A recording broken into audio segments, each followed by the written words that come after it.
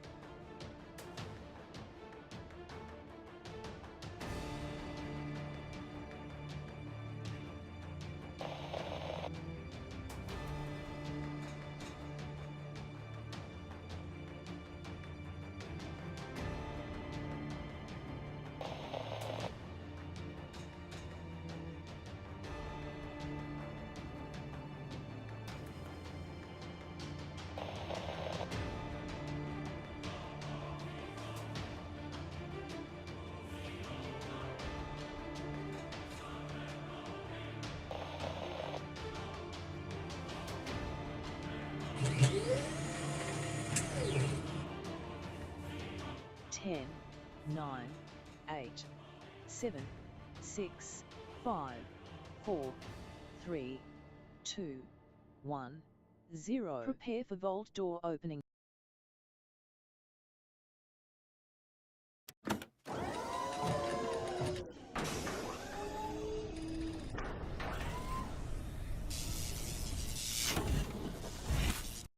Look who's back, everybody. Hello and welcome. Welcome to the stream. Put a 1 in the chat if you can't see and hear me. You'll see me right over there. Hello and welcome. It's good to be back, everybody. Oh, man, I have been resting, elevating my feet.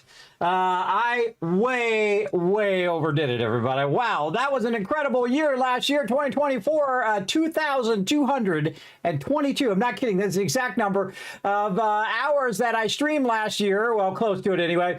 That's about streaming 6 hours a day for 365 days in a row, everybody. That's how much I streamed last year, just to give you a little sample of how much we did. And I consider that a huge achievement, everybody, a massive achievement. Now, don't forget to go out and follow that link right there. Hit that like button, hit that retweet button, and show the stream some love. Now, I've got a crazy project, everybody. I got a crazy idea. You know, that's how all these ideas came to fruition in the first place. Like trying to be a Twitch partner or a YouTube partner, trying to raise funds for charity, all of that kind of crazy stuff. And I was thinking of going and serve it again with my kids, but I think the thing that I want to do next is the crazy project idea I had last time, which is to get a van and then upgrade that van to be kind of like a travel van, and then, you know, kind of have like a Vault Tech theme to it. I'd love to have the outer part, but I've contacted a bunch of people and nobody knows how to make it. So maybe we'll just get a blue van and we'll put a yellow stripe on it like Vault Tech, and then the interior will have Vault Tech themed and whatnot. These are the crazy ideas I have, everybody, which is awesome, I think. I think doing that kind of stuff is what life's all about, taking the risk, you know, going out there in the world and just keep trying stuff. Keep trying stuff that really gets you up in the morning and says, you know, today is the day that we're going to get up and we're going to do something different. We're going to do something crazy. Oh, thanks for the love train. I see that there. Now you can see a little bar there at the bottom. Now I set this crazy pie in the sky gold. That actually says 20,000 down there, everybody. I know it's crazy, but I've done a lot of crazy things. I didn't know I was going to raise $16,000 for St. Jude's. Did I know that? No. And see, most people think, oh, Kismet, did you figure it out? Did you pre-plan it? Well, I work at it. It's not like I'm, just sitting around willy-nilling it all the time. But you never know if it's going to work out. You never know if the end result is going to happen. Like, I didn't know if we were going to raise $3,000 for charity. In fact, we raised more than our goal, which that's crazy, everybody. I think that's amazing. For the percentage of the size of my stream versus the amount of donations that we got, it's off the scale, everybody. It's not even in proportion. I mean, again, if you have somebody who's got 10,000 people in the channel, right, they may not even raise that much. I consider that a miracle. I think it's a miracle every time that we hit these insane goal ideas that I come up with. That's crazy. So that's like a long-term, crazy, pie-in-the-sky goal. But I've set the goal, and this is what we're going to do. We're going to work on it. Now, I've also made some new alerts, everybody. So every donation and every bit, and if you want to try it out, drop a bit or two, and it actually works on my startup screen as well, everybody. So one of the few alerts that you'll actually see in the startup screen. Now, the love train, I replay those when we get to the main thing, because the love train takes the whole screen and all of that. So we'll replay that here in a bit. And see, I'm kind of big in the video, and I want to be able to see your guys' love train. That's why I have it in the other one, so it's not being blocked by all the stuff that's going on with all these games and stuff that we played in the background, and just so a whole lot more, everybody. So many games. But it's awesome to be back. I have been elevating my feet. I have been resting. I've been wanting to work on a lot of stuff, and I thought, you know what I should do? I should really rest this year, because I rest for like a day, everybody, and then I'm just like back to it, because I'm that kind of person. I'm a bit of a workaholic, or not just a bit. I'm a huge workaholic. Why am I so far down? I'm just always tinkering. So I'm a huge workaholic, everybody. I just love to work on stuff.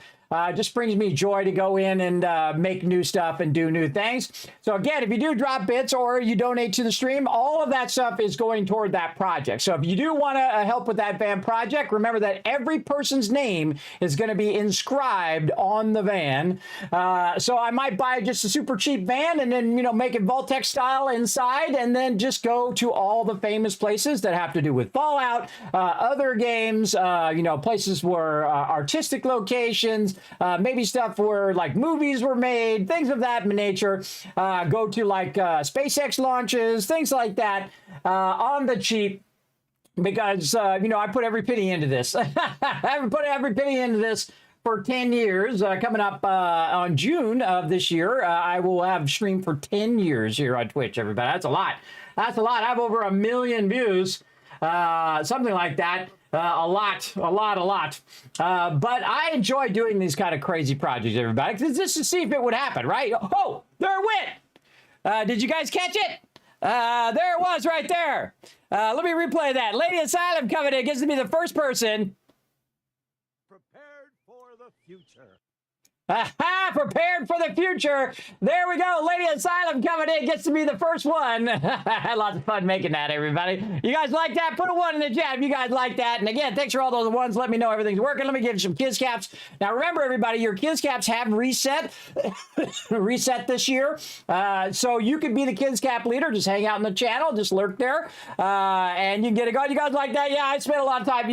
It looks easy, everybody, but it ain't. Anybody who's ever done graphics or tried to do alerts for their stream, they know all too well that stuff, it looks like it takes 2 minutes, but it's really, okay, how do I want it? What size do I want it? What to think? Designing something, everybody, is not necessarily about actually making the design. It's deciding what you want. And deciding what you want is very, very difficult because it's never really done. You have to say it's done enough. That's the real trick about design. It's like you get to a point, like when you're doing this kind of design, say it's Mars design, Mars Horizon, you probably did about 50 different iterations of that, especially with the computer. It used to be by hand, you would sketch it, so you wouldn't do as many, right? You'd do 10 sketches, and then you'd find the one that you like the most, and you develop that one a little bit more. But once it became computerized, everything that you did in the computer, you can have an infinite possibilities, infinite things. And at some point, you have to say, that's good. And then move on. Otherwise, it'll never be done, ever. And I have that problem when I'm doing videos, everybody. I'm always trying to make the best video possible, but the problem is the video never gets done because I'm just like, oh, well, I could add this, and oh, I can make this, I think it'd be better if I shorten this and made this a little longer. And then I do that forever, and then I never actually put the video out. And I'm really going to work on that this year, everybody. We're going to work on that. I was working on some videos, and I thought, you know what? Rest. All right, I was going to rest, and then when I come back, we'll be all supercharged like I am, and that was a smart choice for once.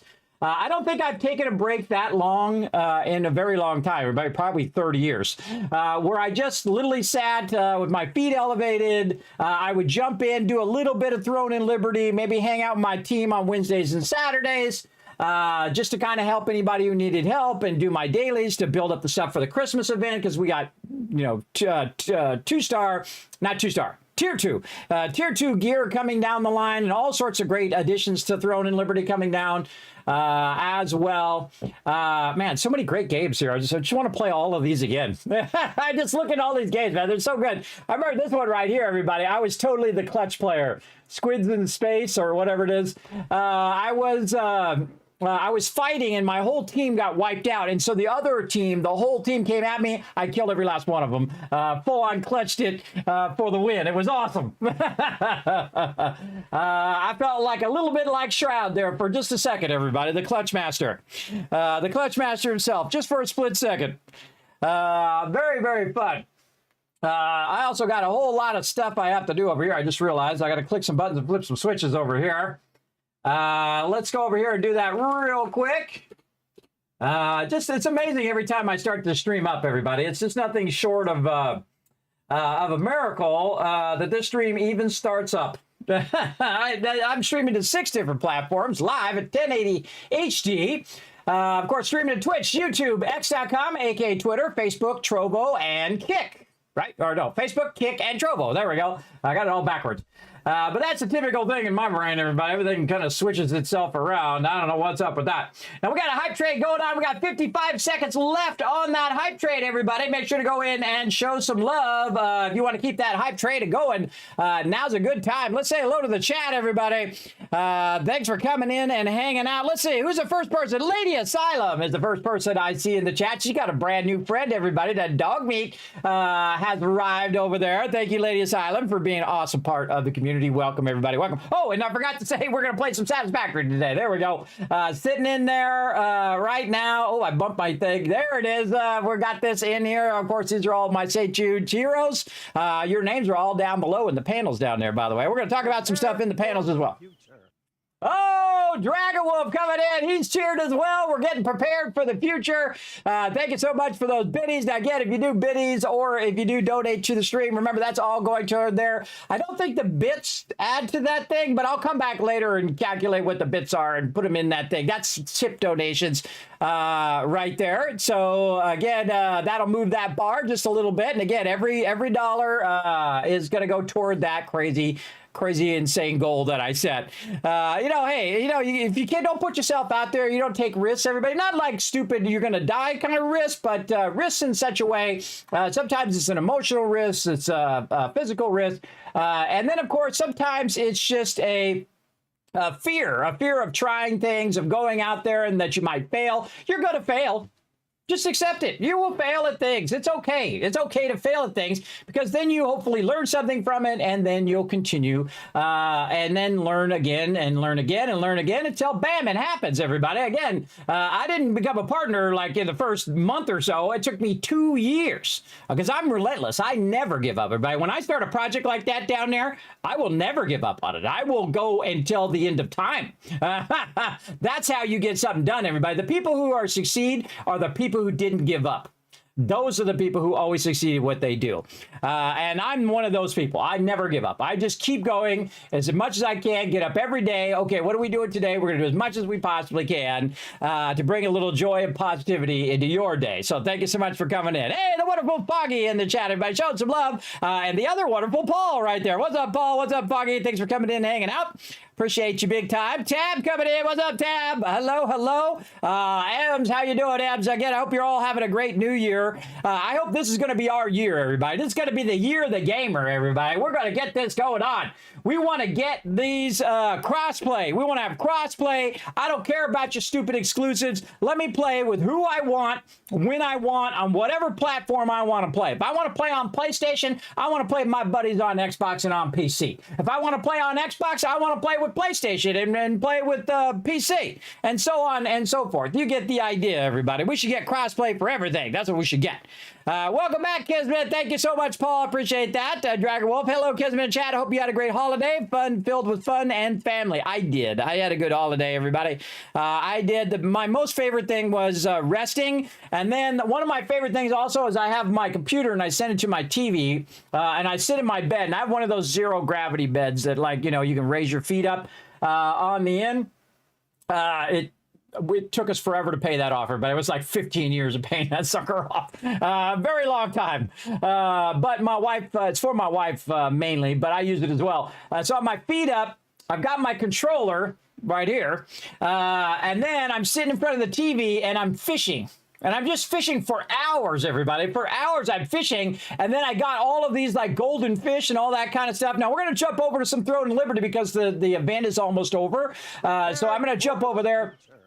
Oh, prepared for the future. Brando coming in, keeping that hype train going. Thank you very much for that hype train love. Oh, we unlocked a new emote. Ooh, I want to see what my emote is. What do we got? Let's go. Thank you so much for the biddies. Oh, wait, no, we got the love train still going. 1 minute and 20 seconds left, everybody. Let's go. Show that love in there. Yeah, we unlocked a random emote. Cool. Why is my little chat thing weird? There we go. All right. Man, I get it, everybody. I always forget when I'm doing other things and I'm working on videos and I'm taking care of my IRL. I come back to the stream and I'm like, why do I have such a crazy stream? What was I thinking? Trying to stream to 6 platforms at the same time. All right, 47 seconds left, everybody, to show that love. Now, again, thank you to Ems, to Dragon Wolf, to Paul, to Tab. I was also resting my voice as well. You can hear my voice is much stronger and much more solid, everybody. Well, somewhat. Rotisserie J, Foggy, Lady Asylum, and Brando with the 8 times combo. Well, let me give you some kids caps to start the year off right. Let me go ahead and shower you with a bunch of those. Thanks for all that sub love, everybody. We're going to replay those here in just a moment. We get to the other screen. Rotisserie G, saying thank you to all of them. Again, Lady Asylum with the 500 biddies. Thank you so much. Dragon Wolf, Rotisserie G, Arcos, and Lady Asylum all like my little Vault-Tec van that drives by down there. I think that's so cool. I laughed when I was making it, everybody. That's when I know something I really like is when it makes me laugh. Dragon Wolf with the 500 biddies. We got Brando with the 1200 biddies as well. I did, and he's such a better person. I love it. Isn't that one of the best plushies you ever seen? I think Dog Meat has got to be my favorite plushie, everybody. Absolutely my favorite plushie that's been done by Bethesda Gear. Bethesda Gear has a lot of epic stuff, everybody. A lot of killer stuff over there. I mostly just give it to you guys. When they send it to me, they're like, hey, kids, you want to give some stuff for your community? I'm like, yeah. What am I going to say? No? They send me stuff, and I just love to give it to all of you. I think it's the greatest thing ever. 5 retweets done. Thank you, Wist, for that info. Let's go ahead and pass that. More kids caps again, getting you guys going. Ems bringing the love. Paul bringing the love. Happy New Year, kids and tycoons. Happy New Year to you, Ems. Thanks for coming in, hanging out. Brando coming in as well. Rotisserie G showing the love. Polypop reward. Oh, look at you guys. You're like, Kismet, I need some caps, brother, in case you just do a random giveaway. That's a smart idea. Smart idea. All right, Polypop reward. We got that out of the way. Again, I do that once per stream, everybody. That Polypop reward as well. Oh, look out. We got some gifted subs as well. Getting the gifted sub love started off already. We're going to replay all of that as well. You love your Dog Meat plushie. Me too. I got my Dog Meat plushie sitting up there. One of the few things that I did keep, but I actually bought my Dog Meat plushie separate. The ones I give to you are the ones they sent me, but when it first came out, I pre-ordered it because I'm like, no, I got to have that one. Because I have the other Dog Meat plushie, the smaller one, which is also very cute, but that big one is so big and fluffy, and you can just, cuddle up with him. He's pretty awesome. All right, everybody, I say we dive right into it, play a little bit of this love train, and we're going to play a bunch of Satisfactory. Let's go.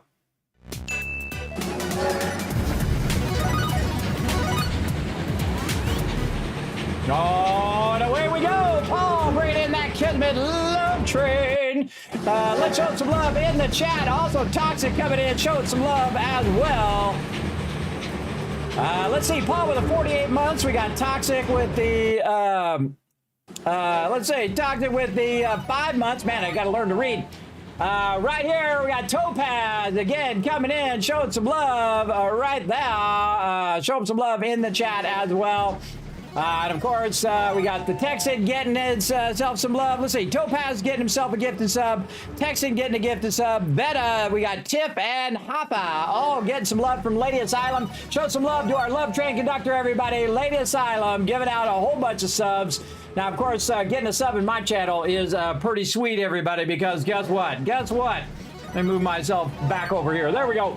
Guess what? You're going to go ahead and get those Kismet emotes. You're going to get the animated emotes. You're going to get the holiday emotes. And, of course, you're getting 3 times the KizCats for lurking in the channel all month long. And, of course, 3 times the chance to win those giveaways. I do tons of giveaways. I literally give away thousands of dollars worth of giveaways last year.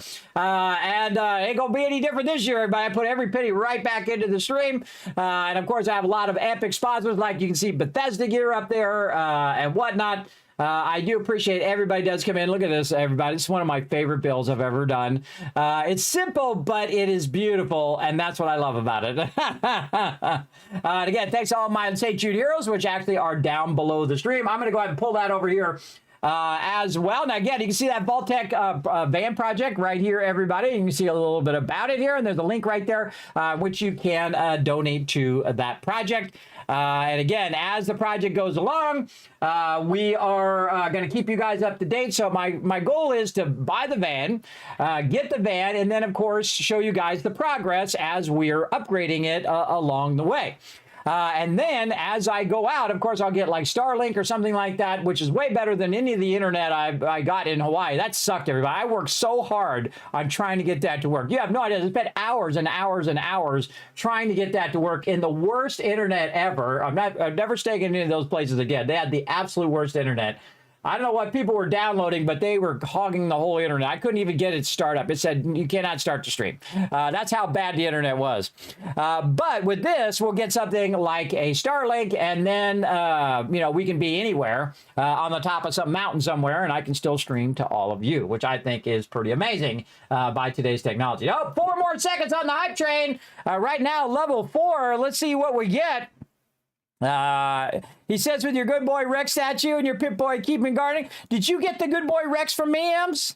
I know I gave one of those out. Did you win that here in the stream? Prepared for the future. Right over there. Look at him go. Me, me. I love that. Yes, you did. Well, man, that's like a $150 statue. Congratulations. Yes, I give out a crazy tons of stuff, everybody. All right, here comes the hype chest coming out to everybody. Get ready to get your hype chest big time. Here it comes. Bam! There we go. Let's see those emotes in the chat, everybody. If you got yourself a brand new emote, put them in the chat there. Getting those hype train emotes. I love to see them every single time. All right, now let's get into some Satisfactory. Again, thanks to everybody for that massive amount of love. Now remember, every bit and every donation goes right toward that project. And again, it doesn't calculate the bits in there, so I have to come back later and calculate them all. But I'll put those in there, and I can put in the numbers as well. Choo-choo! Yeah, there it is. Nice, Lady Asylum. I like it. I like it. Now, what we did, everybody, is we set up a whole bunch of stuff to run while we were off on vacation. And I was resting up my voice and resting up my feet because I had streamed so much that blood was starting to pool in my feet. So we're going to try to be better about our breaks, everybody. I was working on a break command. For some reason, it wasn't working, of course. That's how it always goes. We can't just do the thing and then have it done. You have to fool around with it. You have to fuddle with it, as I say all the time here in the stream. But I will get it to work. But I have set a timer to remind me that it is time to take a break. So we're going to try to be very diligent on taking our break so that I can stream longer and we can have more fun. Now, again, don't forget to go out and retweet, everybody. Right now, we're at 6 retweets. If we hit 10, we're going to give you some more KizCats. Now's a good time to build it up because, again, I do a lot of random giveaways and it's free. Just pop over to x.com, aka twitter.com/Kismet, B like Bravo, P like Papa, Kismet BP, because they won't give me Kismet because it sucks. Someone else already took it. But such is the way it goes. So again, go in there and show some love, everybody. Show some love. as well. Now, we've already done a lot of our progress. And you still see we've got the Merry Fixmas event in there. We're just going to leave it in there. And then, of course, we are waiting for our advanced aluminum production. So we are on level or tier 8. So what we want to do is we want to have a bunch of radio control units. We want to have aluminum casings. We want to have all of these things that we need. And then over here, we're going to need to get into fused modular frames and supercomputers and so on, so we can work our way toward phase 4. Because right now we're trying to, or really it's phase 5. This is phase 4 here, but you have to unlock phase 4 to get to tier 9. There we go. That's a better way of saying it. And so we have to make a bunch of these things. Now we need 200 of this, 100 of this. Now I like to make the exact amount that is needed. But let's go ahead and take a look at what I've been kind of doing while we were off on vacation here. So we had set up a bunch of things to run and fill up all of those boxes down here. And I've been removing a little bit of it as a time, and you can see we got Spaghetti City down here. It's so satisfying coming down here and then taking out stuff I no longer need. Is pretty awesome. You're going to see that, everybody. Look how there is a whole bunch of stuff missing down here. You're like, Ken, where'd all that stuff go? That was right here. Well, what I did is, as I no longer needed that thing, I simply came down here like this. I'll turn my game sounds back on. And just took the stuff out I no longer need. You can see that there's a whole bunch of stuff missing all over the place, and most of those things are the storage boxes. So the storage boxes, when I no longer needed them, I took all the storage from down here, all the things, including all the Christmas stuff, and I ran them up above into those boxes up above there. The same thing with all of the other resources. Now, I have 10 boxes per resource that I was backlogging. And then when I would get, say, enough wire to fill up all 10 boxes, I no longer need to send that wire. So I will then no longer divert it to go upstairs and just go and run it into the processes in which it needs to run. And then I just keep doing that over and over and over. You can see I've actually expanded a little bit here, a little bit more wire, a little bit more cable there. Here, this is cable here. Add a little bit more of each thing just to keep those processes going and then going at a higher level. You can see I removed the Caterium here because I no longer needed it. And as each process became obsolete, I just removed the process and removed the boxes that I no longer need to backlog any of that stuff. And you can see here, we've removed a bunch of those processes. I just left the splitters so you can get an idea of how much processes that used to be there, and so on. And so over time, you can see I've actually removed the manufacturers here.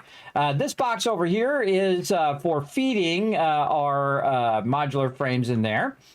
And then over here, same kind of thing. This is like a manual feed, so I can manually feed some resources like reinforced iron plates in here. And you can see that this is in here making crystal oscillators. It's the last of all of the resources that I needed to make. These go very, very, very slow. But the thing that I wanted to do was to keep it within my power requirements, right? Because I only have around 4,000 power or so. 5,000 power, and that 5,000 power has been running all of this, and it has filled up all of the boxes that I really wanted to fill up. Now, there's some other boxes that are not completely full, and that's okay. That's things like, stuff you pick up from animals and things of that nature. That stuff doesn't need to be full. But it has been making these quartz crystals all of this time. Now, if you take your quartz crystals and you run them, and you can see I have 2 of them, are your crystal oscillators. You take your quartz crystal and convert them into crystal oscillators.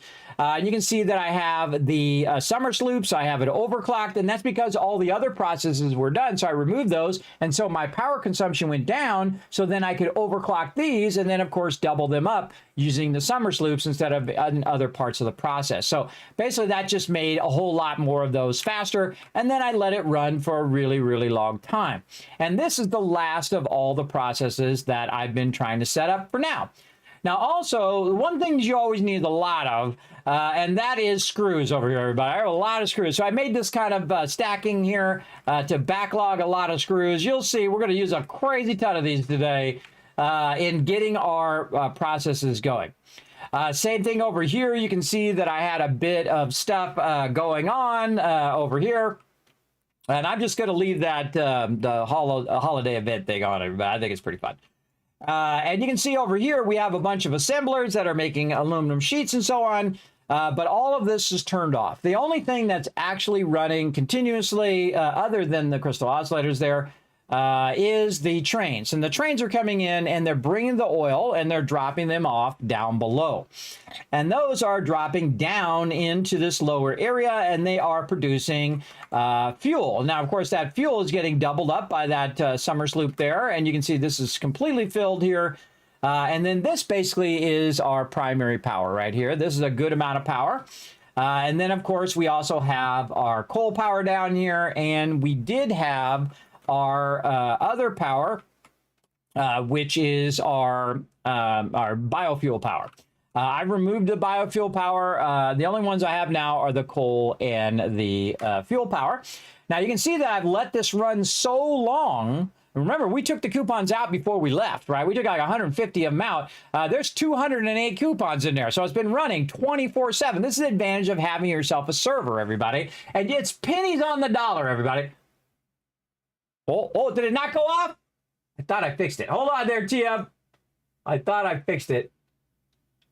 It's always like I fix it, then it breaks. And then I fix it, and it breaks. Hold on. Let me see if I can fix it here again.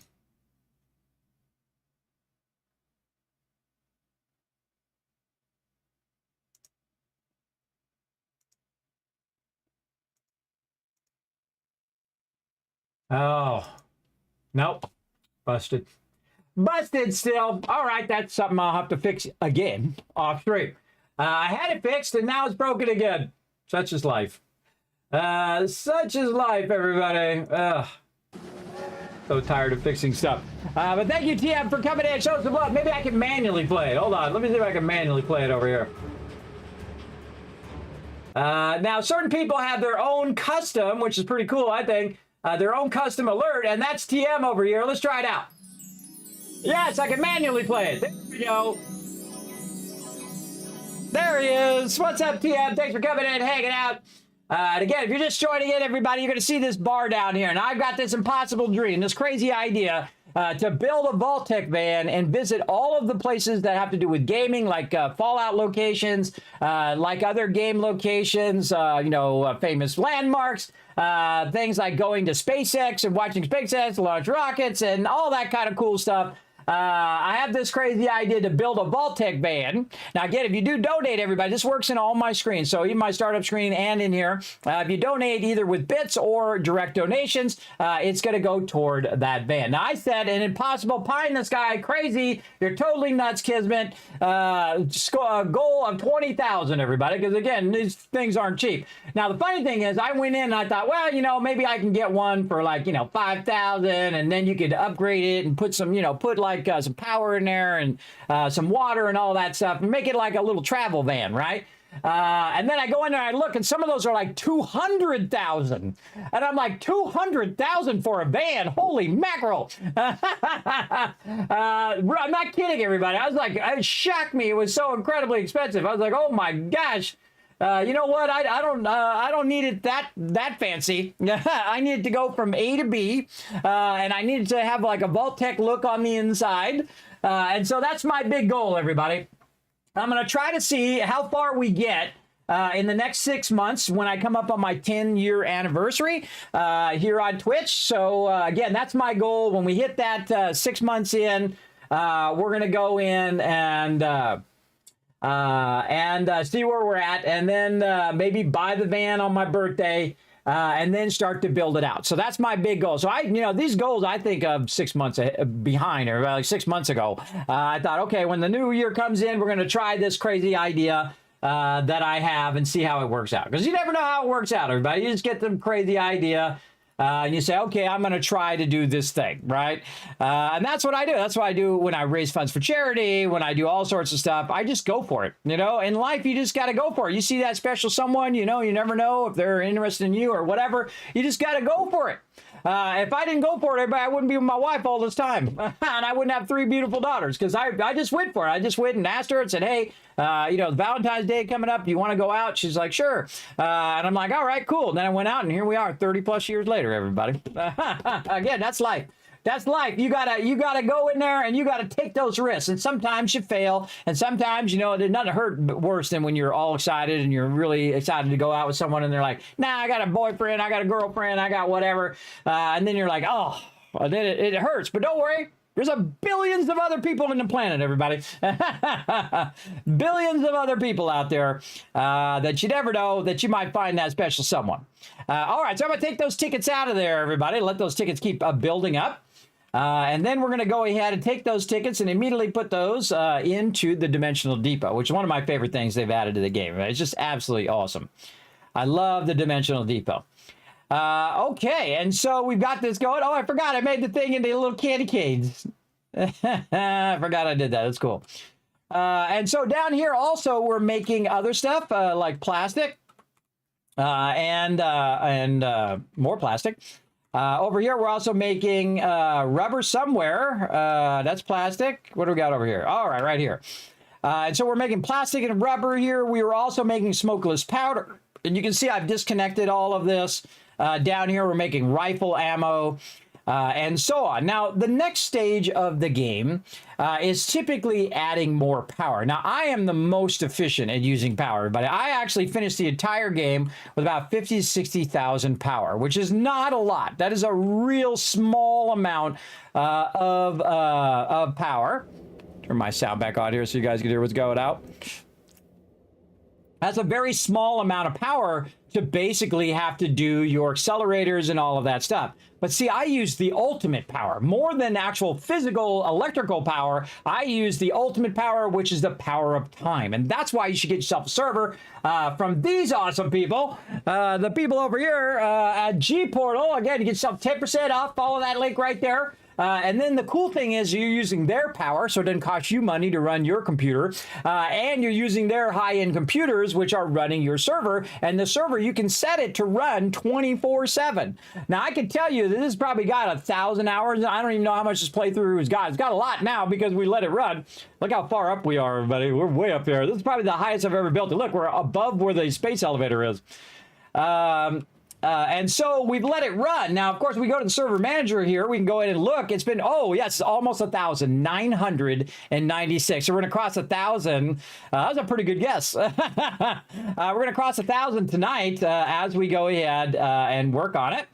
And let's get back to the game. Now, over here, we're going to go ahead and look at each resource that we have. You can see that I have them running the Dimensional Depot. We're trying to figure out a little thing here where we could have it come down and then also go into the Dimensional Depot, but also go up to the top and then also tell me when the boxes are full by showing the part in the front instead of me having to go look in the back to see when it is done. So we have this lifter all lined up in a kind of a 3 foundation configuration there. Because that's what I want to see. I want to see that it is done filling. And that, okay, it's full. Now I want to go ahead and shut that particular process off, or it'll automatically turn itself off as well. Now, this particular place right here is just storing resources so I can build a bunch of stuff. That's basically what this is for, everybody. And because we were going on a break, the best time to do that is just to let it run. And you can see that each of these has a lot of resources. In fact, if you look up, this is 5 high, I believe. Let me count them again just to make sure. 1, 2, 3, 4, 5. Yes, and then we have 5 more in the back. So it comes in through the back through this sorter, and it goes into here, and then it goes up. Now, you can see that the one at the bottom, in the back, the first one that fades in is full, which means that this one's full, and that one's full, and so on and so forth. All 10 boxes are full of concrete. So I don't need any concrete for a day or two, for a little bit. And the same thing with plates, and the same thing with rods, and so on and so forth. You can see that these are mostly filled up. Now, I've, of course, come in and grab a little bit of it to keep some processes going. But you can see, in general, all of these are pretty much full, right? And that's what the whole process is all about, is to backlog resources while you're not in the game. So you're multitasking. You're taking a nap. You're having a sandwich. You're watching a movie, whatever you're doing. You're not sitting here watching each individual thing run. Oh, I can see the quartz crystal way out there. I just saw it come in. I see you, quartz crystal. And, of course, all of these as well. Now, of course, I had the circuit boards running and also our high-speed connectors. which we need. Now, of course, we can use these resources to make other stuff that we need for progressing our phases up there as well. And I just saw some quartz crystal come by. It'll come by again. Now, this is two sections. One section, which is the sorter, which is called a smart splitter. So you can say, okay, hey, put this in this box. But if this box is full, hey, go ahead and divert it this way so it runs down the backside. Now, the reason why I have it divert out and not go straight is because I don't want it to tie up my primary belt.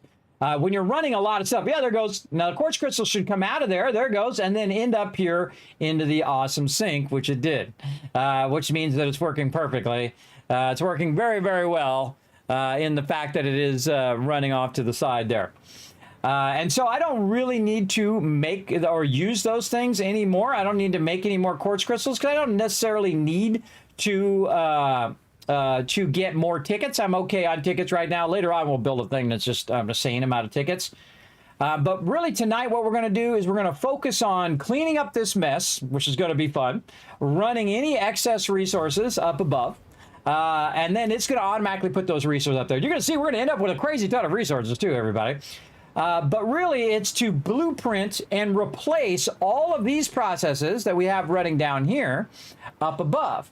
Now, one of the things that I have not done in a really long time that I really want to get back to, and that is storing raw resources. So if I want to go ahead and grab a bunch of copper resources, say, or iron resources, is to take these iron resources, which these are all pure nodes, everybody. If you want to know where I've started, right over here. You remember, we did all of this with just a few nodes, right? And most of these nodes are pure nodes. The ones with the check marks are the ones that we're using. As you can see, we're using a few nodes here. We're using some coal nodes out there. And I forget where we're grabbing our Caterium down here, some Caterium. And then, of course, way over here, we're grabbing and utilizing some SAM ore. But really not that much if you think about it, right? Not really that much resources that we're using because we have all of these. Oh, look at all those boxes I got to clean up. Look at all them boxes. Ah, I hate them boxes. But you can see that we're not really using that much, but we're already in tier 8. And that's because I play very, very efficiently. And my time is an efficient thing too. You can see we've got it overclocked now. I upgraded. Remember, this is all with Mark 1 miners, everybody, to get to where we are. I just upgraded this to a Mark 2 miner, now extracting at 600 per minute over there because now we have the belt speed to sustain that. So what we want to do is take all the raw resources, store the raw resources, and then distribute the raw resources where we need to go. Now, here's the thing about raw resources, everybody. Very rarely do you actually need the raw version of the resources. Most of the time, you're going to convert it into ignits, right? So either copper ignits or iron ignits or steel ignits or something like that. Very rarely do you need the original. Only when you're doing steel and other processes will you need the actual raw resources itself. Okay, man, Mox coming in, show some love. 37 months of sub love. Thank you very much for coming and showing that love. Showing that mod love with that gigantifying those emotes in there. Thank you so much. Appreciate that. Showing that mod love.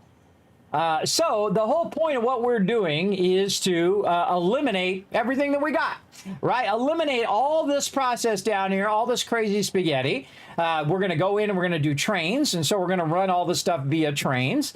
Now, I might actually put my trains low just for fun. Normally, I put my trains way up on top and I run everything up to there. That's probably one of my favorite things to do. But in this particular build, we're going to go ahead and just bring those raw resources, and we need a place to put those raw resources as well. It's going to be so fun to tear all this down, everybody. But before we tear down the current processes, right, where it's got, you can see we've got some concrete that's running back here still. We've got steel that's still running.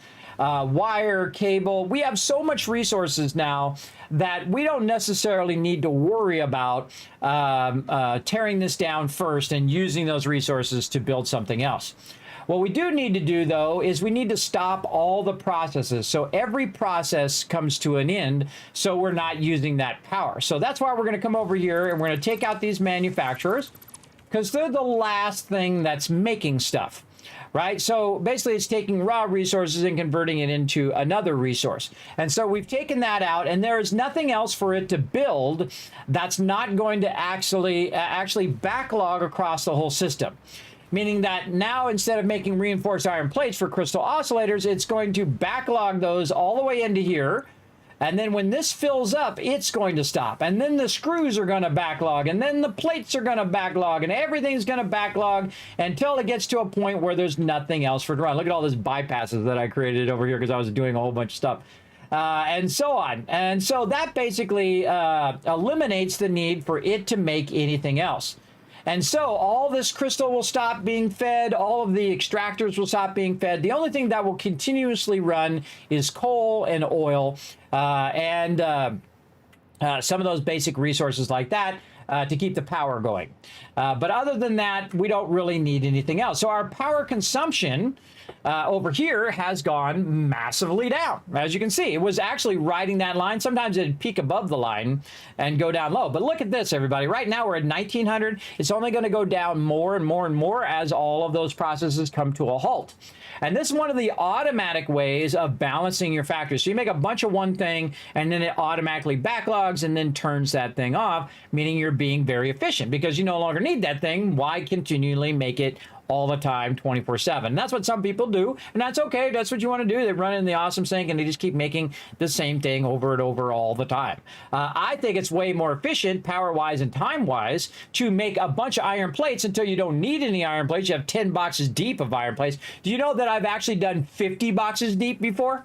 I absolutely have. I stacked them on top of each other and stacked them way up, and I had 50 boxes deep of all resources. That's really, really fun. We're going to be doing something like that later on because we're going to need a lot of everything for sure, because this is the mega playthrough, everybody. We're going to tap every node. We're going to do every single thing, but we're not going to rush it. We're going to take our time, and we're going to enjoy the journey. As well. Oh, speaking of awesome people, here he comes, the big JP in the house, everybody, with a massive 82 months of sub love. Also, thanks to K-Man Mox with the 37 months of sub love there, and also TM with the 31 months. Man, so much love in the chat today, everybody. I hope you guys can tell that my voice is like 1,000 times better. It is way better. Speaking of my voice, let's go ahead and hydrate. Already did the Polypop reward for today, Mr. Peanut, but thanks for the reminder. What's up, Eat Banana Bread? Thanks for coming in and hanging out. What is up, kids in chat? Happy New Year, everyone. I can just feel the energy coming from the chat. What's up, Eat Banana Bread? Thank you so much for coming in and showing that love. Look at all that love for you in the chat. There, K-Man Mox and Big JP. Look at that. Oh, so much love. So much love going your way. Oh, lots of mod love, too. I love it. I love it. Thanks everybody for coming in and hanging out. I am feeling so much better. I actually rested for once. I elevated my legs. I'm wearing my special socks for when I sit at the computer. I've got my timer going. We're going to really start this year off right, everybody. We're going to take our breaks. We're going to enjoy so I can stream longer. And we can just do so much more. So again, that's my big project this year, everybody, is a Vault-Tec van. I want to try to get enough resources together so I can get the van, build out the van, and then take you guys on the journey as I travel around to famous like Fallout locations, because I'm getting so much better now, everybody, that I think I could probably drive to these places now, or at least, you know, take my kids along with me and say, hey, we're going to go and go check out the Biltmore or something like that, or the whatever the Whitemore or whatever it's called. From Fallout 76, right? We'll go check that out, or we'll go to Boston and we'll go check out all the sites there. Not in the wintertime, though. And then, of course, go to a whole bunch of different places and take you guys along on the virtual journey with me, virtually as well. So, again, we need to take all this out. But what we really need to do is think about all the processes that we need to replace, and then think about the most important thing before we even do all of that, and that is our power, everybody. We've got to have more power. And that is something we definitely need to work on down here. Now, you can see that I have a bunch of fuel being produced, and I actually have a bunch of these summer sloops, because we went around and found the most summer sloops and the most Mercer spheres I've ever found in one run ever, everybody. We found an absolute ton of them. You can see that they're producing, you know, at double the amount of fuel. I think that's probably one of the best things to use those on there, because it only takes 2, but it's making double the fuel. That's crazy. So what we want to do is we want to now transition from the regular fuel to turbo fuel. Now, turbo fuel is incredibly powerful and incredibly useful as well. Now, the problem with fooling around with your power is it could cause all your stuff to go off. But I have nothing running, so what do I care? Probably one of the hardest things is getting it back up and running, everybody. That's the tough part. Now, here's what we want to do. We want to figure out our ratios of fuel, right? How much fuel we're producing, how much fuel we're bringing down. Now, I know that we're bringing down a 600, 600, 300, 300, right? I just know because that's what those nodes typically are. You can see that the train is doing its thing here. We're going to stay on the train for a second. You can see the train is dropping off that oil. Now, we don't know which car is which. We don't know which one's the 300. We don't know which one's the 600. So we're going to go ahead and take a little ride on the train. It just never stops being fun, everybody. It's fun every single time. I also learned something about trains, by the way, off stream. Is the fact that if your train comes in the station too often, it stops running the resources out. So if I'm making aluminum and it keeps stopping those resources from coming out of there, you really want to have all your resources come out of the station so that it runs it out of the station while there's no train there. And then when the train's there, it'll stop running it out, so you have a backlog of it. I learned that with my aluminum there. Okay, so basically what it's doing is going to the first station here, which is the pickup station, and this is the box pickup station for bauxite, and this is for aluminum production. You can see back there, it'll try to pick it up. Now, one of the things that I've noticed about it is that when it's already full, it'll just say, nope, it's full. I'm not going to actually do the animation anymore, which I really like. I think that's a great change. And so I'm also waiting for them to make our pipes go auto 90. That's going to be awesome. But as you can see, that it didn't bother to pick anything up because it's already full. I'm not making any more aluminum right now. And we'll get into all of that later on. Now, trains are my favorite way of delivering stuff. It's not as consistently reliable as belts, because belts, belts will do is just basically just keep running it and running it. Even if the power goes off, it'll keep running it until it runs out of that item back to your base. Now, down here, you can see we have an oil pickup. Man, that looks nice, man. I really came in and cleaned that up, didn't I?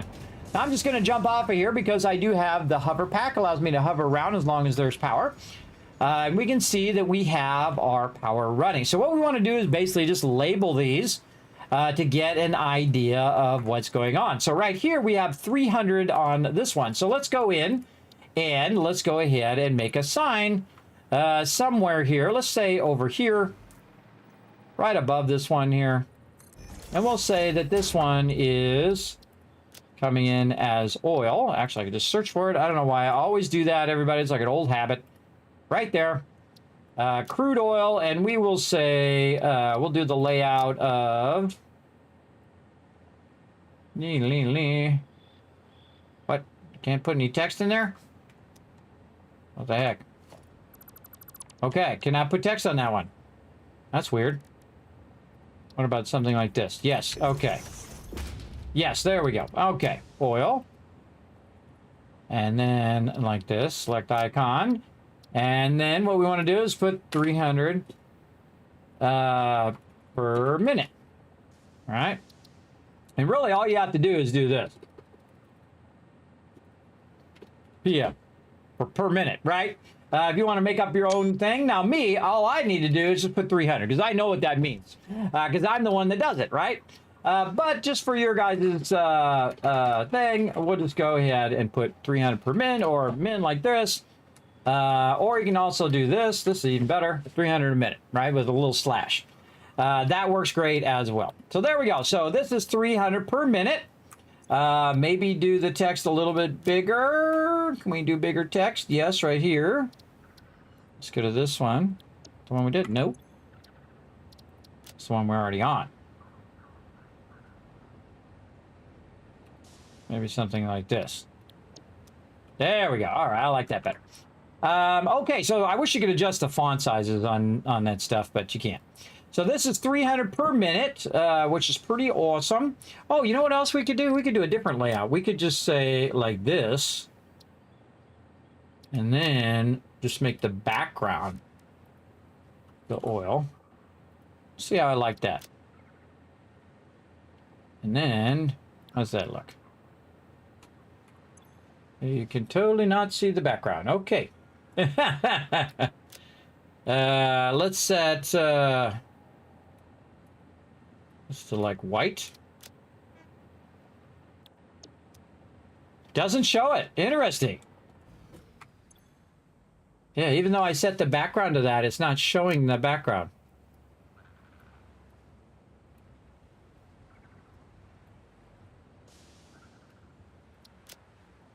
Yeah, see, it doesn't show the background. Huh, I found a bug. Look at me go. Maybe if I set to glossy. Nope. Nope.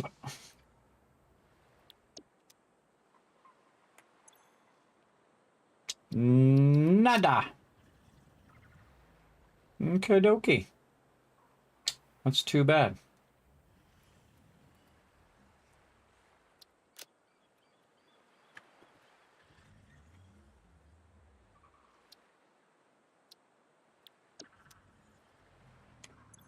Yeah, that font's a little too big.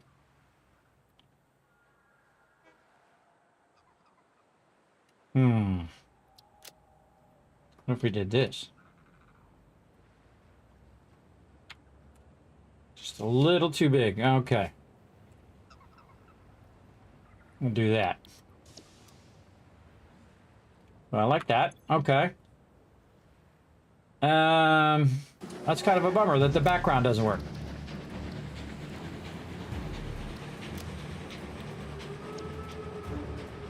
Oh, Kismet Love Train coming in. Look out, Kill 'em all, bringing that 43 months of sub love. Let's show some love in the chat, everybody. Thanks for coming in and hanging out. I'm finding all the broken stuff. Kismet is excellent at finding the broken stuff. All right, 300 per minute. I really like that. Nice big sign, easy to see from far away. And so what we're going to do is we're going to middle mouse button that one. And then we're going to go right over here. We're going to do the same thing right above this one. And right above this one. This way, when I look at these, everybody, I know exactly what they are. Now, here's the cool thing. You go to this first one, and you go ahead and you copy that. I wonder if we could make one. Here's an idea. Let's take this one out. Let's make it twice as big. That's what we'll do. So we got a display side. Whoa, okay, a little too big. A little too big. Portrait sign. Yeah, maybe a portrait sign. So we'll go in the layout. We'll find the really big text like this.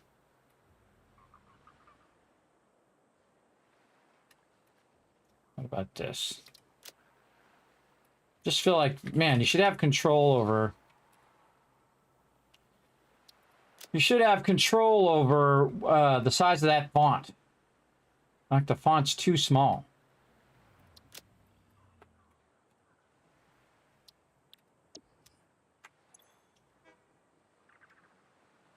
It's either too small or too big.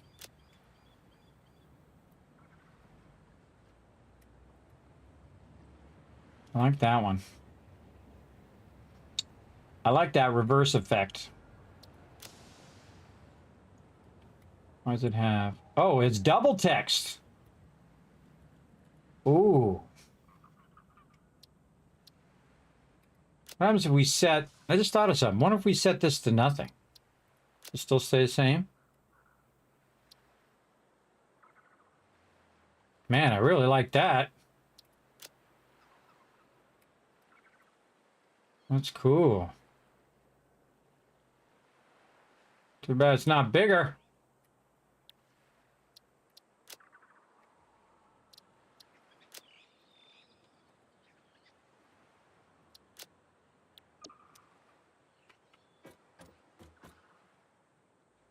So small, though. It's so small. I think I'd want this to be down here. And this one to be up here. See, I know it's oil.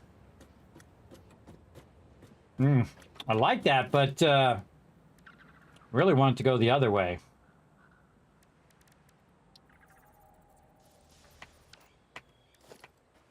I like it, but no. All right, we got to put a billboard up in here. What do we got to do? Let's see what we can do here.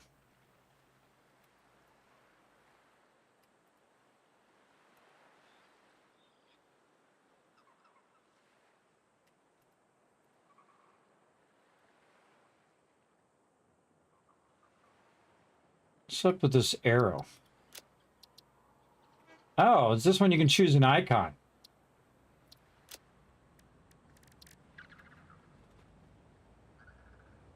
I haven't done this in forever, everybody.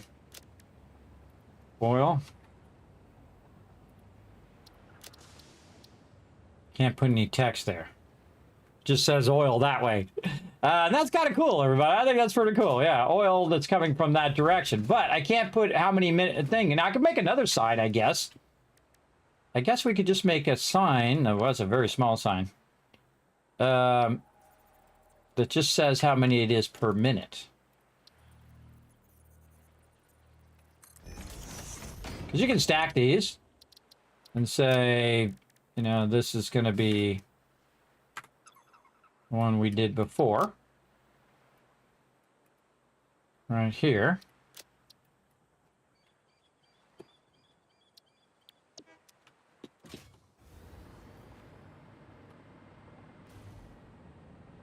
It's okay. The whole point is to see it from really far away, so I have to run up on it and read what it says. That's the point. I like this whole, like, arrow thing that's going on. Let's go do this one. Why is it so small? Look how it barely fills the area. I mean, come on. I mean, size to fit here, you know what I mean? I don't understand why they have it set that way. It makes no sense. And then this one is too big. Right? No, okay. No, that one's good. Okay, all right, let's go with that one. These other ones are too small. We want to look over here and say, okay, that's 300 per minute. Now, personally, I don't like the way that it's sitting, so I'm going to go in. I'm going to add another thing here. And this is just me testing stuff first. Getting an idea. The hardest thing in anything, everybody, is deciding what you want. That's the hardest part. So, we'll go ahead and put this one here. Put that one there. And then we'll copy this. And then we can just paste these, right? And then we'll take this one out. Take this. Clean that up a bit. Paste that in there. And now we know that one's going 300 per minute. Okay, let's go ahead and go over here. And I believe this one's going 300 as well. Now, again, we can combine these together into 600 now that we have the larger pipes. And that's probably a good idea to actually combine these together. Because, and again, you can see I have them overclocked. You can't use your summer sloops on these, but you can overclock the heck out of them, which I suggest you do. I feel like nodes are the #1 place you should be overclocking things. So what I'm going to do is I'm going to eliminate one of these processes so that I have 3 600s. So I don't have to run it separate. Or it's actually more efficient if I do run it separate, now that I think about it, because then it's taking 2 cars of 300 as opposed to just one with 300. So maybe it's smarter for me to leave that. Let's just go ahead and see it. Now, this other one over here, I believe, is the 600 one, because this is a pure node over here. Now, these will never extract more than what I'm extracting now. This is the maximum they're ever going to extract. And so I just like to max them out, and then I never have to think about it again. Over here, you can see this one's coming out at 600 per minute. So that one's 600. So let's go over here and mark this as 600. Do you still play Fallout? Yes, we were playing some Fallout London, which I highly recommend, everybody. That was very, very fun. We absolutely do. If you missed out on that, you can go watch that back on my VODs here on Twitch, or you can watch it on YouTube. Remember that all my streams in their entirety, highlights, guides, all sorts of fun stuff, even some IRL stuff from way a long time ago, and so on, is all available for you guys to watch on YouTube as well. So remember, all that is being archived up there. So if you want to see me play some Fallout London and get absolutely smacked, because that game is rough, everybody. I was playing in the normal mode, and I was getting absolutely owned. Yeah, but we did do that really hard settlement. I'm very proud of that, everybody. That we went through and we killed those legendaries. We killed all those mobs. It wasn't easy, but we did it, and we took that settlement, which is awesome. So again, you're welcome to go ahead and check it out. So feel free to check it out here. I'll even give you some links right there. You can go watch that on YouTube. There's a playlist on there for that, for Fallout. Feel free to check that out. I do love me some Fallout, everybody. I always have the feeling that I want to play another playthrough. Always, all the time. For sure. Sammy coming in, showing some love, and we're going to be doing a bunch of Fallout stuff, including trying to make a Fallout Vault-Tec van as well this year. We've got more Fallout to play. We're going to play some, potentially some Fallout London. I might peek back into Fallout 76 and see what's going on over there. I've been kind of just letting that game kind of, get up to speed and see if they can fix that one up a little bit better.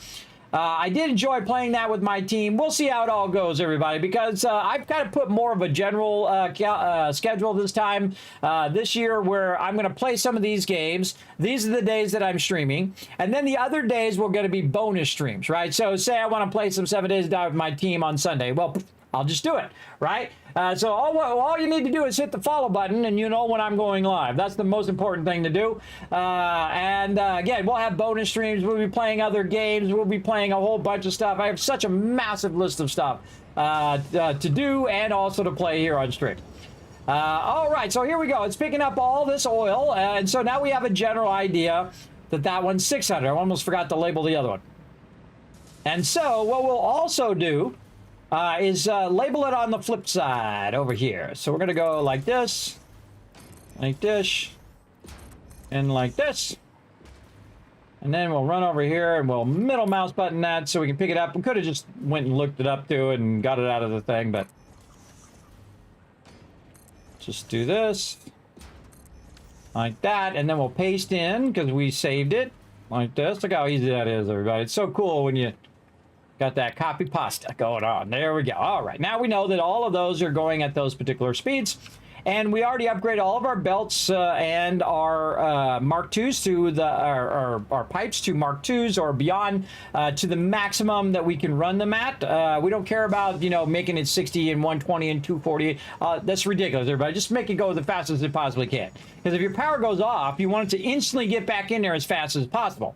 So there's no point in doing that, I think. I feel like that's a waste of time. We also replaced our pumps with Mark II pumps here. So we're not using our Mark 1s anymore. And you can see we got our Mark 2s down there. Look, we don't even need all the pumps in between anymore, but just that Mark 1 at the bottom, or Mark 2 at the bottom. Instead of having multiple Mark 1s, you just have that one Mark 2 and bam, it pushes it all the way up, which is pretty sweet. Now this one over here is also 600 because it's a pure node. So we're going to go ahead and run that over here. And I guess we could go ahead and do the same thing over here and just label this. Actually, we just put it next to it. Since this one is over here, we'll just bring this one up a little bit. There we go. And we'll put our small billboard on there. Paste it. And we'll say 600 on this one as well. Now, what we're going to do is we're going to go ahead and follow this and figure out which one is which, everybody.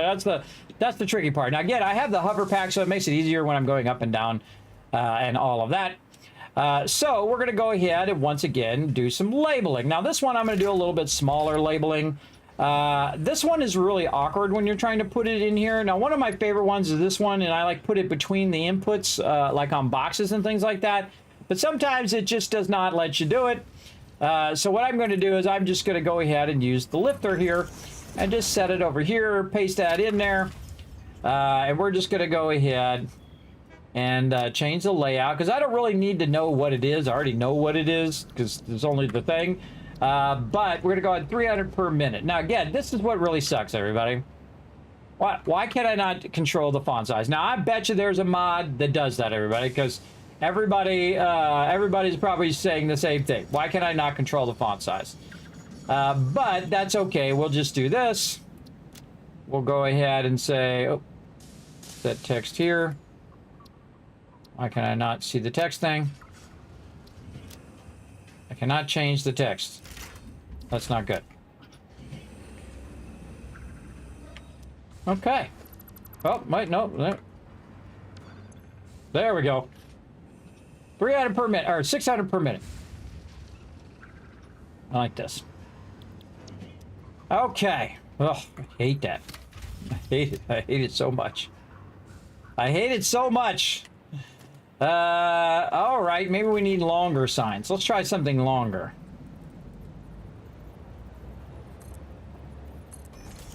Hey, look, I can do it in this small one. It'd be just as good. 600 per minute. And then... oh, I like this. Yes, this I like.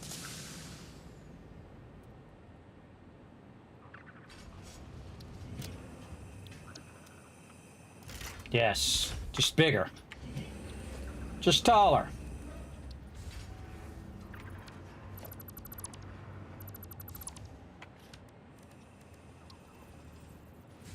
I think it's going to be display sign for the win. I don't like to block my inputs though. All right, let's try that again.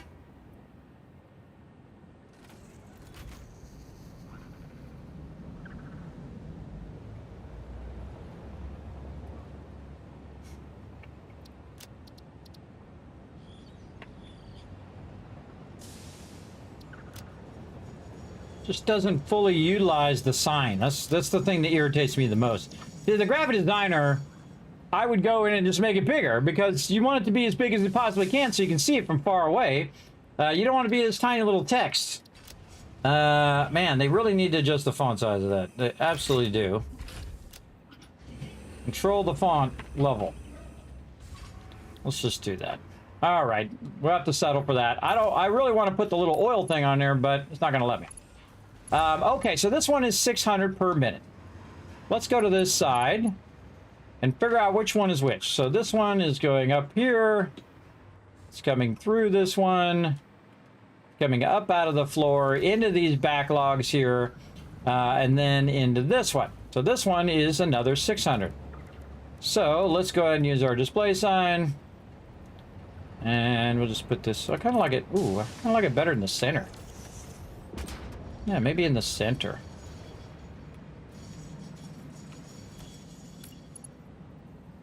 About right up against here in the center. Ooh, okay. Okay, I like that better. Oops. Whatever. You can always change it. There we go. Yes, much better. Yeah, I like to iterate on stuff, everybody. I try something, see if I like it. If I don't like it, or if I find something better, boom, I'm all about it. Okay, 600 there. Very nice. Okay, and again, we want to label these eventually because you're not going to remember. It's after a while, you're going to be doing 100 inputs, and you're going to be like, what the heck was that input set at? Okay, the problem is I can't see this part. So... I'd probably want to label this on the back of this. Maybe next to the ladder. Maybe label that back there.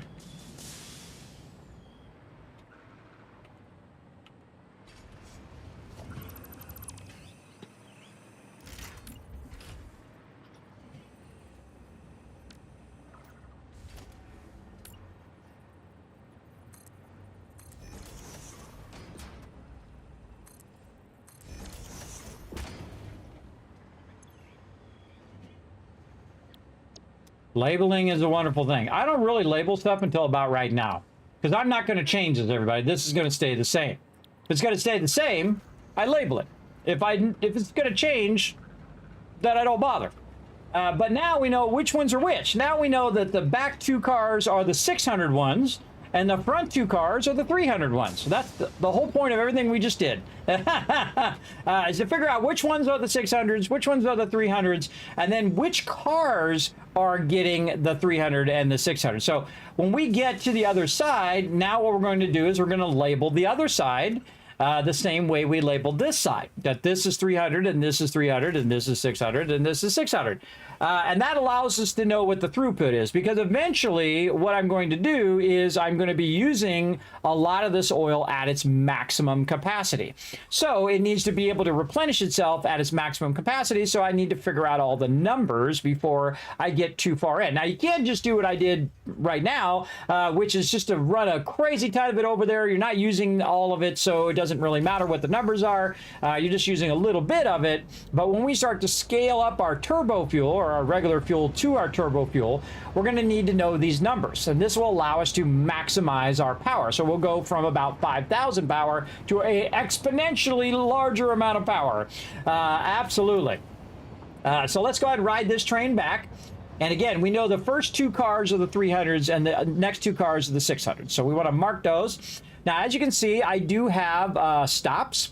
And so what it does is it stopped this train back here, and you can see there's another train up ahead of it. And there's also a train in the station.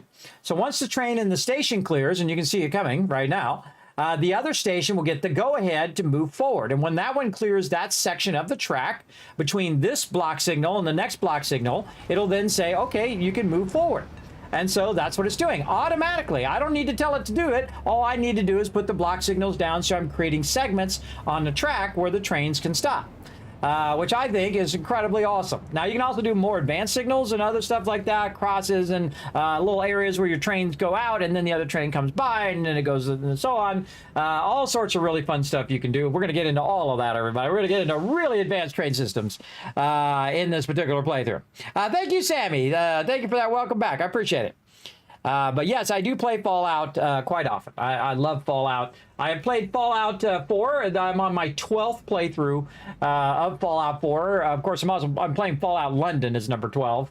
But I've played all the Fallouts, and I've played it multiple times here on stream as well. Fallout is my favorite series. So we're going to roll up in here.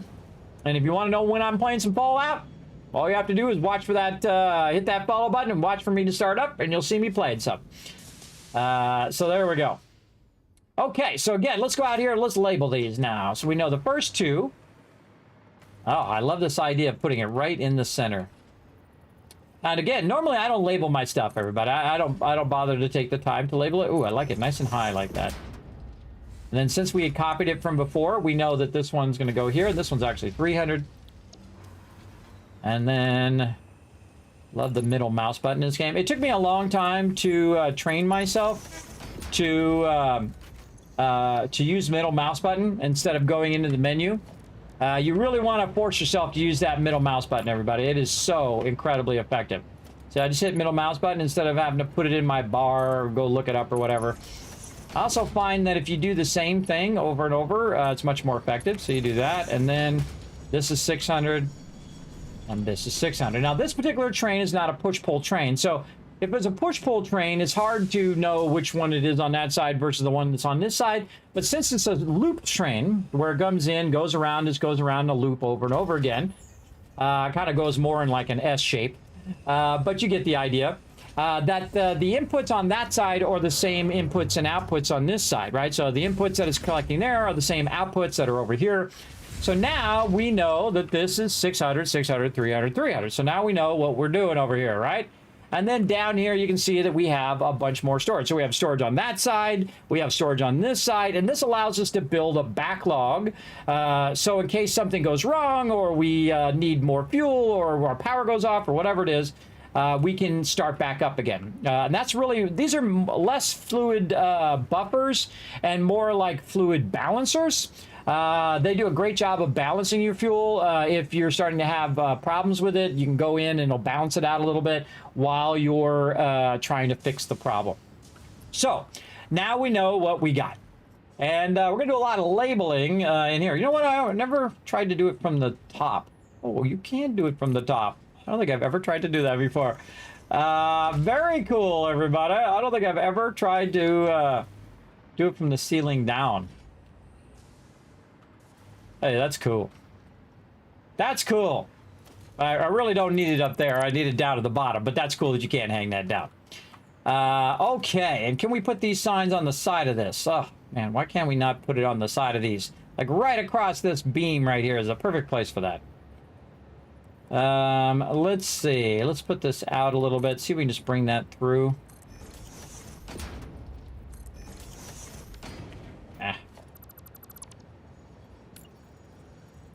Yeah, see, I can't stack it. It's not on a foundation. What I really want to do is bring it up just a little bit. Well, let me set it on there to bring these foundations out. There's always a way to work around it, because I can always just put like a wall down. I'd have to find a way of splitting that wall forward. It's a bummer. That's a bummer. It's okay. We'll work with it. See, no matter how awesome the game is, everybody, you always want something more, right? You always want something else. Oh, you can't put that really close to that. Put it on the side, but I can't put it close. So I have to put it out just a little bit. All right, maybe we can get this. Really? Ah, again, I don't think I've ever tried to put those really close like that. Okay, then what we do is we do, this is called a workaround. It's where you get in the center and you try to get as close as you can. And then you very consistently do the same thing. So this is going to be 300. Like this, and then we go to the middle of this one, and then we just kind of nudge it closer to the right. So basically it indicates that, hey, this one represents that one, this one represents this one, and so on. And so now we've got it. 3,600, that'd be nice. Now we've got it labeled down here. Again, labeling is like putting down foundations, everybody. It does take a long time. And a lot of times, oh, I'm on the edge on those. A lot of times, you're just going to end up taking all this back out again and redoing the whole thing. So spending all this time labeling would be like a last thing that I would do. Something that I know that I'm going to keep. If I know I'm going to keep that particular thing and I'm going to keep it the way it is, then I'll label it. Otherwise, I don't bother because, again, time is my most valuable resource. And I will then label that and label that. Okay, now that's much easier, right? I can just glance over there. Okay, that's 600, that's 600, that's 300, 300. Very, very nice. Okay, now we're also going to go in and remove a lot of these other processes over here. So we're going to take all this out. We're going to take out any excess stuff here that we had processing over here. Now, these are all oil. Using oil to make plastic and things of that nature. So I don't need any more plastic. So I can take all of this out. So there's less drain on my power. Don't need any of this. This is one of my favorite parts, everybody, where you're just like taking out a bunch of stuff that you no longer need. And you're just cleaning up your whole entire layout. Oh, look at this. We're diverting a bunch of coal that way. What are we diverting that for? I seriously doubt we need that anymore, but we'll go look anyway. What are we diverting this coal for? We are diverting coal for some process over here. Yes, right here for our aluminum solution into aluminum scrap. So we no longer need that. In fact, we don't even need all that aluminum over there. So let's go ahead and trace this back right here. And now our goal is to take stuff out we no longer need. So we're going to go ahead and eliminate the need to run that over there. And we'll take out the pipe thing, pipe hole. And we're going to do this a little by little, or eliminate stuff that we no longer need. Now, eventually what I want to do is eliminate the need for coal power. And normally I keep my coal power, but I think in this particular playthrough, we're going to go ahead and just take it completely out so we can utilize all of the coal for something else. So we don't necessarily need the coal power anymore. Or basically a better way to say it is we're not going to expand our coal power. Let's say it that way. We're going to have a little bit of coal power in case we need to start up our fuel again, right? So we have at least enough coal power that we can do it. Now, one of the things that we want to do now is to think about everything in terms of its power and managing its power. Now, the number one thing that I want to keep on is my power.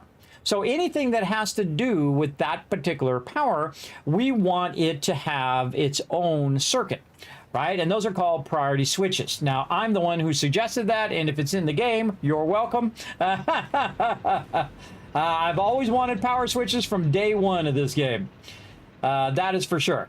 So our kind of common place that we come down is right here. So what I'm going to do is I'm going to put this on a priority switch. And we're going to work a lot on power today. And then, of course, using our blueprints to help us with power as well. So we're going to go in and try to find our power. Oh, did we not unlock our power switches yet? We may not have unlocked them yet. Yeah, normally they're under power. I have not unlocked them yet. Look at me slacking. All right, well, let's go and unlock some power switches. Let's go see what we got. Do we have a MAM down here? Well, it's okay if we don't, because I'll just make another one. Okay, let's see what we got. Where is our power switches? I think it's under sulfur. Sulfur or quartz? God, I forget. It sucks when you get older, everybody. Even though you've done it, 100 times, you still forget. Oof, we got to get down into there as well. Here we are, Caterium, that's right. So what we want to do is unlock our priority power switch. So we're going to put that in the to-do list. And so what we need is we need some high-speed connectors and we need quick wire. Now, here's the coolest thing, everybody, is I have every one of my resources set up with the dimensional depot. So if I take stuff out, you can see it's purple. That purple means that that stuff is in the dimensional depot and not in my personal inventory, meaning that it's not right here, right? And since it's not right here, speaking of things we should put in the dimensional depot, let's put all of our stuff back in there. Since it's not right here, I can't use it out of my inventory, but I can use it out of the dimensional depot. And as I use it up out of the dimensional depot, it will automatically put it back in again. And so basically every single resource is running in there at any time. So when I go in to do Caterium here and I want to do this here, I can't use it from the dimensional depot, but I can go in and look for high-speed connectors right here. If it wants to let me type, there we go. And I can just pull them out into my inventory. And then you'll see, look, it did 301 and 303, 304. So now it's starting to put them into the dimensional depot and it will fill that right up again. Now I have 10 boxes of those, everybody. 10 boxes times a stack of 100. I forget how much is in a box. Let's say 1,000. So I have 10,000 of the resources, everybody. It's probably more. But I have 10,000 high-speed connectors. So it's not like I'm hurting for them. But the cool thing is that it automatically puts it in the dimensional depot for me. That's the cool part.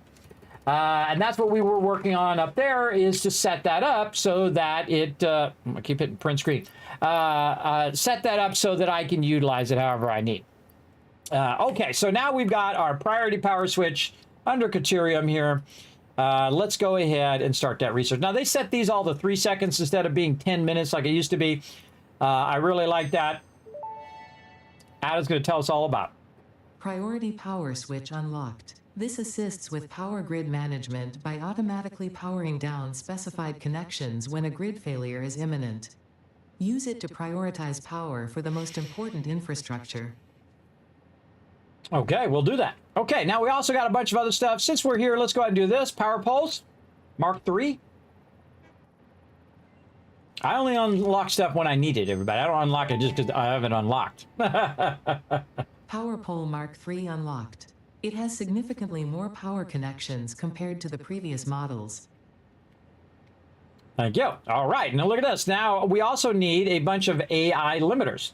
So again, if I go in here and I just say, hey, AI limiters, you can see that I've got 400 of them in the dimensional depot. I can just pull them out in my inventory. Now, the MAM is one of the... Now, when you're building stuff, it'll automatically pull it from the dimensional depot. But when you're using the MAM, you have to physically have it in your inventory. So it's great that you can just pull it out of there, and then it's starting to fill it back up again. And then now I can go in and use power switch, which is funny because I did the priority power switch, which is the more advanced version of the power switch, first. Tell us all about it, Ada. Power switch unlocked. Fixit is proud to announce that the power switch facilitates power grid management through the application of the very latest advances in on-off switch technology. Fixit. Oh, hey, thanks it's for the fun to raid. have power.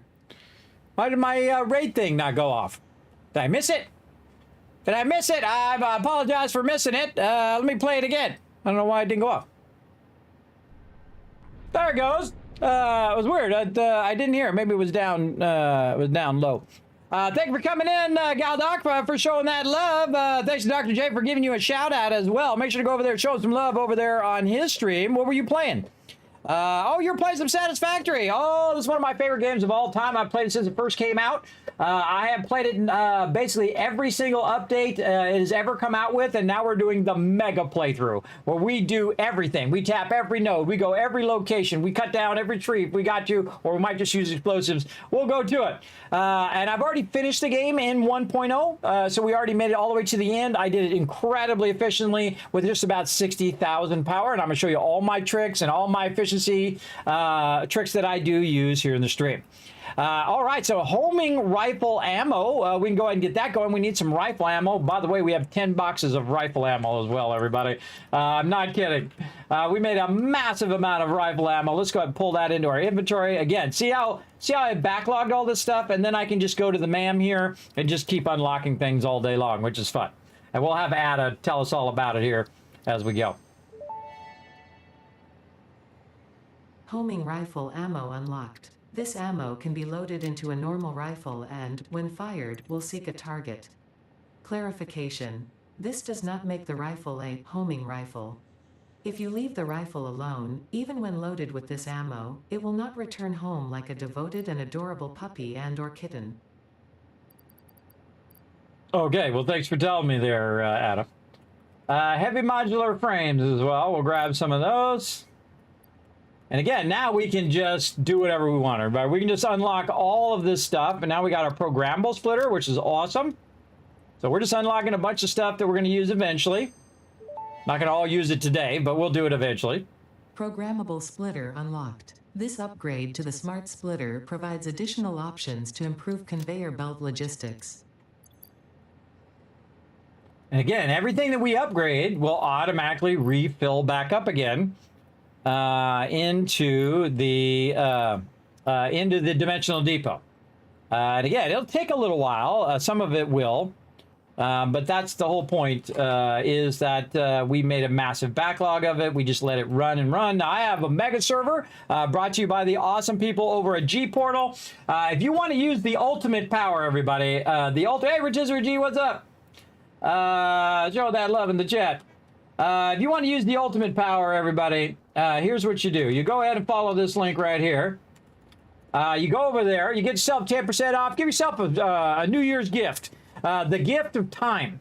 Again, what you can do is you can let it run. Now, my server's been running for over 1,000 hours, everybody, and I wasn't there for 1,000 hours. It's been running, and so it's backlogging those resources, running those resources 24/7, because you're using their power and you're using their awesome computers, which I can tell you for a couple bucks a month, everybody, that's less than the cost you to let it run on your machine, just in power alone. Just in power alone, if you were to run it in your home machine, for 24/7, you're going to pay more than a few dollars just in power. So again, what an incredible deal, I think. And they are my official server hosts, and I appreciate them greatly because they are amazing at what they do. I appreciate it. Appreciate it big time.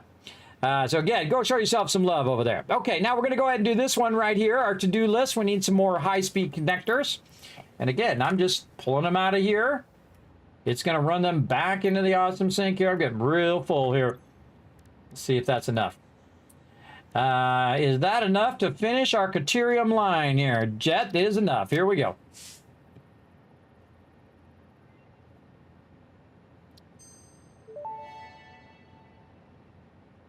Geothermal generator unlocked. Geysers added to the object scanner.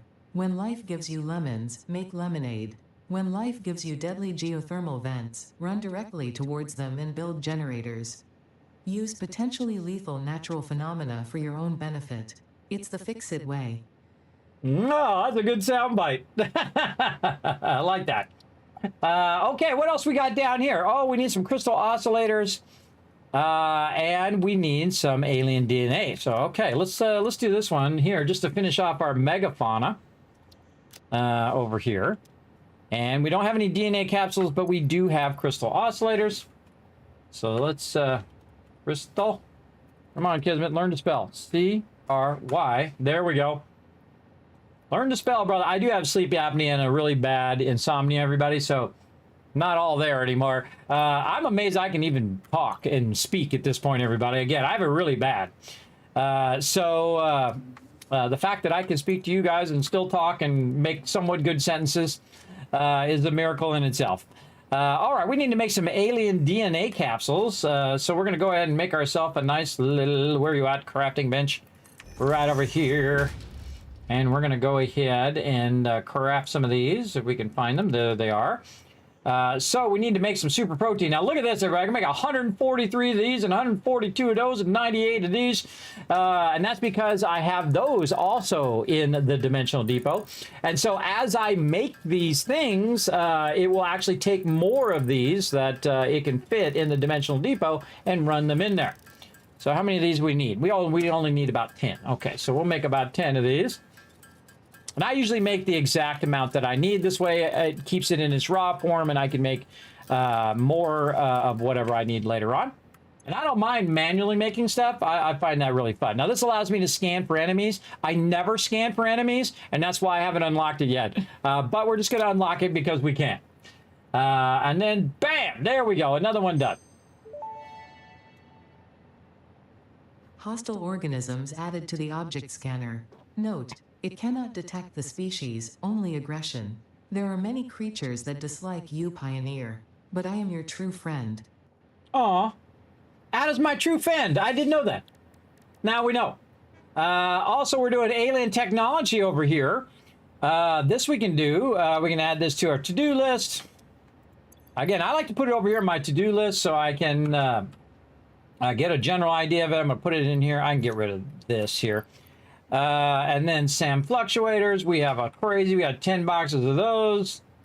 Let's get those over there. We need 100 of them. And then computers, which I believe we had some 50. Yes. All right, let's finish off this this one here.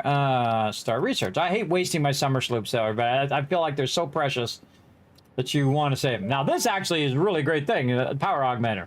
Power augmenter unlocked. Summer sloops naturally harvest. Yes, harvest energy from distant sources and distribute it locally. The power augmenter supercharges summer sloops by feeding it local power, increasing its harvesting range and efficiency, and thus power output. Basically, the more power it's given, the more it provides. Do not loop the loop organ. It will shred and tear and unravel the threads, many temples burned. Good to know, that confirms that hypothesis. Do not loop it, or things will go horribly bad. All right, and then also we have our alien power matrix over here, which we haven't got to yet, which has our singularity cell. That's much later.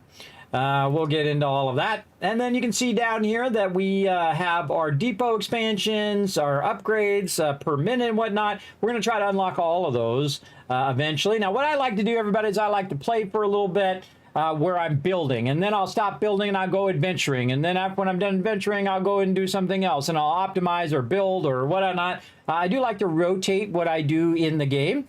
Sometimes I get all into adventuring. I'm adventuring for like 6 hours. You know how it goes, everybody. You get all in there. Now, every time you see I take my summer sloops and I put them immediately back into the Dimensional Depot because they're safe in the Dimensional Depot. Now, if I die or like in my last playthrough, I got on that ship and was taking it up to the space elevator, way up to the space station, and it sent me clear across the whole entire map. I hit the edge of the map, I fell in the water, and I could not recover my stuff. So now I am very conscious about every one of those summer sloops because there's only a limited amount of summer sloops. They're the rarest of all the items, and you only have a limited amount of Mercer-spheres, which you have a lot more Mercer-spheres than you do summer sloops. So, very, very nice. Okay, another one complete there. We'll come back to that one. We got a Criterium done. Marsilia over here. Okay. Let's see. We probably have enough for this. We want to do some fabric. We're going to need some rotors there. I think we have a little bit of all of this. Yeah, we definitely have some novelists, everybody. We have 10 boxes of novelists. So we've got a lot of novelists. Again, I just love the fact that when I pull it out of there, it just starts filling it right back up again. That's one of my favorite things about that. All right, so let's do some Marsilia here. So we need this. We need some Marsilia itself.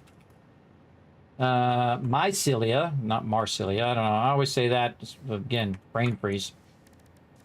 Brain freeze, and then biomass, which we have a bunch of that. And you can see I just put a bunch of each random little thing in there so I could use it when I needed it for the right here. So I can use it for upgrading the man in this case. Gas Nobelisk unlocked. Chase away creatures with a damaging cloud of gas. Note: also harms unwary pioneers. Not for recreational use. Good to know. Okay, and now we need our bacon. Somebody thinks that looks like bacon, everybody, so they called it bacon alcheric. I just call it the bacon plant myself. So let's go ahead and unlock this one, which is an inhaler.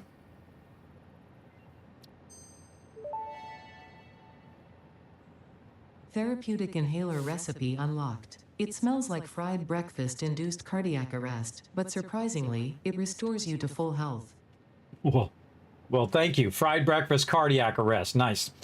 We need some pale berries. Right here. We got some of those. And let's get that one. And this is what's so cool about backlogging all these resources is you can just run through all of these things. And I like to listen to Ada every time. Recipe unlocked. Not only does it restore your health, it also acts as a preventative supplement against scurvy and other shortage-induced conditions.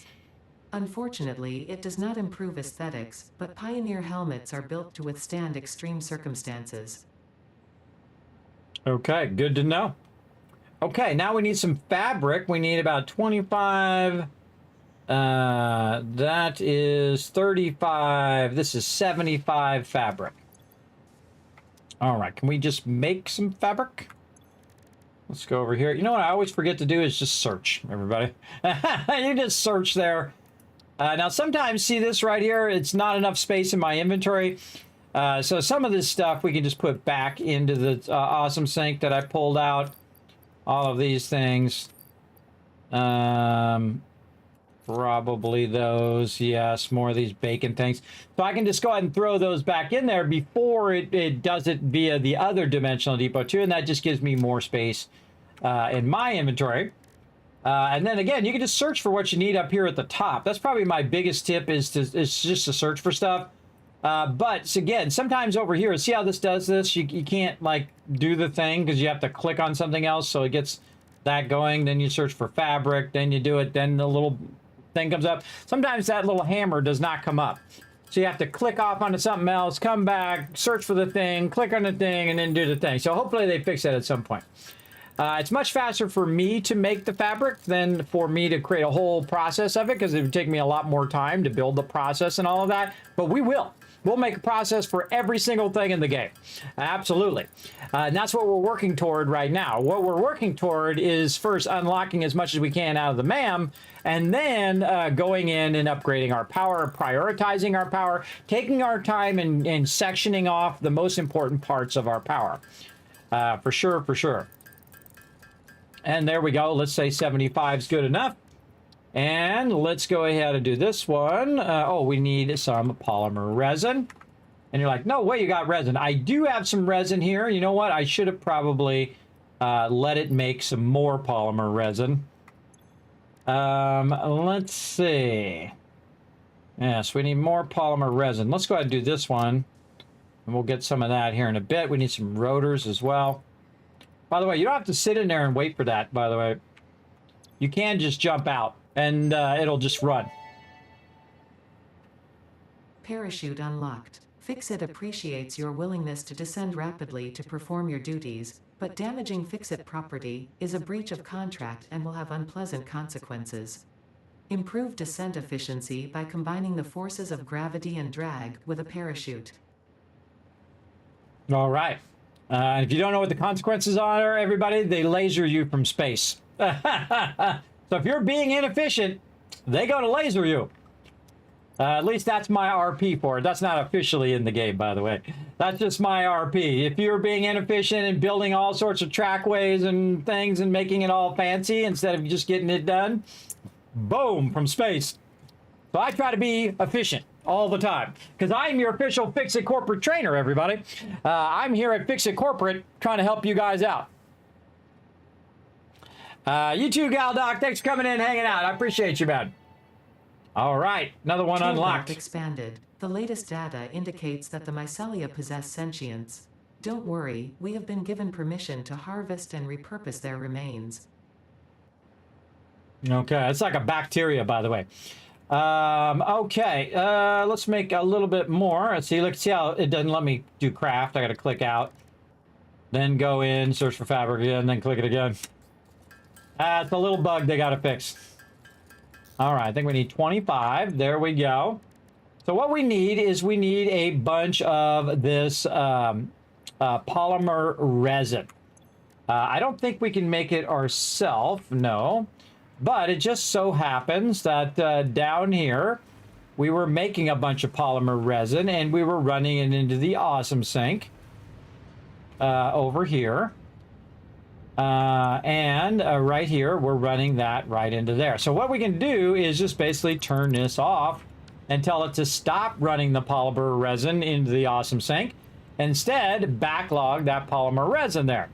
Another thing that I can do is to make it easier on me in the long run, or at least in the short run, is I can go ahead and just do this, and I can run this directly into the dimensional depot so that it's taking some of the polymer resin and running it in there. Now, lately, I've noticed, everybody, that that these boxes, which I usually rely on as a splitter, so I put a bunch of stuff in there, and then I'll split out this way.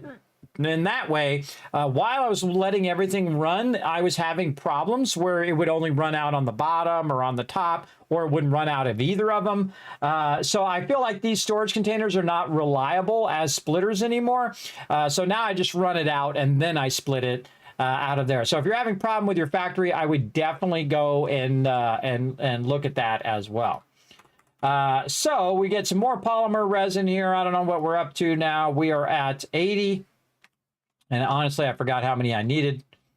And the cool thing about your MAM and all that stuff, you just put it wherever you're at. I don't have to run all the way back up. Up there, how many we need? We needed 100, okay?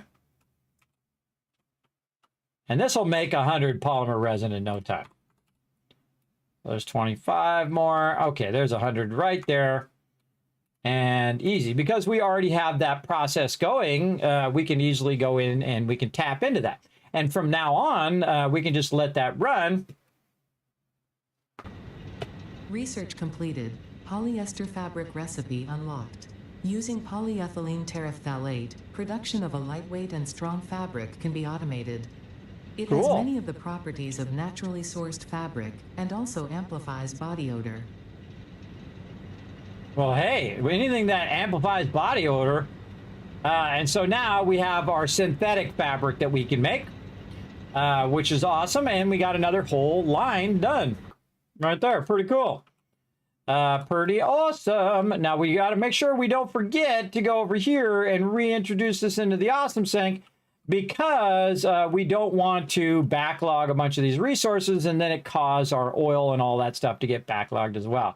Look, we're not even using this first one anymore, which is pretty cool. We're going to be moving our plastic production and all that stuff later somewhere else. But our power production is going to stay right here, and we're just going to expand our power production as we go. So we're going to go ahead and just let that keep on going, and we'll go ahead and take this out of here. This no longer needs to merge that way. And so all of this, the byproduct of this is the polymer resin. But now what it's going to do, it's going to take some of that resin and it's going to run it and keep it in the dimensional depot for me. And when it goes to 800 maximum, then I can always come back and utilize it later. And I like to use those dimensional depots on everything so I can come back and utilize them. utilize those resources later. And again, this also is producing coupons for us as well. You can see, look at this, it went way down because we stopped doing crystal oscillators. Went way, way down there. Such is the way it goes. Okay, so we've got our coal coming in. This is probably way more coal than I'm ever going to need for that. But we want to go ahead and do some more of our awesome sync thing here. Our, not awesome sync, our MAM. Where'd I put that MAM thing?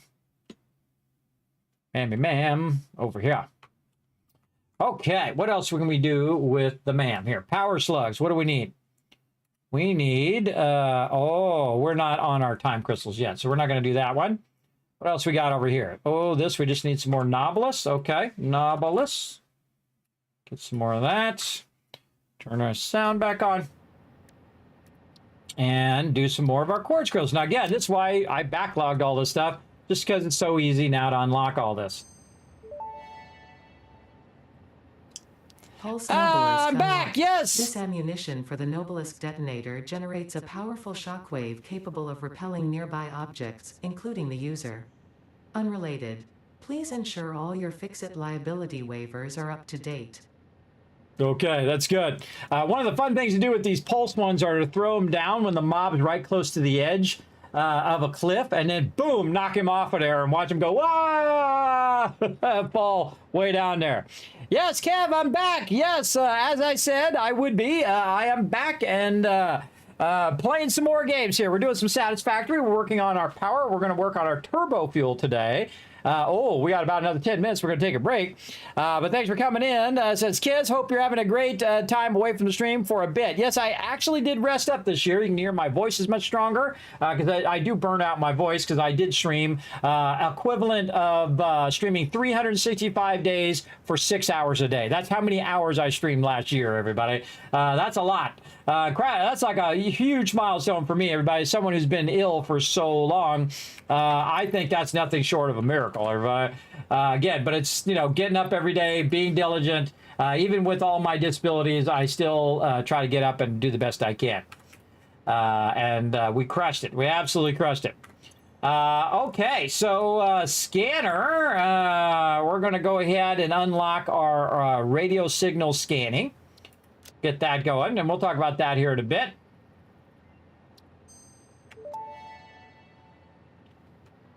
Object scanner magnetic sensitivity increased. It can now detect the signal of any hard drives at crash sites in your region.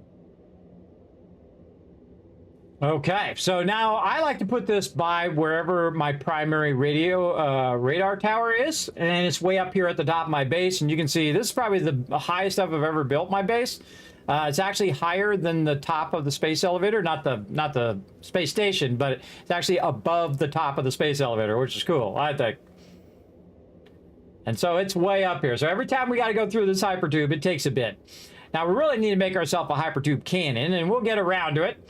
And this, the cannon I'd already be there, everybody. I would have been there when we started, because it'll fire you at, basically it starts to break reality. You can make it go so fast.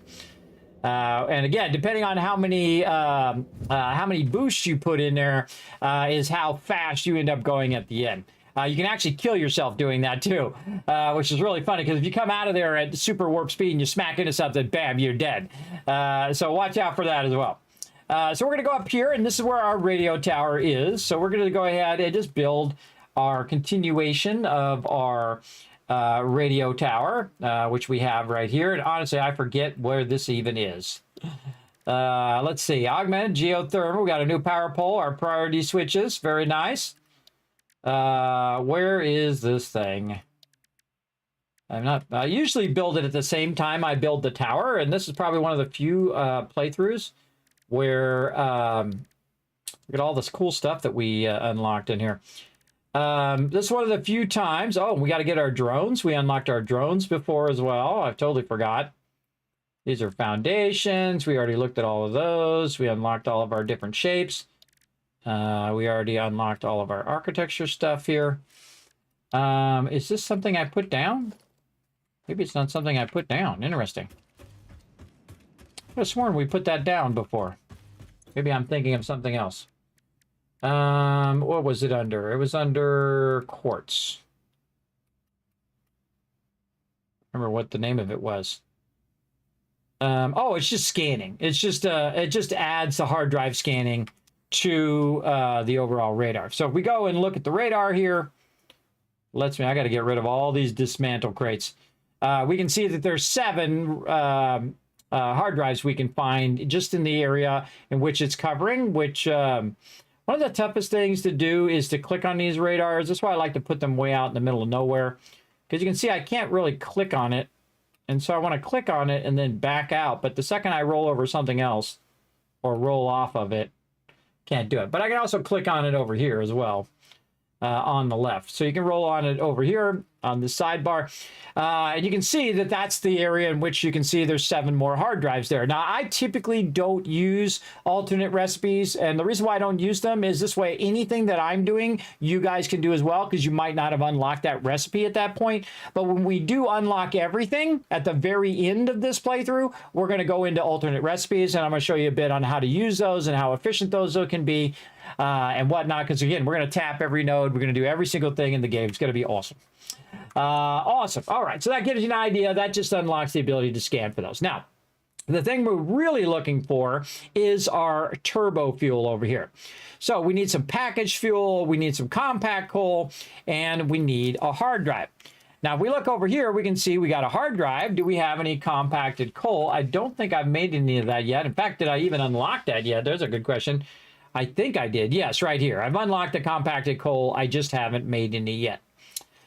So we've got some things to make here. We've got to make some packaged fuel. So that'd probably be one of the first things that we'll do. Let's go ahead and use the hypertube to go down very, very fast. Down is much faster than up. There we go.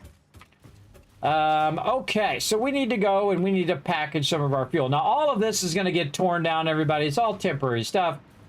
But we have plenty of fuel over here that we can now start to package it. So we're going to utilize a bit of our fuel production down here. And probably, let's do something over here. Now, this all needs to be cleaned up over here. This is an absolute mess. Let's go ahead and see if we can just put down our beautiful blueprint here. Going into something else. I kind of feel like it's hitting this over here. Let's take all this out. Take all that out of there. And then again, we're going to hit H. We're going to nudge that in there. There we go. Now, I like to put it just slightly below the water. That helps you a lot when you're running your water because you have a down angle. See how here it's a down angle? And so you're getting a natural kind of pull of gravity to help you with your water. That actually is in the game, everybody. So if you actually have it where it's going down, you don't need any pumps because it'll just go down naturally and flow down there. They have a lot of fluid dynamics in this game. Very, very cool, everybody. Very awesome. They did an incredible, great job on it. It can be frustrating at times, by the way. So keep that in mind. Also, by the way, we could combine all of this now because we have faster pipes. These are 300 pipes. We can combine these all into a single pipe. I might get around to it today as we're fixing up our power. But what we want to do is just kind of make a little spot over here for packaging. So we're going to go ahead and take a packager. And we're going to go ahead and just kind of turn it and just kind of stick it right here. And we'll just fill in the rest of this spot here. And we'll say we want to package some fuel. So what do we need? We need fuel and we need empty canisters. Now, I actually was making a bunch of empty canisters. Now, I don't need a massive amount of fuel. I just need a little bit. So what I'm going to do is what I call offline production. Offline production is where you already have the resource. And then you're going to take that resource and you're going to run it into here. Why does that not run straight this way? There we go. And then you're just going to manually put it in there and then let it run out and then end up in here. Now, it's not that hard to do. You can use your plastic to do all that, but I don't need to do any of that because I already have a bunch of it, so I don't need to worry about it. So we're going to go ahead and take this power and we're going to go ahead and just run it, say, over here. We're going to redo all these power lines, too. It's going to be so fun. Oh, we got 2 minutes. Let's go ahead and upgrade this line here. Got 2 minutes to get this going. And then what we want to do is we want to divert some of this fuel that we're using. Now, this is for our primary power, so we got to watch out that we're not spending too much of that, utilizing too much of it. But we already have a backlog of it. If you notice, I did it after the storage area. So it has a lot of it backlogged in that storage area that we can use. And this is old school here, where you use the belt to go up and down, everybody. It's really fun. Okay, so way over here on our aluminum, we have it packaging water. And that packaged water is then being eliminated because we don't want to spend all the time screwing around with it. Now, you can see I have a bunch of resources on me, so what I'm going to do is just go like this. I'm going to put all those resources in there. I'm going to grab all of this. And we got 60 seconds to make it happen. 60 seconds to get back over here and have this start up. Now, what happens is the server restarts itself. It's also a good reminder for me to take a break. I have a tendency sometimes to forget, and then I have medical problems that go along with it, like blood pooling in my feet because I'm sitting so much. So we got that going. It's going to go ahead and get that packaged. I'm just going to go ahead and do this, and then bring this. See if it kicks me.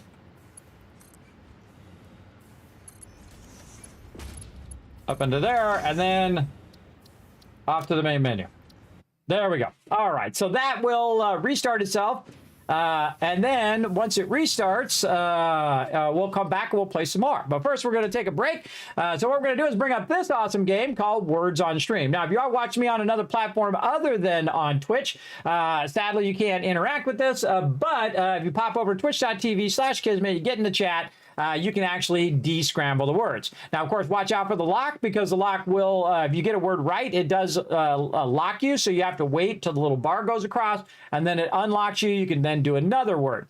That's one of the things that trip most people up, is the fact that they put in like 4 or 5 words, and they say, hey, these words aren't working. This must not be the correct words, where that's not true. It's actually the fact that you can't just do all the words. One person can't do all the words. You got to work together with each other in the chat to get it done. Now, if I see you guys working together, when I come back, I'm going to shower you with a bunch of Kiz caps. Because again, remember, I give away a lot of stuff all year round, and I do a lot of random giveaways. Especially if you got a gifted sub, you definitely want to be lurking in the channel all the time, so that you are getting those Kiz caps, which will allow you to also win those giveaways potentially. So very cool.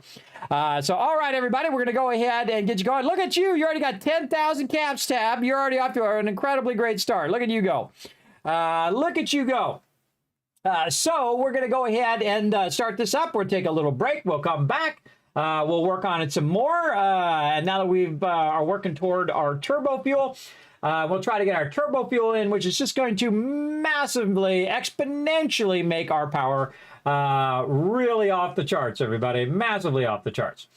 So we're going to go ahead and click the button over here. That's what we're doing. We're clicking buttons. Let's turn the sound on, too. Oh, there's that thing telling me to take a break. I love a little song in this, everybody. I love a little song. All right, here we go. We're starting this up. Kismet's going to be good for the new year, everybody. We're going to work on our health. We're going to be healthy about our breaks and all of that. Here we go. Back in just a bit.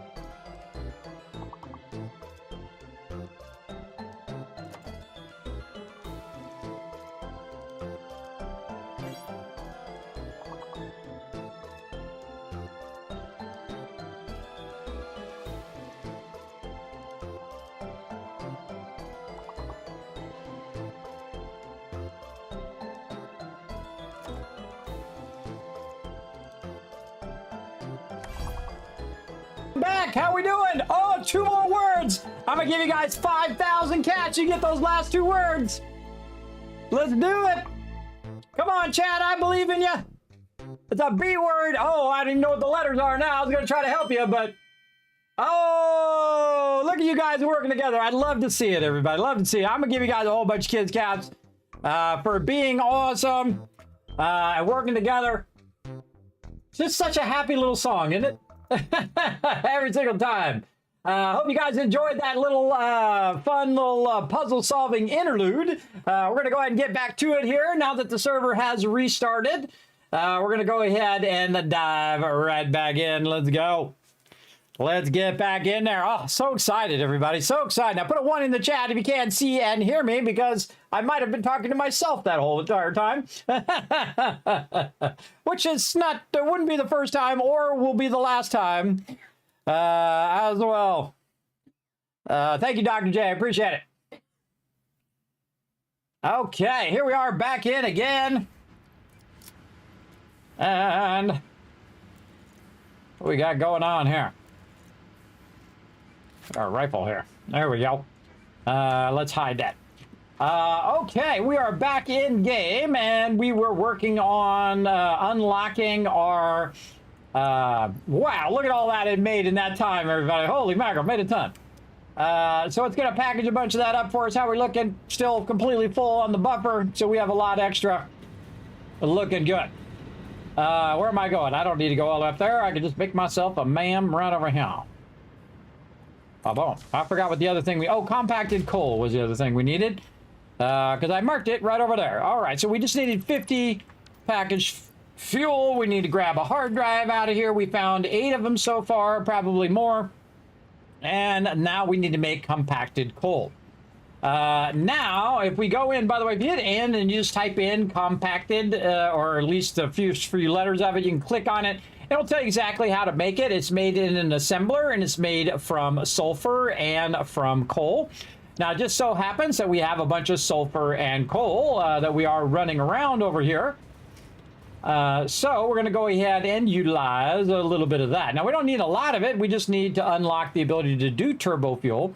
But later on, we will need a bunch of it as well, because if you're using it to unlock it, it is a high potential that you're going to need that particular resource later on. So I'm going to go ahead and make a little bit more room here temporarily.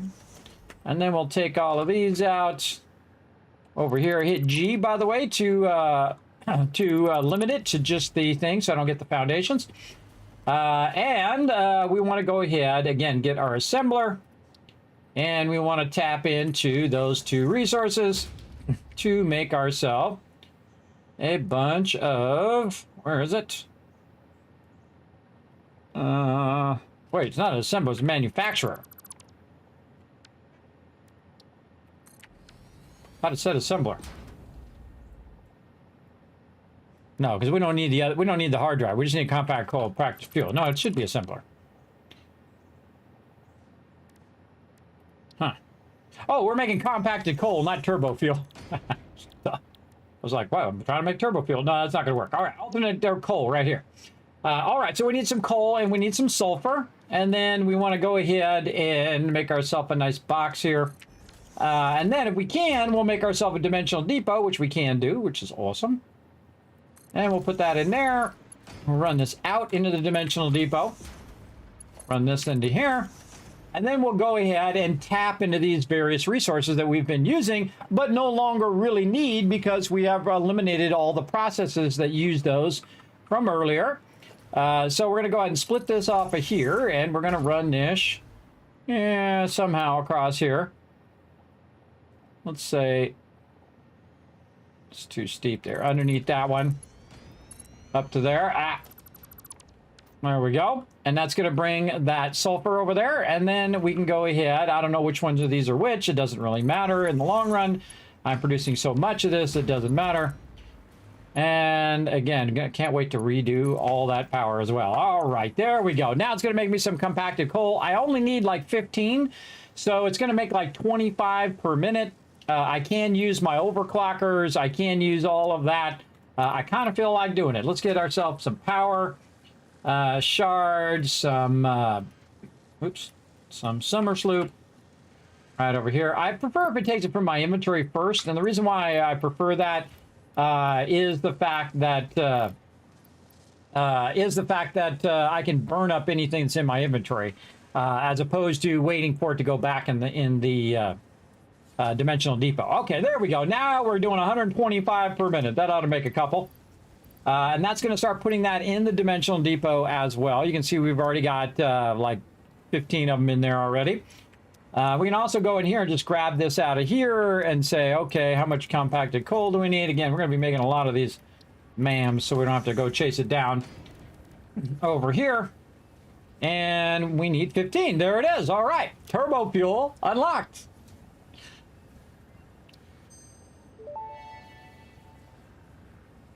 Turbo fuel unlocked. This upgrade to regular fuel is optimal for fuel-powered generators, jetpacks, and fulfilling long-distance trucker fantasies. There you go. All right, now we can also unlock rocket fuel, but we're going to need to get an empty fluid tank and then, of course, actually make some packaged turbo fuel. And then over here, we'll make packaged rocket fuel, and then we can make ionized fuel, which I have actually never done, and I've never done rocket fuel yet. We were saving it for this particular playthrough. We need some smokeless powder and some iron rebar, so let's do that. I know we've got some of that in here. In fact, we got 10 boxes of that as well. And then rebar, which we made a little bit of iron rebar. Let's see if it's enough. Let's go. We need 200 of each of those. All right, powder, smokeless powder, let's get that. And then let's get ourselves a crafting bench. And we should have went in and did this. Add this to our to-do list so it's easier for us to know what's up. So iron rebar. It's not going to be in there. It's going to be in the other thing, our equipment workshop. Right here. And all that fun stuff we can do. We're going to close that down. We're going to close these down. One of the cool things, you can close this down so you're not looking at all this stuff that you really don't want to make right now. And then this, again, some of this stuff is just way faster for you to make. But again, we're going to automate every single one of these processes starting right now. But first, we're going to need the power to do that. So if we don't do our power first and we just start automating all of these various processes, we're going to run out of power very, very quickly. Because we're also going to scale a lot of these processes up. So a lot of these processes are going to be like 10 times as powerful as they were before. So, and turbo fuel is about that spot where you want to do it. Now, I also have the ability to do nuclear power as well. We'll get into that, but we want to do some turbo fuel so we can have some fun with that as well. Okay, and so back to Zamam. And let's see how we're looking. All right, I think we're good to go. Explosive rebar.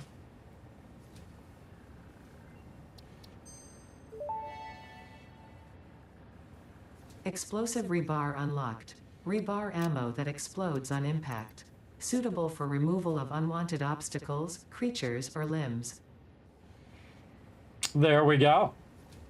Get some more smokeless powder, some Nobilis. Again, see how the Nobilis filled right back up again? Again, we got 10 boxes of that as well. So very, very fun. And so I was just getting the stuff for the next one. So I need 200 Nobilis. Right here. And it just so happens that's exactly how much fits in there. Very nice. And again, I don't have to run back to the box and get it every single time. That's what's really nice.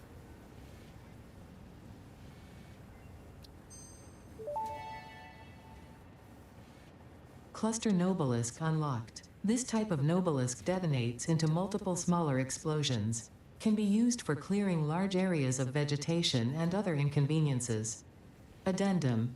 Inconveniences, in this case is not defined to include persistent family members, raccoons, student debt, the sunrise, peer performance reviews, neighbors learning to play the saxophone, phone calls, or your favorite show getting cancelled. She says some weird stuff, doesn't she? All right, to go any further here, we're going to need some packaged turbo fuel. And then over here, this is nuclear stuff that I was just talking about. We already unlocked the inventory slots. So now our turbo fuel is what we need to basically keep going along this particular line. Now, we've done everything except for the alien technology. the power slugs, which we'll get to that eventually, and then the sulfur items here. But everything else is unlocked, except for our hard drives as well. Now, we can scan a hard drive, and then we get to choose our various recipes. We're going to try to unlock every recipe if we can, or as many as we possibly can. But we're not going to unlock any of those until we get to the highest end. Now, they are useful along the way. If you are playing the game and you want to use alternate recipes, they are incredibly useful because they use alternate items that you can then, you have probably a lot more of this than you do of this other item.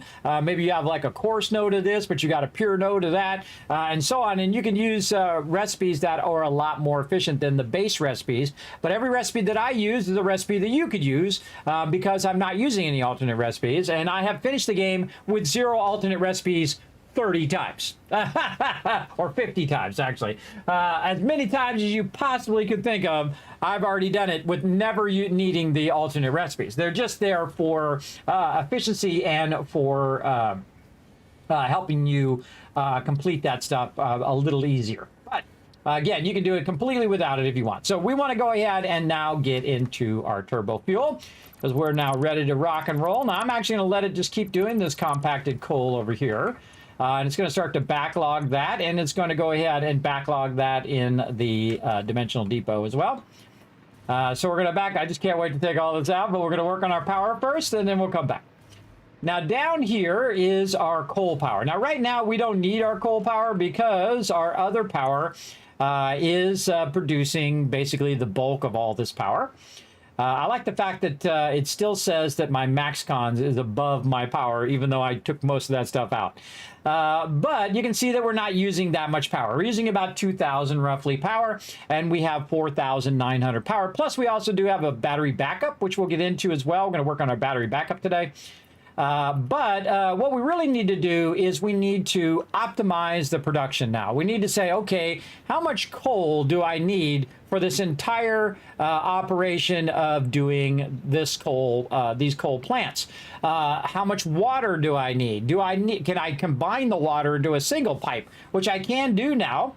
I can actually combine them into a single pipe down here where I wouldn't need the 2 pipes running separately. So, but the problem with the pipes, everybody, is they are a bit iffy. Sometimes they act a bit funky, so I highly recommend, you know, testing it while you have alternate power. So in this case, I have fluid power. So we're going to go ahead and fix this up first so we can go ahead and do our priority switches and all that stuff. But the first thing we're going to do is we're going to upgrade our pumps here. Now, pumps are one of the few things that you can't just roll over it and upgrade it. Right? Like when it comes to pipes, I can just roll over that pipe from a level 1 pipe to a level 2 pipe and just click on it, and then it will just fix itself. Now, one of the things that I also found in the release version is that the pipes get messed up. So you can see that one half of it upgrade and the other half is not upgraded.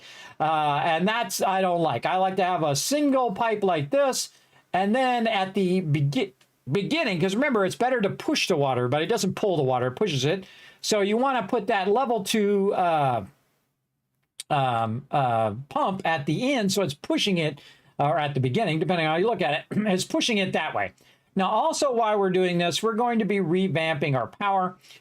So our power is not going to be up in these poles, it's going to be down below.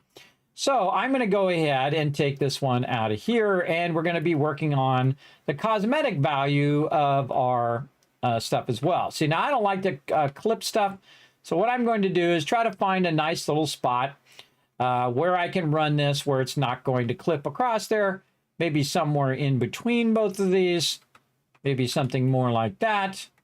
Now, I turn the sound off whenever we're doing this kind of stuff. And the reason why I turn the sound off is so you guys can hear me when I'm talking about all this fun stuff.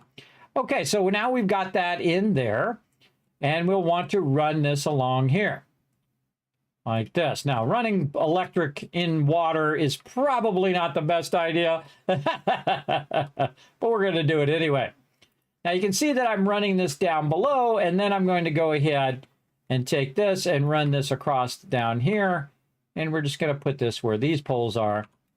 Right here. I think I put that down just a little too far there. Let's bring that back up. This one's down a bit far here too. I'm going to put this I guess that's good enough. Because if I put it up a little bit, it's going to poke out of there. We don't want to actually see it. So what I've done is I've disconnected a little bit of my coal power. So I'm going to go ahead and run my coal power down in here. Now, if it's something like this where it's going down in the ground, that's okay. What I really would like to do is to have it where it is sitting in such a way that it lines up with the edge of this, right? So if I go over on this side and I look and say, oh, is this on the edge of this particular thing? I can see that it's actually not on the edge of that.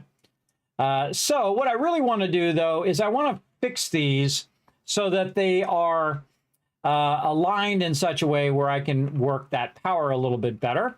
Now, in this particular case, these ones are out far enough where I could go ahead and disconnect this, and I could run this one. Uh-oh, one of my power grids is shut down. Uh-oh.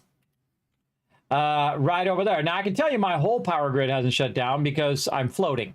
If my power grid shut down, I would know very, very quickly that that is an issue.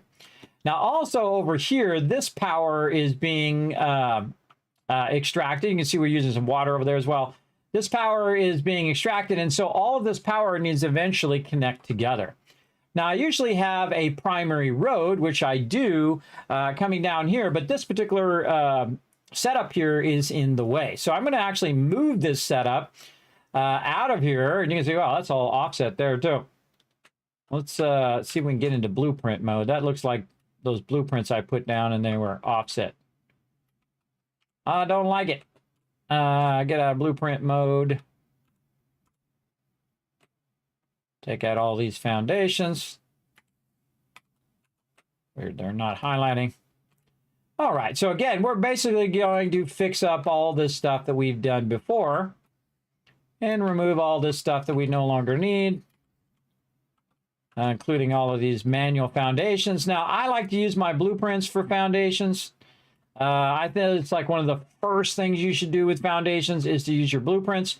So I actually have a blueprint right here. Boom, I can put down. Now, you can also set it to blueprint mode, by the way. But what you want to do first is try to connect one, put one of these down, and then you can connect all of those. Now, I got this ladder in my way, so I'm going to take that ladder out. And we're going to try to... This is some weirdness in the water here. Weirdness in the water.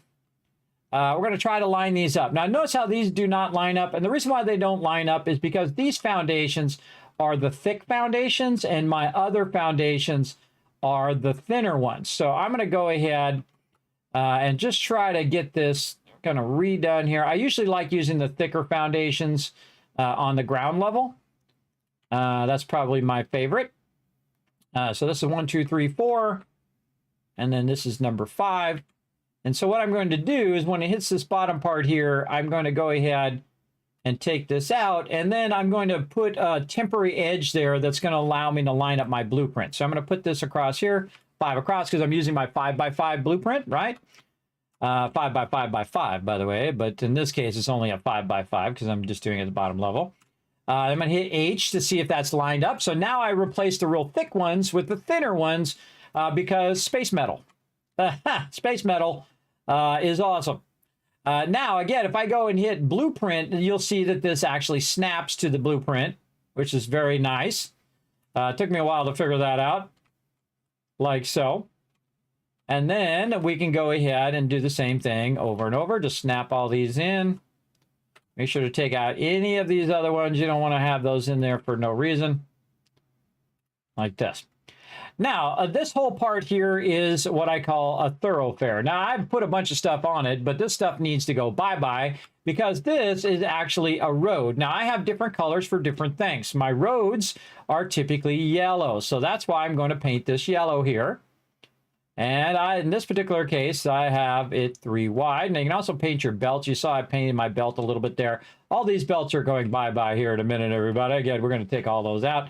But this is our primary road. And so if we did want to drive a vehicle, which we probably will not do for the whole rest of the game, but I do like to leave open space, so it basically allows me to travel from one place to another. So you can see that our coal power is in the way of our primary thing.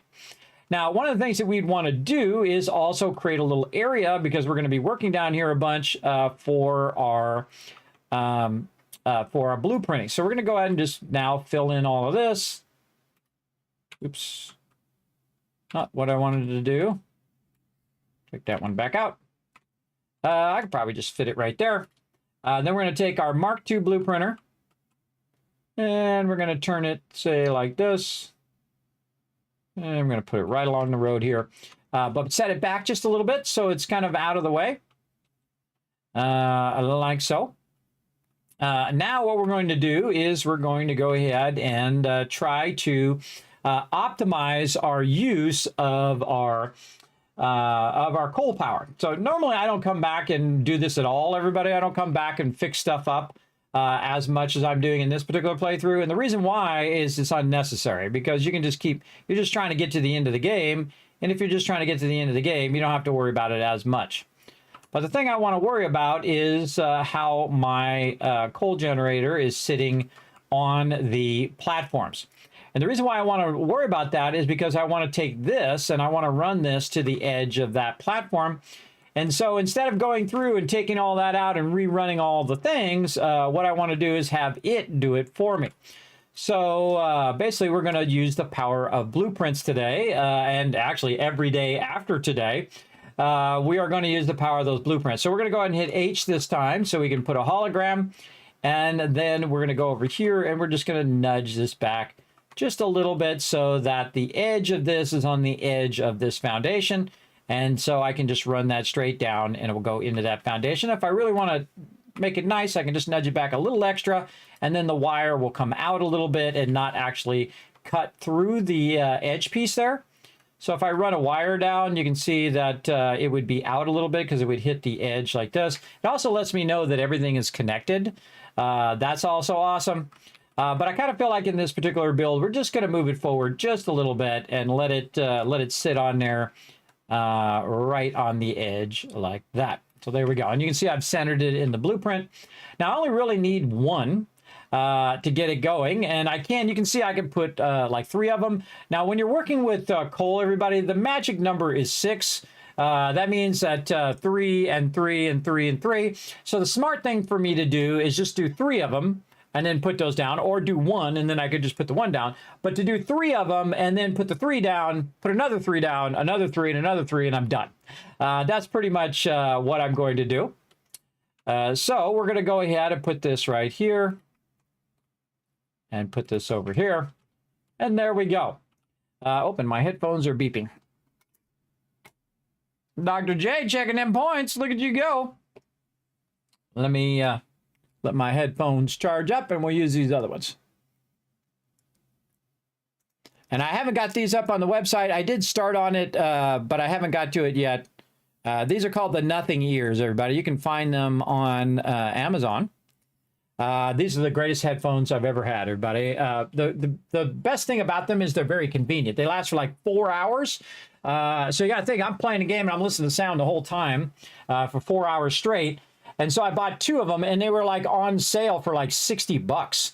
I mean, that's like half the price of one set. I can get 2 of them for half the price of one set of Apple earphones.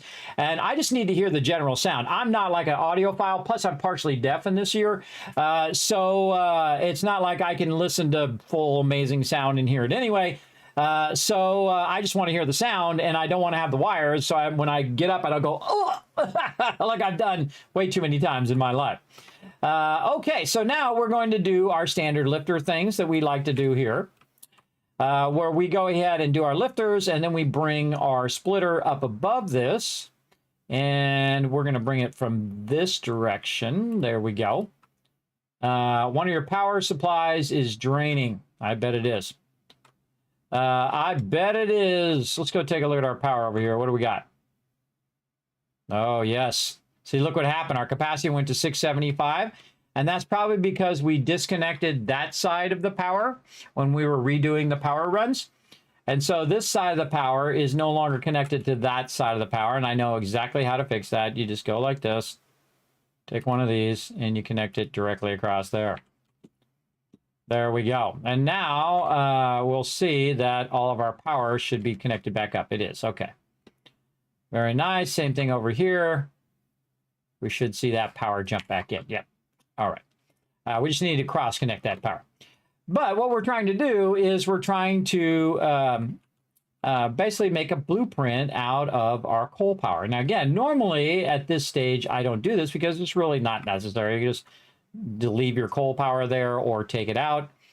Really, your stuff becomes obsolete at some point, where your power systems become obsolete, and then the next level power system is so much more powerful, the power output that it does, that the previous power is just a drop in a bucket, everybody. It's just nothing compared to what we can do with turbo fuel for this coal. But we want to go ahead and have the coal as a backup. And we're only going to produce, we're only going to give it so much coal that it needs just to run. And we'll probably create a little backlog of coal for it, and that'll be about it. Now that we have our lifters in, you can see I took all the lifters back out again. I re-added them all again just to make sure. Then we can run our lines between here. Now, of course, these lines are much nicer. These are tier 5s right now, so those are going to run at a much higher speed. Now, each of these are 15 each, is what it needs for the fuel consumption, and then we got our water that we need to put in here. Now, the particular water, you got to think about this in terms of this is 2 sets of 6, right? So this is 1 set of 6. 1 set of 3, and then it needs to connect to another set of 3 to make the 6. So what we want to do is think about that when we are making our blueprint. So we will go in and we'll make it a little bit longer here. I like to make it go right down the center of my splitters. That's just, I think, a cool way of doing it. So I'm just going to go ahead and click that and then run this all the way to the other side, like this. Now, all I need to do is hold down Control normally, and it will basically align itself to the edge of this over here, right? You just hold down Control. But whenever you have a lifter or something like that nearby, a splitter, it'll kind of mess you up. So even if I take the lifter out, it does that. I could go in and try to move the splitter here up a little bit out of the way. Okay, now it's clipping it. Now it's snapping. But there's a much easier way than to do that, because that takes forever. Then you have to come back and you have to fix this back in here. And then you got to go back and put that back in there. And I don't trust the line now, so I'm going to take the line out. And I'm going to redo the line. Again, that's a lot of work for no reason. Actually, I got to fix the direction of that now. So I have to take this back out and do this. See, that's a lot of work just to try to get that to align. And frankly, it should align anyway. I think that's another thing that kind of they need to fine tune in there. But the other way to do it, now that we have this one in, I'll show you another way to make this so much easier. Is what you do is you just make a little pipe, right? Just make a little pipe. Doesn't have to be very far, right there. And then it'll snap, because now it is utilizing that pipe that's much closer and is snapping to that pipe. Then you just take this back out again. It's kind of a big extra step, or a little extra step, but you know, it does what you want it to do, and that's what's important, is that you can get that perfect alignment like that. Again, it's holding down Control to make it snap. And now it's all snapped and it's perfectly aligned. Now, if you notice, I made the pipe really long. And then once I have my junctions in there, I can very easily just take these out and then continue them on when I go to do multiple of them in a row. So now I can just continue it on. Now, the way I had it before is what I call opposing ones, where I have these on one side, 6 on one side, and then 6 on the other side. Now, I don't need to do that anymore, so a total of 12. I don't need to do that anymore. This way I could have just one long line, and that can go ahead and run all the water and run all of the coal in one line. It makes it much easier to run. Now, normally what you want to do is you want to split those in 2 separate in the beginning of the game. You want to have 6 and then have the water for that 6, and then have water for the other 6, and then have coal for the other 6. But since we have the faster belts and we have the Mark II pipes here, we are good to go. Now, you notice that I'm not going to put the pump in. The reason why I'm not going to put the pump in is because it takes me extra time to do that. To put all that pump stuff in there. Also, you might notice that I'm not doing foundations. This way I can kind of set it wherever I want. Though you can put foundations in, 5x5 foundations, and then you could pre-run all the wires where you wouldn't have to run the wires separate. That would save you a bunch of time as well. I might want to do that. But we can just run the wires. It just, in this case, it's like running 3 and then 3 and 3.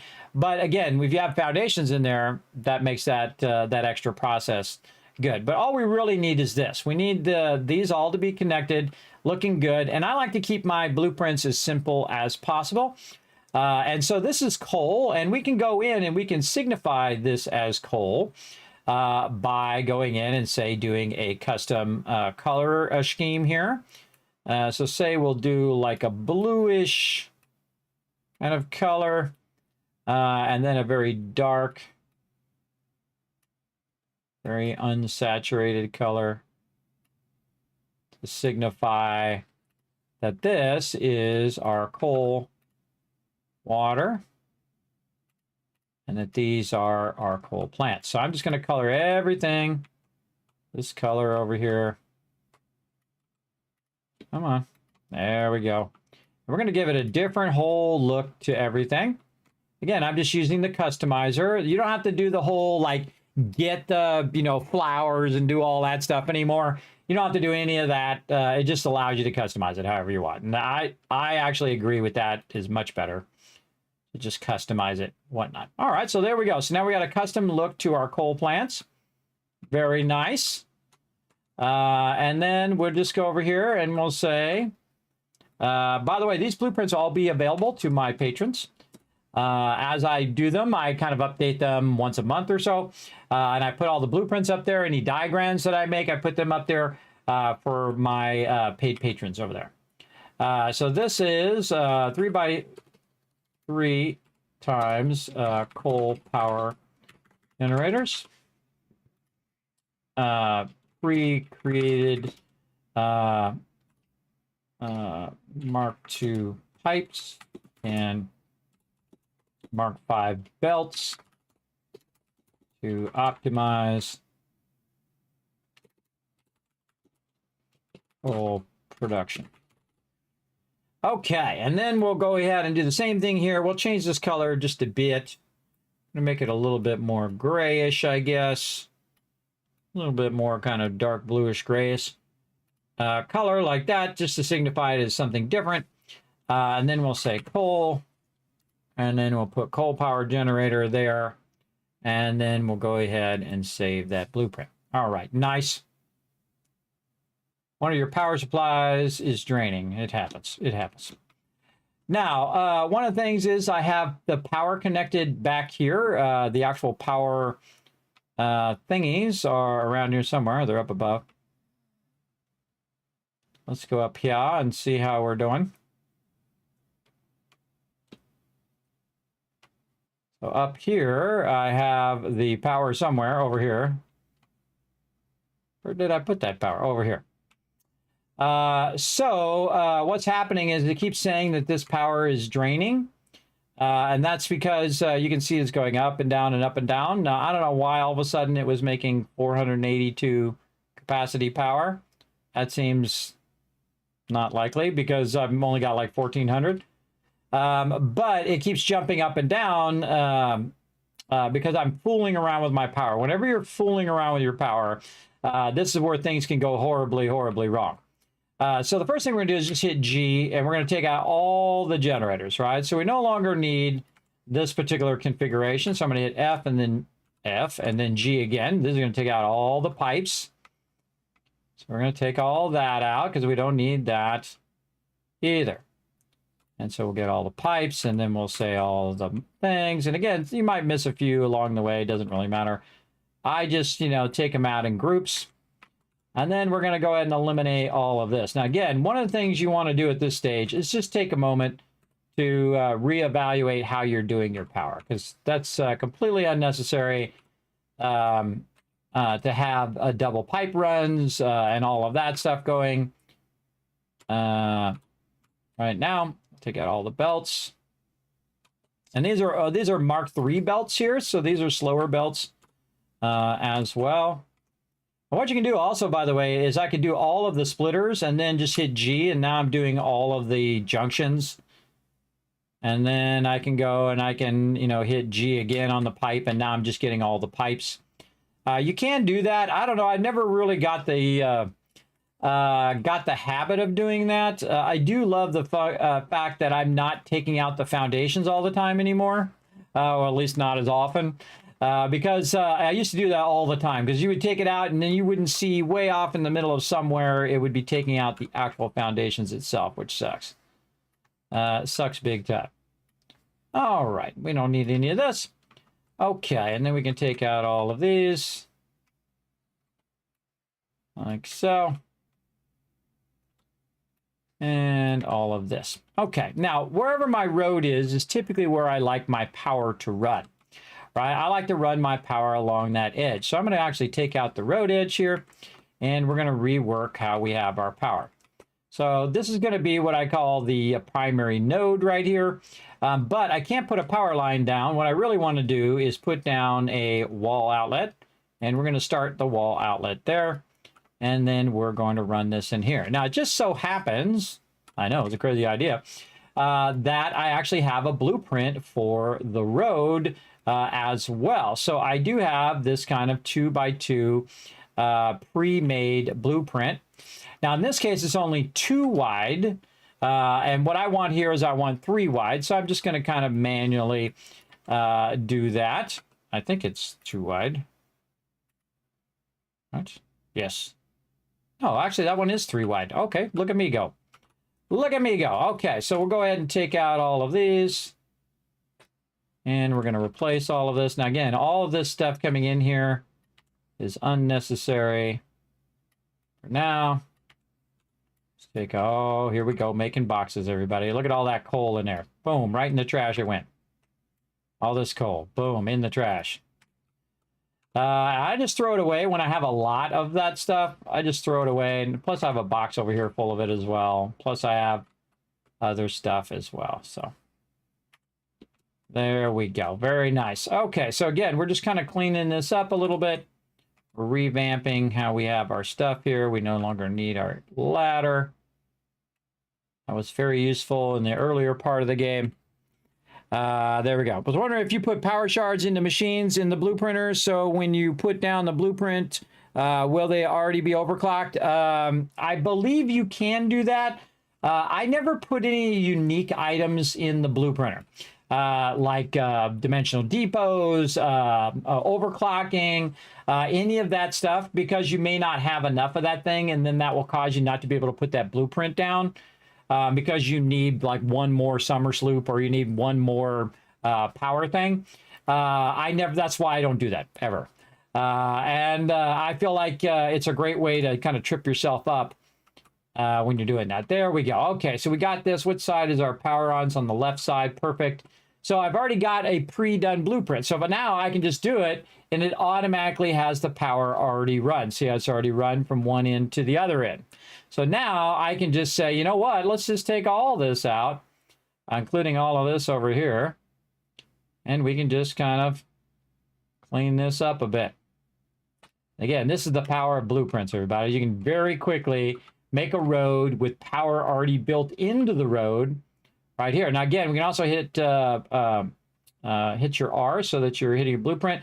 Now, what happened right there is you can see that the thing's on the other side. Kind of hard to see in the water, but it was flipped on the other side because the arrow was pointing away from me and not toward me. So your arrow direction, very important.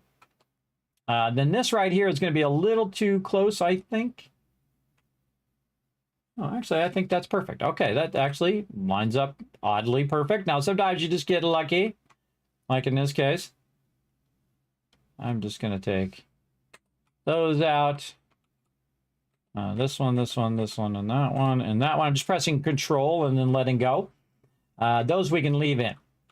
And then, yet again, go like this. Make sure the arrow is pointing me so the power is all on the same side. So there we go. Very nice. And then now we have our primary power. Now I'm going to go ahead and take this primary power that's right there, and I'm going to attach it to the side over here. Now the reason why I'm going to attach to the side over here is so that I can run it up the edge here. and connect it to all this power up above. Now I can hide it if I want. In this case, I just want to make sure that we have a connection to this upper area. And so I'm just going to kind of bring it up wherever, right there. And there we go. And that'll back chain from up there down into here. And that's what we want to do. Now we're going to go ahead and start to work on our roads that go the opposite direction. Now I'm going to go ahead and take some of these back out again, right here, those two. And then again, get my road like this. And we're going to make some nice wide roads in this particular playthrough. So we're going to go there. And that does not line up. It's because we moved. That's because we moved that over. Ah, okay. So yeah, we got to take these out too. Yes, we got to redo all those foundations there. These foundations over here are fine. All right? No. This is offset. Because this one is offset now. Okay, hold on. Let's fix that. I like to have my blueprints in like a grid so that they are lined up. So this one's now going to line up to that one. This one should snap to the side of this one.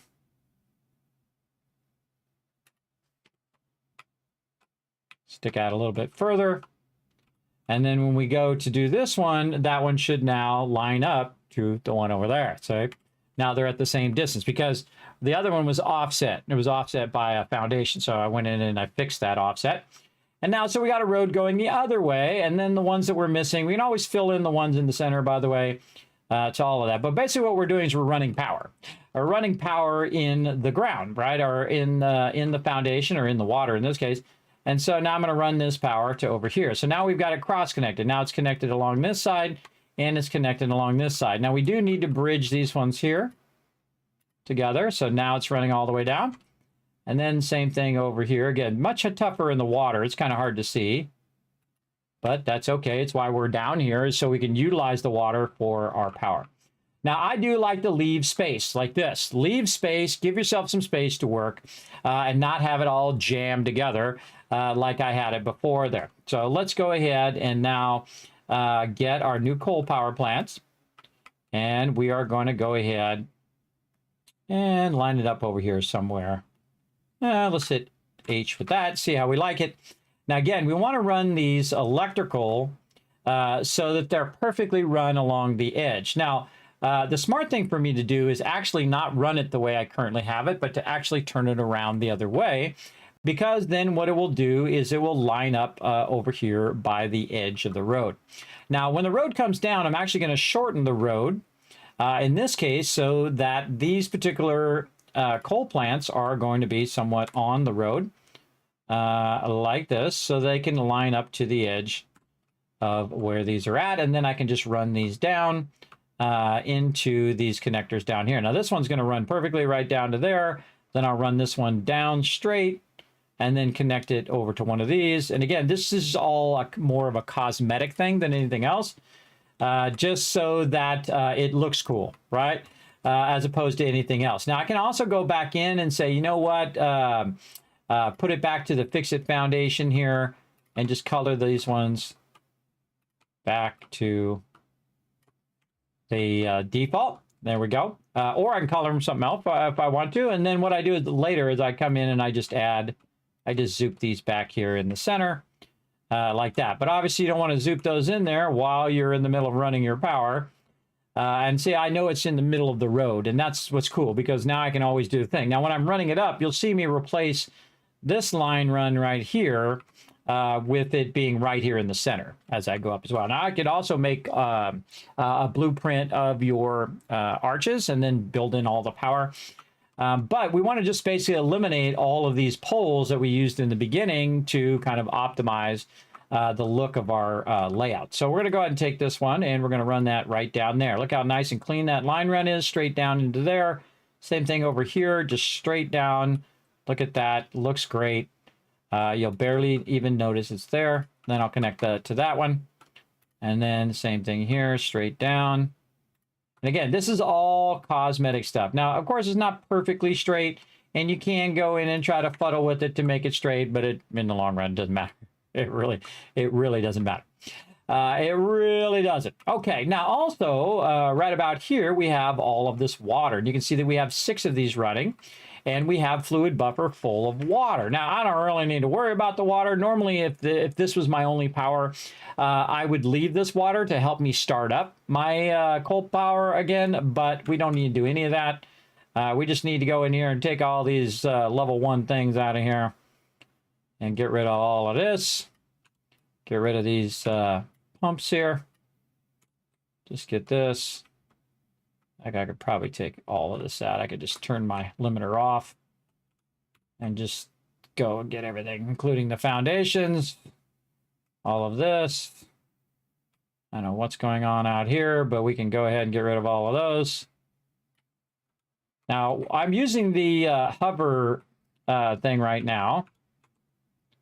These are definitely blueprints because they're, see how they have a different color to them.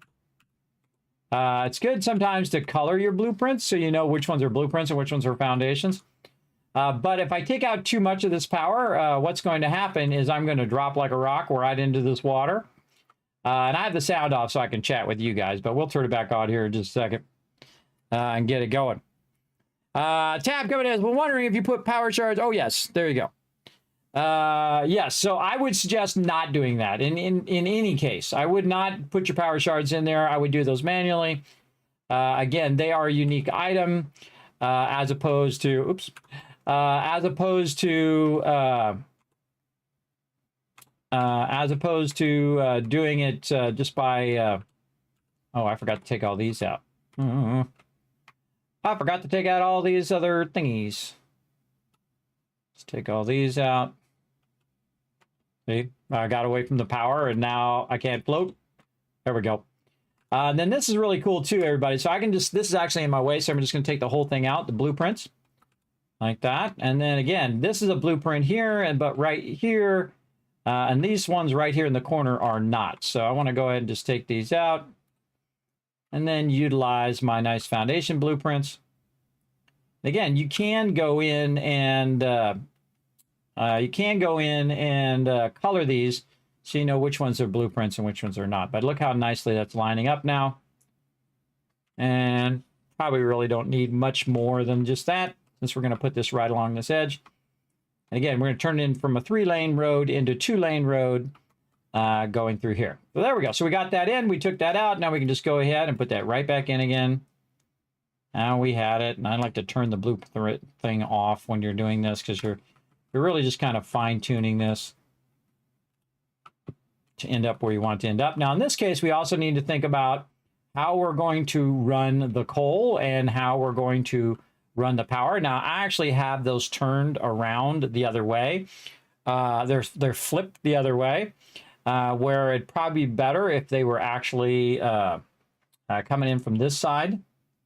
So the way I want to run that coal is I'm going to bring the coal in. I'm going to run across the roof edge, and then it's going to come down. But we're actually going to take that out. We're going to take all those foundations out. Yes, so we want to flip this the other way before we put that down. And it's just convenient that we happen to have our stuff going right over here. Now you can see that when I'm jumping, I'm not really getting any power, but now I am over here. One of the things about your blueprinter, everybody, I highly recommend going around and putting in power all around your blueprinter. Because it's going to be super awkward while you're running around. I'm just going to put it way out here.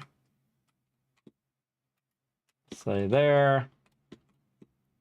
Again, just connect all that power together.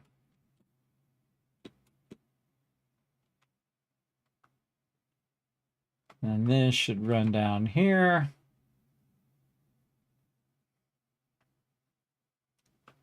And we'll run this directly to that.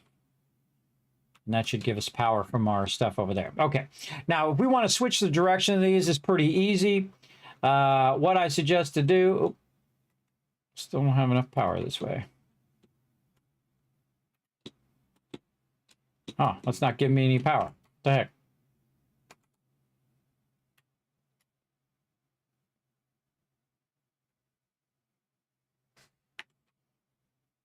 Oh, we're not connected into the power system.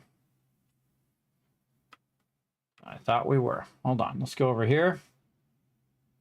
What's going on over here? This is good. Thought I just connected it over here. I did. Did we miss a connection here? I feel like we missed a connection. Yes, right there. Might have taken that out and put that back in again. Let's take this one out. Take that one back out.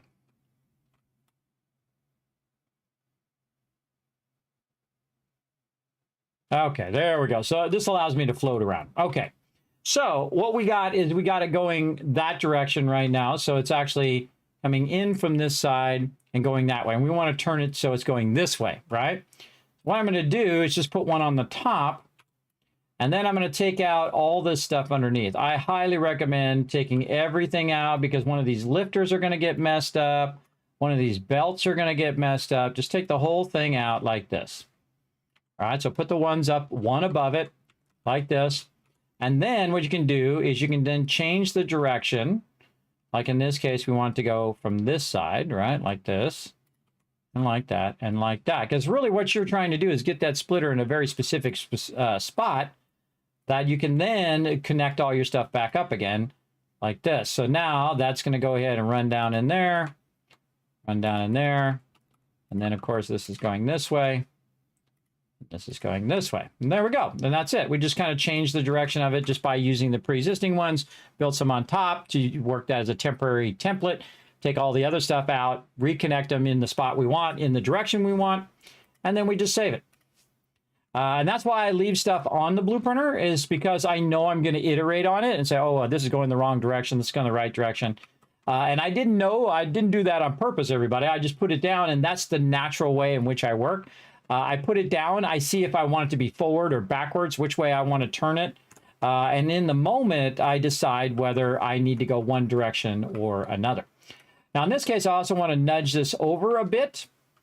And the reason why I want to nudge this over is I know that eventually I'm going to need to get that coal to end up right here.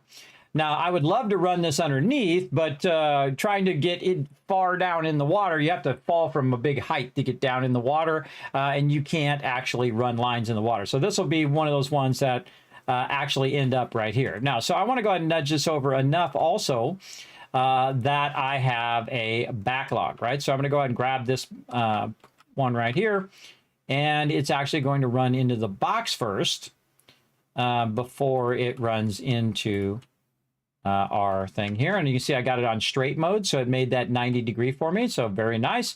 And then we can go ahead and grab all this coal, which I left over here on purpose, and we can run that in there, and that'll just go ahead and run along the belts, and we can go and look and see if the lifters are working.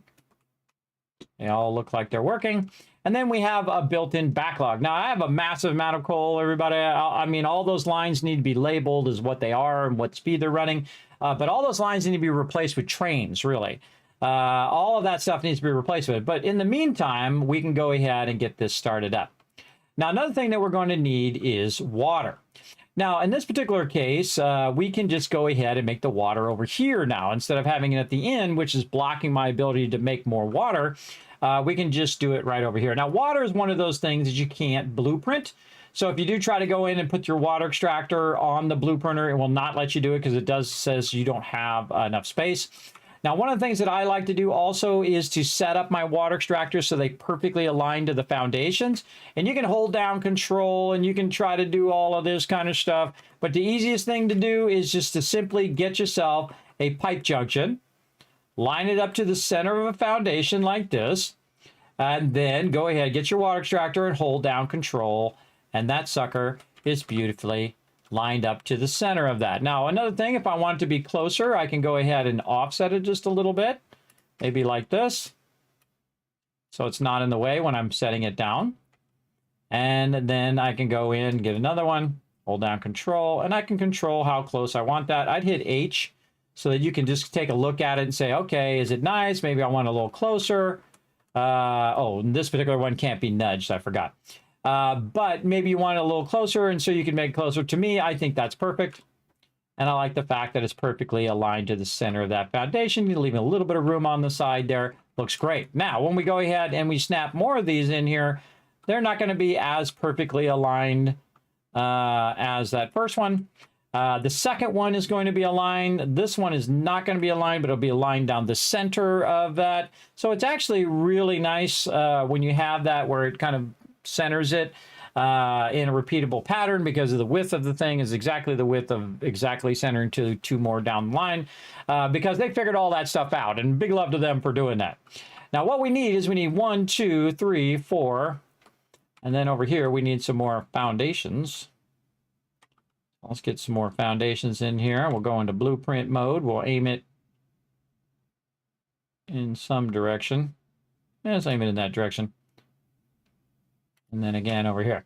Again, I have it slightly sunk in the water so that it has a downward flow end of all of these. Now, we used 6 of these last time, and we're going to use 6 again. Now, I do have another configuration that I only use 5, and that is the optimum you need. But 6 is a great amount to use so that you can eventually end up with that perfect balance at the end. So I'm going to go ahead and grab the power. Again, you're going to see I'm going to use a lot of power switches like this. And again, you see it pulling out, so it's not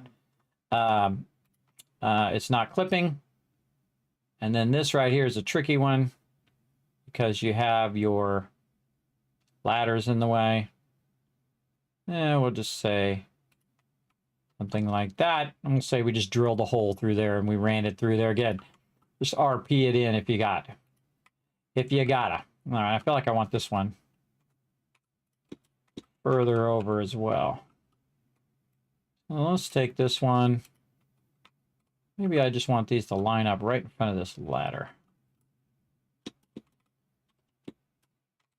Need to run my power from this side. This way, while I'm running, I can float and then do the thing. So better to run it from this side than it is to run it from that side. And speaking of, let's go ahead and run the power, let's say from here. And we're going to start that power right there. Again, hidden in the ground. And then over here, we can use this floating ability to try to get right in front of this ladder here. And then we'll have this one. And I don't like the fact that it's going through the ladder, but I don't think I have much of a choice. So it just kind of does that. Maybe I'd like it more in the front of each of these. A little close for doing that, but I think I can finagle it here. How about something like that? Yeah, I like that a bit better. Again, I like to experiment. Again, this is all cosmetic, everybody. It doesn't really matter how this is, but I kind of really like to think about how my power runs are in this case. So there we go. And then I can run this all the way to the in one. And then now these two are going to start up. And then again, we're just going to kind of run it into the center. We'll try to do them the same, but if they're not exactly symmetrical, everybody, I find symmetry cool in the beginning and boring later on. I see a lot of people build with just perfect symmetry of everything. They don't even push themselves to not do symmetry. I feel like get your symmetry down, you know, figure it out, do your thing, and then don't make it so symmetrical all the time. Add a little flavor to it, right? Add a little flavor, a little difference, because that's what's going to set you apart. But sometimes it's good to have symmetry. It makes it look like a nice, clean factory. But again, doing it too much, I just find can get pretty dull. So make sure to, add a little spice in there. Do something a little different that's not perfectly symmetrical on every single thing. Just to challenge yourself from time to time. But in this case, these are all symmetrical, the way the lines are, the way the lines are running. Look how cleanly those lines are run. Beautiful. All right, so those are all starting up. Now, again, these produce 120 per minute. Now, how much do we actually need for our coal plants over here? Well, actually, not that much. Not that much. That's way too much. Now, we need about 45 per minute right here, which is actually, I like to have it at 50 per minute. That's just a good all-around, have a little bit of extra just in case kind of thing. And that's what I like to do. So we're going to go ahead and put in the rest of these coal power plants. And it's all over the place because it's doing the blueprint thing, even though it should snap to this other blueprint. And we'll hit H. We'll come back and do all this power later on. How are those looking? Those are looking good. And then we need more road over here.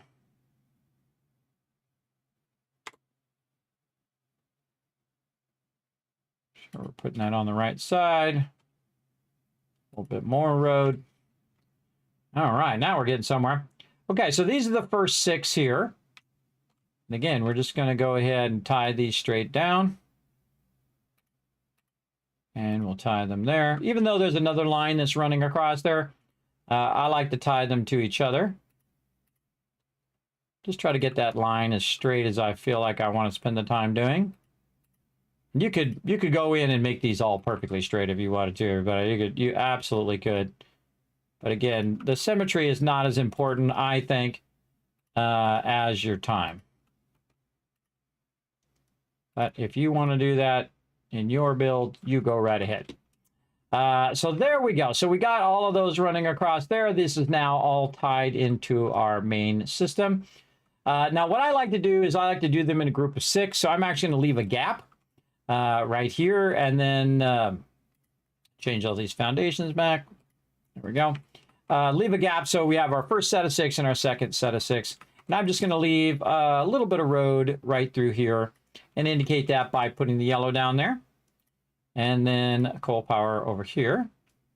Turn that blueprint thing off because it's making my stuff jump around. I mean, sometimes it's helpful and sometimes it actually just can be irritating because it's just making it bounce all over the place. All right, there's another one there. This is why we backlogged all these resources and been doing all this hard work all this time. Now, this is just to clean this up. This is really just backup power, not really what my primary power. But we want to go in and we want to make it nice now because this pretty much is how this is going to be forever. I'm not going to do any more coal power other than this basic coal power that I have going. But I do like to have a backup of power. I think it's a good idea to always have some sort of backup. Connect all these together. Just to make sure. Always a good idea to say, oh, wait, I'm having some sort of power problem. Those together too. Okay, and then we want to connect over here. We already got those connected. Between there we go. Okay. And this is connected to this, which is connected to that. Okay, so these are all connected. We got our line runs looking really great. Our power cords looking really, really good. Now, we need to get our 2 things connected. So this is 3 and 3 here, 3 and 3 here. So we want to connect this across here. And you can see I set it up in such a way that I could do one group and then the next group. So I did it in groups of 3. So 3, 3, and then that's one set, and then 3, 3, and that's another set. Now, I've actually done 140 coal plants before. Coal power plants. You can go back and look at it on my YouTube, everybody. We made a lot. We did a whole lot of it, and that was like 10,000. It was actually 12,000 power, but it cost me 2,000 power to extract the resources and let it run and do the water. But really, that's, it's 10,000 power just from coal power alone, which is a lot. And you can do that at the very beginning of the game. You can go in and just make a massive amount of it if you want. I find it's a waste of time because really you just want to upgrade to the next thing and the next thing and the next thing. Now, the great thing about pipes, when they're not getting all crazy like that, is that pipes are both mergers and splitters. So what you want to do is basically get that water flowing in there and getting it filling up all the pipes. And again, these are all 120. So if we take this and we say, okay, this is going to be 50 here, right? So this is 100. This is 200, 300. So this is 300 water here because each of these is 50 and we have 6. So that's 300. So 300 there, 300 there. So we need 600 water. So over here, we're actually producing, we have 6 of these and it's producing 120. So it's actually producing more than the 600 than we are actually using. And that's okay. We can have an extra amount of water. What we really want to do is, while we're working on stuff and running lines and doing all that, cleaning all our stuff up, we want it to be working away on backlogging a lot of this water. So I'm going to go ahead and put this, let's go ahead and center that right there. And we're going to go ahead and do this just in case we want to add more coal power later on. We have basically a massive distance in which we can send it. And then we want to combine all of our line runs here. So what I like to do is figure out where the optimum is here. Actually, let's do it here from this end. Make this a little easier. And so we'll just run the line. Now, one of the things you don't want to do is you don't want to put this connector thing right in front of your output because it'll mess you up. You won't be able to put your T-junction there. So I'm going to put that back just a little bit and then just keep running this as far as I need it to go. And I'm going to put this back again. I like to put it in between the two of them like this and then just keep running it until we reach the end. Now, again, I don't need to do this. I can just do this to make it go faster. And then I'll get my pipeline junctions, holding down control so it snaps. And you can see this is really easy, but really easy to do. And again, I don't really care about running this underneath or up above or any of that stuff. We just want this to be feeding in there. Now, if you notice that I'm not going to need any pumps whatsoever because this is on a downgrade, and this is why I have it slightly in the water. So it's on a downgrade. It's going to start filling that thing up while we're doing this right here. And again, that's what we want it to do. We want it to backlog a bunch of this water so it'll help us start up our coal power eventually. So there we go. So now we've combined, instead of having 2 groups of 3, 3, and 3, we have now 1 600. And then the maximum speed this is going to go is 600 anyway, everybody. The maximum it's going to be able to go because the limit of the pipe is 600. So you can't go beyond that as well.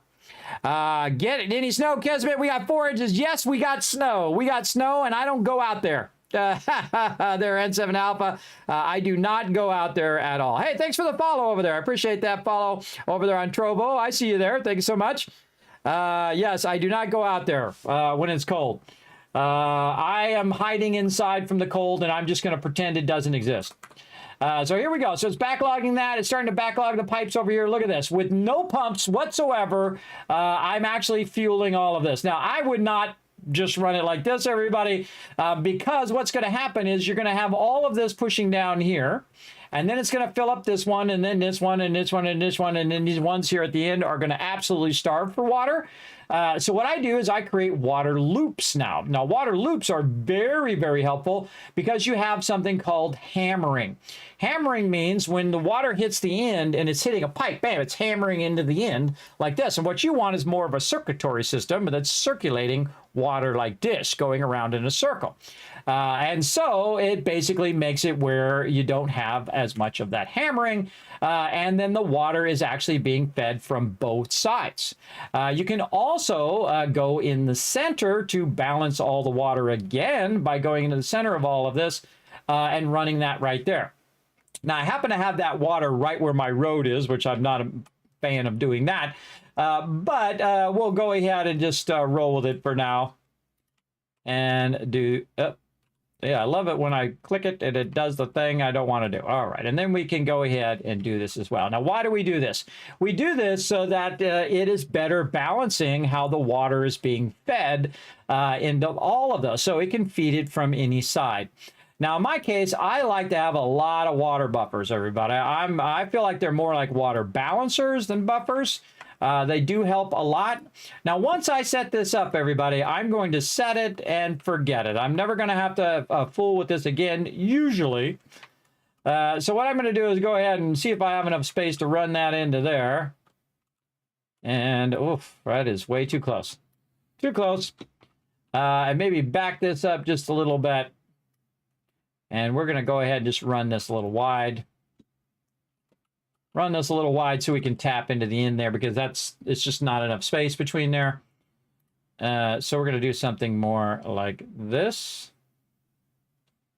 Say something like that. Let's go see how this is on this side. Again, I hit H so I can go in hologram mode and then just try to get a nice,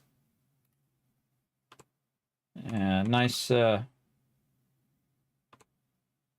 don't like any of that.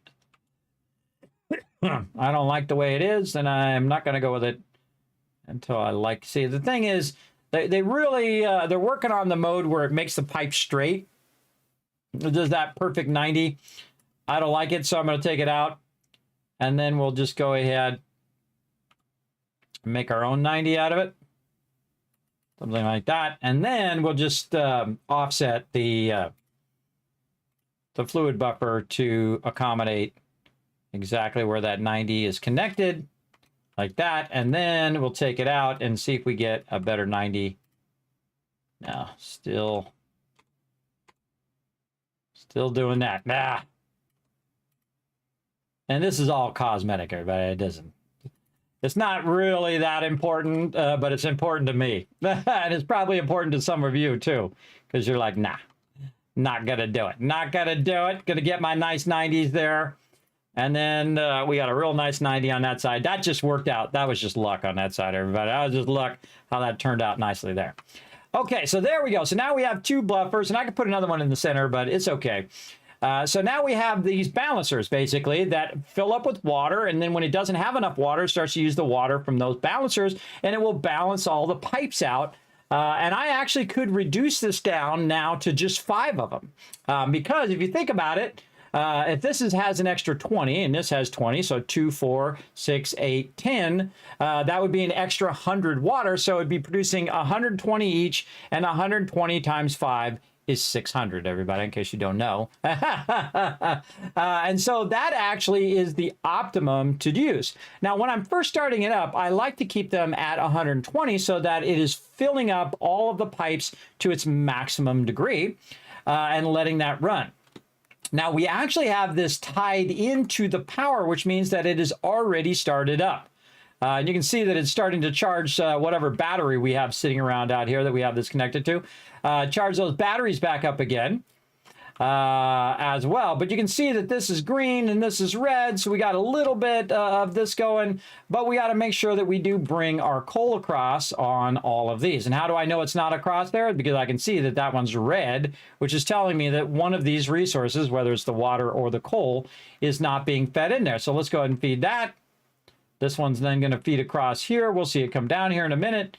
And then this one here. Now, these only need to be fed at 15 per minute, right? But I'm feeding it at 780.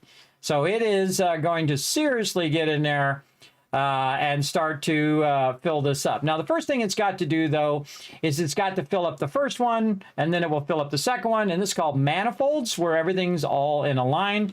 And if you want to save yourself some headache, everybody, just grab this out of here like this, and just go ahead and manually feed it in all of these like this. Just save yourself some time. Go down here, manually feed all of this. This stuff will be filled up in no time. Actually, most of those already are. Especially these ones here at the end, which are going to be starving for resources like this. And I just go through and I manually feed them in there like this. And once I'm done with that, I then have a backlog. And that backlog will start to fill those back up again across the time. Go right here, and then I can feed those in there. Very nice. I'm going to take this box out, and that's going to go ahead and give me everything that's inside that box, which is even more coal. We'll put that in there.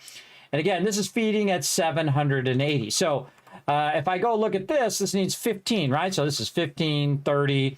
Then we have 60. And then we have, what do we got? 30, 60, 90. So that's 90, 180. So I need to feed this coal at 180. And I'm feeding it right now at 780. So it's plenty. Plenty, that's for sure. Now, I do need to go over here, though, and I need to connect this coal across from here and run it into this thing here. So it's continuously bringing that coal down. Now, is that running out of there at 240 or 180 or whatever? I have no idea. I have to go look at some point. But our coal power is now back up and running. And so we need to go down here and see if there's anything that it's got a little thing. Oh, right here, we've got a problem. What's the problem right here? Is it coal? Is it not on? Oh, it's not on is the problem. Oh, one of the power grids is shut down. Okay, so we got a problem with our power grid. Let's connect that over there. I believe it's not connected into the rest of the grid. There we go. Yes, it's not connected into the rest of the grid. So now we're off and running. We can see our batteries are starting to charge back up again. We're looking good overall. All right, and now we massively, look how much nicer that looks, everybody. Look how clean that is now. We got all of our water in the back. We've got this. The only thing that I would change is definitely the way that this coal runs in here. I would run it from up above, down into there, or underneath. But our little blue printer just saved us a lot of time and basically cleaned this all up. And now we've got our ability to run our road right down the middle. Now, there's also a bunch of stuff over here that I was using previously for other things. Oops, I did not want to take that out. That awesome sink needs to stay there. My bad. My bad.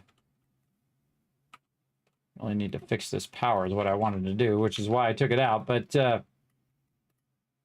we'll fix that in a second. We need to keep the awesome sink there because the awesome sink is getting rid of the excess from our fuel generation right now.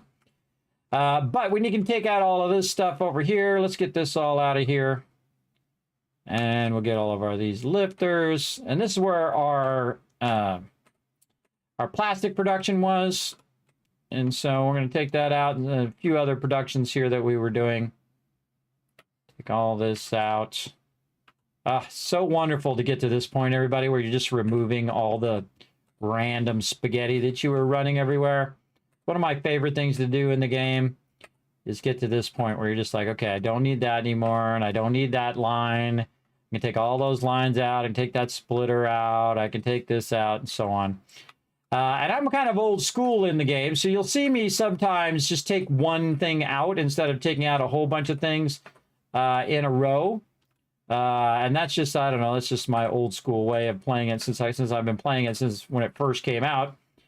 And that's the way we used to do it back then. We didn't have limiters. We didn't have the ability to take a whole bunch of stuff out as easily as you can today. So, again, we don't need any of this stuff for now. Take all that out. We have a whole bunch of pipe systems there. Oh, wow. There's actually stuff still in there. Okay. Wow. There's a whole bunch of that still in there. I might leave it in there for now. We'll think about getting rid of it later. Take out all this piping. And, oh, I said I was going to turn the sound back on. I totally forgot. Totally forgot to turn that sound on. Looking good. Thanks for hanging out, Blind Coder. Good morning to you. We're having some fun. Oh, did we set our timer? Oh, my goodness. We almost forgot to set our timer there. Okay, so all this is good. If you notice, by the way, this is also set up, a foundation up. The reason why it's like that, because it creates a downflow of the oil to the lower part here. And you can see that it's just, again, you don't need as many pumps to downflow that into your thing. It's just a smart way of using gravity to your benefit, as opposed to it not being to your benefit. All right, now this, we can take these out, because this is bringing power from up there. And this is why we have this over there.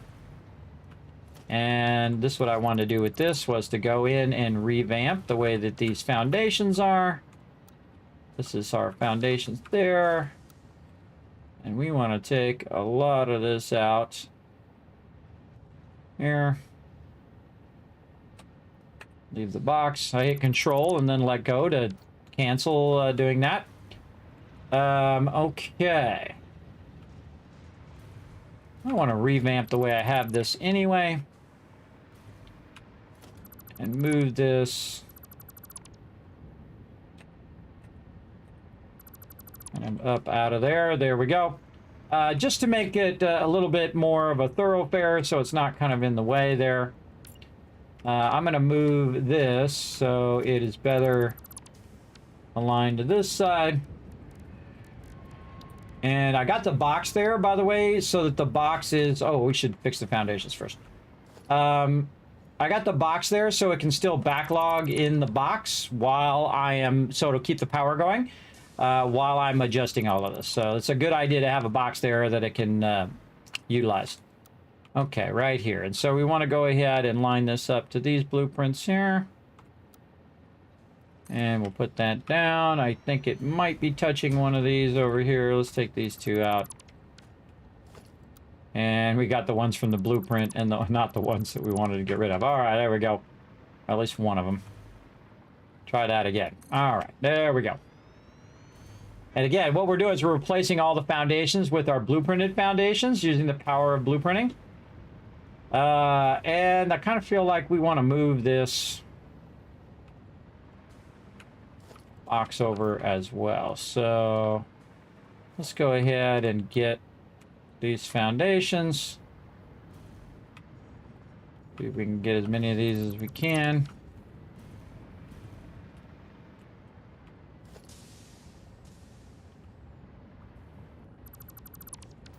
What are we at? 1, 2, 3. That's gonna be tough, but we'll do what we gotta do.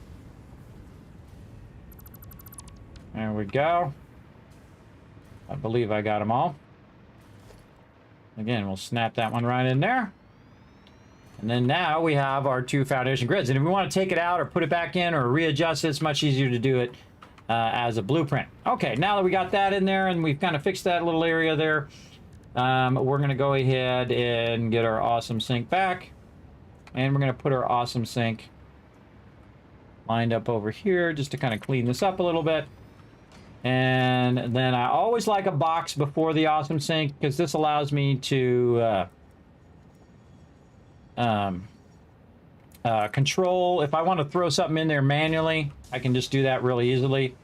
I also like to leave a gap so I can see what's going on with it. That's also a very useful. Let's take this one out now. And we're just cleaning this up a little bit so we can get ready for our turbo fuel. And then this we'll take out of here. And this is being merged from 2 different directions. And oof, that would have been nice to move that forward just a little bit, but we'll go with it. Okay, so that's going to run that excess in there. It's going to run some of it up here, and then some of it down here into the awesome sink itself. And then the awesome sink, we want to go ahead and make that power really nice. So we're going to run that underneath here, and then we will run that all the way over here. It doesn't matter which one I connect it to, as long as it's kind of connected off to the side for now. Okay. So that is now back up and working. Now, what we want to do, again, is set this whole thing over here. This whole thing, including the power runs for all of the water here, and all of the power runs for the coal generator into one circuit, right?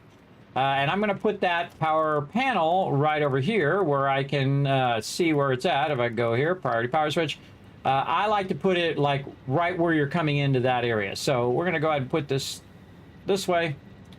And actually this way, so we have A on right and B on left, right? Or maybe this way. It'd be more like this. When I'm coming down the road, like this. Okay.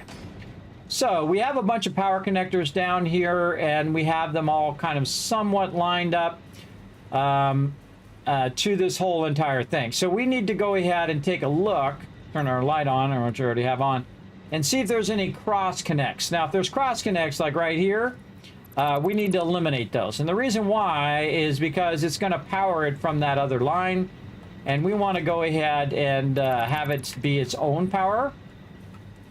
And so this is going to run to here, and then instead of this going on down the road, I'm going to disconnect that, and then this is actually going to run to this, and this is going to run to that, like that. Now, that's not in the greatest position, I think, for doing that, so I'm going to go ahead and just take these out and readjust these to match up to what we want here, and then This is connecting all the way back to here. Very nice. And then this will reconnect to here.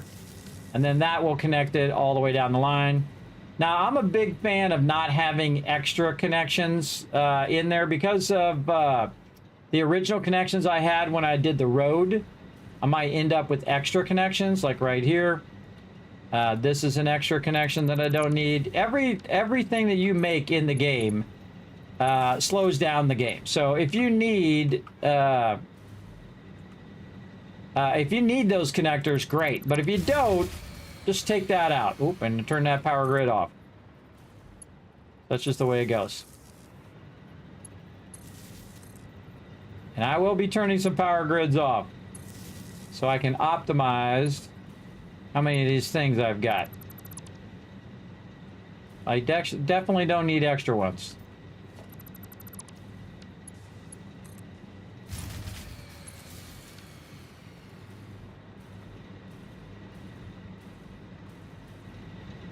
Okay. And again, this one goes back, connects all those grids together. Now also, on this side, this is going to be its own power grid as well. So what I want to do is I want to have the ability to turn this power grid off as well. So I'm just going to make my life easy by basically mirroring exactly where I have that particular thing over here. And I'm going to move it back a little bit though. So it's kind of lined up off here off the road. And then I'm going to have A on this side and B on the other side. And I will take this one out and we'll just do the same thing. B here, A there. So what this is going to do is then tie in to the rest of this power. So I'm just going to go ahead and now take this power and run that to here. Like so. And what I can also do is cross-connect the two A connections like this, so that basically they're fueling each other if they need to, right? So they can fuel across the two sections. And then I'm going to take this and I'm going to figure out where I want this to line up.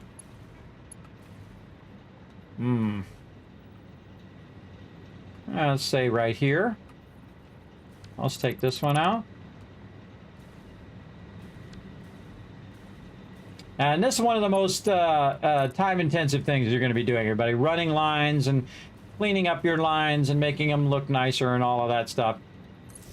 So I'm just going to put that right in the center and then just, again, tap in that pole. So both of them are getting the power from those sides.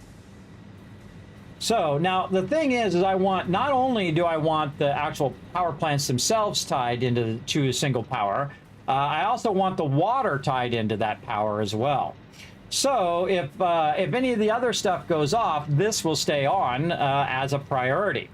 So I want to run this power also from over here around to the back here and basically have this water and this as a single tie-in.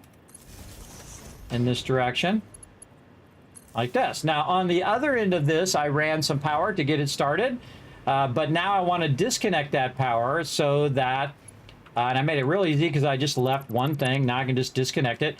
And now the power from this is actually what's powering this, and it's called perpetual power. So once you get your coal plants going, because you're using your biofuel normally, you get your coal plants going, you got your water running, you got your coal running in, and now the coal and the water produce power, which powers the coal and water extraction. And so you create that loop. It's one of the best moments in the game, I think, especially early on.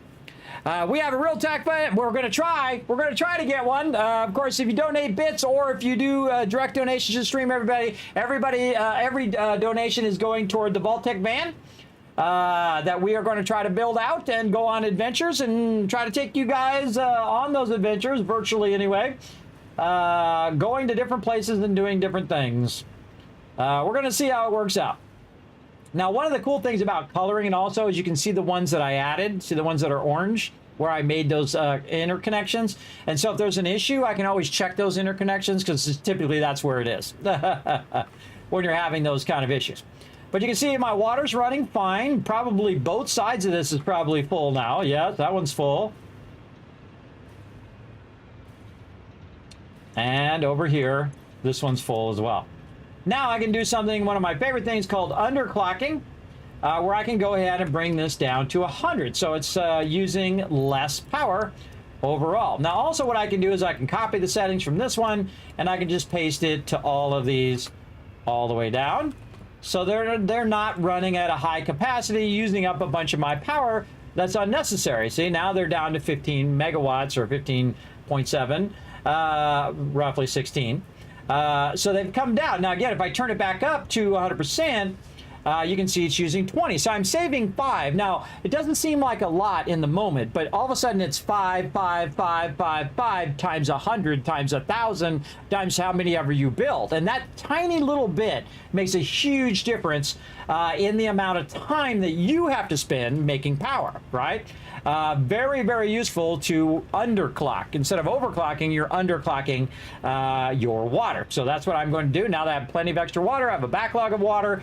This is only actually using 45 times 12, which is less than 600 water. Even if I underclock it, I'm still above where it's at. I like to have a little bit of a leeway there. And then bam, that is going to run forever, basically.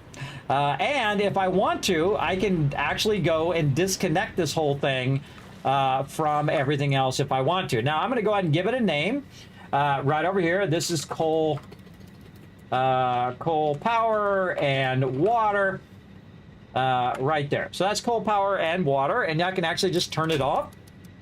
And you can see that it will cut the B version of it off so that it is no longer basically running power from this other side over here into here. So this fuel is not running in there anymore. It is actually generating its own power and is separate. Now, the real main reason of this, everybody, is that you want this always to be on or off. You can see I can switch it back off. You want this on or off, and this is really so you can control your circuit breaker. Right, so my coal power and water, I always want that on. Priority group number 1 is the one that you never want to go off, right? You never want that to go off. And then this one over here is going to be our turbo fuel right here. And then this one will turn on as well. And you never want that to go off. Now, as you can see, look how much that jumps, everybody. See how much that jumps that power? Now, there's probably some cross connects hidden in here somewhere and whatnot, and those are the things that we'll need to track down to make sure that that stuff is completely separate. But again, if you turn the switch off, this should go down to your B connection should go down to 0, basically, or whatever it is that it's producing. In this case, it's producing 900 megawatts. And so basically, this is not feeding anything from the rest of the grid into where my coal is. The coal is just running on its own. But now I turn that on and then boom, now we have overall more power. And you can see over here that it jumps back up again. So the rest of the power grid is getting that power as well. And again, that is just so that my circuit breaker, when everything else turns itself off automatically when I'm getting low power, or I can manually turn it off, that my 2 most important things are on. Now, the thing about turbo fuel, though, in the case of this turbo fuel, is that it also is got the oil extraction, it's also got the trains, it's also got a whole bunch of other pieces and parts that that need priority switches as well. So that stuff doesn't go off as well. And you definitely want to go in and maximize your priority switches for each individual thing. So right now we did this. Now the other thing to do would be the coal that's being extracted and run down here. Now we're going to redo our coal and do our trains and stuff, which I never want my trains to go off. I never want my hyper tubes to be on all the time and be on whenever I need them. Great use of priority tubes there, because hyper tubes are always burning power. at every minute of every day when you have them on all the time. It's kind of like leaving a light switch on at your house, which drives me crazy because my kids come in, they turn every single light on in the house, and then they leave for 12 hours. I feel like my dad every time I go around, and I'm like, turn the lights off, because it's just wasting money. And it's wasting people's time to have to generate that money. You know what I mean? What's up? There we go. Let me catch up on chat a little bit here. Kismet, do you have a link for Satisfactory? What do you mean a link for Satisfactory? A link for this playthrough, or a link for buying Satisfactory, or what are you trying to ask? I don't have any like affiliate links or anything like that, if that's what you're asking. Affiliate links, you know, you make 0.1 of a penny, everybody. It's really not worth my time. I only do it because it gives you guys a discount. And, you know, if I get enough 0.01s of a pennies, I get a penny, and then I put it into giveaways. But hey, if you want to go ahead and, you know, use my Amazon link, that does help.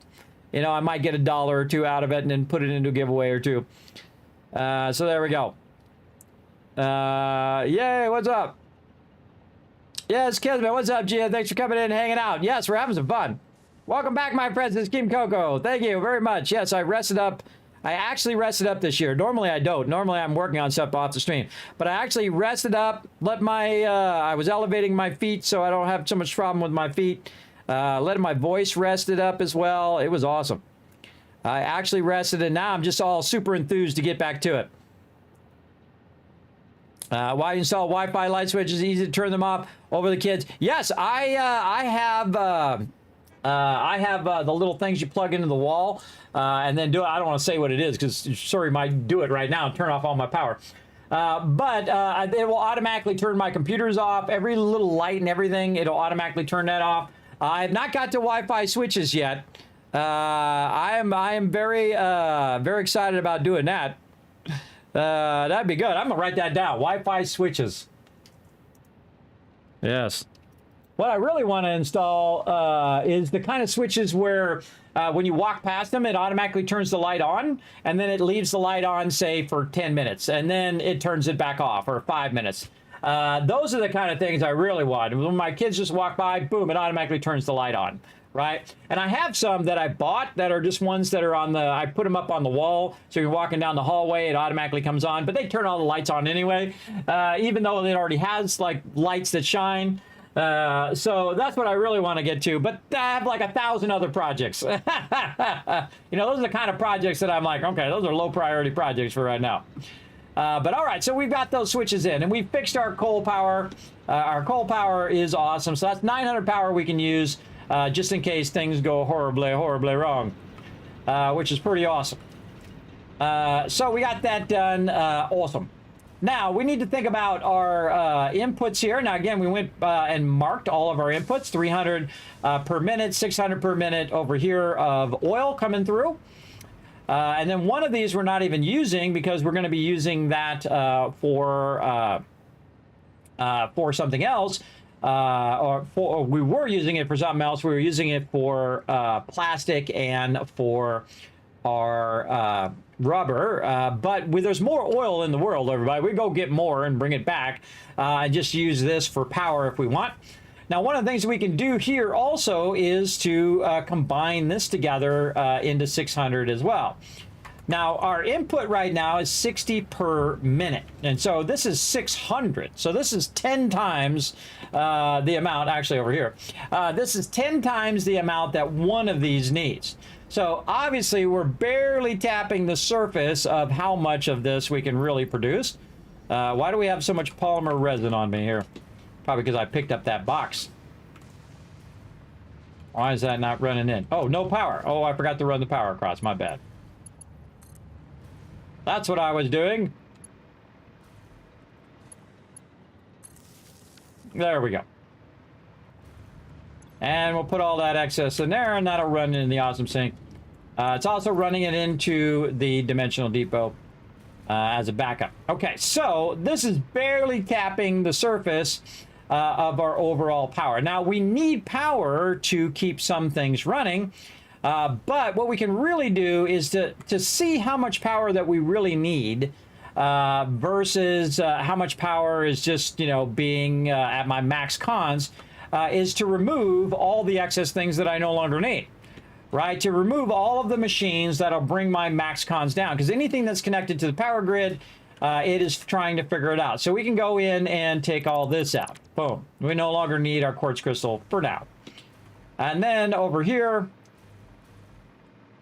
we have a bunch of these, and we'll take all these out. Now again, you can see I'm not taking all the other stuff out for now. Just kind of fun to come back later and really clean that up. So you can see I made a bunch of these extras so we can make a lot of that.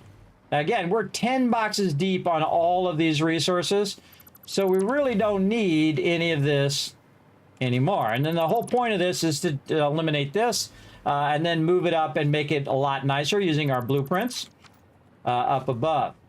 Now, there's multiple ways of doing this. You can do this by type, whether you're doing, okay, I'm going to do, a setup just for making wire, or you can do it by the raw resource. Okay, this is all where all my iron ore is going to go, and then I'm going to take all my iron ore and I'm going to convert it into iron ingots, right? Or turn it into steel, depending on what you're using it for. But if I still have these sitting around, even if they're not doing anything, it's telling me, hey, you need this much power if you have all this stuff running. So we're going to go over here and eliminate a lot of this stuff that we don't need. Uh-oh. Getting full of various resources here. I don't need to keep any of that. Again, remember I have 10 boxes deep of all of that stuff. Let's put this in here. Let's put our hard drives back in there. It says compacted coal, which is probably maxed. Yep. Look at how many of those. Look at how many of those overclocker things I had running. A lot. A lot. There we go. And I think that's it, other than I think we still have our Caterium running. We could probably eliminate that as well. Let's go eliminate our Caterium. And then our SAM ore we have processing out here. So again, and this hypertube is always running. It's always draining you of power. So you can put priority switches on those and turn those on and off for when you need them. Like here, the thing about the hypertube, by the way, is I don't need the entrance on the other side to be on right now. Only this side. So I can turn this side on and then just get in the hypertube, and it will take me all the way over there despite the other ones being turned off. So very, very useful for your things. Now, here's the thing about this hypertube is I'm going to eliminate this hypertube, and I'm going to put a train here instead. So I'm not going to worry about any of that. And normally I build my trains way up high, and in this particular playthrough, we're going to do them down low and up high. And we can always transfer the resources from the low side to the high side. You can see we're way up here, everybody. Look at the top of where the space elevator is there. Very cool. Not quite that far up, but way up there. Way up there. So we're going to run over here, and we're going to eliminate the processes that are going on over here. Now, one of the things I do in the very early game is I get Caterium, and I have the Caterium constantly be feeding into the awesome sink. That just does it nonstop, all day, every day, running that in there. Look at that, and look at these belts here, buddy. Mark III belts we got running. It just does nothing but run that in there. Now, I don't need that whole entire process anymore because I can always do it in later on the other end. So I'm just going to go ahead and eliminate all of this. And we can go ahead and just leave this connection here. That's running that up and running that back to my base. But I no longer need that process anymore.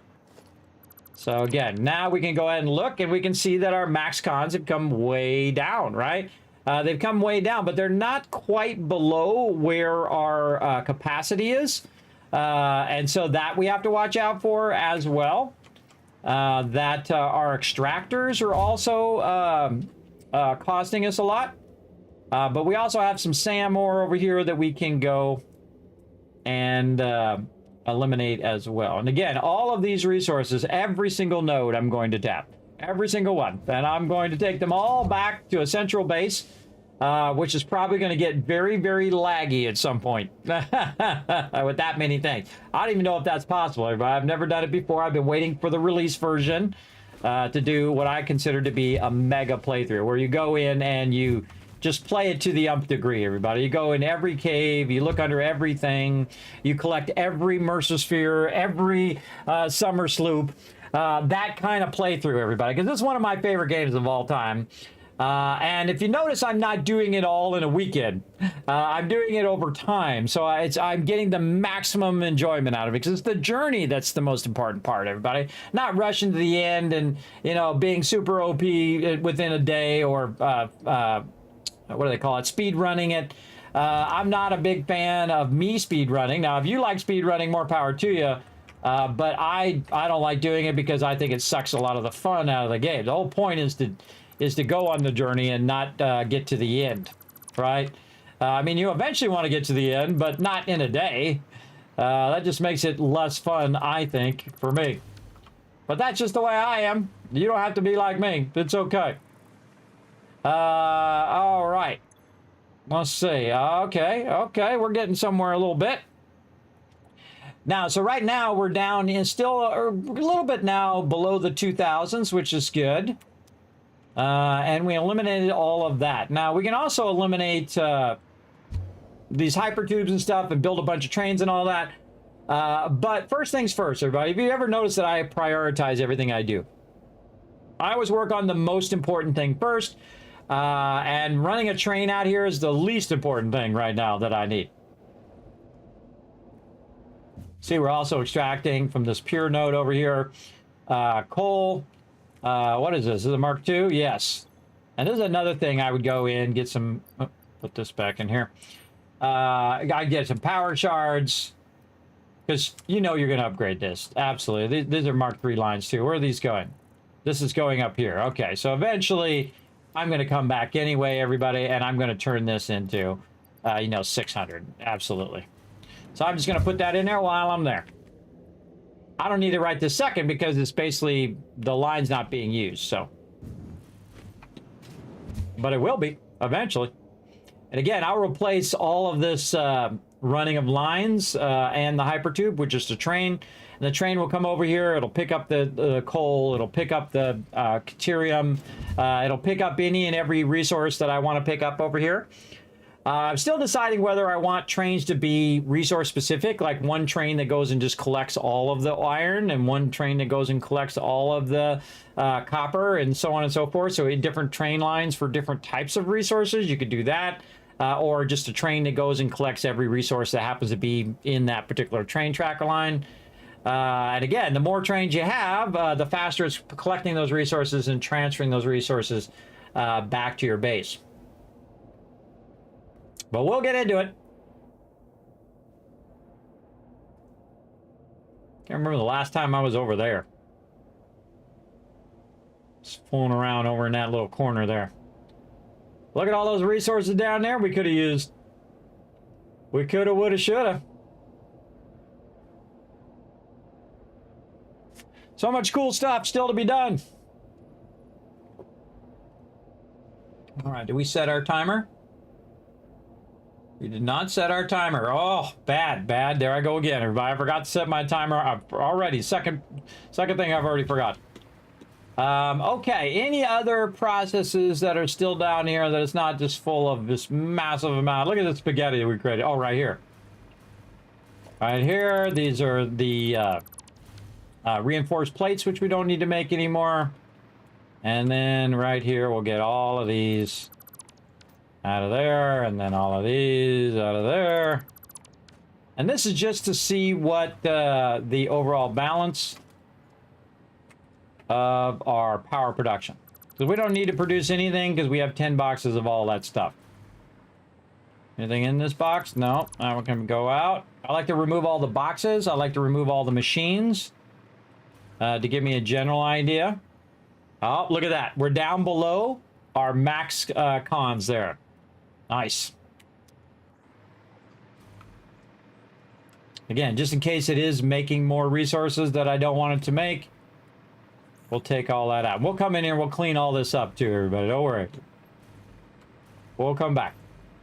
Okay, and then over here we have some processes that we no longer need. All of those. And then over here, all of our stuff for our aluminum. Again, we'll go in and we'll replace all of these, obviously, with processes. Uh-oh. Dropping stuff again. Deuterium ore. Ignits. We're going to have to track down a bunch of these boxes and eliminate them. Yeah, by the way, you can just pull it out of the box and hold down control and I'll put it in there as well. Clean that out. Oh boy. Don't need this. Those back in there. I just picked up a whole bunch more of those. Compact coal. We can get rid of this. We can get rid of these. All of this. That stuff. Again, as we pull this stuff out. By the way, there's a box full of stuff somewhere. I forgot where I put that box. But there's a box full of the stuff that I put down earlier. Remember that we left our inventory empty. The reason why I did that is because I know I was going to come back and do this. And this is a fantastic way to end up with 50,000. Look at it. You can see them. There's tons of these boxes everywhere. We'll just leave that. My goal is to see what our true max cons are.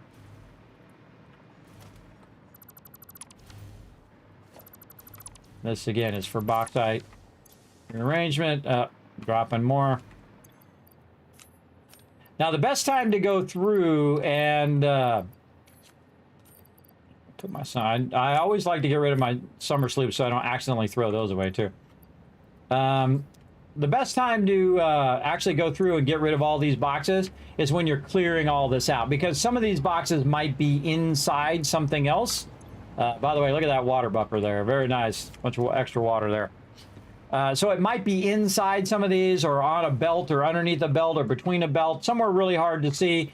So I don't really worry about it. Yeah, look at our max cons way down now. So right around 4,200.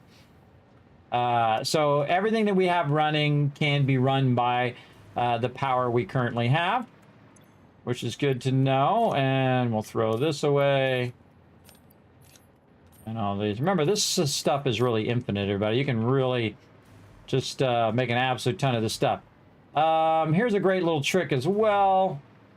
What do we got over here? We have a ton of these. Let's take these and run these.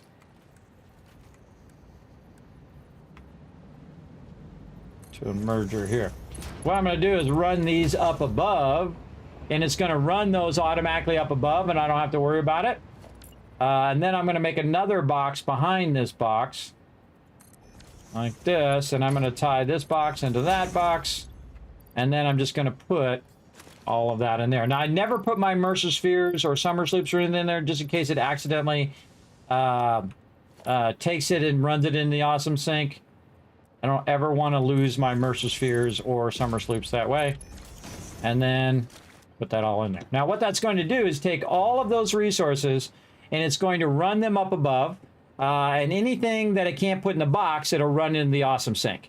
If it can put it in the box, it'll fill up the box. If it can't fill up the box and it can't run it in the Awesome Sink, and it's just an item that's not being sorted, it'll end up at the end. And basically, it'll end up at the end way up there. So it's basically doing my job for me, which is kind of clearing. Oh, there it is right there. There's that box full of stuff right there.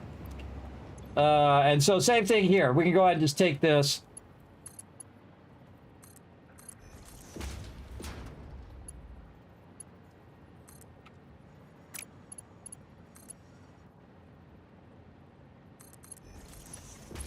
Tie that one into the back of there. There we go. So all of that stuff is now going to run up above, and it's going to auto sort. So I don't have to sort it. And that is a good thing, believe me. There's a couple dismantled crates over this way. Are they up above or are they down below? That's the hardest thing. They might be in the water too. That's really annoying when they're in the water, because it's hard to tell exactly where they're at.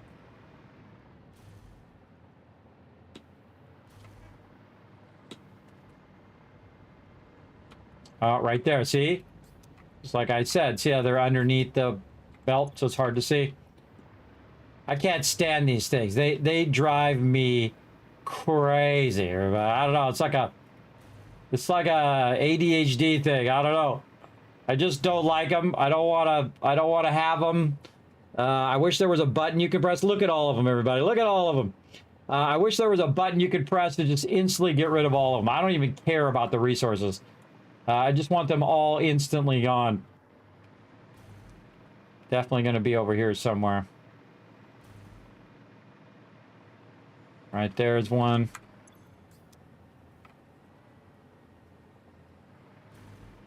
It's because you're taking this out and you're getting all these other random junk resources. And again, this stuff I just throw away because that stuff you can, and presents, we can make a ton of that. And that stuff's easy just to get rid of. But when we're in here taking all this out, we started making a crazy ton of these little boxes. 2 more this way.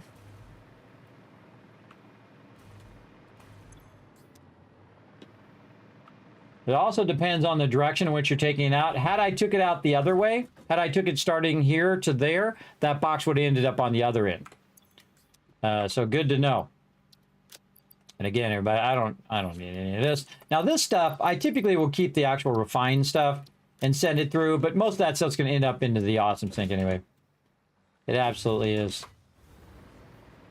Again, when we take all this out, we're going to end up with a bunch of resources as well. But to have your own auto sorter that goes through and makes that decision for you, whether you have too much or not enough of that thing, is just so incredibly helpful. All right. And then over here, same thing. We'll just drop those in there. Drop that in there. All right, let's find some more of these boxes.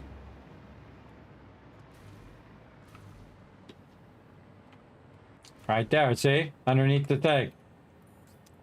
That just really triggers me, everybody. It really does.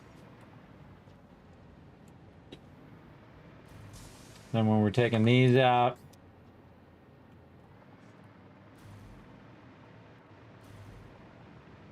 one right there. They have a tendency to get in little nooks and crannies that you wouldn't expect them to be in.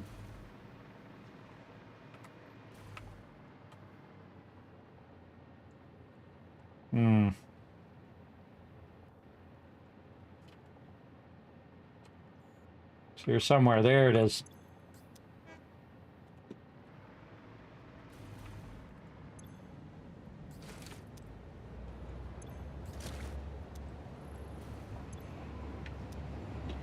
That's a lot of sorting. And again, we'll take all of this and we'll have it do the same thing, sort all that stuff out for us. Okay, so that's not our highest priority right now, though. Even though I do want to remove as many of these dismantled crates as possible. Just so they're not triggering me the whole time. And you can see them a little bit better on the map, too. About how far it is from where you're at and so on and so forth. This one here. All right, here. Take that out, take this out, so I can take that Mercer sphere and put it back in there. Okay, let's fix these dismantled crates before we move on. Because you always think you're going to come back to it, but then you never do. How far away is that one? That one's fairly far. A couple of them over here.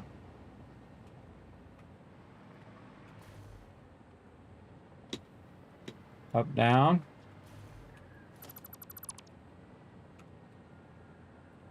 They really need an option, everything but that item, right? Everything but foundations, right?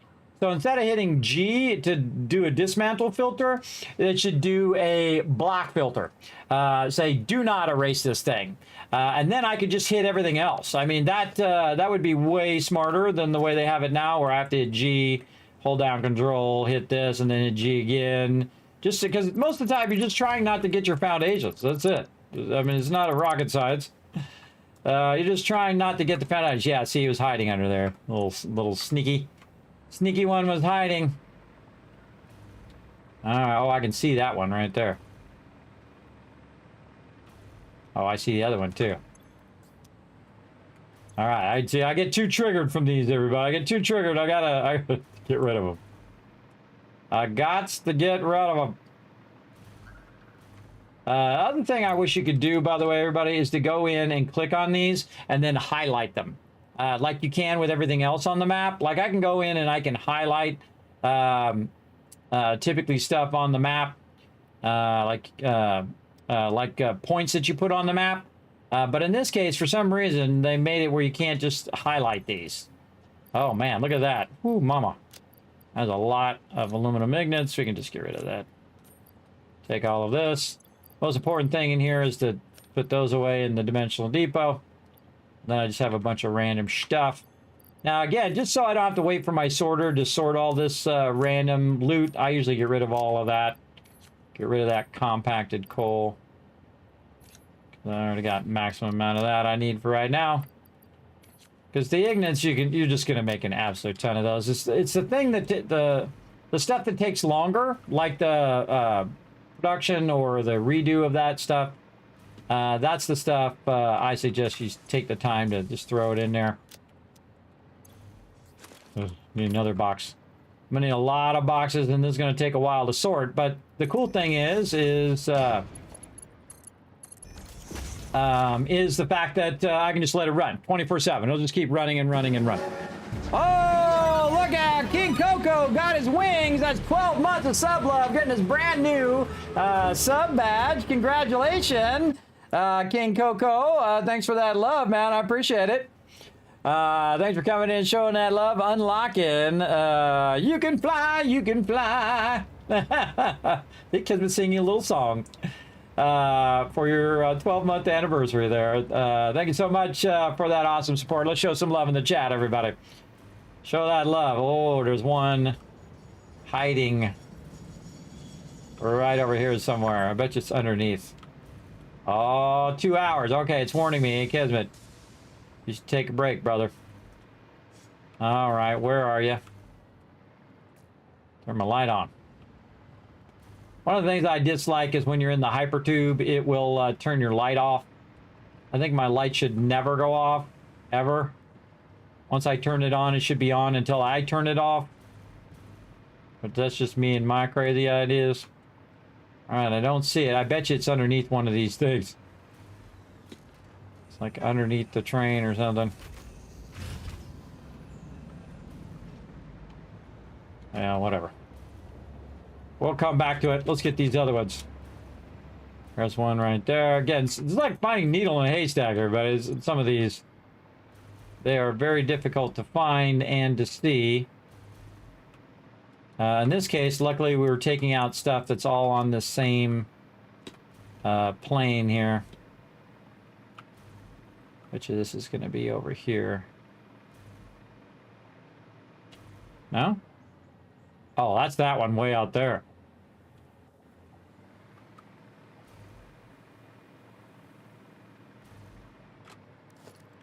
Yeah.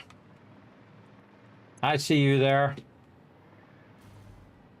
And again, that's what happens when you take a lot of this out at the same time. You just start dropping these left and right.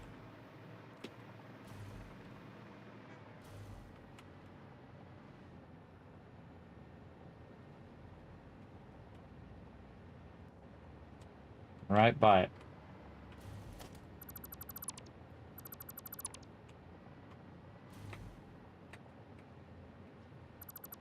Just take out what we need to find these boxes. Maybe down here.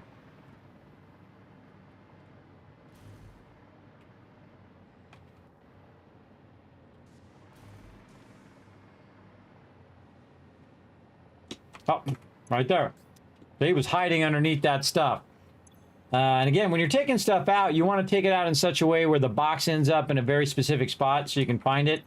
If you're trying to do those boxes on purpose, you can control it based on which way which direction you're taking it out.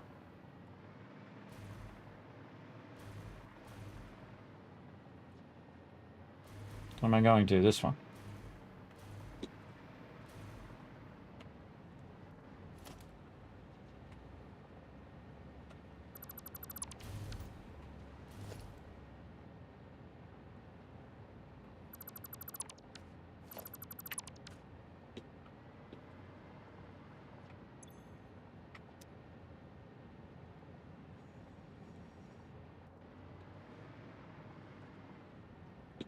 Sometimes it can be up too. It can be sitting on a belt or something up here.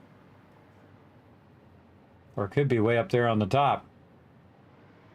Again, hard to tell sometimes. I'm just pressing control and releasing. And I kind of feel like it should be right here.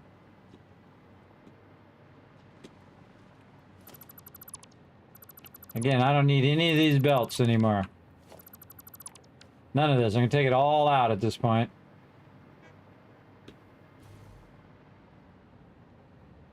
That's a tricky one. Might be underneath. Down here.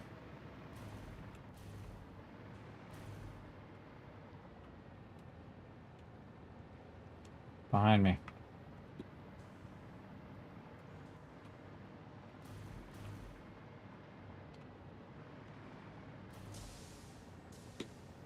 See how difficult it is to find just that one crate? I mean, again, if I could highlight it, I could see where it was. Let's go in the water and look around.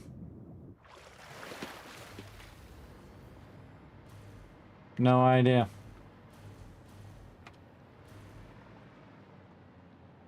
Let's go try to find this one over here.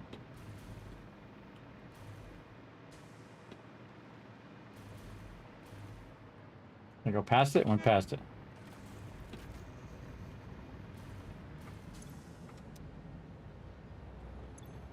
How much time this burns up to?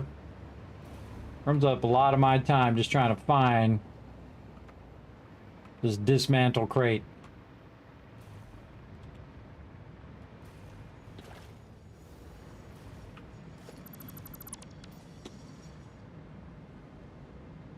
Oh, that's the one that's under the train station. So yeah, now I've got these three.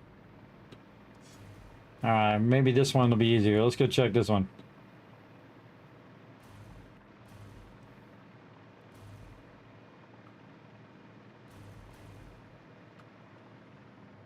Nope, that wasn't it.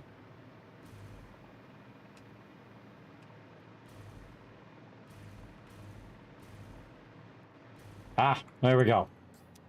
Okay, we eliminated a bunch of them. Again, you can do that for hours, everybody. Just trying to find that one, taking stuff in and out, and whatnot. The best thing to do is don't create those things at all. That's the best way to do that. Oh, we should take the rest of the stuff and have it sorted. Sort that stuff. Again, at some point, it seems like a lot of stuff, everybody, but at some point, it'll have all that done. Absolutely. Oop, this we can just throw away. And we could probably throw away our aluminum scraps, too. We want to keep our Marsilia. We'll take that and put that in our inventory. Because Marsilia I can just put in the Dimensional Depot. There's certain things that I don't like to run on the thing, because again, I don't want it to end up in the awesome sink accidentally. Okay, so that's going to run all of that stuff. And I think it's time we clean this place up. We're working on our power. But I think we could just go through now and just go to town here. Take all this out. And so what's going to happen is I'm going to end up with a bunch of resources, everybody. I'm going to end up with a crazy ton of resources. I don't want to do the power line. Let's do that again. Always something you're hitting that you don't want to take out. And now it's just a matter of taking all this stuff out like this, already at 50. When you're up like this, everybody, you want to be careful because you might take out a power line and then you drop like a rock, so be careful. Be careful, though. If you are floating at the time in which you start to fall, you can save yourself with the hover thing here. And I want to be able to get rid of all the stuff on the edge. So all this stuff now is obsolete, unnecessary, don't need it anymore. All this here. So again, we can go through and see if I used any blueprints, but I don't think I did on any of this. So I can't dismantle this as a blueprint, which would make this go way faster. But let's just systematically get this done. What's this over here? This is this. Okay. Let's just make this easier.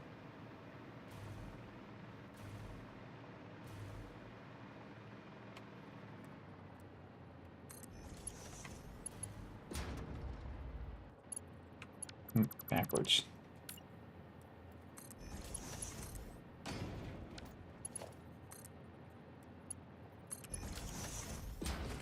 All right, so that's going to run down there. I should run into there, which should run into there and end up over there. Okay, so there we go. So what we're going to do is just manually take it out of this box. Instead of running it from the box, we'll just take it out like this. And I can't remember if I have a thing to hold all of this or not. Doesn't really matter in the end. Because I'm just going to end up making a ton more of it later on anyway. But at least it's not in my inventory anymore. Again, as we recover all of this, we're going to be recovering a crazy ton of resources. So you want to have the ability to put this somewhere, or you're going to end up with those boxes. And so we'll take all that out.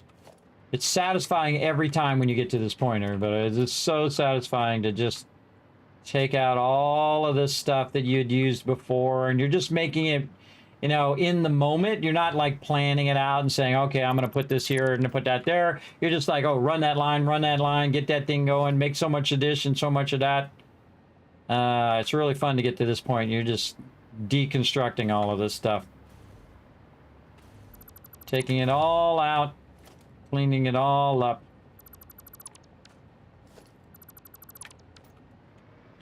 Alrighty. Holding down control and you're trying to hit that 50 limit. I'm going to do it as systematically as I can here.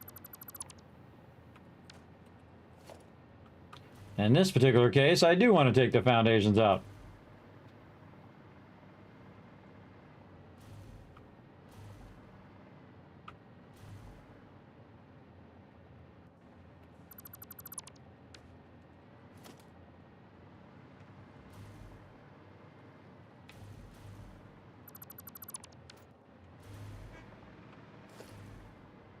And we're going to eliminate using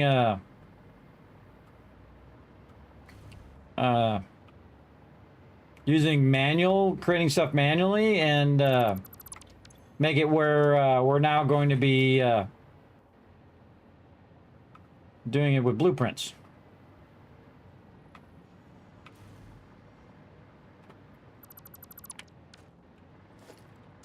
I try to take it out very systematically so you're not getting too far away from the item that you're trying to remove. And then you're watching out for little stuff like this. See the little power connectors and things that are out there floating? There's also presents from the Fix-It event as well, everybody. I'm leaving that on for now. I might turn it off later. We'll see. We'll see how it goes. But right now, we're just kind of taking this off edge by edge. We need none of this anymore. When I take that out, I just lost all that water as well that was in there. Again, we can always do it again. Watching our inventory.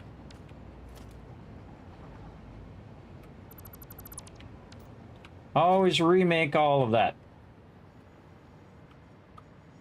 Oh, another power connector way out there.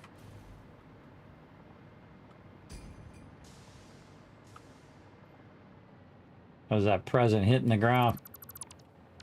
Shook the whole thing. This is time consuming in itself, taking all the stuff out that you put in there. I want to watch out on that box. See, it's feeding that stuff forward. And then this is a whole bunch of base resources. And that's coming from over here. Let's take all that out. And then this we'll just eliminate it because we don't need to save all that. Absolutely not. Take that out of there. Oh, it's also running underneath too. Take that out underneath. Is this awesome sink being used for anything over there? No.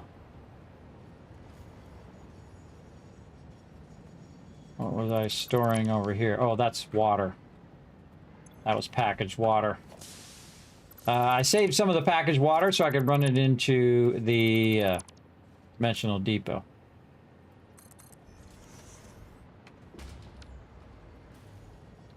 Take this underneath stuff out. Don't need it. No reason to keep it in there. There's a whole bunch of water down here that's for my aluminum, which I no longer need. And watch and make sure I don't make any more of them boxes. And that's also increasing my frame rate right now too. So as I'm doing this, it's actually making it run faster. Because if you don't need it, it's just sitting there and it's calculating all that stuff for no good. Just gonna do this, and we'll just run this. Oops. Run this down the side of that. Get all of this. So satisfied. All right, now this is running up all this excess, which I just cut off. So I'm going to go ahead and reconnect this. Let that run that excess up. We don't need this anymore. And I'll just keep removing all of this. What we got in this box? Nothing. Awesome.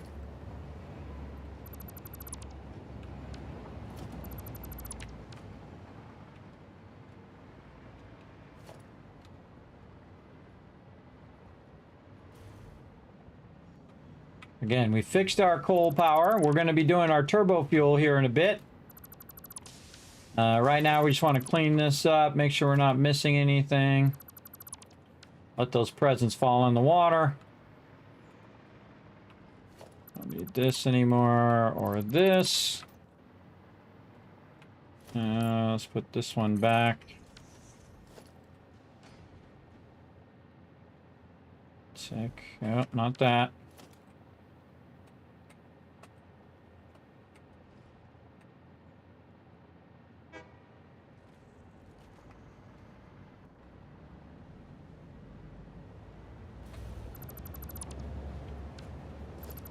Trying to be very precise as to what I get, because I want to leave these here so these can feed in there, all of this random stuff, so I don't even have to even think about it. I mean, some of this we could just throw away. Again, just save it from it sorting it.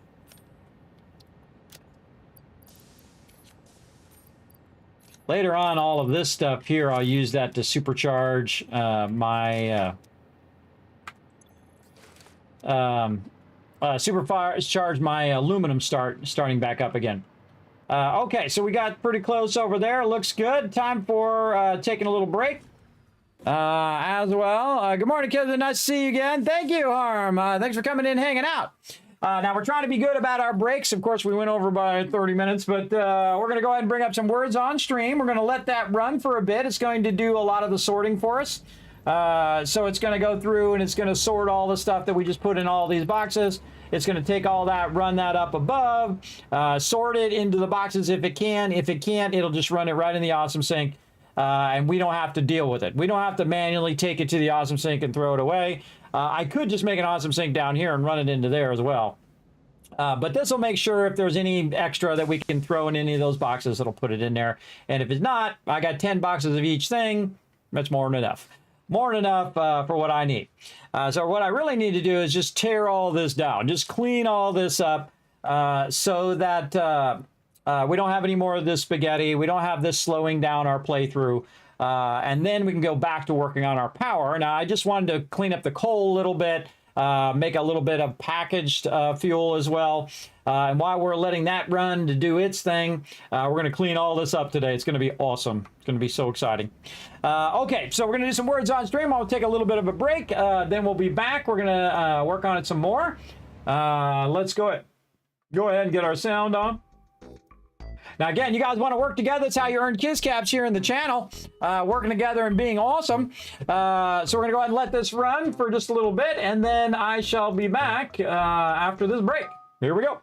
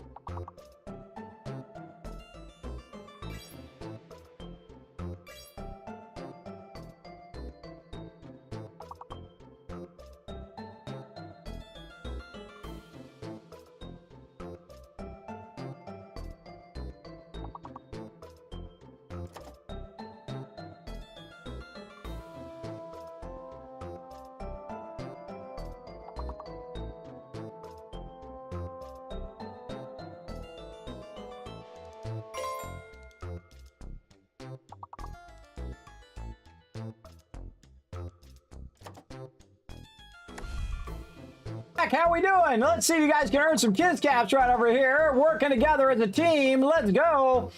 Let's see. Oh, look, you got a lot of the words. I can't think of one. Put a one in the chat if you can't see and hear me. Holy mackerel, this is a tough one. You already got it though. You got the goal, but if you get every one of them, I'm gonna give you 5,000 caps right now. Jeez.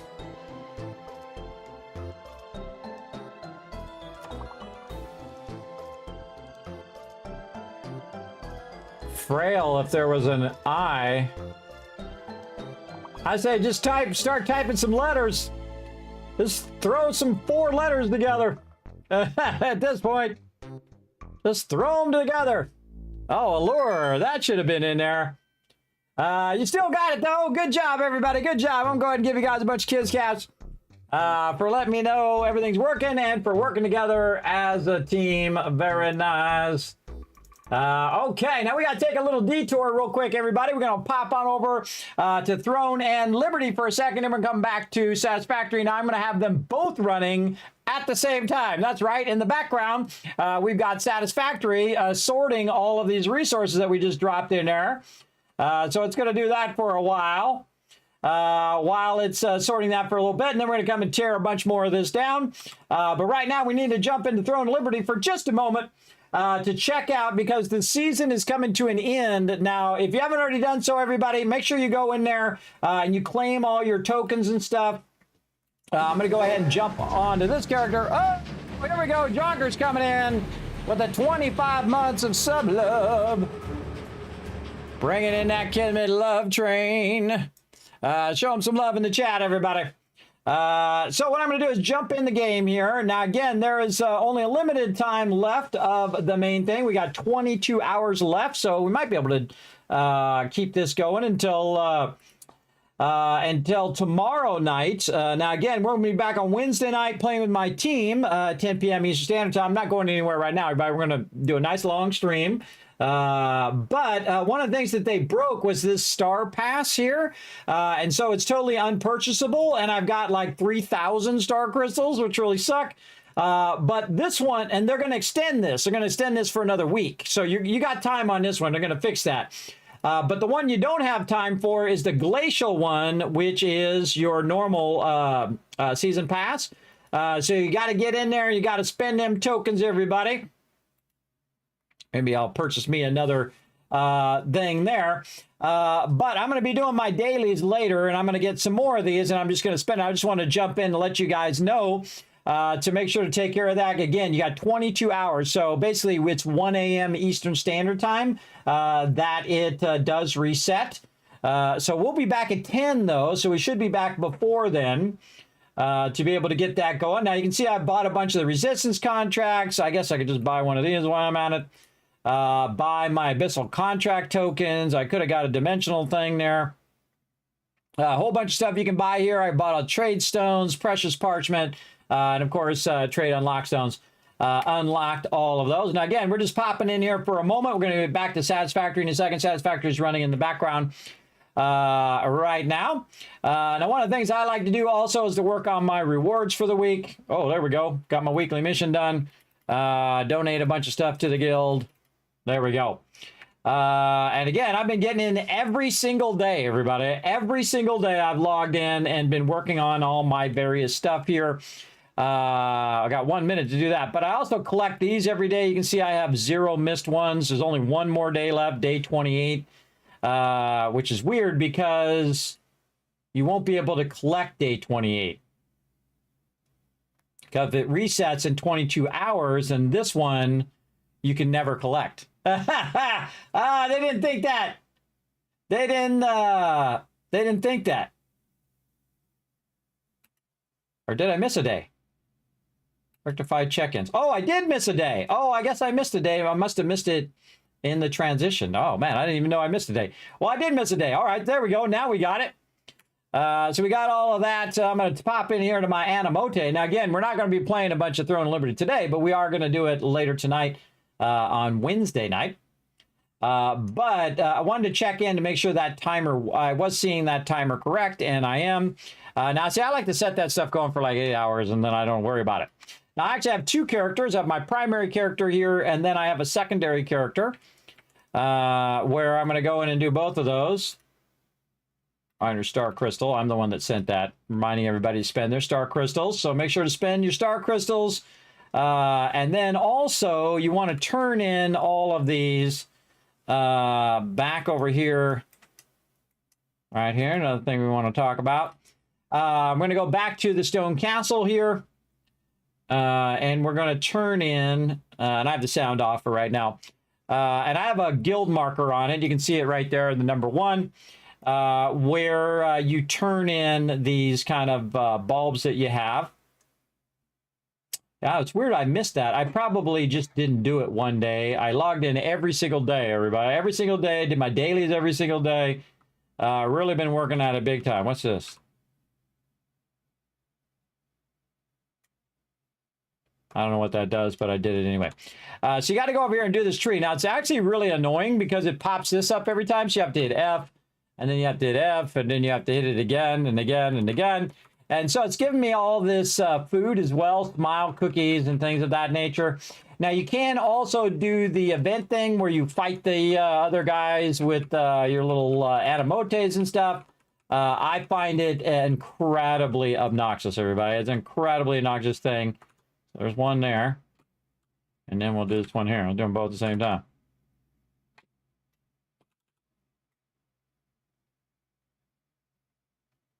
I don't know what that does, but there you go.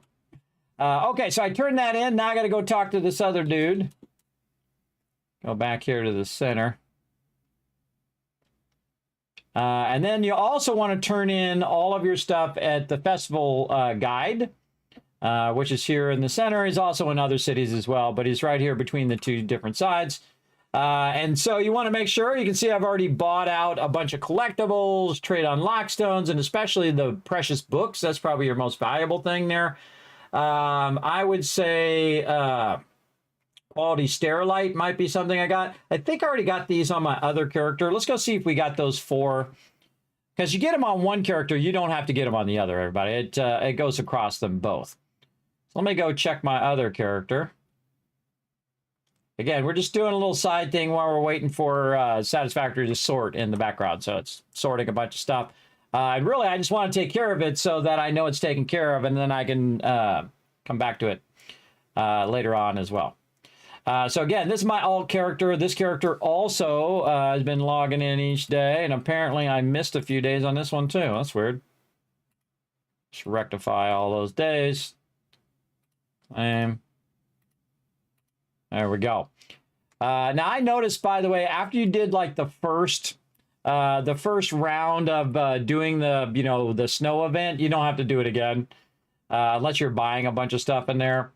I found it very obnoxious and painful to sit and do that because it would take like 50 rounds to get like 7 wins, which really sucks. Because that's a lot of time. There's a lot of time spent playing that little game. Now, again, it's fun for, I don't know, the first couple times, but when you're a couple 100 times in, the fun is run out. Okay, same thing on this guy. I got to run to the tree over here, which is just right back here. And do this whole hit F over and over again. So you want to burn all these up. Now, again, these smile cookies and, you know, different holiday foods, those are going to be up as well. But those will last like another month or so, or a little less than a month. I just keep hitting F until it won't let me do it anymore. And you'll see you'll have 0 of 1. But all of these various cakes and stuff are great for like when you're running the Abyss dungeons. You can see I'm at 40,000. They raised the cap, and I'm hitting that cap every time. There's that 0 of 1. I just keep hitting that cap. Even if I go there and burn 20,000, I still end up hitting that cap over and over. All right, let's go find this guy. He's in the middle. That's not the middle. The middle's this way. Oh, that was good. And flying. And I have the sound off because the NPC is also yapping. Okay, so I already bought it. So you already bought the reindeer hood and the reindeer winter and all of that stuff. So I already bought it on my other character. This character still got 21 of these. So I might get this chest here. We'll get that. And then we'll... Oh, we can only buy one? Oh, boy. Oh, boy. We're out of everything. We can't buy anything else. How many of these can we buy? 16. Purchase. Okay, there we go. Okay, now we wasted it. Okay, so we got our quality sterilite, which was 6,000, and then a bunch of sterilite, which I don't even know how much that was. So there we go. We burned all those up.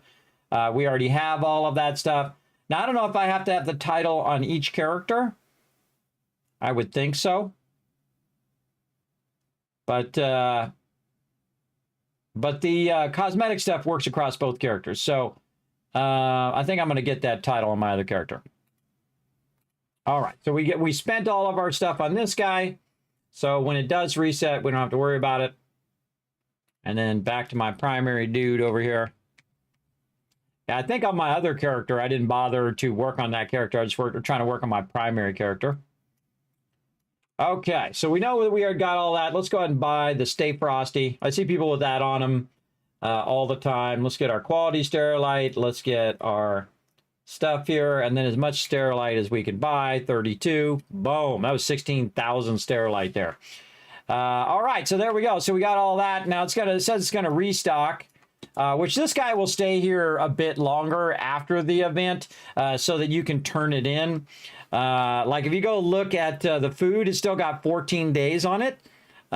So that's got a while, but you know, some of these, I mean, I had a ton of them. Like I have 38 of the of these. So I have to basically, I'd have to use like 2 of those a day to burn those up, which is a lot, everybody. That's a lot to use those because that's, you know, tens of thousands, 20, 30, 40,000 of the Abyss tokens up here too. And I think I still got more Abyss tokens to use too. Yep, down here, level 2 tokens. I try to keep anything that's going to go bad at some point in my inventory. You can see I've done this a lot. Oh, this is rune selection. Oh, we'll wait for that later on. More sterilite. Just opening up all this random stuff so I can put it away in the bank. All right, and you can see I've got some scrolls and stuff like that. Now, what I did is I went in, again, on the Battle Pass. I went to the Glacial Star one and spent up all my stuff. I bought all the contract tokens. I bought up the trait stones, the unlock stones. I spent a little bit on Solient, definitely on Precious Parchment, and a little bit on Abundance Fruit. But you want to use those up. Oh, did I use them up on my other character? I think I did.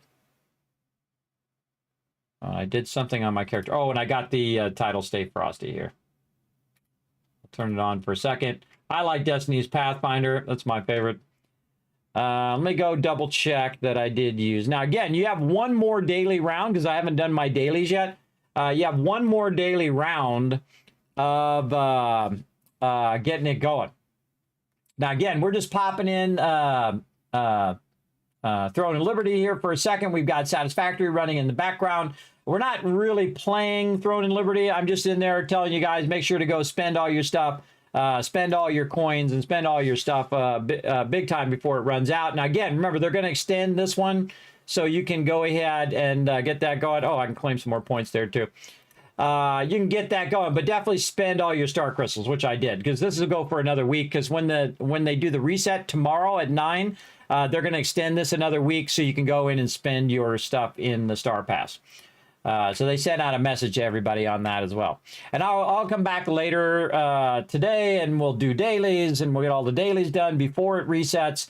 We'll spend all of our tokens on the normal battle pass before that goes up as well. But that was it for Throne of Liberty. Just jumping in, making sure you guys go in there, make sure to spend all your tokens and do all your weekly stuff before that all resets. All right, back to some Satisfactory here, which we've been letting run in the background here just to try to clear some of this out. Yeah, still running away on all of that stuff. And again, it's processing all of that. Now, let's get in here and let's clean up this massive amount of spaghetti. I kind of feel like we'll start on the far side here and work our way across. Put our sound back on. Now, all this stuff can be now eliminated, right? Now, I can go ahead and replace these processes, but the main thing I want to do is reduce my overall frames usage, because I don't really need to keep any of this stuff going over here. I don't need to keep all of these things because it just comes out of my overall frames per second. And I got a really nice machine, but again, when you're also trying to push this across the network, when you are trying to run this, oh wow, need to temporarily run that power line over there. There we go.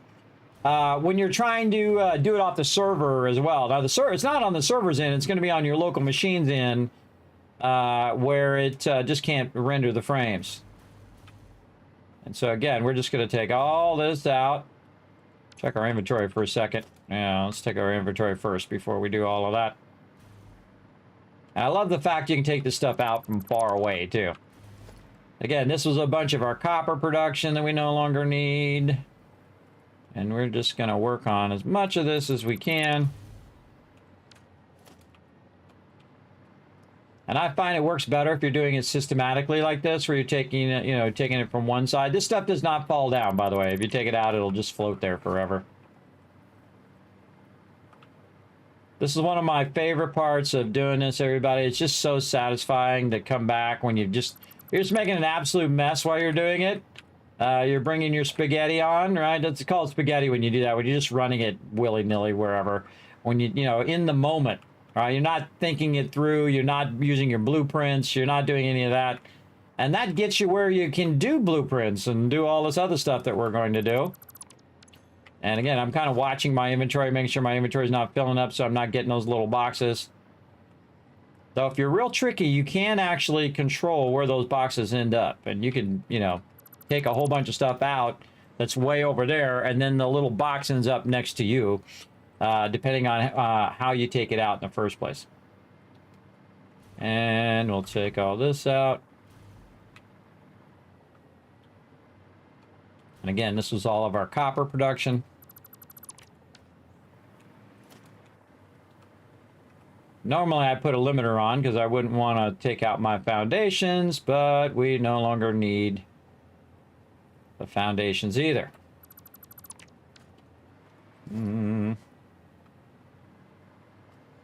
You always miss a few things when you're at it. Again, look for anything that you might have. Look how nice that is now, all cleaned up. Look for stuff you might have missed. Power connections and whatnot.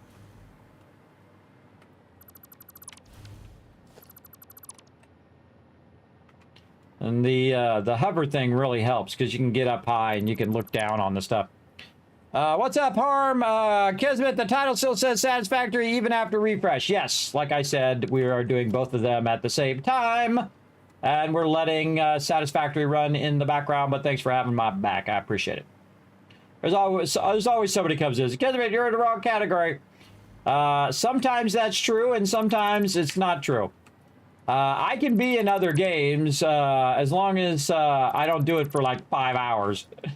I don't have the street cred of Snoop Dogg where I can, just let my stream run for 8 hours with nobody there. I'll get in trouble. They'll buzz me and say, "Hey, Kismet, what was going on here?" And I'll just say, "Oh, well, I forgot," or whatever. Or I'll just say, you know, I was playing 2 games at the same time, which is basically what I was doing there. I just want to pop in there for a minute and let everybody know to go ahead and do their stuff. And that's why I say that when I started doing it. That's why I said, okay, we're going to go over here for a minute. We're going to just do this. It's actually very difficult for me to change the category on other platforms. On Twitch, it's not so difficult. You just go in there and you just change it.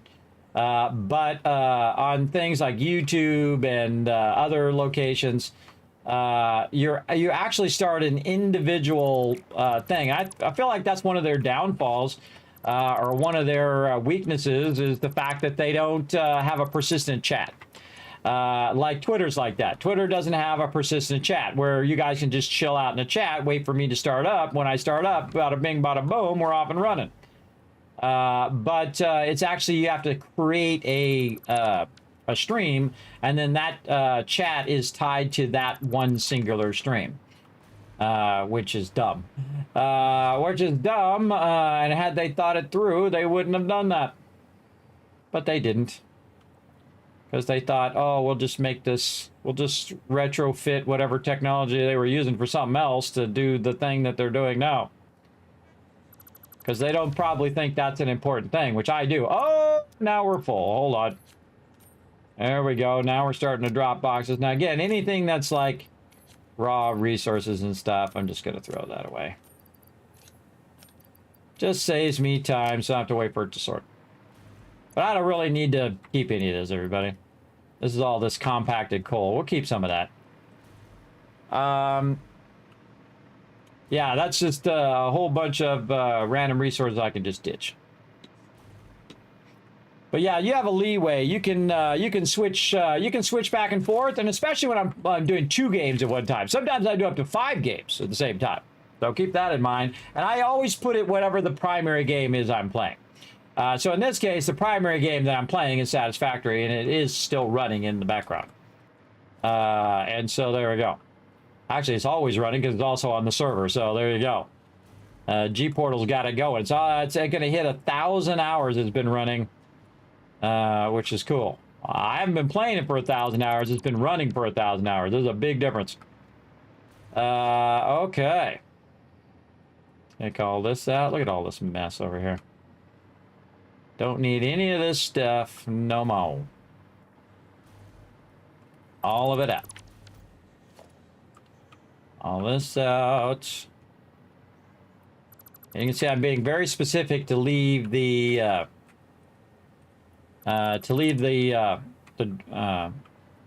road there. Now this you got to be careful because I might take out a box or the space elevator or something in the background. But we're just going to reduce some of this spaghetti out of my face here. Oh, so nice. So nice. See, we're running these down. Just running this all over the place.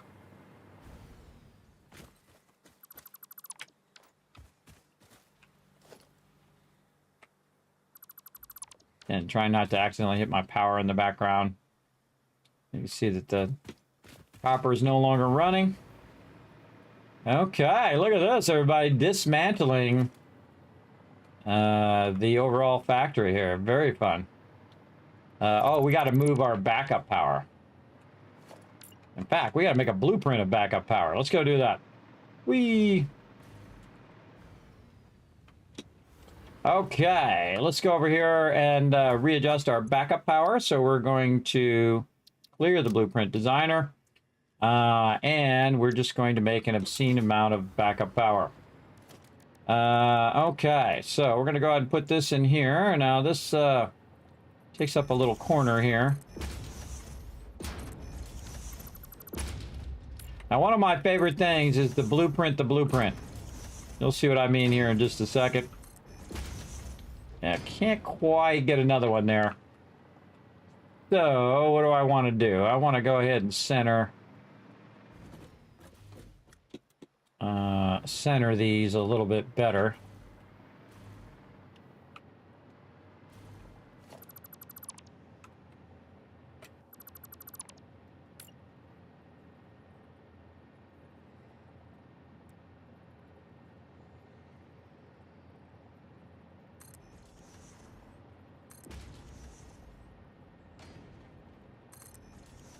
Yeah, can't quite get one over there.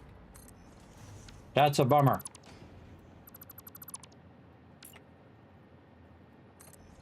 Okay, and then tie all these together.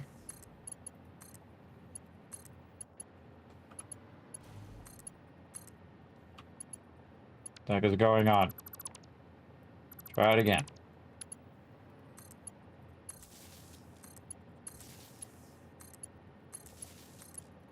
All right, there we go. All right, tie those together. Now, what I call it is I call it blueprinting the blueprint. So, basically, you go in here, and this is a temp. So I'm just going to say temp battery backup. Okay, and I don't even need to put anything else in there. That's it. And then what I can do is I can use the blueprint I just made to make another blueprint. So I can just go in, temp battery backup, and now you can see I can do a whole bunch of these in a row in the actual blueprint itself,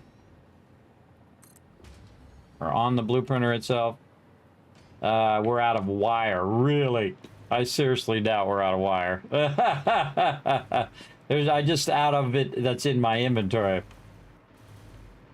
Let's go get some more. There's going to be a ton of it sitting over here. Oh, our power got disconnected. Oh, did our train stop? Oh, I think our trains did stop.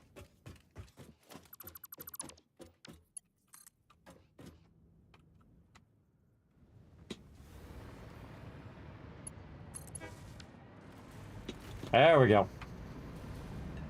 That's because we disconnected the power. And see, that disconnecting this is going to disconnect the oil, which is going to stop all the power. So again, that does happen when you're doing this kind of thing, because you're just like willy-nilly taking power poles out. But you do want to do that eventually to revamp how you have your power run. See if we got any more. Ooh, a lot right there. All right. Now, all these sub-levels are going to get eliminated. And so I'm working with my power, so that's why I have the blueprinter down here for now. But I could also put it up above if I wanted to. But we just want to get all of these powers in a nice big power brick. Like this. And since they're already pre-line run, I don't have to run all the lines, so I'll just do some cross connections. Like this. So this one's going to go this way, then back. Cross connect here. Cross connect that way. And so on, just alternate back and forth. You can only have so many connections to a single connection, so you can only have like one single connection. And you could make it redundant if you want. You can just go and try to run it across here, but it won't let you because these ones are already occupied and plugged in. So now we have a battery bank there. Now, what I really want to do is just have the ability to just throw this down to add a lot of power. I also want to go in and color it in such a way that I know that it's my primary power. So this is primary backup power. Now, I also have what I call offline backup power. But right now, we're just going to make this green. Like this. Very nice. And we're looking good. We could make it green with another color. What other color do we want to? Maybe like a darker green.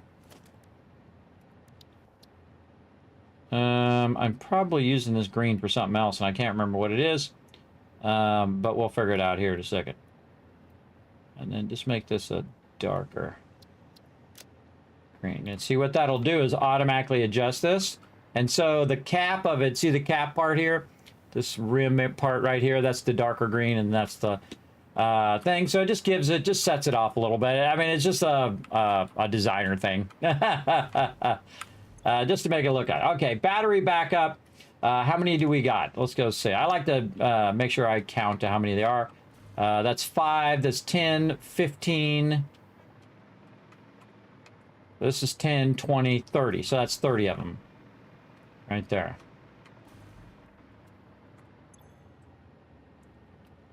$30 battery backup. All right. Now this one, now I will say 30 battery backups already connected. And then we'll go ahead and set this to the same green color so that we have it a little bit different. Then we'll go battery. Nope. They're actually, what are they called? What are those things called? I forget. It's actually called something else, but we'll just look for it. Power something. Right here. Power storage is what it's called. Yes. Okay. So now we got the thing on there. We're going to save that blueprint. And then we want to get all those resources back. Let's make sure we didn't miss any connections. No, it looks good. Now, see, we can do this over and over again, which is the way to go. There we go. And so we'll take our power. And we took some out over here. We didn't want to. I don't know why I'm getting crazy there, and I took some of those foundations out unnecessarily.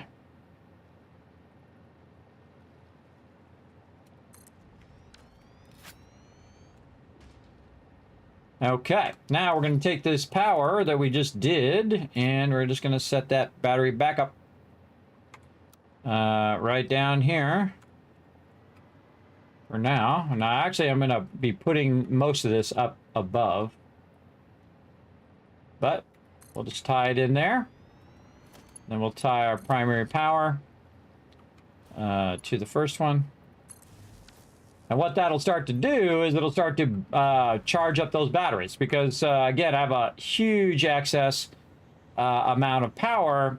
And so now these batteries are going to be like 3,000 megawatts, which is just about as much power as I have. I have like 4,900 power, and this is 3,000. So this is a lot of power. So if my power turns off, I'll have power that will run for a while. And that'll take about an hour until that's full. So we want to just kind of let that run. And then that'll allow us to take out our other battery power. I always like to have battery backup power because it does help for sure when you're trying to switch over your power. So now that we got that going, let's get back to pulling all this stuff out over here. I'm trying not to hit anything down below there, but this is when it gets tricky.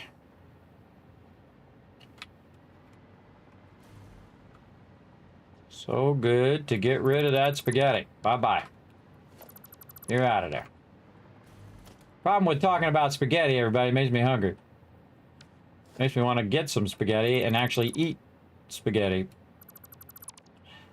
And again, this is what I was talking about earlier, that the stuff down below is no longer going to have this over the top of it.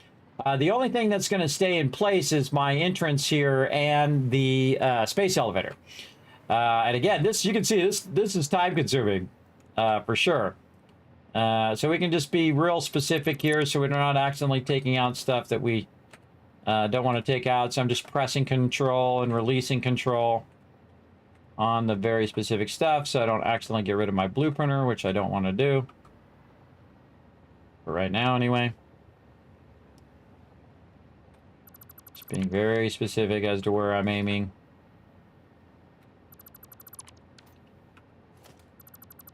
There we go.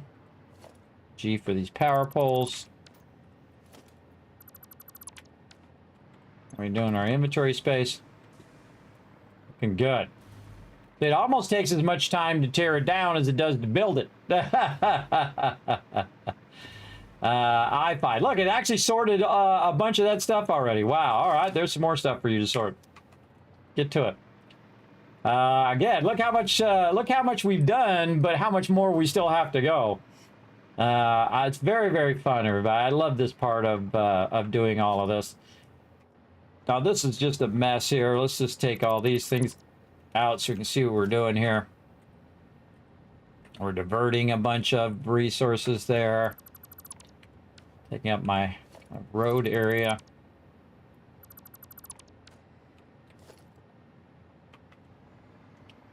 This is what we did earlier.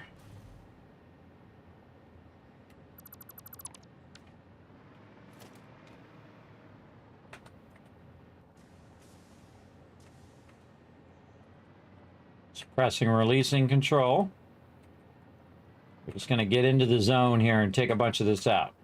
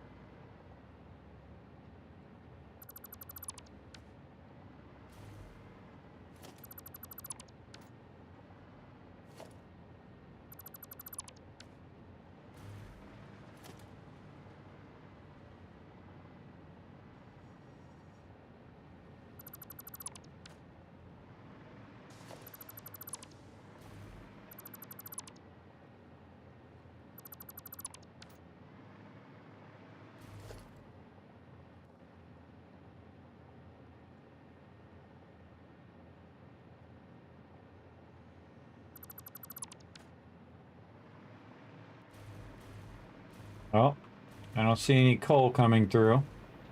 Oh, and I accidentally took out the coal box.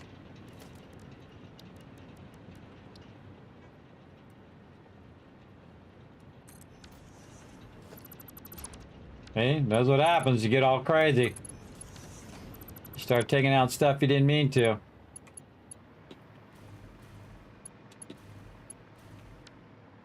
I don't know what's going on up here, but this definitely needs to be taken out and cleaned up. And all right, what happened back here? Why we don't have our coal running?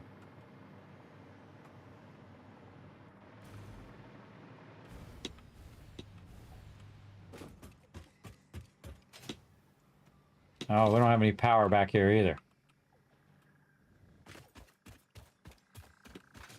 Yeah, we lost our power connection. Back this way.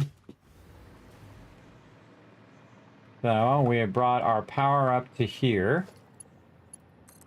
And then we're just going to run this out here. Where can we tie this in?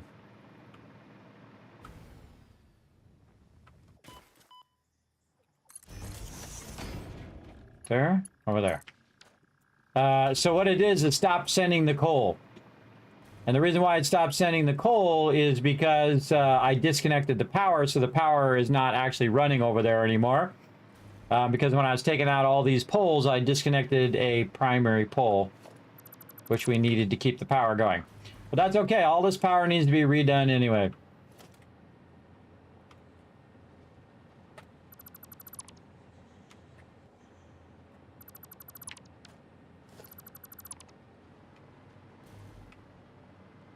Look at this mess. Look at this crazy mess. Let's try to avoid hitting our space elevator. Just take out a bunch of stuff randomly there. We're fighting back the spaghetti today, everybody. We're taking it out. We're fighting it. We're fighting it back. And again, using our blueprints earlier, we're able to kind of fix up our coal power a bit. I see we got coal power in the bottom one still. Let's go ahead and run this bottom one.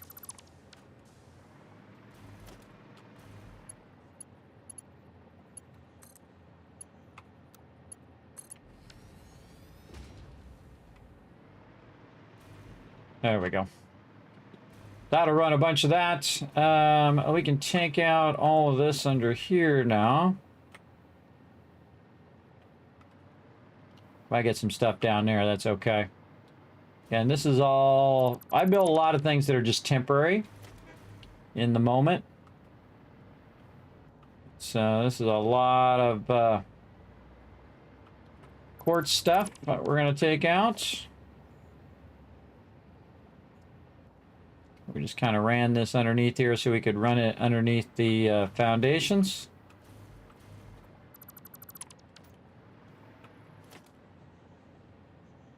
We have a bunch of this running under here. We don't need run anymore. Cleaning it all up, making it look good.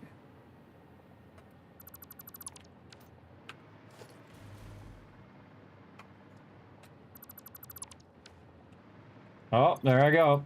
Oh, got a bunch of coal on me. Making boxes.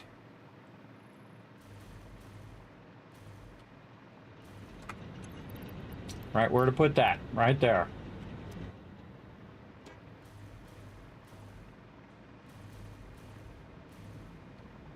I hate those little boxes. No. No little boxes. All right, there we go. Taking all this out.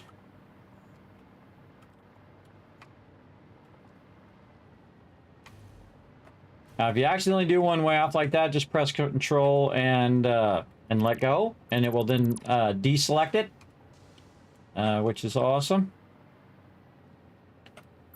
Take out all the splitters. Take out all the mergers. All the various belts here.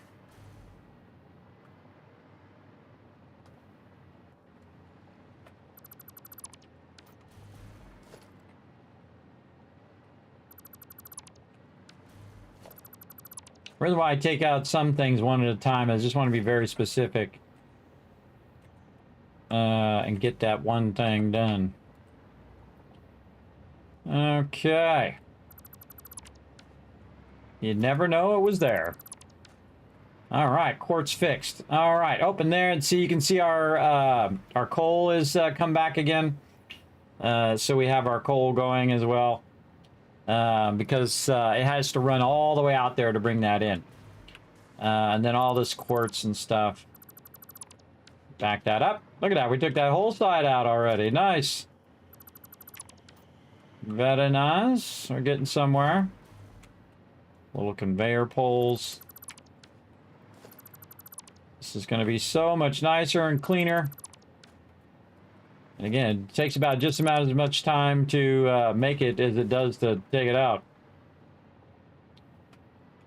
And cleaning up all this stuff. Again, I would like to be able to select everything but foundations, right? Because foundations are the last thing I want to take out of all the stuff. So I want to take out all the stuff on the top first and then take the foundations out at the end. I don't think any of these are blueprinted either.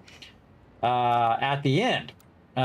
Because it just makes it easier to do it at the end. That would be awesome. I'm sure there's a mod for that. Now I'm just being systematic here. Starting at the end and working my way backwards. This was all the holiday stuff that we had did. It was a lot of fun. Again, you can see that we are, I think we're running a road there because I see that that's in that road configuration, so. Are we not done? Oh, no, that wasn't actually the blueprint. That was just us running lines. Okay. Or me running lines. All right. Well, we'll just take all that out then. Gotta be very careful. Don't cause our power to go off.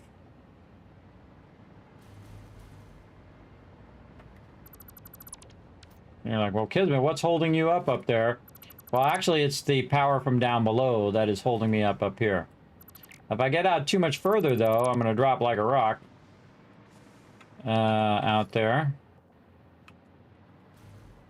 So the cool thing is that the stuff down below is obstructed by the foundations themselves. So that just makes it easier for me to not accidentally hit the stuff underneath. And I can say foundations, but see, it also will hit those foundations down there. So it doesn't really help me. Best thing to do is just press Control. Press and release Control if you want to be very specific. And I'll still end up with stuff floating up here because I'll be down here and I'll look up, oh, like right there. And I'll look up and I'll see that there's an electric wire or something that I missed. It happens every single time. Because this is a lot of stuff to take out. Again, this stuff's just not that it wasn't functional or still isn't usable, it's just that it's not very efficient. And so we're removing our inefficiency here because we don't need it anymore. Take all that out. More of these conveyor poles.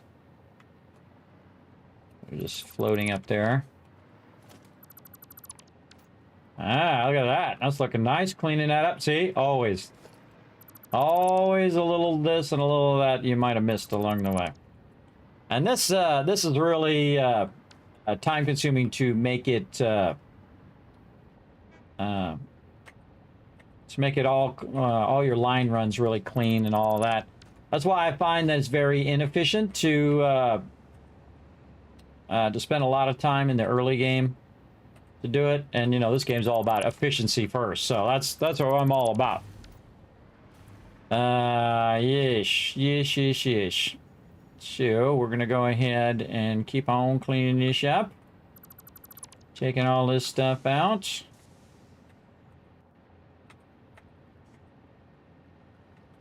This is where we used to have our hub, right over here. But we don't need it up here anymore. We'll start taking out some of this stuff up high here. I made all these kind of bypass lines and all these things so I can merge all this stuff together. So it all merges in that direction and then ends up up above. Up there where it's all stored now. And again, we use blueprints on any of this stuff? No. Oh, we use a blueprint on this. Yeah, unless there was something. Oh, and then right there too. Cool. We'll leave that for now. This is another one that I was using here for the holiday stuff. I can take that out now. Take all this out. This can all go bye-bye. Now I'm going to use my limiter to just get the belts. And then mergers, lifters. Get them all at the same time. Again, just hitting G over and over again. Like G on that belt. And then hold down control. And then when I want to get the lifters, I hit G on those and so on. But I like to be real specific sometimes and say, okay, I just want to take that one thing out, see what's underneath it, kind of thing. And you still see it's still sorting all of our stuff over here. So I like to put it in the last box so that it has lots of room. Just throw all that in there and let it figure it all out. All right, we got some stuff up top here. Get rid of these and all of this. I like to get the stuff up on top because it's just like you're reducing that overall spaghetti that you got going on. Especially when you got it in multiple layers like I've got here. This is just probably the worst I've ever done. But I do it to trigger the chat. I'm like, Kismet, no! Not the spaghetti, please, no! Anything but the spaghetti! Yeah, that's how it goes. And we'll say we're gonna go right here and just get as much of this as we can.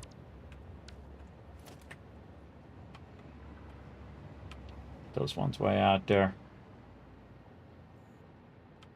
Again, it served its purpose, and now it is unnecessary, so take it all out.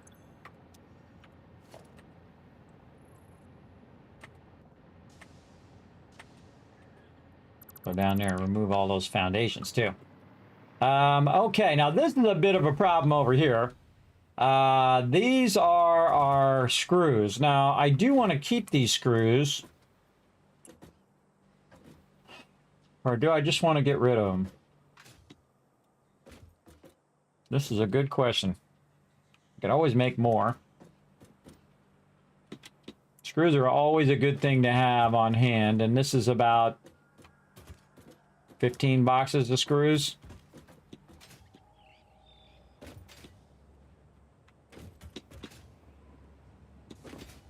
Yeah, the power is no longer connected. See that? Took out a power line somewhere. Took out a power line that took out all the other power lines. That one has power. Connect it there. This one will connect over there, and then that just allows me to keep flying around. I kind of feel like we'll just get rid of it. Because otherwise it's just going to take too much time to transfer all of those. So we'll just throw 15 boxes of screws away. We still got 10 boxes of screws up above. We got plenty.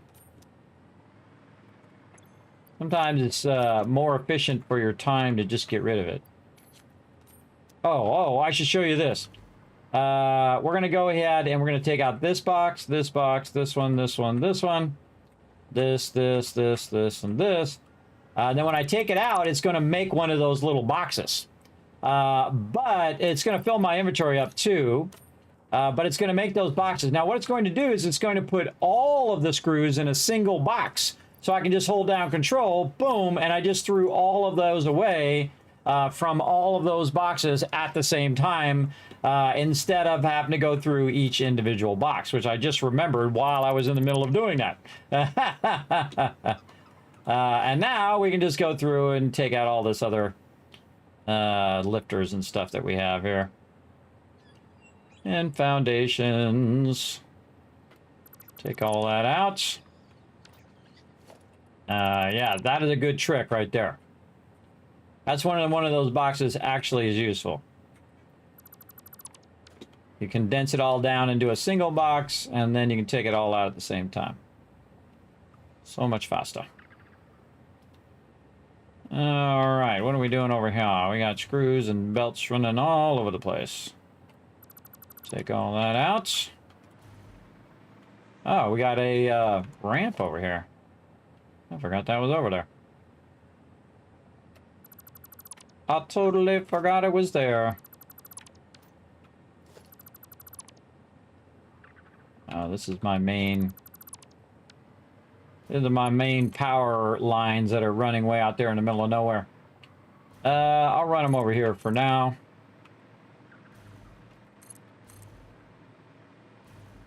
What those do is those chain all the way out... chain across here. It chains out all the way across where I was exploring and running up on the mountainsides and stuff like that. So you want to leave those connected because if you are running around, those are going to help you a bunch. We got down here some loot I never picked up. Loot I didn't pick up. Oh, look at all this up here. All right, let's take out all of these foundations. Like I saw.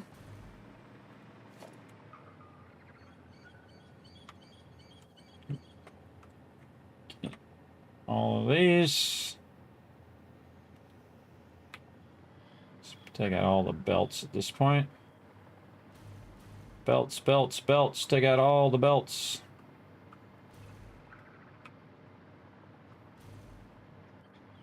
Belts are the thing that make it look cluttered anyway. If you take out mostly the belts, it's going to really reduce that overall clutter. All the stuff.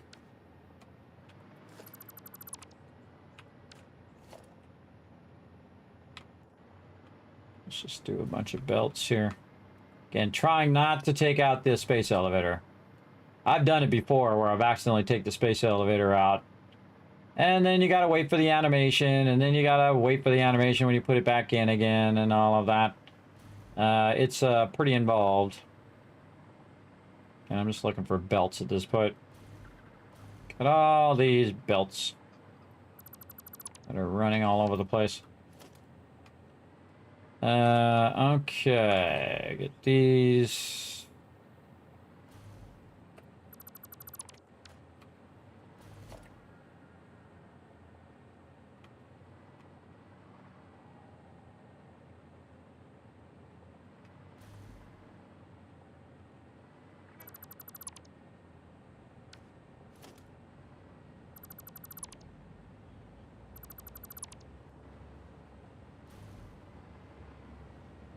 Enjoyable every time, by the way. Every single time I do this and I make a bunch of spaghetti and I come back and I clean it up. It's fun every time. That's why time goes by so fast in this game, everybody. Because you're always like, okay, I got to do this, and then I got this thing to do, and this thing. You always got plenty to do. And then some of this stuff takes hours, right? So you're just sitting here and all of a sudden, you know, 6 hours have gone by and all you've been doing is taking stuff out. And we no longer need all of this down here. And we especially don't need all this stuff up here. That line we will keep. we go. And all of this out. Very nice. Trying to find all these little things I'm missing now. Should get all these little connectors and things, because they'll just end up pulling down your frames per second. Whoop, and we lost power. There we go. Another platform up here to take out.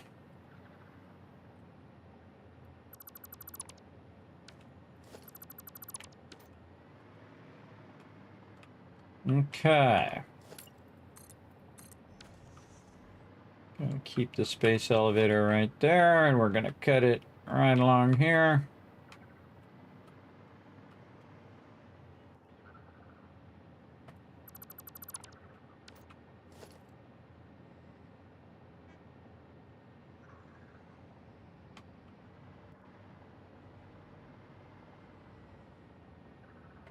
It takes a while. Takes a while to get her done, but it is fun.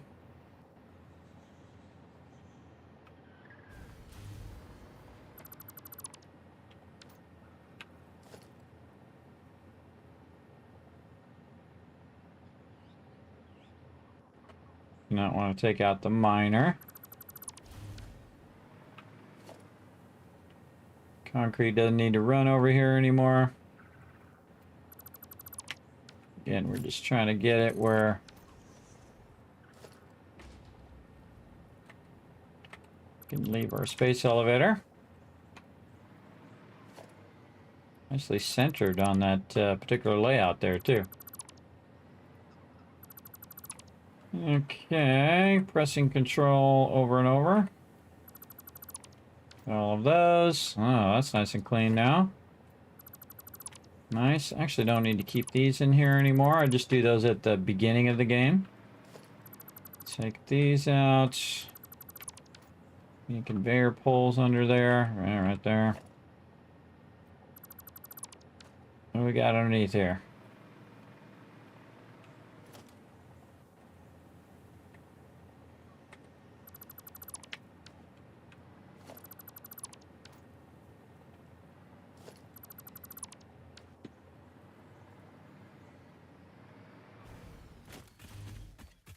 I see there, conveyor pole.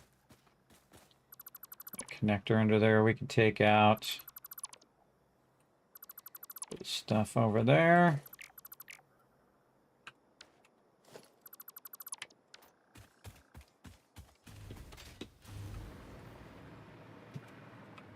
Okay. Feel like we want to fix the space elevator stuff here. Foundations. So we want to get this lined up in such a way. This is 1, 2, 3, 4, 5. 1, 2, 3, 4. So 4 that way. 4 this way. Then we'll do 5 there. 1, 2, 5. Let's color that right there. So that's 5 that way. 1, 2, 3, 4. And that'll be 5 that way. Okay. So I want to go ahead and go under here. And I'm going to hit G and just get all of these foundations.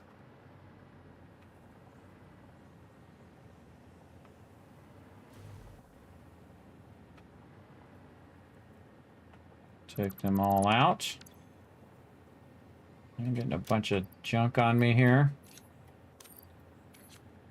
Throw a bunch of this stuff away. Don't need to sort it. And all this other stuff, I'll let it decide whether it should deserve to end up in the awesome sink.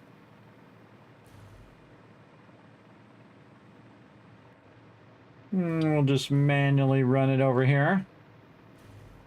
And throw it in our sort boxes. All right, look at all that. Yeah, all that spaghetti going bye-bye. Very nice, very nice. Now what we want to do, or what I'm going to do, is replace the foundations that are underneath the space elevator here, and then all these foundations as well, with my blueprinted foundations, right? So basically we're going to upgrade them so that they are set as blueprints. So we're going to go ahead and turn it this way, and we'll line that up. And that's why I was counting that out by 5, because that's the size of my blueprints that I'm going to put down there. Is a nice 5 by 5.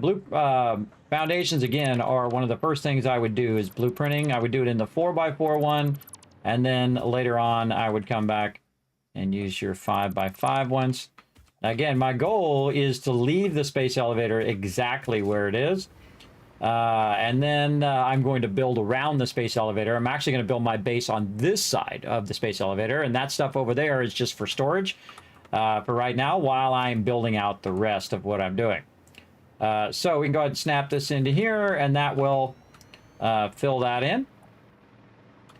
And so not only are we removing all this excess stuff that we don't need, we're also fixing all of our foundations and whatnot here as well. Get rid of those.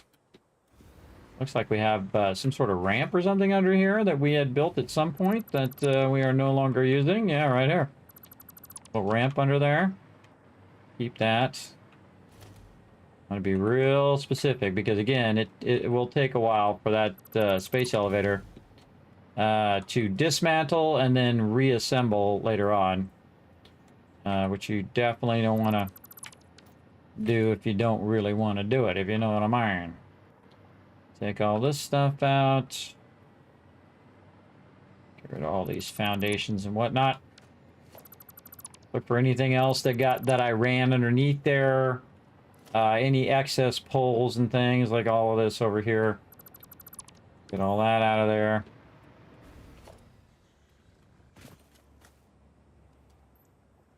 This stuff just randomly done there. Okay. Oh, look, the little cars down here. Oh, I forgot. We got these running. Hold on. We gotta cancel these. Enter the factory cart. Disable autopilot. Delete path. Okay. So we gotta pick this up. And then there's another one over here. We got to do the same thing. Disable autopilot, delete path, and then we're going to pick it up. We had set these up at the very beginning to kind of run back and forth. You can see the node here. Oh, how do I get rid of the... Delete the node to edit the path of the vehicle. So we had set this up along this path. And let's put this down. I'm not sure why I can't just eliminate that. I thought I said delete path. Coal taxi. All right, delete that path in there. That's where you delete it, in there. So I don't see the path anymore. And then again, we can pick this back up like this. Now, I actually made enough of these where it actually filled up the dimensional depot, which is, I think, is funny. So I just was showing how to do pathing and stuff like that. I rarely ever use vehicles. I feel like since you have the trains, using vehicles is kind of a waste of your time. But that's just me and my crazy ideas. I would rather just get to trains as quick as possible and use trains, personally. All right. I think that's good. And one more over here. Now we took out all those larger ones and we replaced them with the thinner ones. Right over here. And you can see that they don't take as much space as they used to. Oh, and there is a double one right there. I can tell you right now, there's a double one there. Let's take this one out. Yep. I don't like double blocks, and so we'll look and see if there's any other double blocks. No, looking good. And again, and we can take the quartz out for now. We're just going to kind of cut this back just a bit. We don't need a splitter anymore. Are we using anything other than the actual coal? I don't think we are. So since we're using the bottom one, we'll just take this top one out. Leave the bottom one in for now. And then same thing here. This is really nice. I like the I like it when you start cleaning it up and you can just see that you did a whole lot of hard work on it, but in the end, it's only temporary until you get the stuff that you really need later on. So, just going to take out all these foundations. And we can get rid of all of this now. Could have just made a hypertube of that a while ago. Oop, took one of those out, which I didn't mean to do. Color that back in. There we go. Now what we want to do is we want to go ahead and utilize our road. About 7. I don't know if our blueprint... Oh, it doesn't want to snap to the top of that. Okay. Alright. That's how it's going to be, is it? We'll just go ahead and do this then. Use the edge of this one. H. And push that forward. Actually needs to go over as well. And it's just a little too far. Okay, so we need to look for where the blueprint is there. Oh.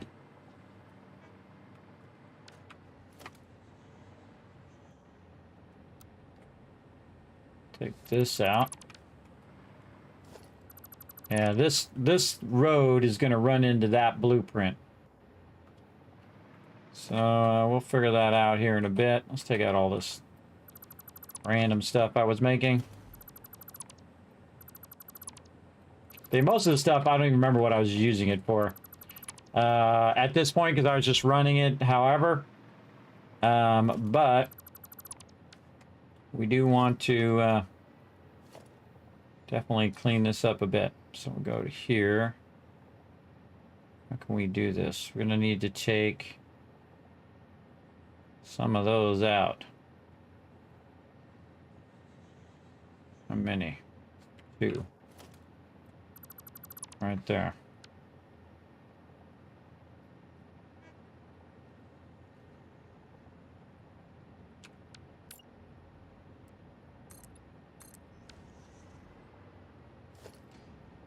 Trying to use this as an edge. Feels like it's going up really high. There we go. Okay, and that should line up our road now. And have it the same as the one down there? Yes. Okay, so now I can use my blueprint to set up my road up here. And then I can just go ahead and take this and I can connect it down to here. Oh, if I had enough connections. But I don't, because I've run it over this way. But I've got the power to make it... Oh, we didn't unlock the next one. Oh, okay. Wow, I never went in and unlocked it. Okay, well, we need an awesome shop. We've got plenty of tickets. We need to go in and unlock our next level of power outlets. So we're going to go ahead and do this and go do dish and buy all. It says I don't have enough coupons, but it just so happens that I have 200 of them sitting in the Dimensional Depot. Let's go ahead and buy all. As Fixit amply demonstrates, you can never have too much management. My eyes, the pain of the spaghetti. I know, right? Well, I'm cleaning it up now, so your eyes should be feeling better. So that's why I'm cleaning it up, so we don't have to look at it anymore. All right, let's go ahead and upgrade this now. We got our wall outlets, which allow us to do more connections. from the outlets. One of the toughest things, though, is actually upgrading the outlet because it's hard to kind of see. There we go. And so we'll run this up at an angle in the floor. Oh, a little too long. All right. Well, let's go halfway here.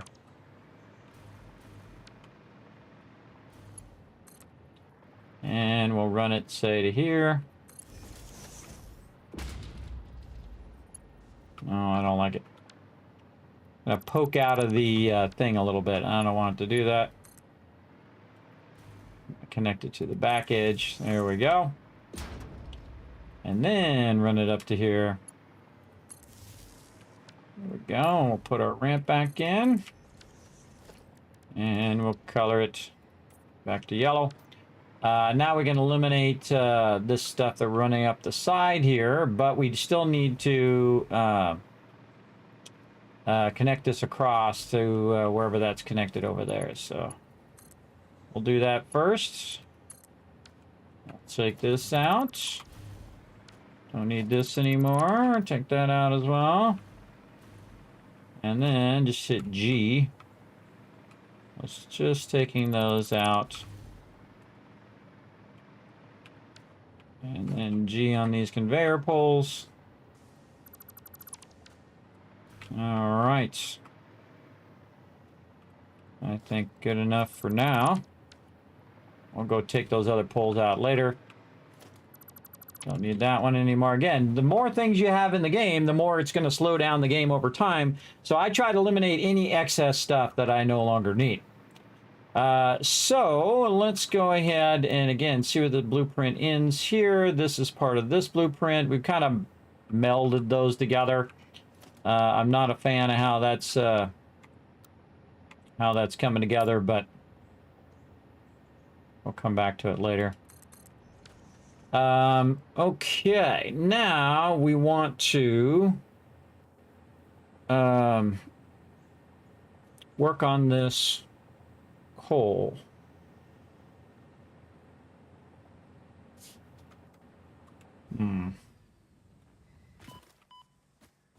Damaging fix-it property.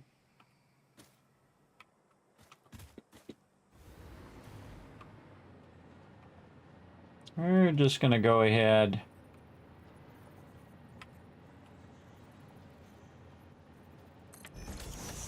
Run that underneath for right now. Changing the overall direction. That's running down. Nice. And then just run it under here.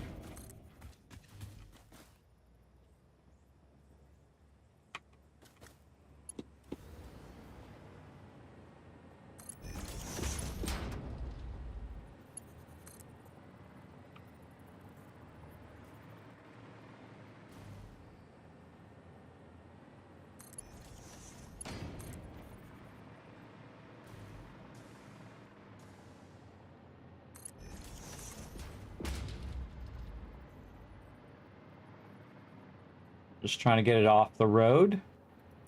So we're going to eliminate this. And do that. Okay, very nice.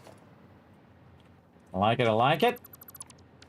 Cleaning up that stuff. See, I don't like anything to end up on my roads, so that's why I marked them. So I can say, look, there should be nothing on these roads in the end. And again, if I have to do it temporarily, I will, but you can see that we've massively cleaned that up now. There's not all that stuff in our way.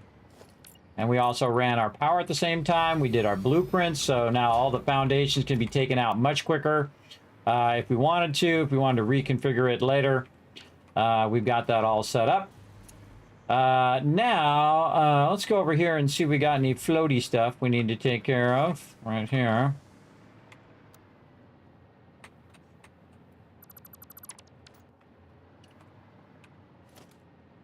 Some conveyor poles.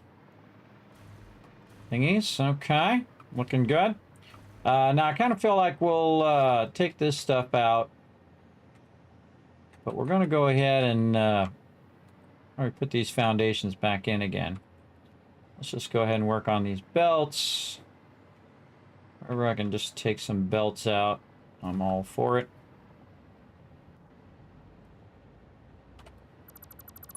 That's a massive spaghetti reduction right there. For sure, for sure. Get yourself some coffee. There you go. Yeah, hopefully share with the whole chat. One of the few things that I never got all into, actually one of the many things I've never got into, is coffee. I love the smell of coffee, but it's like bean soup, so I'm like, not my thing. I mean, people like it because of the caffeine. It's like a legalized drug. And it's not like a legalized drug. It is a legalized drug. But you know, some people need to get through the day. I feel like the worst thing about coffee is the same thing about many things. There's that box we were looking for. Is very addictive. You know, if you go without it for a day, then you feel like your whole world's coming to an end. It's like that way with most things that are sugar or caffeine based. I find. For me, for sure, man. When I stopped drinking soda, man, you had to really look out because I was really going through withdrawals. We're just gonna go ahead and make some power here just to make this a little easier for me to float around. All right. We're getting down to the nitty gritty now. Last little bit of stuff here. Rid of all of this. And we're just going to keep this kind of connection here between the space elevator and our up and down thingy. Get rid of all this stuff, though. And I thought I saw something. Yes, conveyor pole. Okay, very nice. So we'll keep this spot here. Or could just replace this with foundations. That's that one, that's this one. Yeah, but we'd have to offset it.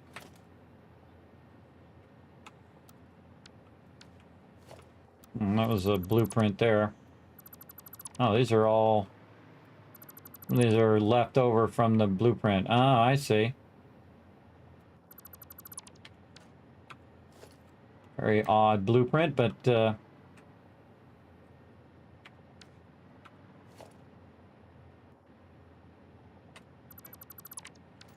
okay.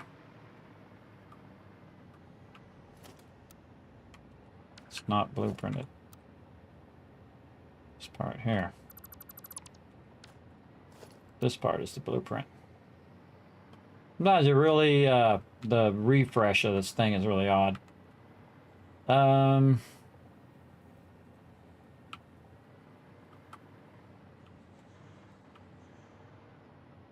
we should have offset these that way so our road would come through. You know what? Let's just do it. Let's just get this done right. Let's go off of the road as opposed to going off of the space elevator. I'm never afraid to make a change in the middle of what I'm doing. It just makes it easier. Just go into blueprint mode there, and speaking of making it easier. And then also trying to keep the power on the same side as you're running. Okay, now we're going to take all this stuff out.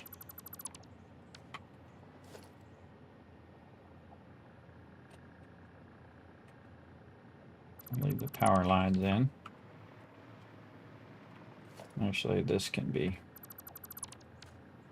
taken out of the way. And this is just for me to drive a vehicle or whatever I want up and down thing. Eventually, this will be a train track. But we're just going to replace a bunch of this with this. Now, if you're doing this as you go along, if you're connecting the power like this, then you always got the ability just to fly along here. Like that, because you can just connect in. Sure, we're getting this one back here as well. There we go.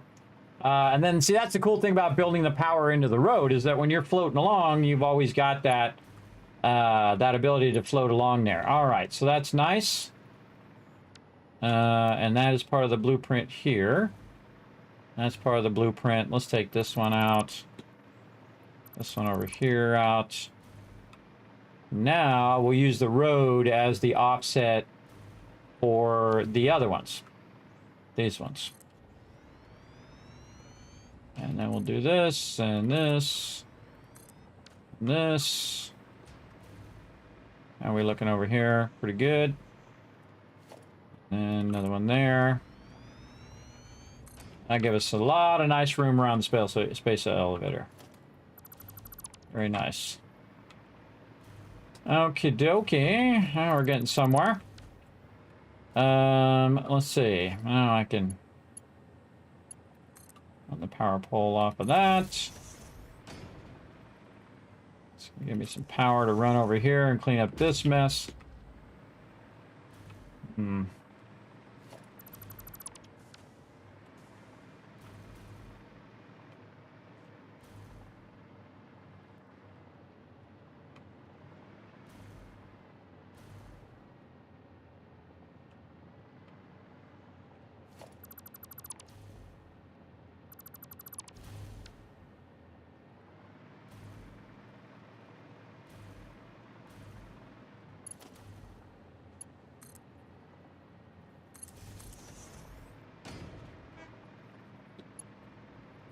Eventually I'm going to come down and fix that, but right now I'm just going to pass that power directly from our main power line, which is coming down the road, and running that up there. So it's also running up to my base up there at the top, and then also working that lifter that we need.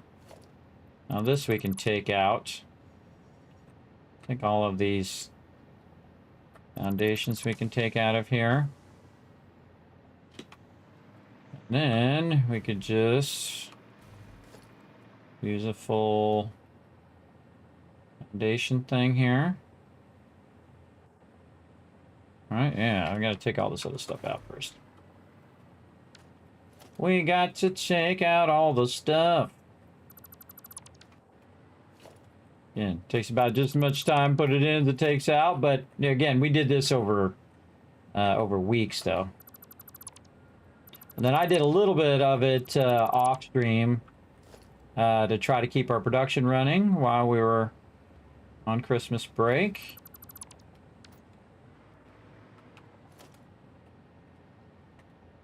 Again, you don't want to hold down control because you're going to hit a bunch of stuff down there.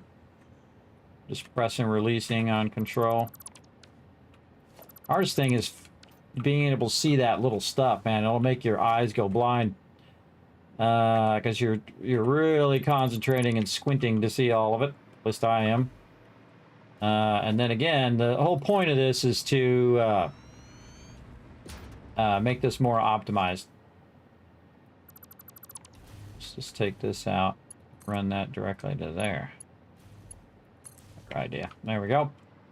Then all of this out. Non-blueprinted stuff.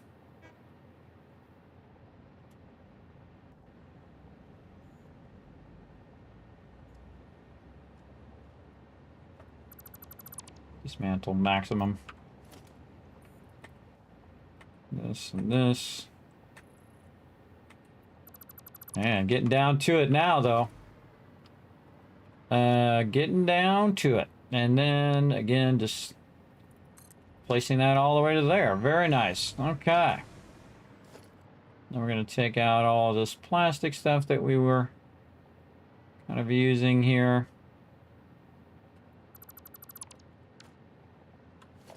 Running all that plastic under there. More stuff we could sort. Again, look at it, still sorting, everybody. Still sorting all that loot. Which is pretty crazy. Our tickets is something that we don't need to put in there. We just put that directly in Dimensional Depot. Okay, look how nice that is.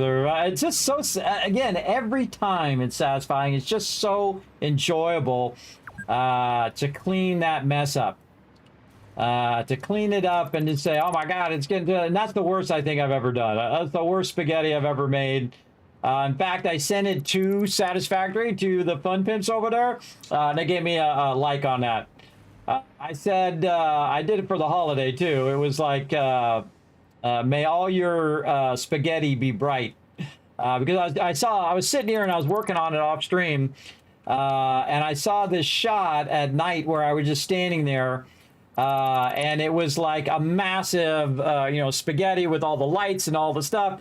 So I had to take a shot of it because I knew we would come back here and just eliminate the bulk of this anyway. Okay, more foundations here, just like this. And then we will take a bunch of this out. And a little bit more here. And we will go ahead and connect this to our train station. So there we go. And now, look at that. Oh, wonderful. Wonderful. And look at that. We can see all of our power down below. Now we have lots of light. So when we're down there working, we've got our primary road lines down there. We've got all of our coal power nice and in one long row. We've also upgraded all of the belt speeds and all of the pipe speeds. And that's it. That coal never has to be touched again. It could just sit down there. And of course, I could enclose it inside, make it glass or inside a building or whatnot to reduce the overall frame usage.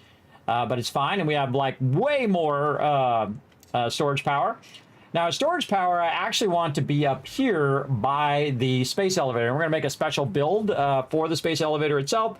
And we're just going to keep building power up, storage power all around that. That'll be a special build that I do later on. But right now, we just want to kind of finish up with some of these belts and stuff over here and get this away from our trains. Get it away from the trains. Yeah. Just conveyor poles. Let's go ahead and do just belts again. Eliminate all the belts. And we'll hit G and we'll get all these mergers. Those are splitters. The splitters with the merger. Why do I have a merger there? I don't need that merger. I don't need a merger there.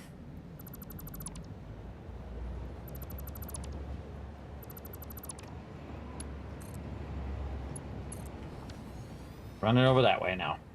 There we go.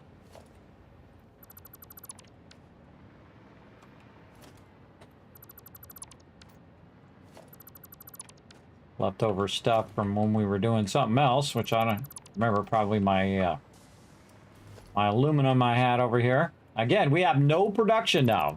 Zero production. We're not making plates. We're not doing any of that stuff.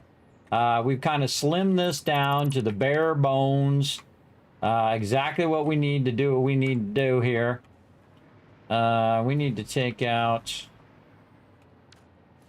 That is not a blueprint. All right, so we need to take a bunch of these out. Just foundations. Okay. And a couple more foundations under here. Not that one. Nice, you got one way over there. Whatever. All right, and then replace this. Sure it's not hitting other ones. I kind of feel like it is. Yep, we didn't go far enough. Gotta go 5 over. See if there's any more of them underneath there. Nope.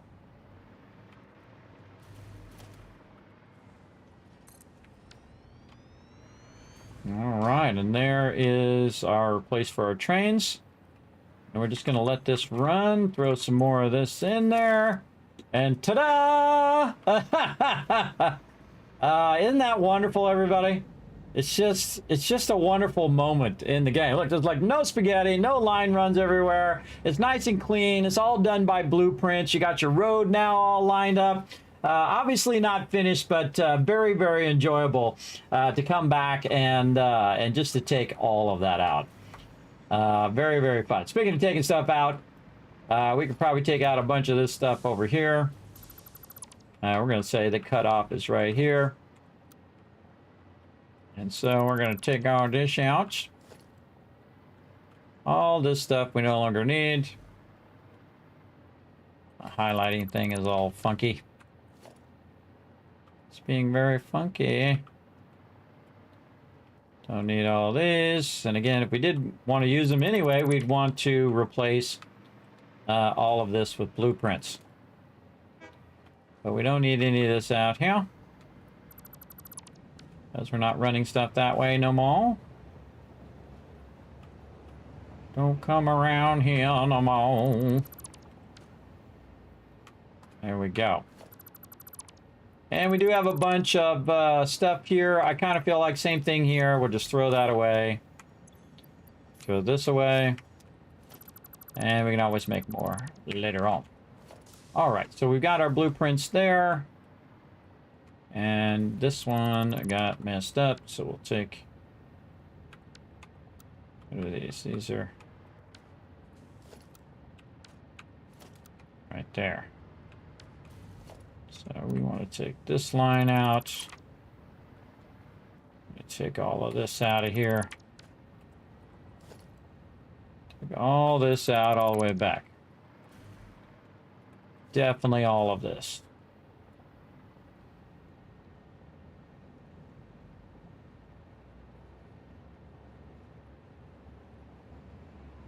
Definitely all of that.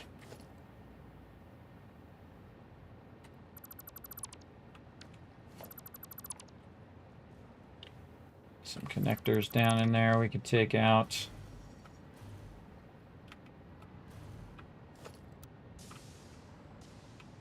Are there any connectors underneath here is a question. Oh yeah. A bunch of connectors under there.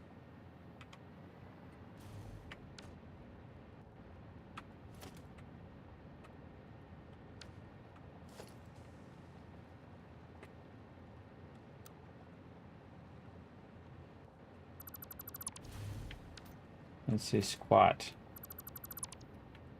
Really hate this thing. I don't like that it leaves the thing there. It's really obnoxious. It's hard for me to see what the heck I'm doing.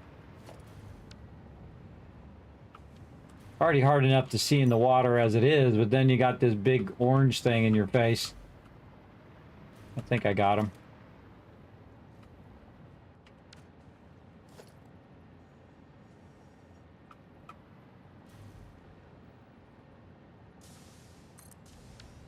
Go with it.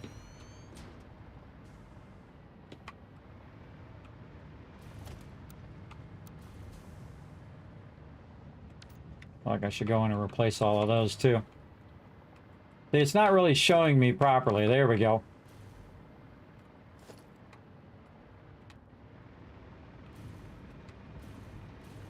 And we got our main road.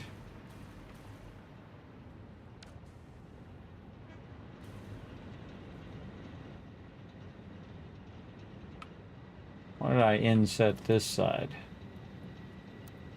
This side does not need to be inset.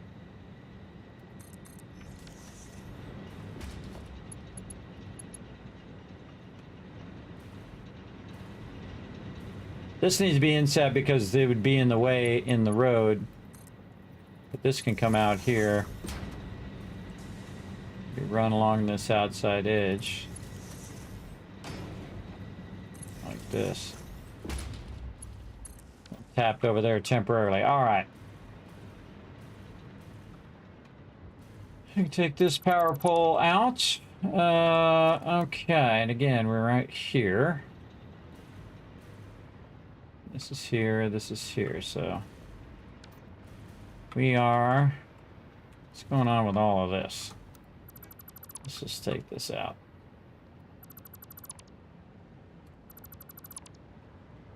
Too much random stuff going on there. Run that over there. Okay. So right here.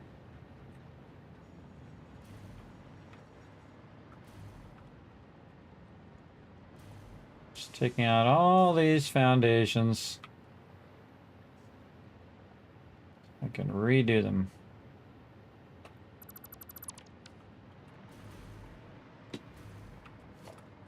That's where this thing really comes in handy, because you can get up above and you can look at all the stuff like this. You can get in between here, try to hit those foundations.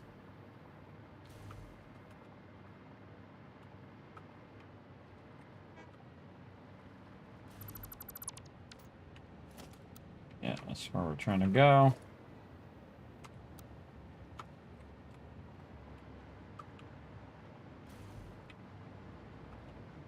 I don't like having overlapping foundations, obviously, because that sucks.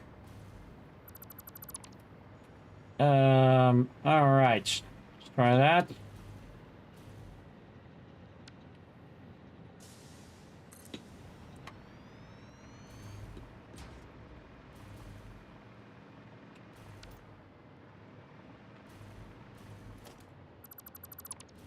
Stuff in the water.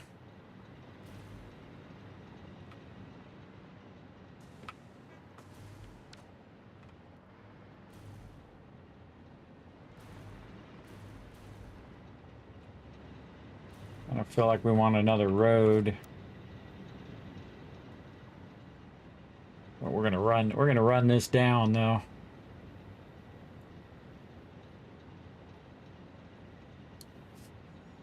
Yeah.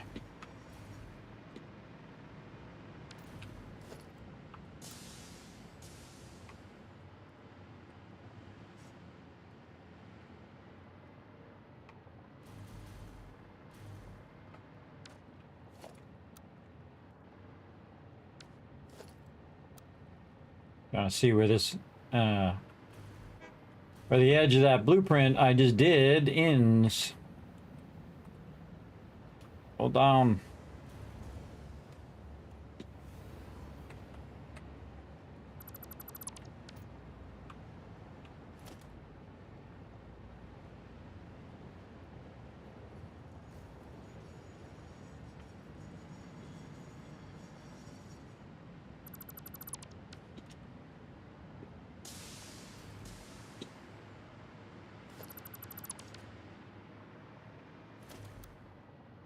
None of that is blueprinted either. And see how much longer this takes if you haven't blueprinted your foundations? It just takes so much longer. Come in and just remove all of this and try to set it up nicely. That's what we're working on. We shall snap that one in there. Hitting something. Oh, it's the power connection. Just bringing that power connection down. Let's run this here.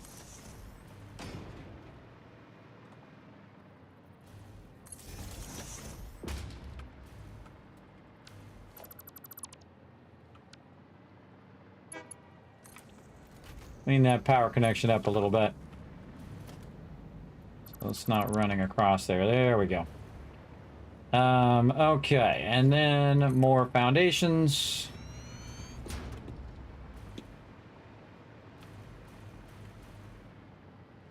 Feel like we're overlapping.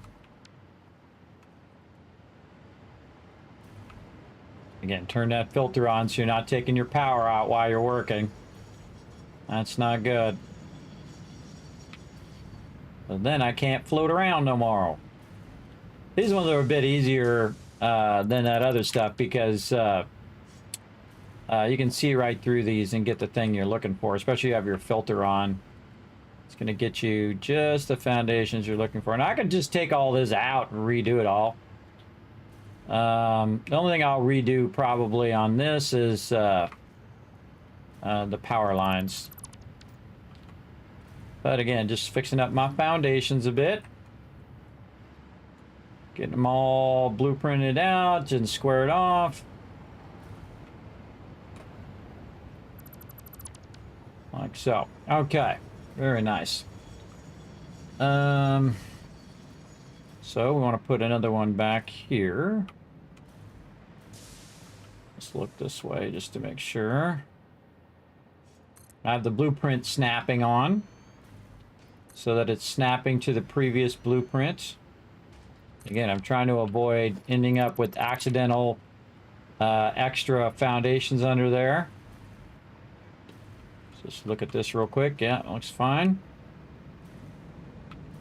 Oh, here's one. Poking out by itself. Okay, and then we'll snap that to that one.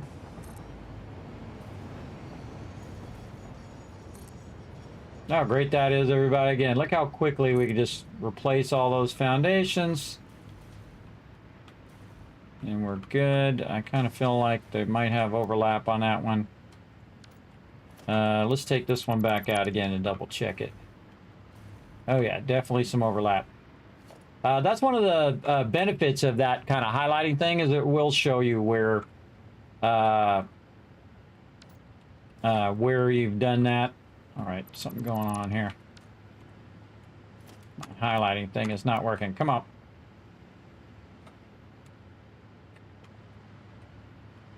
There we go. You can't quite see that it's highlighting those two in the middle, but I know that it is. This whole hanging around after you're done highlighting stuff is tripping me up. And I don't know how to get it to stop doing that. Stop highlighting it. I don't like it. I don't like it, and I don't want you to do it. Again, I'm selecting a bunch of these, but it's just not highlighting them. And that's the weird part. That's the weird part. Okay. Foundations. That looks pretty good. There's one over there. Again, I can just leave them like this, by the way. I can just leave them like they're, what do you call those? Like ocean drill units if I wanted to. But I don't want to. I want to make myself a nice foundation snapping deal here.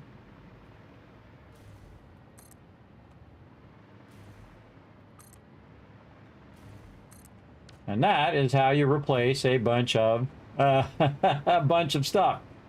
How are we looking over here? And see, yeah, this lines up perfectly, and we can just keep expanding and expanding. When we go to do our turbo fuel, we've got all that room. All right, now see, we cleaned all that up. Not only just the excess spaghetti of other items and things from up above, but in the way that we're doing our foundations. Again, blueprinting is incredibly powerful.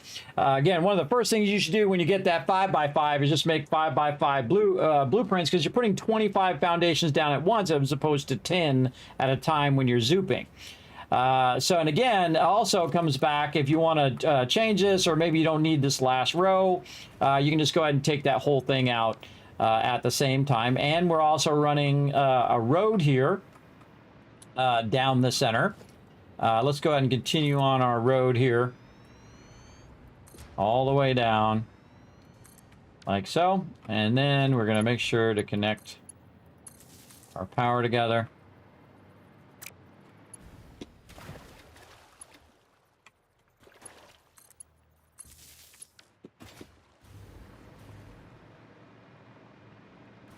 Now see, this power right here is the power from this. So if I want this to be on its own grid, and then anything that I power down there to be on its own grid, what I would want to do is make sure that I've transitioned this to the other side here.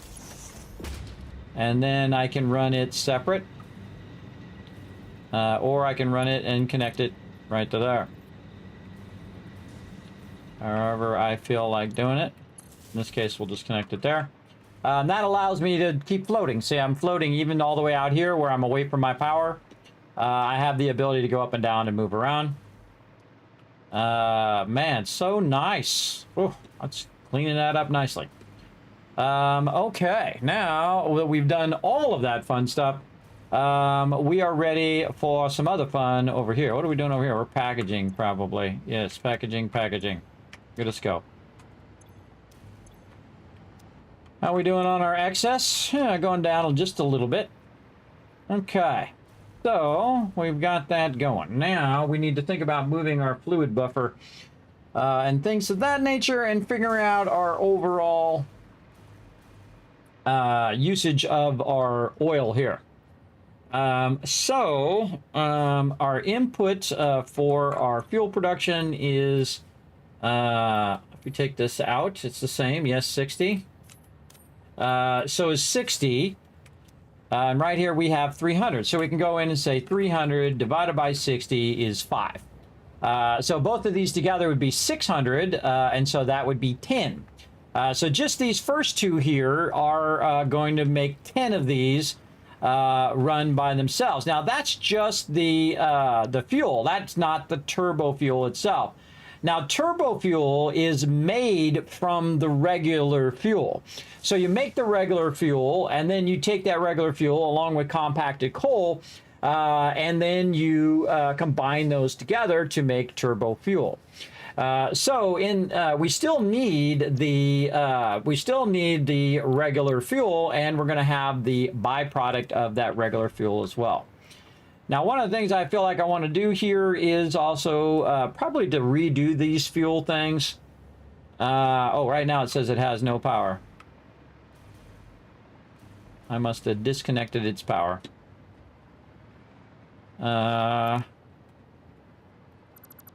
Take those foundations out.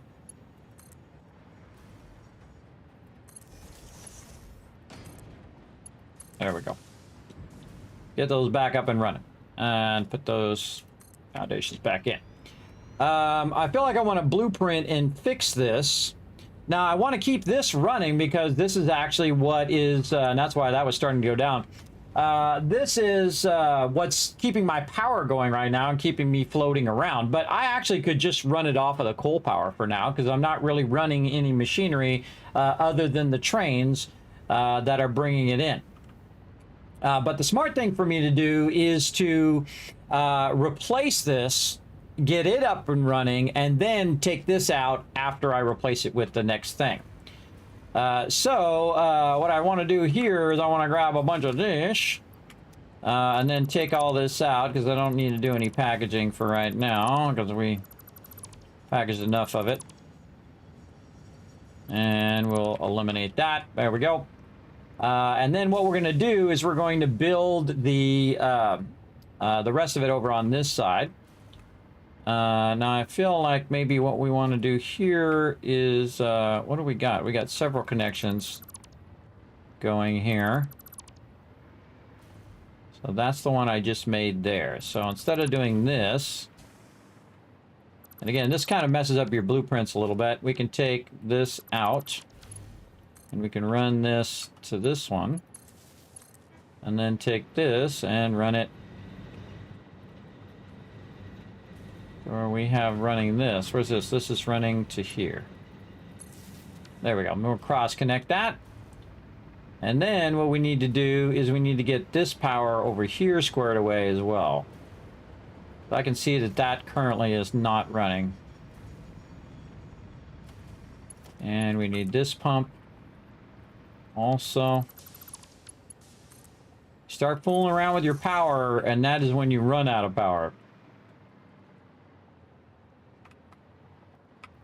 Disconnect it.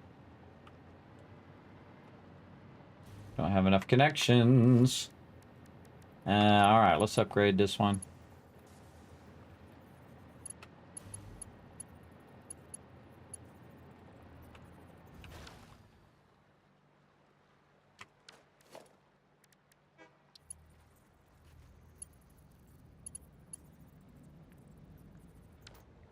Not gonna let me upgrade it, are you?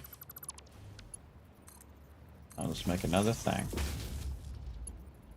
I was gonna make another Mark 1. It's kind of hard to see under there to get that going. So there we go. So again, our power just dropped off. Absolutely. I can tell you that power just dropped off to 0 because everything is off. But if you notice, again, look at that power. Boom, just dropping off. But if you notice that my max cons have dropped off as well. Because I don't really need a lot of power because right now I have the coal power, which just saved me. Now also I have all the battery power that we added into the system. And you can see I'm really fixing my line runs and how all my powers run underneath the ground, out of the way where we don't have to look at it or deal with it under there. But again, we don't want to interrupt the flow of our power too much. We want to just get in here and get these going. So we want to do these very similar to what we did over here in groups of 3. Because that should give us... Right? Or is it groups of 2? It's a good question. 600... Oops. Not what I want to do. 600 divided by 60, which is 10. 300 divided by 60, which is 5. Yes, okay. So this is 10 here. There's 10 more, and then 10 more. So that's like 30 of these. And so if I'm going to make 30 of these, I don't want to make them individually and then have to line run them all and all of that. That's a lot of work. When we can just blueprint it instead. That's what we will do. All right, so let's see how many of these we can get on the blueprinter. I'm just going to go ahead and start it with center. And we're going to need to do some inputs and outputs. Move that back. That is definitely not centered. Now it's about centered in the grid there. All right. So yeah, it looks like 3. All right, 3 of these tied together. So these particular ones are going to be fuel. And fuel. And more fuel. Oh, and we can go ahead and have this stuff sorting.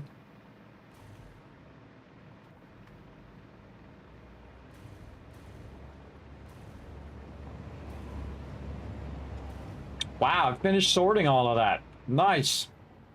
How can I tell? Because there's nothing on the belt. We don't need any of this anymore. Was it finished running all of that loot? Boxes and boxes of that loot. It already ran up above and sorted it out. Right there. There we go. Now it's going to run the rest of that up there. Oh, so clean and beautiful. So wonderful. Kiz Caps, the fresh new flavor. Yeah, there you go, Rotisserie. Getting those fresh Kiz Caps. Yes, again, remember, resets every year, so everybody has a chance of being the Kiz Cap leader. I like to have everybody have a chance. Oh, we're at our things over here. Now, one of the best things you can do, everybody, is to make it where you've done all the line runs, and all you have to do is connect them together like we did over there on our coal power. Where we don't have to do each individual line and all of that. That's the thing that takes you the most time. So when we're outputting this, we're outputting polymer resin and fuel, but our input is only crude oil. So we don't really need to worry about too much about the input because that one's probably the easiest of the two. And if you want to start with the easy one, then that's typically a great way to start.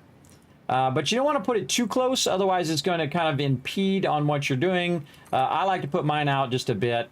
I didn't want to raise that up at the bottom level. And again, I just run it first, way beyond what we're doing. And because I'm going to junction this later and connect this to the next one in the line, it's better if I put all of these in here like this. And then just remove any excess items at the end so that these can connect to the next group of these that I'm going to make.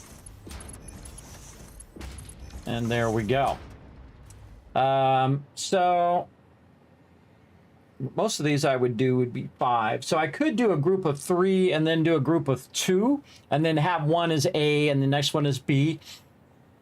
That kind of blueprinting, which I might do. We'll see. See how it goes. This is going to be an output, so we're going to make sure that we have our excess stuff that we're going to run out. Basically our waste material.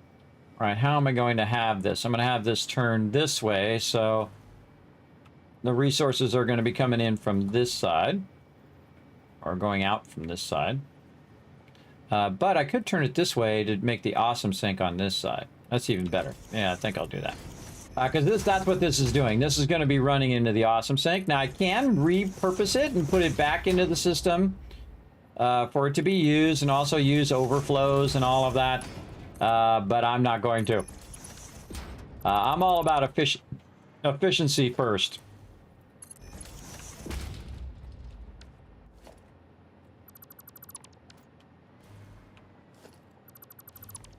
Okay. Definitely want to take that back out, put that back in. And then we've got our line runs there. Then same thing on the piping, because the output is going to be a fluid. So we're going to go to our piping here. We're going to line it up down the middle, as I like to do, and then apparently angle it or something. We're going to rotate it first. There we go. Now click it. Stay down at base level. Run it all the way across. That is not down the center. I'm going to put that down, but what I'm going to do is take out this side and do that again using the one I centered on that side. I like to have it centered under the lifters. That's just my particular style. Now again, here we have this same problem where it's not snapping, so I got to bring that out just a little bit. It just adds an extra step to each one of these, which is annoying, but such is how it goes. Might as well just do both of them while we're at it, and then snap it by holding down Control. Take that back out, snap. And I like to have the minimum amount of segments as possible. And there we go. Very nice. Now, one of the fun things we can do, by the way, is do this, where we drag all of the connections together like that. But in this particular case, I'm actually going to run these power poles down so they hit the edge down here, and then connect them down below, and then it'll all be underground. You don't have to look at the power connectors. Now, had I put the foundations down there, I could have gone in and just run it. Now, this particular playthrough, I'm playing without doing foundations on a lot of my stuff, just so you could just set it down and be off and running.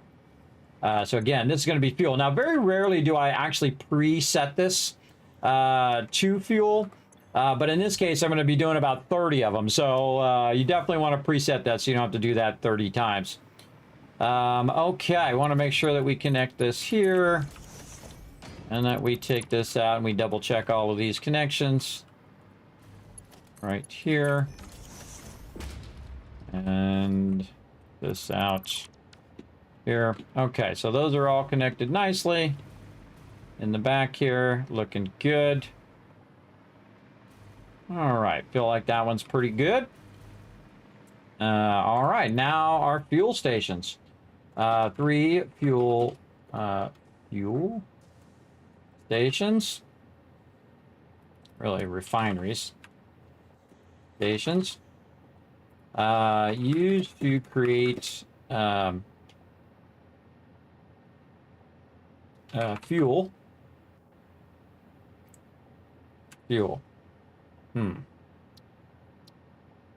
Hold on. Confirm. Used to create, what is this fuel actually called?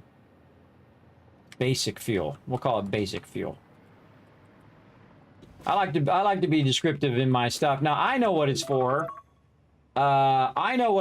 But again, when you guys look at the blueprints, if you're one of my patrons, I don't want you to be confused to what it is. Let's see. So 3 refineries. Fuel refineries. Fuel refineries. 3 fuel refineries. Let's just put ref. Fuel refineries. Refineries. Yes. I should put 3 in there. 3 fuel refineries for use with basic fuel to eventually use with turbo fuel. Works in a modular style. So basically you can just keep adding and adding and adding without having to, just keep redoing everything over and over. And these are refineries, so we'll get the icon for that. And then again, this is another one we'll just set to a green color so it's not the default. And let's give it a try. Now, one of the things I would do again is leave this on here in case you find an issue with your belts or whatever. Just leave it on there. Uh-oh. What's the problem over here? No fuel. Something happened again over here. We lost power.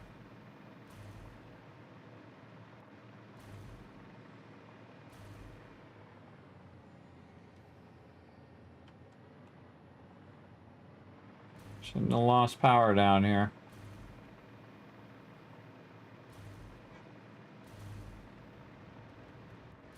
Hmm.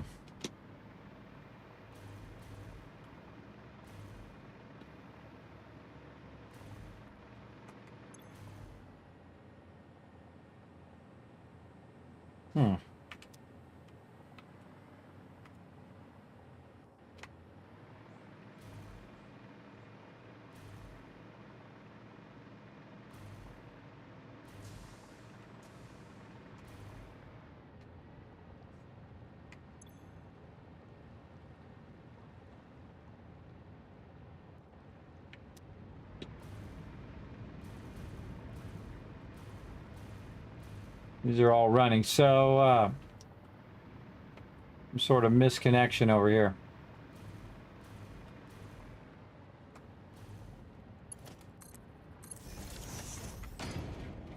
When in doubt, pull out a power pole. This capacity is 75.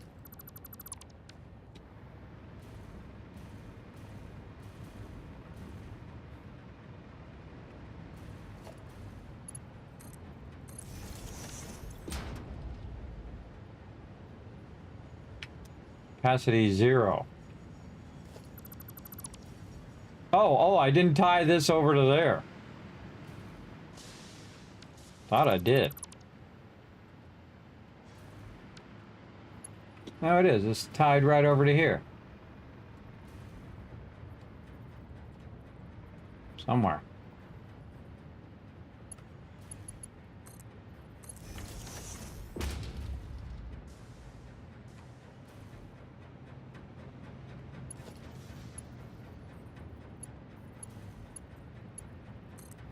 Maybe I didn't. All right, let's try it again.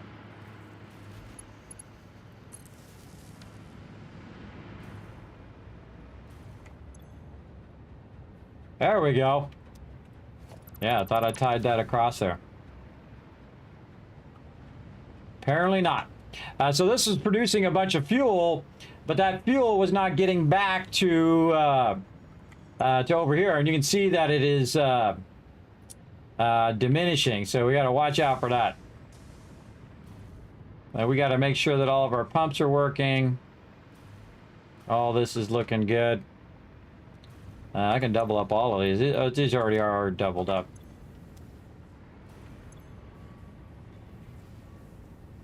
Yeah.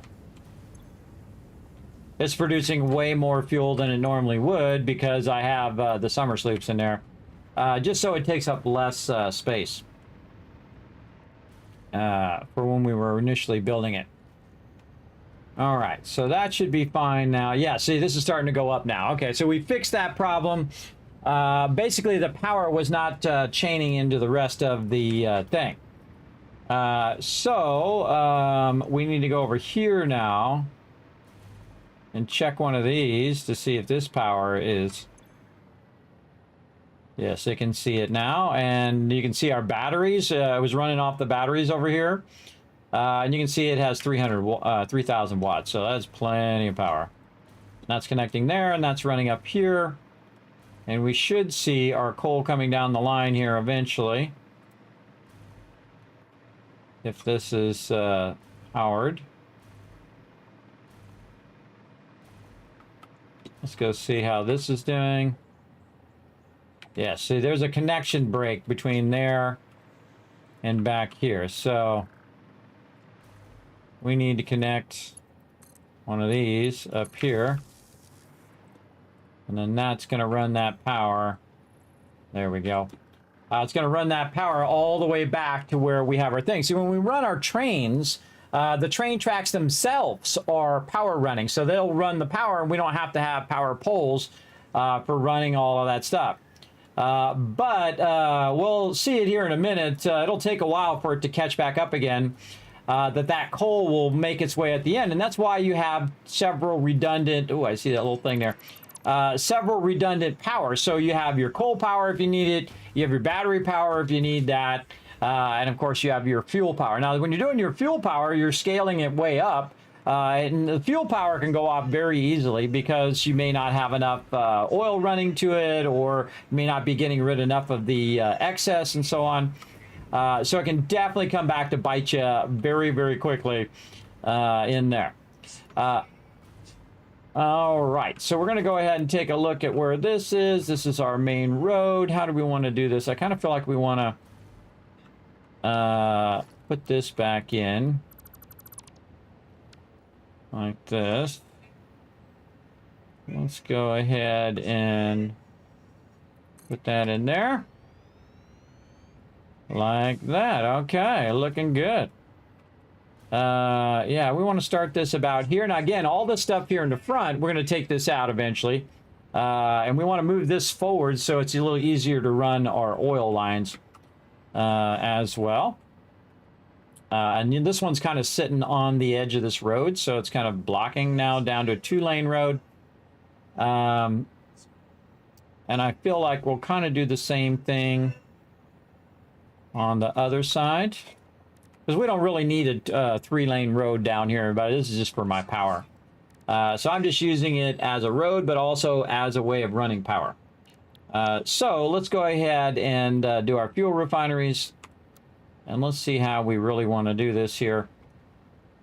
Kadoki. Maybe back. Maybe we'll leave it as a 2-lane road. What I really am worried about is how I'm going to run these lines and how they're going to match up to that bottom part there.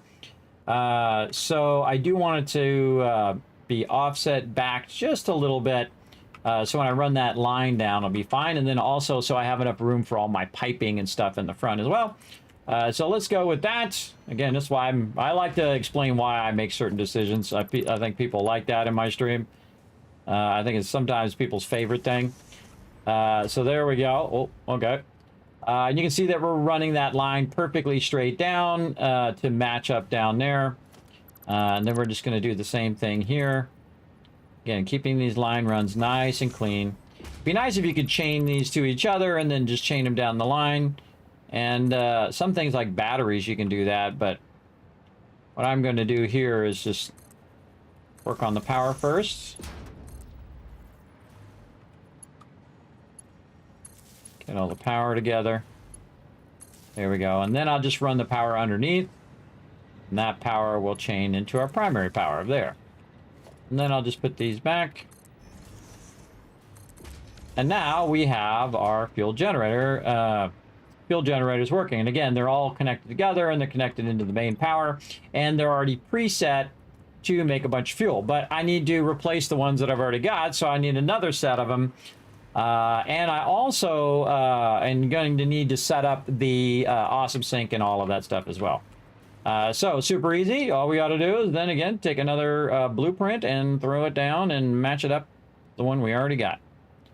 And I'm just going to hold down control, which it's not really allowing me to line that up. Again, why can't I just not snap it to this blueprint over here? There we go. It's a little awkward to snap this stuff sometimes. But if you aim at the other blueprint, it should snap it like that. There we go. Very nice. And then we will connect our belts. And it's actually flowing in this direction, back that way, so it can end up at the awesome sink. And then this over here. And I like to keep my fuel the default color, because that works out really well. And then we're just going to hit G, and we're just going to take these foundations out, because we know we're going to run this power.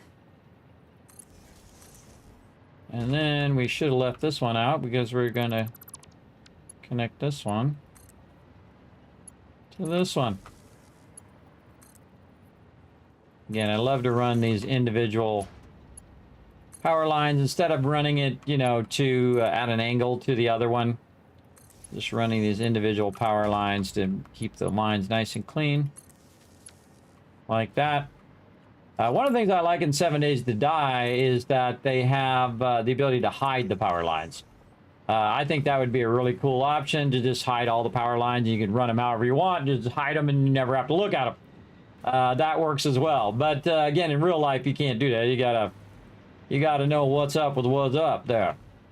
Okay, those are all on because they're all yellow. Now they're just waiting for oil. And that's a total of 6.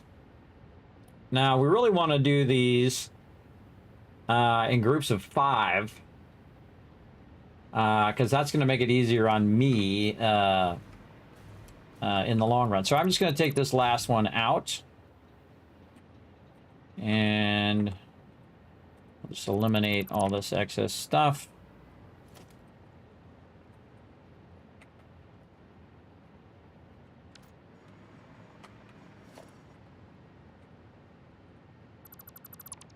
Take that out. Okay, and then we will connect these two together. Again, we could just make an A and B connection, but this is a total of 300 input from the oil. So that'll be the first one.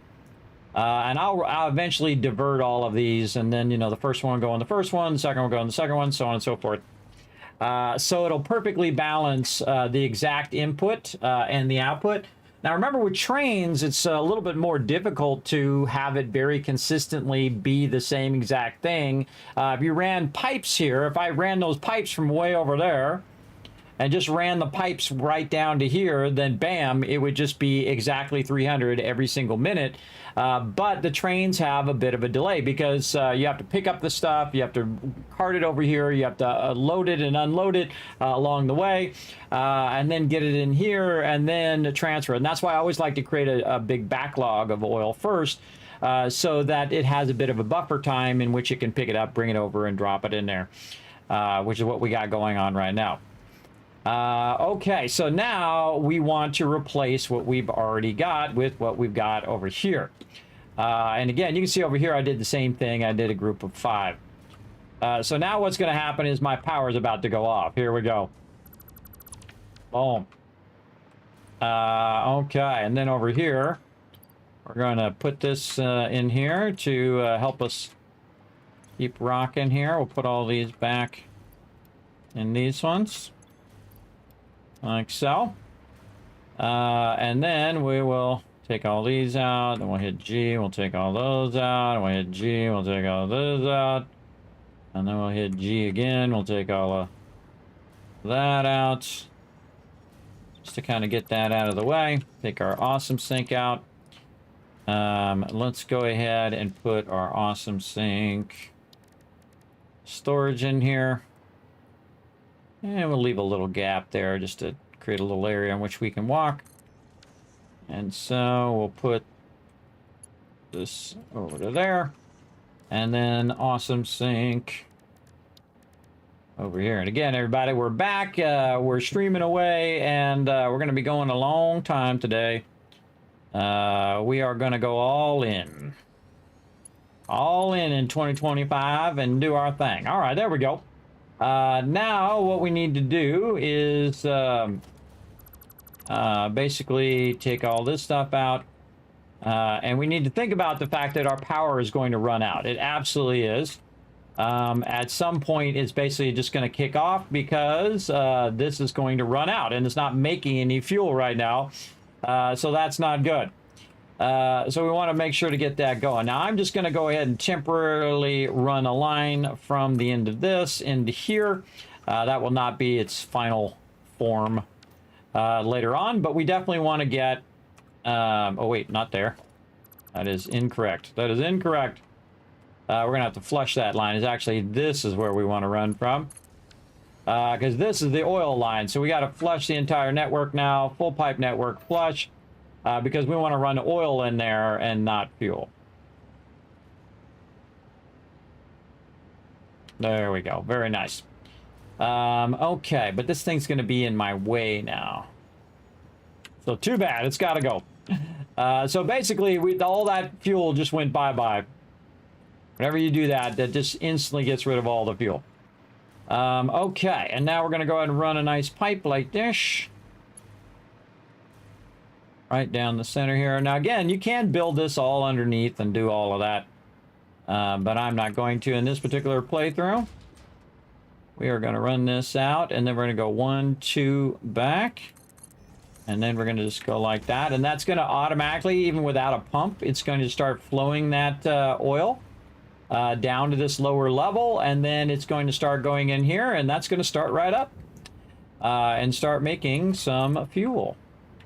And then we want the same kind of thing over here where we are running our fuel, except for in this particular case, we have a whole bunch of connections down there. We could use that for our awesome sink. Right there, yeah. Let's run this one here. And then we'll just cover that up. Okay. So now we want to get the fuel out of there, and we want to run the fuel over there. So we're going to go ahead and use this spot right here for our fluid buffer now over on this side. And we'll just kind of line it up to what we've already got. This will try to line it up anyway. Like this. And take the output of this and put it in there. Very nice. Oh, perfect. Okay. Kind of felt like we could do better, though. Always am trying to push myself to do better. Something maybe like this first. And then a nice little bypass like that. So it just kind of flows nicer. And there we go into there. Now, one of the things I want to do is I want to bring this forward just enough to put a pump on it. Right here. We have enough room here. Perfect. Right there. And then bring this up to match up there. Hopefully not touching the thing. It totally is, which I don't like. And so maybe we can do a little horizontal vertical. Let's go this way. And so you can see it creates a little horizontal vertical thing where it just goes straight up. Very cool. And then we know that there's a connection over here, and so we can run this one down to there, hide it underneath there, tap into this over here, and now that pumps on. So this is now pumping that up and across here, and then it's going to pump that fuel back in here to get our power back on. Now our power is going like this, everybody, because we're screwing around with it. When you screw around with your power, that's when it comes back to bite you, which is why we added all of that, all of those batteries, which is what's keeping our power on right now when it's going up and down, and I'm interrupting the production of the power. All right, and let's go ahead and take out all of these pipes now, because we're going to redo all of this as well. And then hit the G's on those, get rid of that. And we're going to run some nice, clean pipe runs here. So now what we're going to do is basically run these in sequence. And I'm just going to run them along the ground. Now, you can also stack them so they're vertically stacked and run them. I'm not going to bother to do that in this particular run because that's why I left that room between the actual power production on the right side and the refineries on the left. Now, all of this oil is purely for power. I'm no longer going to use it for plastic or for rubber. I can always go get more oil and run a train out there, or I can build at where the oil area is and then just grab a bunch of nodes and make myself a bunch of plastic and whatnot out there as well. And then run it in the dimensional depot, and then I would never really need to go out there. But we're just going to go ahead and do these line runs. And again, I like to bring it out and curve it in such a way that makes it look awesome. So we'll bring this out here and say something like that. I like that a lot. Let's go there. Now we don't want this to connect to what we've already got, because this is going to be its own line. And now we could, though, we wanted to, and just run it as a 600. Now, what I'm running it as right now is that it really is a 600 because it has a lot, but it's actually only extracting 300. So these are two 300s, and each 300 can take 5 of the refineries. So again, if we go in and we say, okay, what's the input? 60, and we divide that by 300 by 60, it equals 5. So that's why we're doing those as separate lines. And then it just makes it easier overall. And what we're doing, now again, you can always go in and make it more fancy if you want to, or take it out and do it a different way later. I also like mine to not be right next to each other. I do like to have them have a little bit of an offset, because that just makes it easier on me. And then again, we'll do this. I'm gonna offset that just a little bit. You'll see why later on. And then all the way out here. Now that line is a 600 line, so that one actually is going to feed 10 of them. So the next one's going to feed 5, the next one's going to feed 10, and the next one's going to feed 10. So and ultimately we're going to end up with 30 of these all in here. Now again, I would love to fit 5 of those in a single blueprint, but sadly it did not work out that way. Okay, and we want to leave. Why do we have this here? Oh, because that was the in one, because I had the extra one. Okay, so this is the one we want to take out. And we want to put this one back in, because this is the last connection here that we want to push forward. Okay, so again, this should all be making fuel. What are we waiting on? Polymer resin is not running out. Something is... Oh, my lifters are having issues. Yep, it's always the lifters, everybody. It's always the lifters are causing trouble. Let's get in here. This is a splitter, not a merger. Oh, it's not the lifters. It's the fact that that is not a merger. That's actually my bad. I forgot to put those two mergers. It's okay, I'll fix it on this one, and then I'll go back to the blueprint and fix it there. There's no point in me tearing the whole thing down and re-putting it back in, unless, you know, you want to leave it for later where you can have it all, you know, one blueprint. But we're going to just take all this stuff out. And we just hit G and do this. Take all these lines out. Take all the lifters out. And then take the merger and bring the merger back down underneath these. Back in its original position of the splitter. Take all those mergers back out.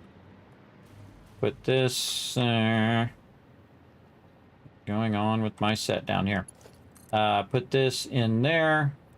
So basically the waste material is blocking our ability to make fuel. And that's okay, because we'll get it figured out here.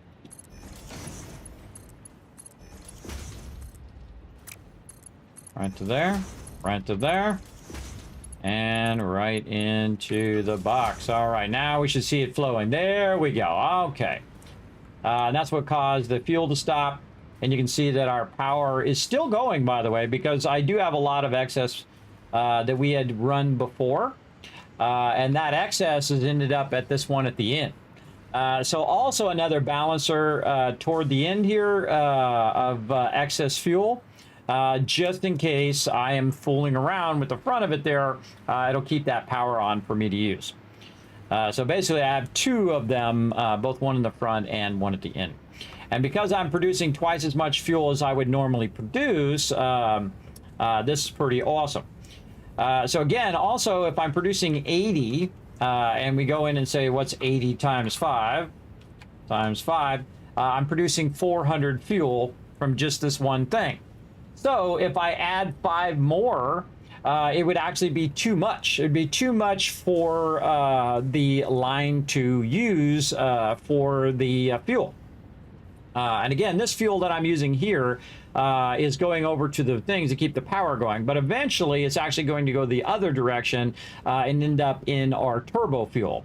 And that turbo fuel is going to make it even more exponentially powerful. We'll end up with even more power, and we may or may not get it done today, but if we do, we'll have crazy tons of power, and then we can go up there and we can build all the stuff that we want, all the different factories and whatnot, and we can build for days, everybody. It's going to be really fun. But again, doing these in stacks of 5, I find is a great way of limiting how much the output is as well. Now, of course, if I took the summer sloops out of there, it would be 40. So if we go in and we say 40 times 5 is about 200, and then of course 10 of them would produce around 400. So if we want to think about it in long terms, maybe we don't want to use our summer sloops there, and we want to use our summer sloops in the manufacturers instead, or maybe a power augmenter or whatever, because we can make a power augmenter, and then that will make this even more. In fact, let's make one. Make one over here because it's fun. So that power augmenter might be more valuable for use of those, or alien power augmenter, might be more valuable for use of those summer sloops than in there, because each of these, of course, is taking 2, so that would be 10. Or I can use those 10 on this power augmenter right here.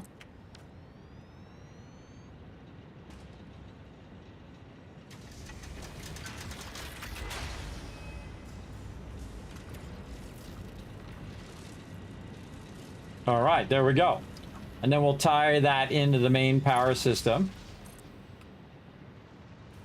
over here.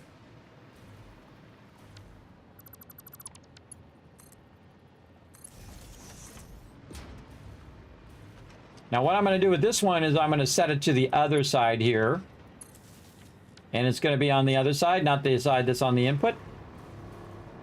And then now what this has done is it's taken my power that was 4,650 and turned it into 5,615. So it instantly gave me like 1,000 power boost in there overall. So is that going to be, is the fuel making more power than the power augmented boost? If you think about it, it's actually the fuel would be more than the augmenter. But the more power you have, the more it augments. So over time, as we add more power, this actually will get more and more effective over time. But the power augmenter is awesome, everybody. Very cool looking as well. Also go in here and you want to lick this right here. Maybe not. Guy went underwater. Maybe you didn't want to lick that. Probably not good. You go up there and it bounces you back, which is really funny. Okay, so we got our power augmenter in there, and now we're going to do this. We're going to do this just on the 40 output. So if we go ahead and look at 600 divided by 40, that would actually be 15 of these that you could combine together now, right, into one pipeline. So again, I just had it augmented to get my power started, but I don't really need all that power right now. And I would rather use the summer sloops, which are the rarest item, in the power augmenter. So there we go. Now that gives you an idea of the whys and hows. And so again, the output's 40, and then again, if you take 40 times 15, that equals 600, which is the maximum amount you can put in a single pipe. So, so our inputs are going to be set like this, and then we're going to do 15, connect all 15 of those together. That's going to run 600 fluid down there, and then rinse and repeat. Now, I also like to group them in segments. So if I do 5 of them, I will do then 5 again and 5 again, and I leave a gap in between, which is what I'm going to do over here. We're just going to go ahead and leave a gap right through here, and we'll just go ahead and color it in and say this is our kind of gap road that we're using to offset this from this other one over here. And you can see that we replaced it fairly easily just by having a plan of what we wanted to do. And we'll put this over here. We'll hit H to see if this is lined up. Yep. Looks good. Go with it.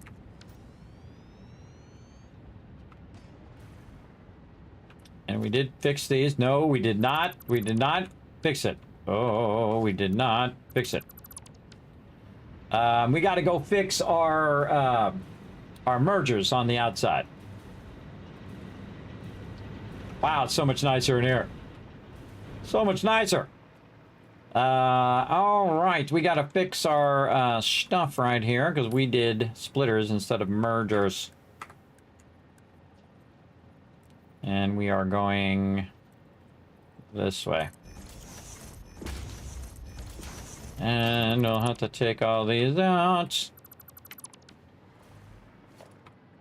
Take out our lifters. Take out our belts. Okay, very nice. And then put our mergers in. So when we do more of these, we don't have to go and fix this every single time. We fixed it on that one, but again, because it's not really necessary to go and take it all back out again, redo it, but I definitely want to make sure that I fix this before I put down 15 more of these. Okay, very nice. And again, as I update these, I also update them for my patrons over time. And I usually do it like once a month or whatnot. I'll go and grab all the patterns and put them up there for you guys to try them out. Again, I try to keep it very simple too. Again, that simplicity really helps you a lot. Now, when it comes to my power, I love my power to just be in a horizontal way, where it's just in a big long row, but you can make it vertical. You can make it inside a building. You can make it into a glass tower if you want, whatever you feel like doing.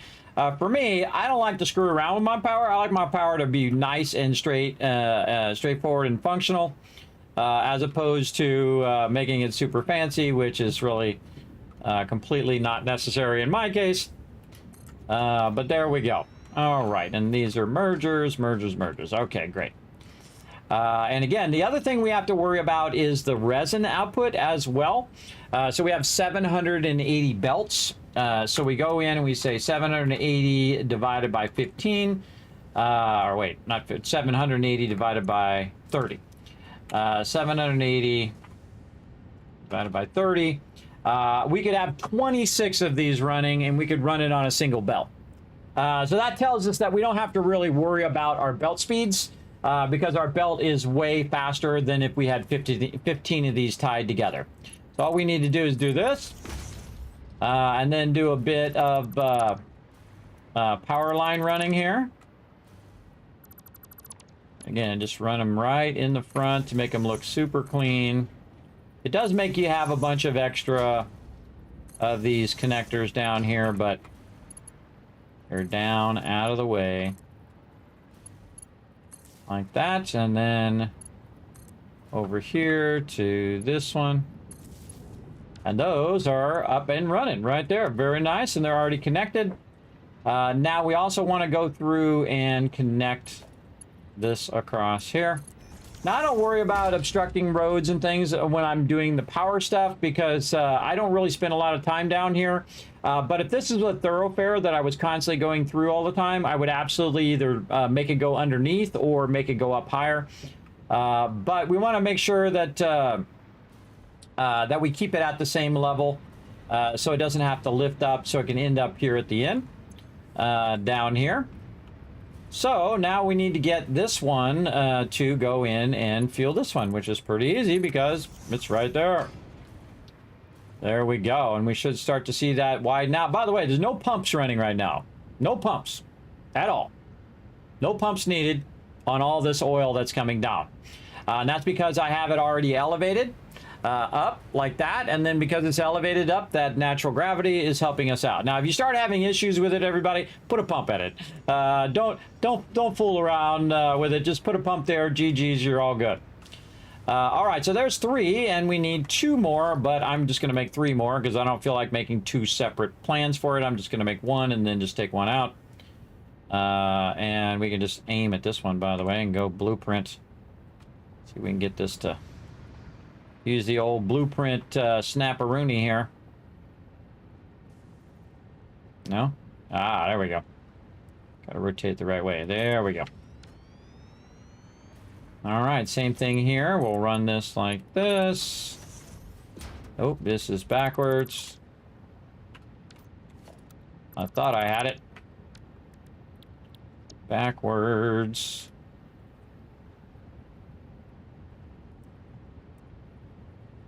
There we go.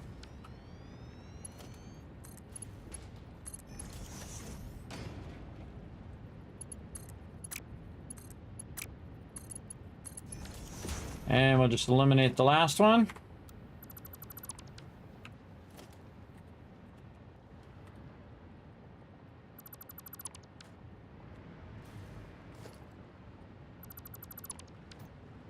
Very nice.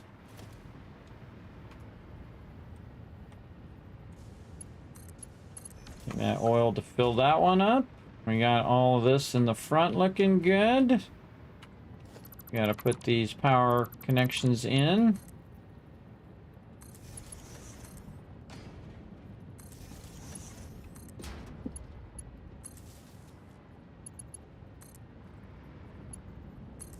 So satisfying too. Every time you get all this stuff running and it's just working great. Look at that. There we go.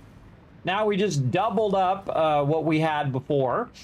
And this is about as much as we were making before now. But it's taking a bit more energy. And the reason why is because, again, I was using the summer sloops on there before. And those summer sloops do take more energy, but this doesn't use my summer sloops, so that's even better. That's way better. Okay, and then we just need 1 more group of 5. So again, we'll go in, we'll say, okay, we're going to leave a little gap here to tell us, okay, this is one group, this is another group, and so on. Again, you can put them right next to each other if you want to. I just prefer not to. That's just my personal deal. Okay, and then turn off the blueprint thing. And then line that up nicely. And then we'll just put both of them in at the same time here. I like how it purposely tries to troll you. It rotates it the wrong way. Get the last one out.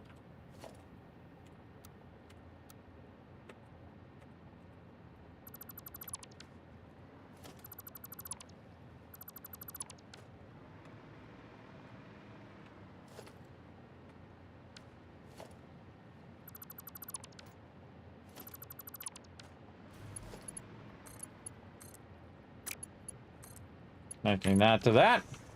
Again, thanks for everybody for hanging out. Hopefully you're having a great night. I'm having a wonderful time. I should have took a break, though. My break has run over yet again. So we're going to need to take a break here at some point, but we'll keep her going for right now. Let's go ahead and get all this connected together, because this can be all on one single line. Because we figured out all the math. We know all the math works out where this can all be along that same pipeline, and will equal 600. Let's go ahead and take out all these foundations. And then we can run our power lines down.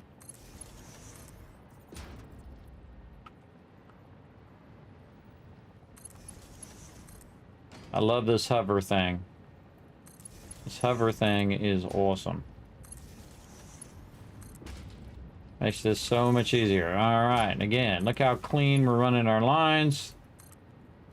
And this does take extra time to make it a bit more fancy. Not as efficient as just, you know, running your lines wherever. Normally I wouldn't bother if I was just trying to play through the game and say, okay, I want to just get the game done. I wouldn't bother to do all that stuff underneath there. I'd just put it right up on top of this thing here and run all the power lines across there. But it looks awesome when you do it this way. That's an important part of that. It turns out amazing. Okay, so there we go. This one needs some oil over here. And it just so happens that I have some oil right here. We'll go ahead and just make a junction here. We'll put that right in there. And that is going to produce even more fuel. So now we're producing even more fuel than we did before. We're producing 600 instead of 400. So that is a lot of fuel. And that's going to be running a lot of this stuff into the awesome sink as well. So we'll get the tickets out of that. This is going to very quickly fill up these fuel things here. So now, since we have this kind of segmented as, okay, this is its own thing. Another smart thing to do on the other end of this is to create a fuel buffer on this side as well. So it just adds to the overall backlog of what we have. So I'm just going to go ahead and put it right over here next to this. And then I'm going to run it this way. In fact, let's run it a little nicer. A nice 90. Gosh, wish they would come out with this 90 function already. Come out with this 90-degree function. So there we go. And that is going to fill that up with all the excess they're going to end up with eventually. And then we'll have 3 separate ones to do that. We should also be segmenting our fuel stuff here. Oh, it looks like I accidentally took one out over here too. Yeah, see how it's missing? Yeah, let's put this one back in. What's going on here? Kismet was getting a little too crazy with that removal stuff there. Put that back in there. That's why I was missing a little bit of power. Look how clean that looks, though. It's so nice. So nice when you get it all organized. Very, very cool. Okay, so again, these are all together, but you can see that the lines are separated by group. So this is 300 here, 300 here. And then this one is a 600 that we're running. So we're going to put 300 here, and then we're going to actually run the fuel in another direction away from what we're doing here, because we're going to have multiple output lines, and those output lines are going to be our what we run into our turbo fuel eventually. Now you can see that we have lots of room. It does not go on forever. It does eventually hit the radiation out here, but we've got a lot of space, everybody. We're certainly not hurting for space. That's for sure. So let's just keep building this direction a bit. Let's keep building way out here. Now, it's really not necessary to build this at this level. The thing you should be building at this level is the water. The water, because we're actually blocking our ability to collect some of this water. Not like, you know, we're going to run out of water collection for now anyway. But again, I like to run it at the same level as the water, and then have all my power kind of in the same space. Typically, I like to have it up wherever I am, wherever my hub is. But in this particular playthrough, our hub will become obsolete. We will no longer need to use our hub at all, because we'll have unlocked everything, and then there's nothing else for us to unlock in the hub. So I'm kind of thinking more long-term like that, where eventually we won't even need it anymore. Okay, so now we have enough for basically 15 more. I'm going to end up with 30. So let's go ahead and get that going on. Let's put our road in over here. Make sure that we are running this all on the same side. Yep. More road. Again, look how nice blueprints are. Aren't they awesome? So easy to build very large groups of foundations.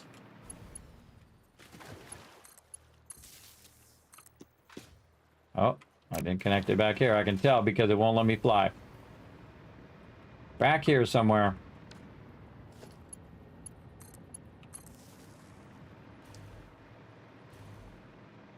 Ah, there we go. That's another point of having the power in the road, is the fact that I can float around and do whatever I need to do. Okay, I feel like we need another road right here, and we're going to say, okay, this is going to be our gap here between these two groups. And again, now what I'm going to do is speed up a bit. I think you guys get the general gist of this. Let's make sure that our pipes are still lined up. Actually, what we want to do here, since we're going to run the line eventually this way, or we could just run it across. Yeah, we can have all of our fuel depots here, our coal, and then our turbo fuel over here. But our eventually, our power would need to be by the turbo fuel. And I could run it back over there, or we could move all of our power on that side. All of these fuel generators there.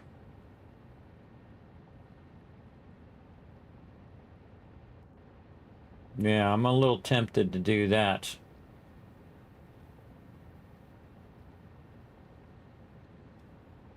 So this is going to be a total of 1,200 fuel. Let me think about that. This is going to be a total of 1,200 fuel output. So when we do our turbo fuel, 1,200 divided by 22.5. So we'll make 53 of these. Holy mackerel. Okay, 53 of those. Is that right? 1,200. It's going to be producing 1,200 fuel in there. Man, we're going to need a lot of compacted coal. 1,200 fuel divided by 22, which is 53. Yeah. So I'd probably do 50, just so that you have extra in there. So yeah, that's a lot. That's a lot of power we're about to produce. And so it's going to output 18.75 of turbo fuel times 53. 18.75 times 53, or let's say 50, 937 turbo fuel. And then this is using, I forget how much turbo fuel it uses, but right now it's using 20 per minute. So let's call it 950. So let's just call it 900 divided by 20 is 45 of these. Yes. And then 45 of those. And then 45 of these, let's say it's just at 200 megawatts, which is going to be more, but how many did I say? I already forgot. So it was 900 divided by 20 is 45. So 45 times 250 is 11,250 power. So that's going to produce 11,000 power, basically. We'll just round it off. That's a lot of power. So I'm trying to decide whether I want to, because that's going to be 53 of those, everybody. That's going to be a lot of turbo fuel. We do them in 25 and 25. 2 rows.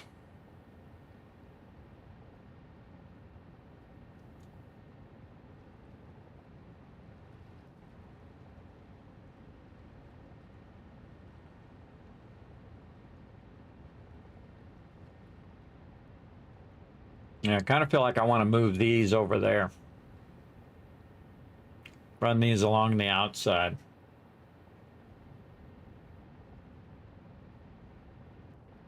Because then you could do your fuel here, 2 rows of turbo fuel, and then like 50 of those, 50 of those suckers over there. A lot of them, or how many ever I just said. That's a tremendous amount of those. And then you'd want to do them in groups too, based on how much turbo fuel you're producing. That's a lot of turbo fuel. But hey, let's keep going what we're doing. So we'll have group number 1 here. Yeah, it was almost better to put this on the other side, then put the turbo fuel here, and then have the turbo fuel end up over there. I'm very tempted to move it, but then I'd have to run the oil lines around to end up on the other side and come from behind to here and then across to there. Could move this out this way. Yeah. Have this come down and then go over to the turbo fuel. Turbo fuel. Because, like, what is the number one thing that I need to come over here and check when something goes wrong? And that's these, the fuel and the turbo fuel. I don't need to check these because these are the thing that is the end result of what I'm doing. So those, if those are out further, that's no big deal. But I think that's what I'm going to do. I'm going to do that. And then I'm going to put the turbo fuel behind it. And we'll do 25, 25. And then... I mean, we could do these long way that way. I'm trying to make it where I can just keep going this way as far as I want to go. But, yeah, we're going to go from like 4,000 power to 10,000 power. And I feel like it's going to be even more. Because turbo fuel has more megajoules. It has more power overall. It's going to be massive. It's going to be a massive amount of power. I forget how much turbo fuel I made in my last playthrough, but it was quite a bit. All right, so that's our first group of 15. We want to do a second group of 15. And then eventually what we'll do is we'll just have this pass over this way and end up in our... Yeah, we got a problem over here. So we're going to run into these islands. We don't have a problem that way. You know what? I am going to do it on the other side.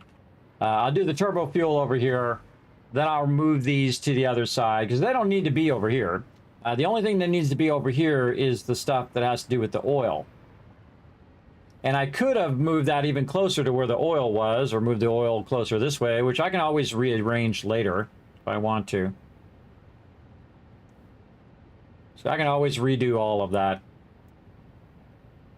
But you want to kind of think it out. You want to stop. When you get to a point like this and you're thinking, how am I going to do this, right? Or how do I want to do this? How you want to do it is one of the trickiest parts.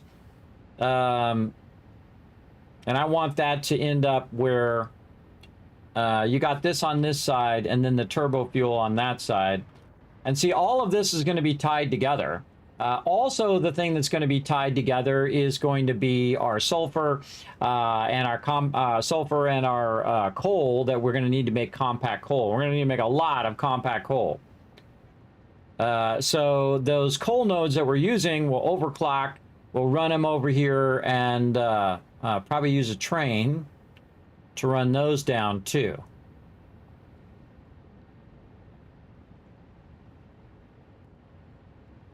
Yeah. So this will be 30. Those 30 will produce 1,200 fuel. And then that'll go to turbo fuel and so on. And then I'll have all my power in one long row, and I can just drive down the thing. And if I need to look at this, I can look at all of these, make sure these are all green. I can look and see if these are all green. And then I'll put my turbo fuel over here, and I'll be able to see all the lights of the turbo fuel and see if that's all green. And then I'll probably make 2 rows of it so I can see, because otherwise it'll be, it'll be 50 way out there in the middle of nowhere by itself. Where these are only going to be 30, And it's better to stack it, in that case, one behind the other. So 25 and 25 to about match up to the end of this one. It'll be, you know, offset depending on the fact that we started this, or we started that where the coal started, as opposed to this is going to be offset this way. So yes. And am I really going to expand this, though, is the real question. Because what I could do is just make a U shape out of the out of these, right? So as I go this way and I max out the direction I want to go this way, and then I max out that way with the turbo fuel, I can just put these around in a kind of a U shape where it go around the outside of the production in the middle. So another cool way of doing that as well. But I'm also thinking about the offsets of the pipes here. How do I want my pipes to end up? In this case, they'll probably end up right here, and I'll just junction it across. I might even bring it up and over, but it doesn't matter. Again, I'm not going to be coming out here. This is really for this fuel. And my nuclear power will be elsewhere.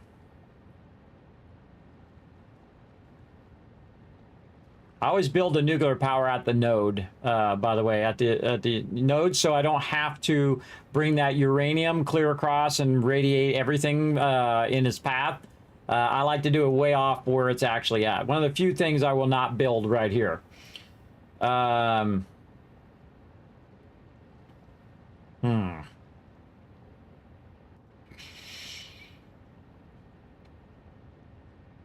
Tie it across there or tie it across back there. Doesn't matter which way I tie it. Okay, I think that's going to be just fine. So I can just, basically I'm thinking of the alignment. Do I want it to be aligned, or do I want to offset it so I can run two pipes parallel? Or if I'm going to run them to the other side, then I don't need to worry about it being offset this way. So now I know what I want to do. That's the important part, figuring out what you really want to do. All right, that's the hardest part. Get this turned around. If it wants to turn around on me, there we go. And then I can align this to this and it'll be just fine. There we go. Over here, we'll snap this blueprint to this blueprint. Turn it around the right way.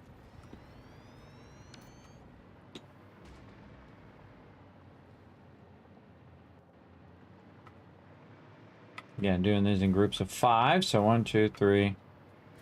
Out of 5. Take this one out. That's a little extra work. You have to keep taking this one out and then splitting them up into groups, but that's okay. This one here, connect that to there. Then this one's going to keep on coming down here. Actually, we could just do something like this. And this is going to be the other 300. It's going to end up in this. Okay, more power running.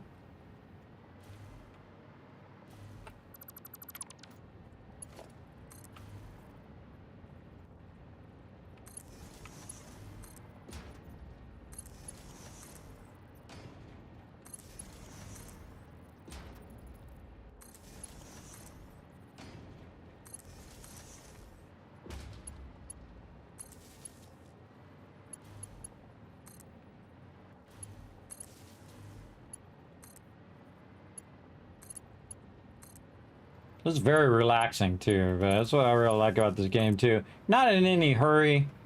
Just take your time and enjoy. You notice, by the way, also I'm not running this along the road. I could run this out and then just run along this road. But that would take even more connections and really unnecessary for me to run it, double run it like that. We just want to make sure these are all good. Okay, we missed a connection here. I can tell because the thing is not running. There we go. I just looked at the thing to see if it was running. All right, now we need to get rid of our excess. And again, how much is this? 30. What if we do 30 times 30? 30 times, times 30 is 900. Okay, that's too much for the belt.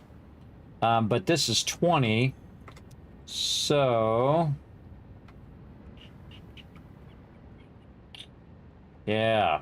Now I probably want to turn it the other way. But what can we do here? Yeah. Yeah,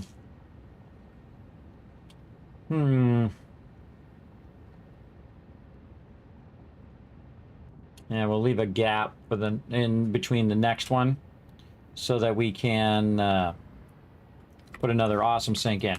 All right, so this is 20 times 30 is 600. Okay. Because the output of this is 30 polymer resin, and we want to make sure it's below 720 or 780, which is the maximum speed of our belt. So there we go. All right, but we want to have this fuel line be separate from these other fuel lines because that's the maximum amount that I can run in those pipes. That's 600. And so that's the maximum we definitely want to run on that. So the output of this should end up over here. Now, we're going to be running these other two this way. And so we'll want to think about our kind of in between there. We'll want to put an awesome sink right here to take care of these last two groups. So we'll just kind of line this up off of that, rotate it around, something like that. And then our box to for our logistics. There we go. 2 more retweets until 10. Yeah, this is your chance, everybody. Go and follow those links. Get those Kiss Cabs built back up again. Remember, they do reset every year.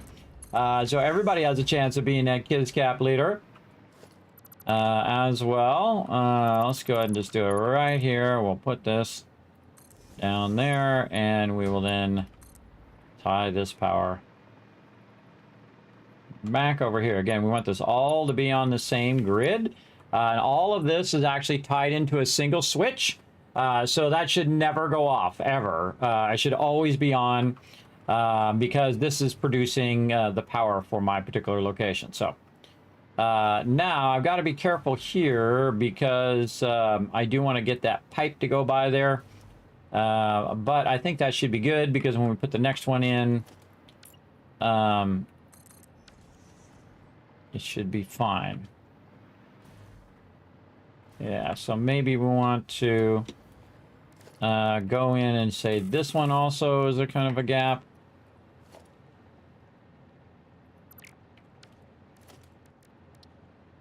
So we can get in between there. Yeah, that's really nice. Okay.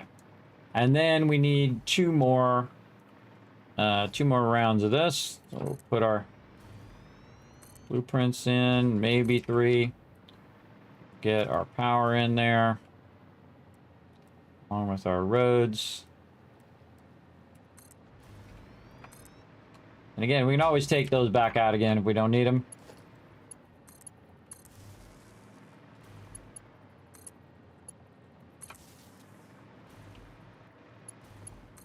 Again, running power in water is not always the best idea. There's a present in the way. Get that present out of the way. I'm working here. Now, I still have the fix-it thing turned on, and I'm going to leave it on for a bit. I may or may not turn it off. We'll see. Okay, and then we want this to line up to the one over there. And so we'll hit H. Nudge it. So that's when we run the fuel out. Right, yeah, so this one's all, this one and the next one are all connected together, fuel-wise. Because this will be 600 here, 600 over there. So we want to make sure that we can run our pipes from here to here, which we did. Want to make sure that we connect all this together as well. And I did work on this scroll wheel a little bit. It does work a little better. There we go. Okay, so that is all going to go to that awesome sink at the end. That'll take care of that. This awesome one's going to go right here. And a little offset forward. A little tempted to push that forward, which we're going to do. Let's do it. Let's push this forward by just a little bit. We'll use this one. We'll put one in as a template. And then it's kind of like nudged forward here. So we'll hit H, nudge it forward a little bit, just to try to get that nice 90-degree angle. Yeah, so there we go. Just so it's nice and straight. And then we can put down the awesome sink here. Match that up nicely.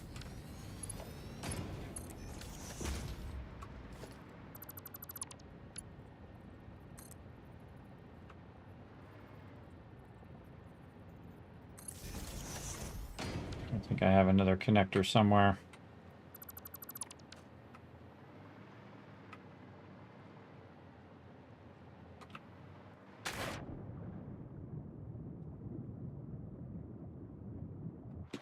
Sometimes hard to see. Maybe not. It's around somewhere. Yeah, see, that connection is still there.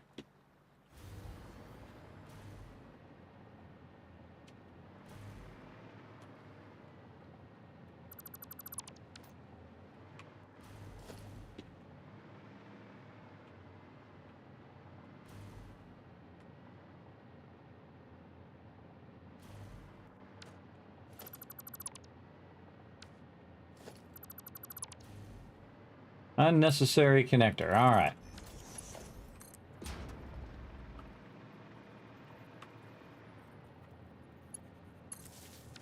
There we go. All right. Awesome sink's got its power back.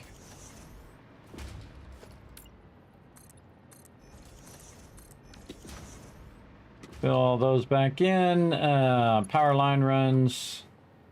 Oh, wait. We got to put our other two in. You definitely want to come back and troubleshoot this later. For sure. Say blueprint. Rotate this around.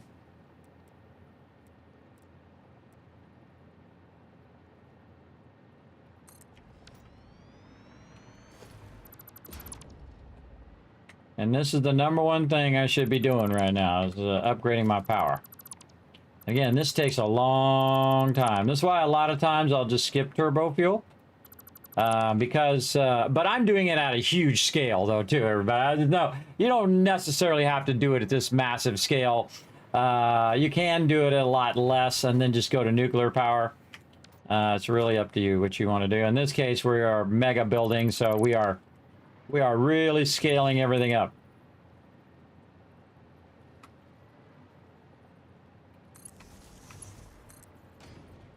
And then we're making everything look nice as well. Making things look nice takes longer. Especially running your power lines underneath like this. But it sure does look good. Nice and clean build.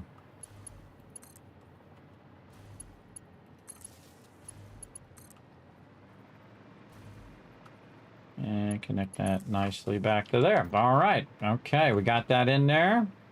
Now we got to do our little sub connections here. This one to this one. And come on, scroll wheel. Okay, it's better than it was, but it's still not perfect. Okay, and those 5 are tied together. Now we're ready for our other pipe. One more pipe to run. And again, we're going to use the maximum amount that we can. And if we start to have a problem with it not being able to keep up, we can always diminish how many we're doing. We can just say, okay, we're going to cut this off by 1 or 2. It's really fun to get it max efficiency, though. It's one of my favorite things to do at some point. I don't do it early game, because early game, you're going to have not enough stuff that's not fast enough, and so on and so forth. It's not really worth my time to do it then, because you're just going to end up taking it out or upgrading it all. Anyway. So just faster to do what you got to do in the early stages, and then go all out like I am now in the later stages.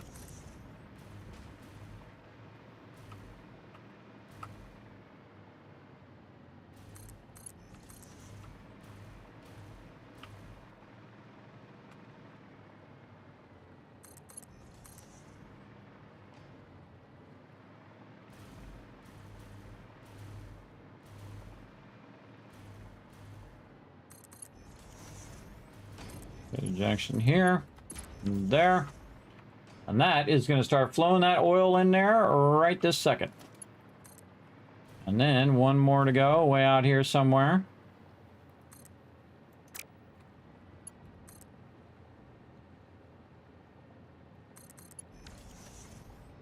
Run that out to there for the next one. All right, wow, we're getting a lot done today, that's for sure. Okay, and then crossroad. Just to give ourselves a little space in between. I like them when they're split up like that. I think it just looks more industrial strength, looks a lot better, I think, when they're split up than if you just put them all right next to each other in one big gigantic line. Also, it's visually better for you as the person who's doing it. A lot of people will try to jam stuff together and just make it as compact as possible. That's cool too, because you're using less space, but it's not like you don't have a lot of space. It's not like you have to make it totally compacted like that. You got plenty of space. In fact, you got a massive amount of space for you to utilize. All right, one more to go way here at the end, and then we will have our regular fuel good to go. And we have a lot of resources. Now you know why we made all those resources, everybody. This is why right here. All right, nudge that back just a little bit to keep that lined up. And it looks good. And we'll go blueprint mode. We'll go like this. Get this to be the right way. And then snap it to the other one. Take out this last one.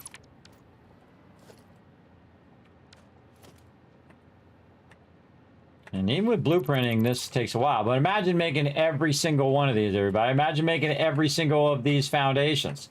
And I have built one foundation at a time. And built stuff bigger than this. One foundation at a time. And it was super fun. I enjoyed every second of it. It was very fun. All right, we know where this is going to go. So let's back this up just a bit. Again, same thing here. We can just make this. We're right into here. We know that's going to go right into there like that. Okay, there we go. Very nice. And we got to get some power here in the front. And we got to do all of our connections here. And this running down this way to the awesome sink. Same thing over here. And then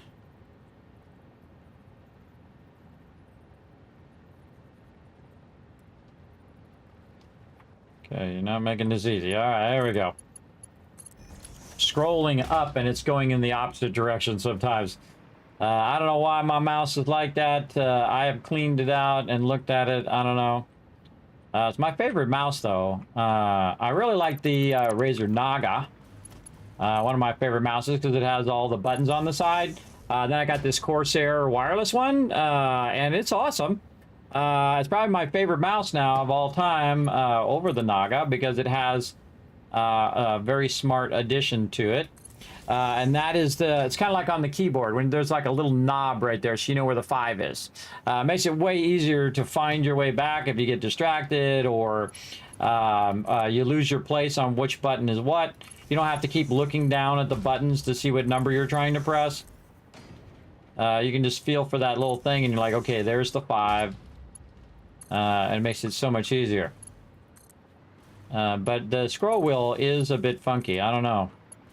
I've seen a lot of stuff online that says when it gets dirty, it starts doing that. But I went in and, you know, aired it out, cleaned it out. I did not take the whole mouse apart, which I kind of feel like is the next stage of what I'm going to be doing. Is taking that whole thing apart so I can... oh, I got a bunch of resin on me. Get rid of that. Get that out of there. There's more of it on there. That's the next thing I'm going to be doing, taking that mouse apart to figure out why it's doing that. Okay, so this is sitting there. What is it waiting on? It's got crude oil. It's got fuel. It's just waiting to sit there and do some fuel. Okay. And there we go. And so now we have our other 10, and those 10 are all connected. So again, this is 600 and 600. So this is 1,200 fuel that we're doing right here. That's a massive amount of fuel. I think that's more than I made last time. I can't remember. So that looks nice and clean as well. We've got it in two. We have it in smaller groups, and then we have it in the larger group, which is the 1,200 fuel. So very nice. Now, I would, again, leave yourself a little bit of a leeway, because it doesn't matter if it should work. It only matters if it does work. That's the important part. Now, way here at the end, everybody, smart idea to go ahead, again, give ourselves a bit of this buffer down here, right here, an industrial fluid buffer. We'll just put that right there. I'll line that up. Turn that this way. Just line that up nicely. And then that excess will end up coming down here and filling that up in the time being. So this way it can just keep running. Otherwise, what will happen is it'll just stop running. And then we're not producing any fuel. And so again, this one's saying, hey, I'm trying to output this fuel.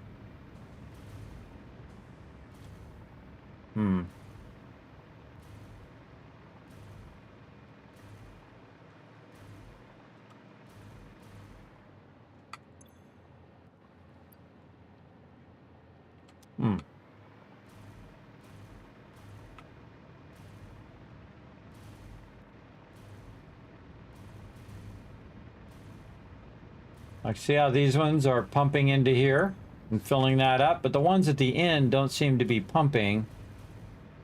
Maybe it'll take a minute. Yeah, there they go. They're starting to move now. See how they're starting to move? That means it has a place for it to go. Otherwise, if they stop moving, that means it's not actually pumping it.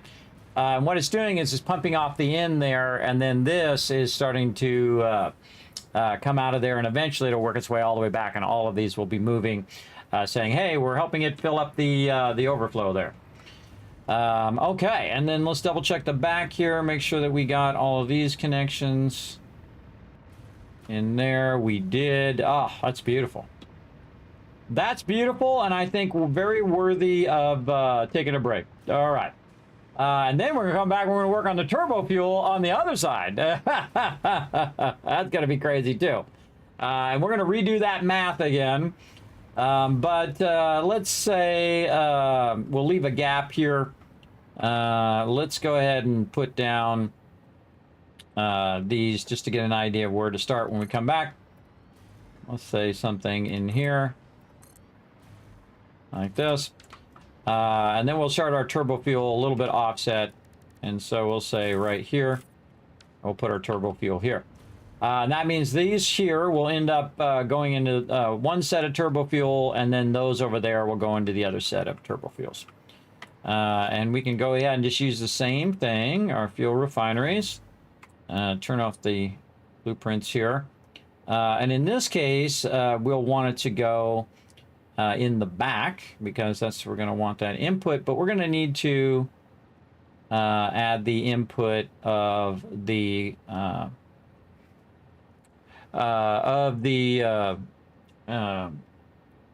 compacted coal.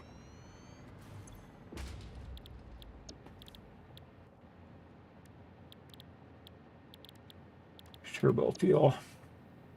Yeah, so the compacted coal needs to go in there. So we'll need to adjust the back of it and readjust our blueprint and make a separate blueprint that's just for turbo fuel, and do a bunch of those.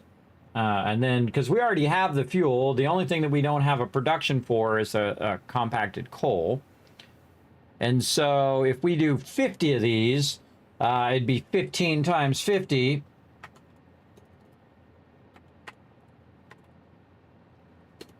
Times this way. 750. So we need to be able to produce 750 compacted coal. Let's go see compacted coal. Right here. So we would need 750 coal and 750 sulfur. So that's at least going to be 2 separate nodes until we get our level 3 extractors. We get our level 3 extractors, and we can do those both with pure nodes on a single belt. Be 780 coming in. But for now, we're going to have to split it because it'll be 600, and then we'll need some more sulfur on top of it. So what I might do is basically downscale that to 600. So it's 5 in, 500 out. So 600 in because of our 2 pure nodes that we can use. So 600 and 600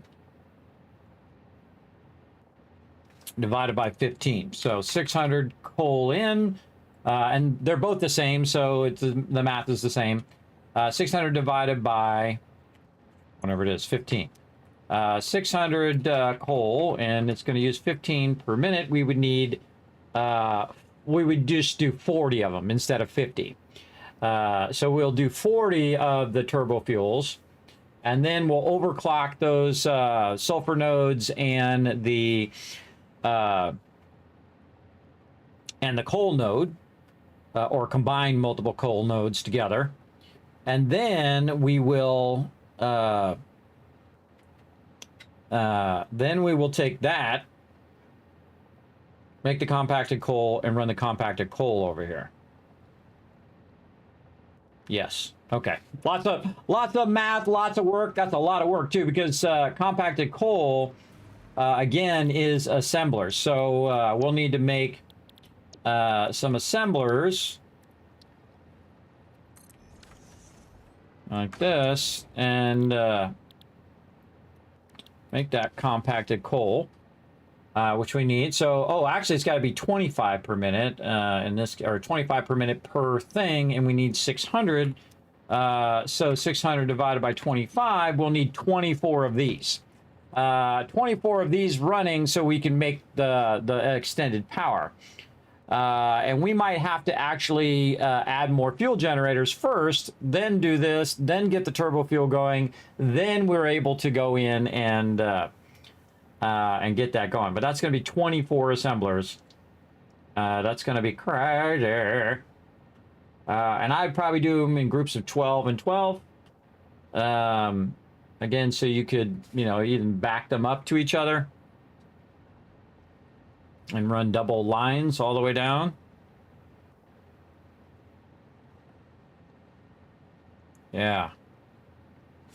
Like this. This way, space-wise, is more efficient. So, say you were going to run it, you'd do this. And then you would have this in the back.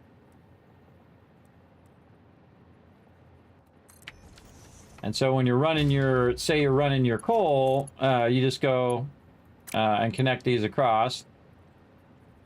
You need a splitter. Like this, and then you can just split that down the line, and then go to the next one, split it, and then the one over here you would do up above, like this. And then run that up above, and then you do 12 on one side, 12 on another, and you end up with 24 in a smaller space. Very much like I'm doing with these fuel units over here. So you just got them across from each other. You only need the one pipe, and then it feeds both of them on each side, and then you just keep doing that over and over, and then until you reach your kind of maximum limit of your pipeline, or in this case, maximum limit of the belts. So there we go. Exhaustion is not covered in Fix-It Pioneer Health Plan, nor is Pioneer Health. All right. So again, we're going to take a break. It keeps telling me to take a break. We're going to take a break. We're going to, you know, take a little steam bath while we're taking a break.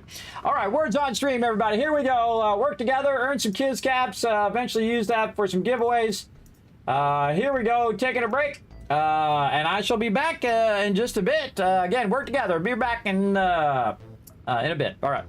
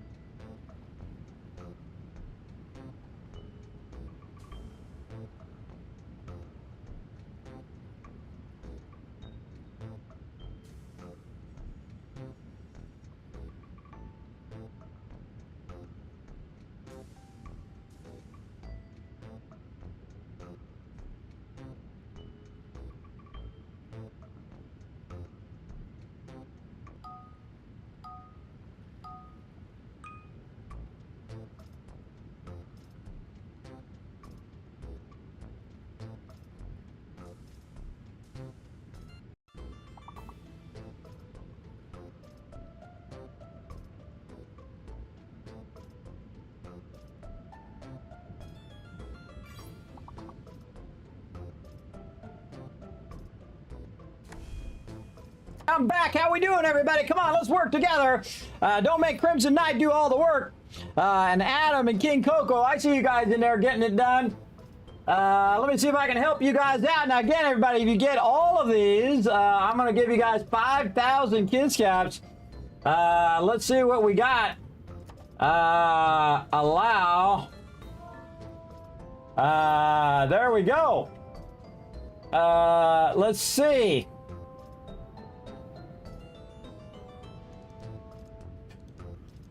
I don't see any words. Is that bad? I see absolutely 0 words in there. All right. Come on. There's got to be some combinations here. I'm just going to try some random letters. S-E-T-E. S-E-T-E. No. S-E-R-C-E. R-E-C-E.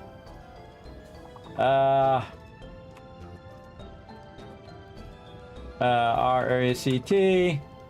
Man, none of these. What the heck? Reet. Tier. Oh, seer. Oh, you guys got that one. I cannot think of one. Come on, one more, everybody. One more just to get her done. Tree. Oh, man. We just needed one more word. But you guys did a good job of working together there. We tried, everybody. Man, we put a lot of words in there. Most of those were not even close. All right, everybody. Very, very fun. Playing some words on stream there. Let's go ahead and get back to some... Over here, buttons. So some Satisfactory. Now we've been building out our fuel station here. We built out a lot of fuel, as you can see. Oh my God, it's already full too. And again, we basically tripled up the amount of fuel that we were doing. More than tripled up. We five timed the amount of fuel. 1, 2. Oh, but we were doubling our fuel before. So imagine if all of those had summer sloops in them, everybody. That would be insane. That would be like 2,400 fuel being produced there. But this one over here, you can see these have turned yellow instead of green, and that's because it has nowhere else to use that fuel, because I don't have any more of these, and this is filled up. I don't have any more of those generators going there yet. But we do need to go over and adjust our patterns so that we can, our blueprints, so we can also put that other amount in there. So we'll take all this out and we'll have to build a blueprint for that over there. But we'll come back to that. Right now we just want to get our turbo fuel in there, and then we'll work on setting up our compacted coal. Well, maybe we want to do our compacted coal first, so we can put that down first, have that as like a factory there. These are good questions. I could do the compacted coal up above and just run the final product down here. That sounds better. Because I can then just do it up there and combine it up there, do the 24 that we need to do, and then just run the final product down here. That sounds like a smarter idea.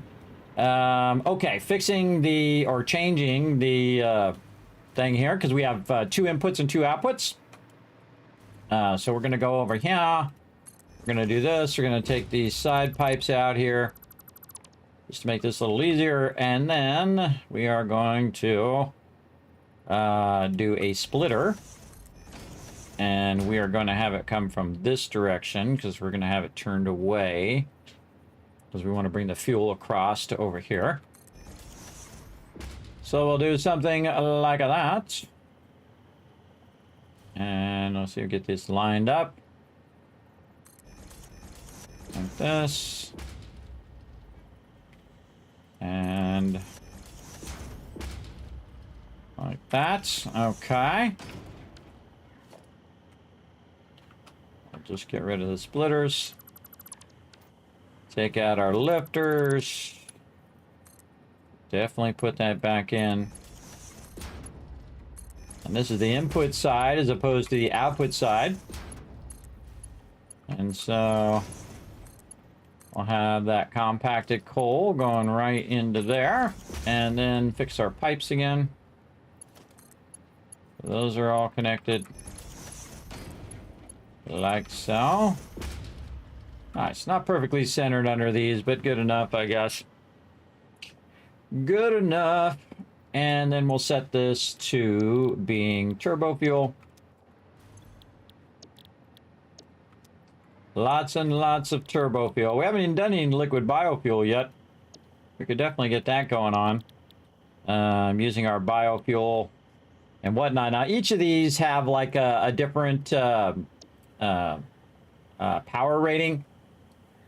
Like you can see that turbo fuel is 2,000 megajoules. Where if you go look at fuel, fuel output is 750. So it's more than double of the overall thing. It's like 3 times the actual power output if you switch up to turbo fuel. But it will come at the cost of making a bunch of compacted coal, but totally would be worth it in the long run. All right, there we go. So I think we have that right. These are all splitters. So we're going to come in compacted coal. And then we're also going to use our fuel that we have. These are all mergers on the output. And then the output of this is just going to be turbo fuel. So in this case, we actually don't need the output. And if we don't need it, we take it out. Now, I don't want to have to take it out on each and every one, so we'll just take it out now while we're doing the blueprinting. There we go. I probably don't need to have this out as far on the outputs. Yeah, we could probably redo this. Take all this out and run this a bit closer. I'm going to say here.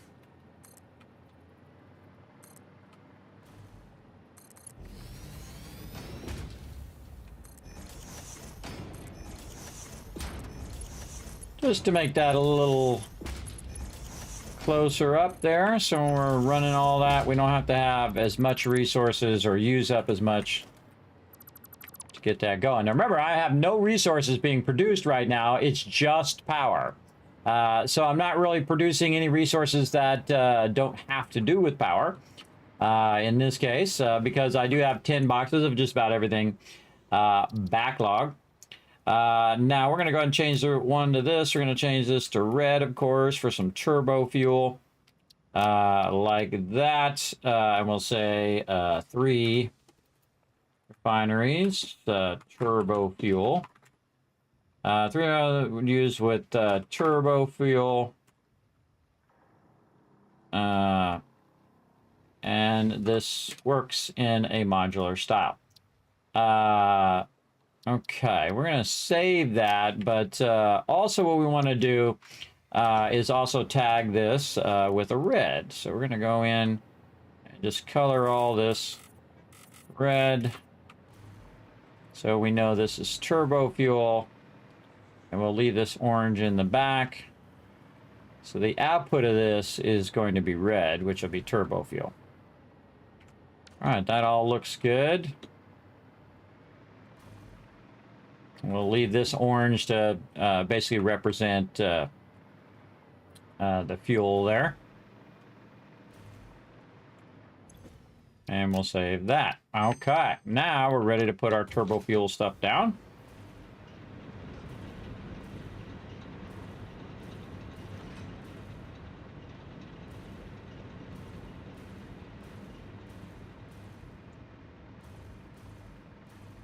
Again, we'll leave a little bit of a gap there.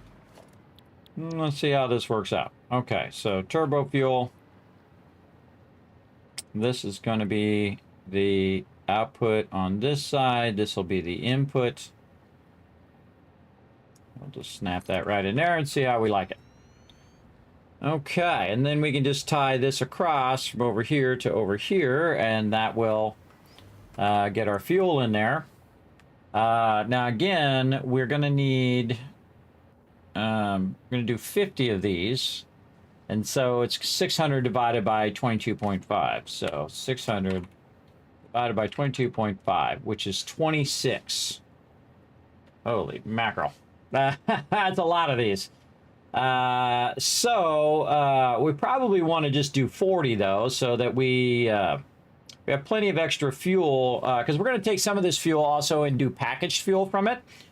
And then the same thing with some of the turbo fuel, we're going to package that as well. So we're not going to do it at absolute maximum capacity, but we are going to do it at a reasonably close amount. So yeah, we should do these. We should do 20 and 20.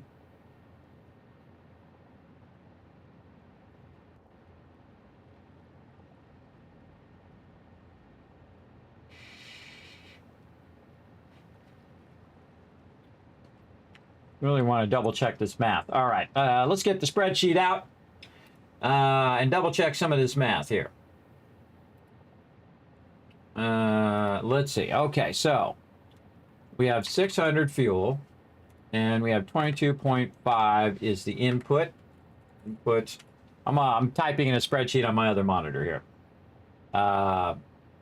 Total fuel, and then we'll divide it. This divided by this, which is 26.6666. Okay, and we'll just crank that down to 2 decimal places. Okay, so this is the number of refineries, and then compacted coal is going to be 15, and so we're going to have a total of 600 input of that as well, and then that is basically just going to be the same, so that would equal 40 of these. Right. So, but we actually, the total amount of fuel we have is 1,200. So we could do 53 if we wanted to. But our nodes are going to max out at 600. Now, I can go get more nodes and do all of that, but we've got nodes nearby, and we want to max those nodes. And we're really, eventually, we're going to need those nodes for making other fuel and or other weapons and things of that nature, ammo. But right now we have plenty of it backlogged, so we don't have to worry about it. So yeah, I'm feeling like we should go 40. Then we'll have extra fuel for packaging the fuel. Ugh. How long have we been going? Holy mackerel, 9 hours. 9 hours, all right. I had to switch over too, everybody. I've been working during the day and then switching over back to the nighttime. So trying to get back into the being up at night here. Good morning, Kryptonite. Again, thanks for coming in, hanging out. Thanks for hanging out in the chat. Also, I don't know how to say your name. I'm gonna call you 31 for short. Let's see. So yeah, let's do 40. All right. So, what's 3 divided by 40? Let's do that. 40 divided by 3 is 13.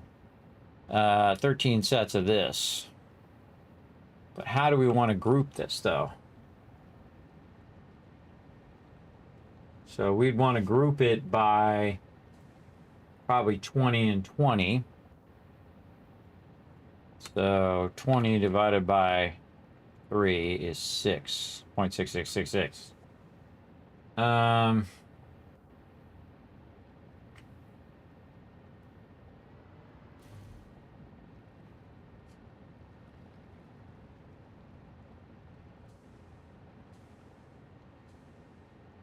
Trying to think of the quickest way of doing this, than doing it the way I did it over there, where I did 3 and 3, and then I took the last one out, and 3 and 3, and took the last one out. Might be faster if I do 2, 2, 2, and just do them in groups of 2. Because then I could just do a group of 10 and a group of 10. So it's important to figure this stuff out ahead of time. It just saves you time overall. Yeah, so group of 20, then a group of 20. And that would send 600 to one, 600 to the other. More than enough.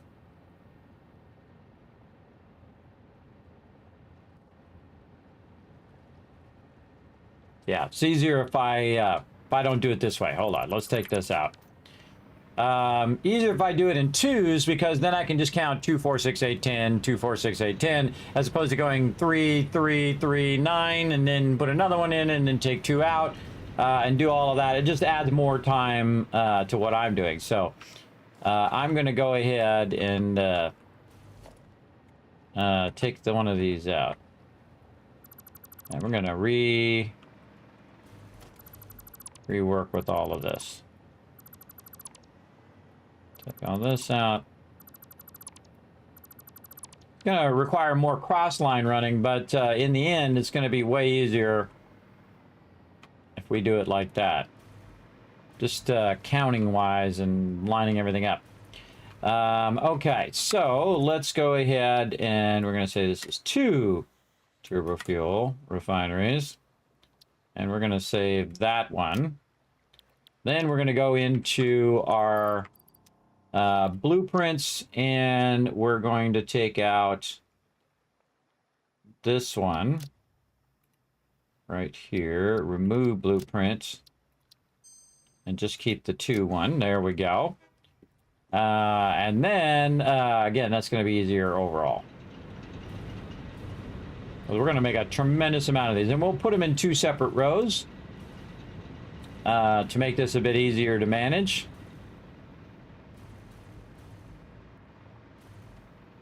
And so let's go to town here. I might even want to put this on my button right there, number 9. All right. So again, this is the input, and our output is going to be on the arrow side. So we'll do that. And then we'll say blueprint, which will then allow this to snap. I don't know why it rotates it like that.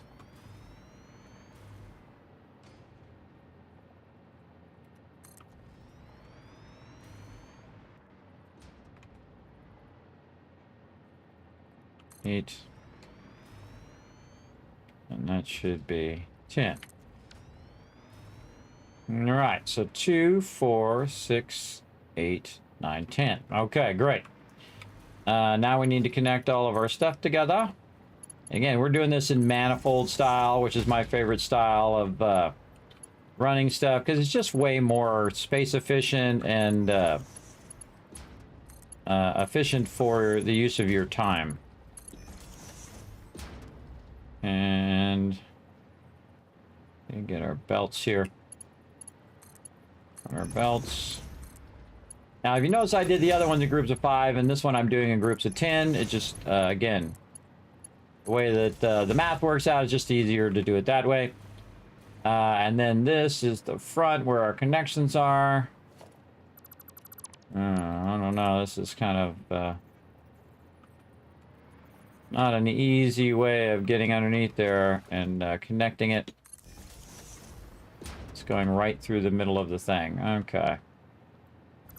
So on these ones, we might want to go and do the reverse here. Run them out like that. Do I like that? Maybe the other way.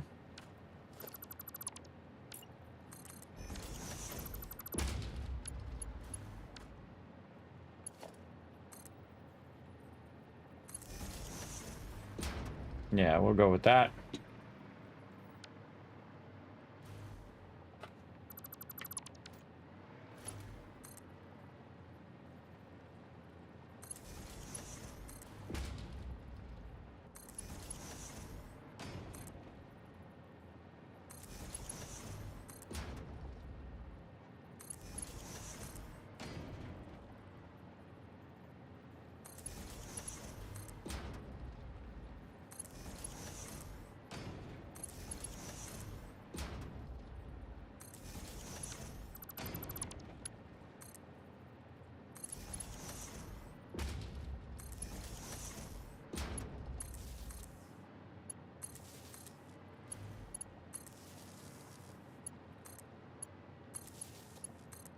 Getting in the zone.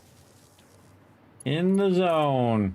Yeah, we're going to have some turbo fuel firing up here. That's cool. That is cool. All right, there we go. And now we need to take our power and run it across over to here. Tie into all of this power. Okay. Looks good. And these are all lit up. Yep. Okay. Now we got to do is put some turbo fuel in there. We want to get these connected.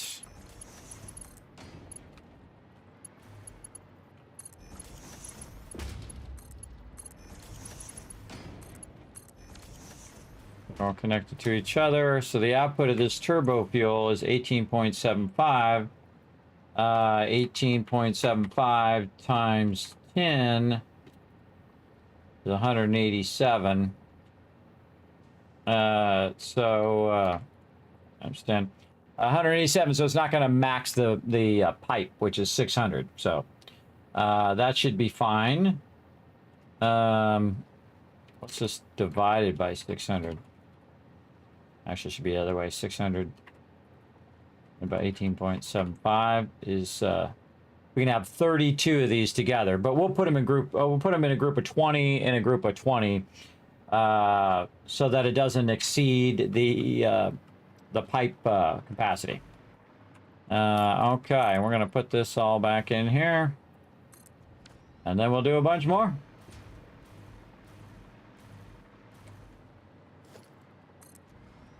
Okay, totally not what I wanted to do, but sure. Okay.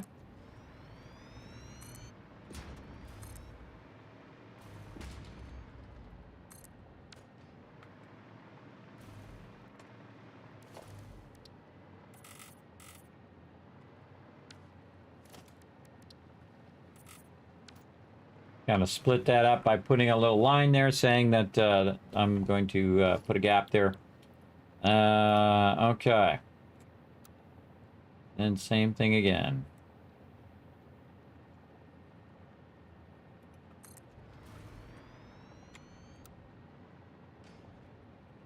See, I just love how it rotates it just to try to troll you, so you got to go in the wrong way. All right, that's 4.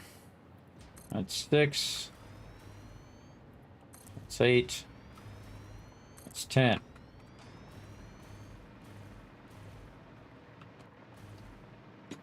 And doing our connections.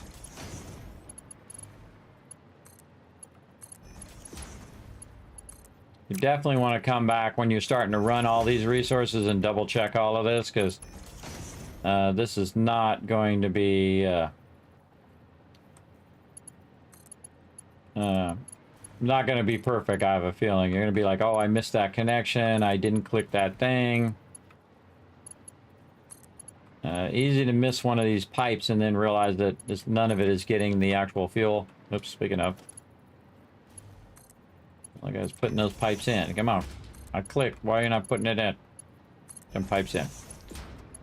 Oh, back here too. All right, fine. Get in there.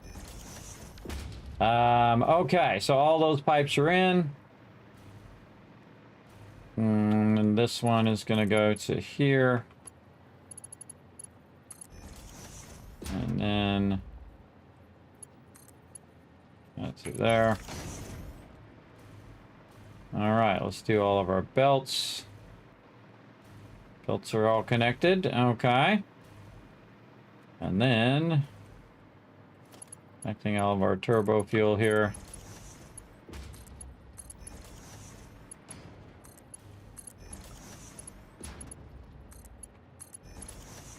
Hopefully all my maths work out. We'll find out. What the heck?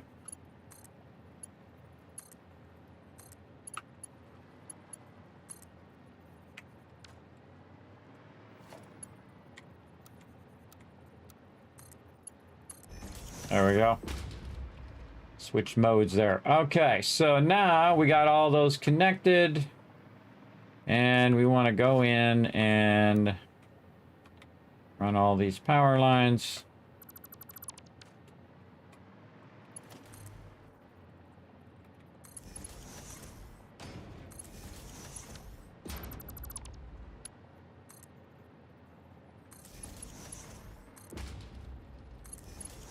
And we're massively scaling up, as you can see. But this also scales up our power overall.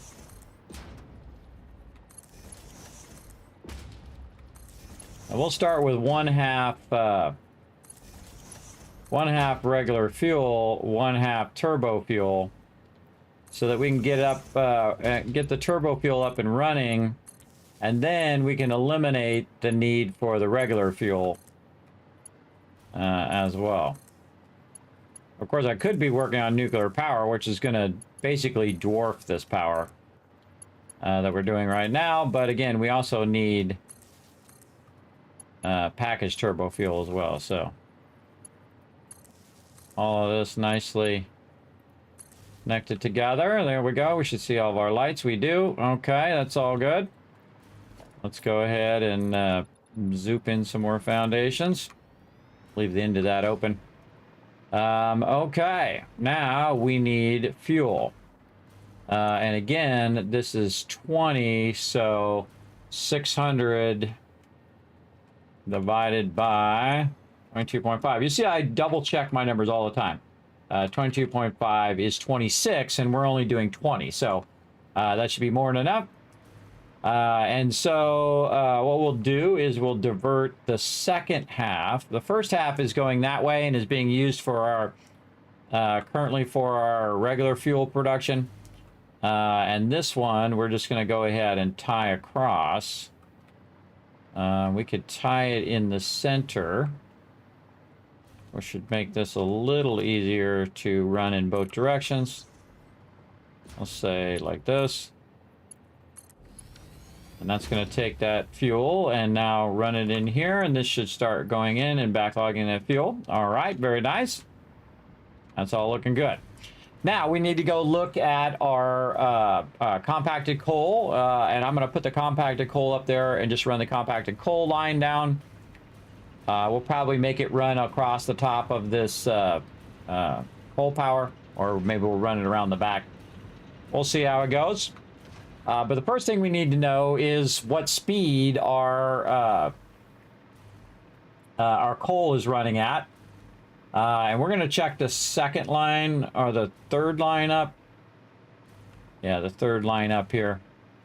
And again, we could take out all this other stuff.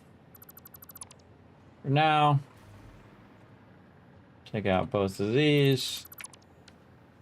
Just look at the coal. Now, we can look at the sulfur first, because we got the sulfur right here. And this is a pure node, so it should be Mark II, and be extracting pretty well. Okay, yes, it's already at 600. All right, nice, and I already overclocked it. Okay, great. So we've got that already good to go. Now we need to go check that coal. Let's go check this coal. Here we go.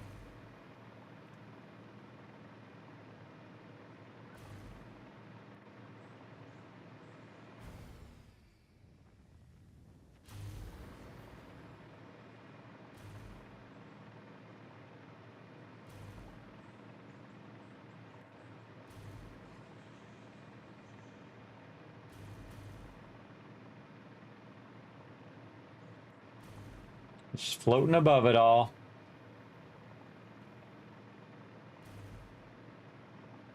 Take a little shortcut.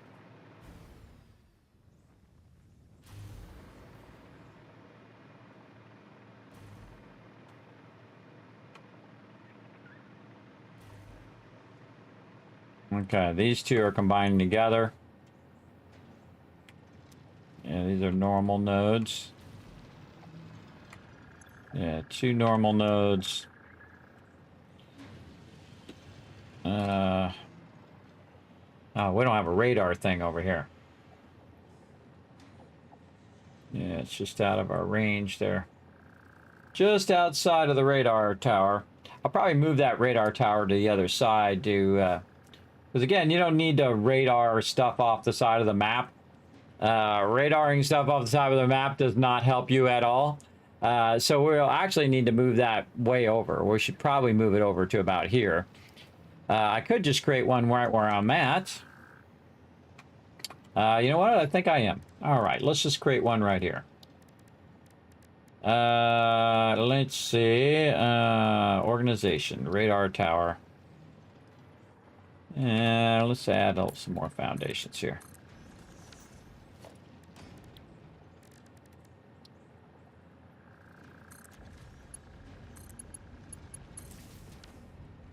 Okay, there we go. Now we can see all the nodes.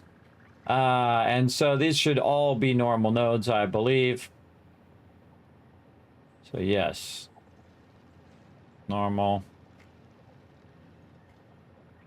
Come on, scroll wheel, work with me. Can't see what this other node is. Okay, that one's normal. I'm in the way of my own deal. But I can see it's overclocked and it's 300, so that tells me it's a normal node. So these two are being combined. In the bottom one, that's 600. And then the top one's being 600. So we're using like 600 for, oh, look what I did over here. I made like a whole enclosed thing. Neato. And then this is 300 and 300. Okay, so both of these have been combined into a single line. And then it's 600 and 600 running there. So now we know what the, those are both the same output. I'm running across the belt just because it's fun. One of the things you can do is slide on the belt to go a little faster and then just use that momentum to make you slide. Oh, going in the water. Oh, I saved myself. Use that momentum to go a little faster than you do with your little hover thingy. Again, we're going to go and slide and then boom. But the second I go into hover mode, it stops me. That's one of the cool things about the jetpack. Is that you can go and then you can just jetpack a little bit and it will just accelerate you like those. Oh, almost. Accelerate you clear across there. Okay, so both of these are the same. So 600 at the top, 600 at the bottom. So good spot for a little bit of building. I could just build it over here by the space elevator.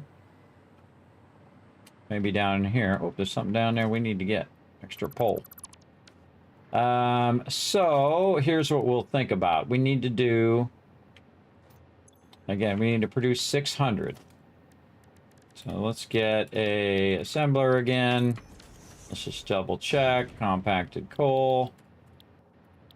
Right here. So it's 25 and 25. And then we take our 600 divided by 25, and that's 24. So we need 12 and 12. And we'll go down here and we'll see what we can do with our assemblers now. And we will go ahead and clear the blueprint designer.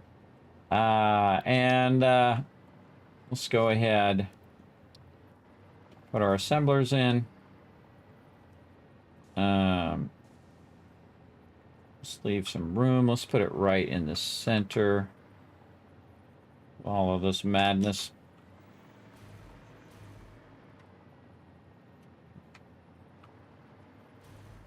Go forward. Sounds good to me. All right. Don't think I'm going to get more than 3 of those across. And we need 24, so it'd be 3 and 3, 6, and then 12. So we're going to do 12 and 12. Again, which is 24. Again. So, compacted coal. Copy this one, paste it in there. Now again, I don't always pre-do them specifically for certain tasks. I'll just usually, when I'm doing modular style, I just make the things and then change what it is after the fact. But in this case, I'm making this for a very specific reason. So again, 600 divided by 5, which is 24. Okay. So we'll do 12 and 12, and that'll make that really easy. And then we'll just split the belt to run on one and run on the other. So we have 2 inputs and 1 output. So we're going to need to get our other set here and do our offset.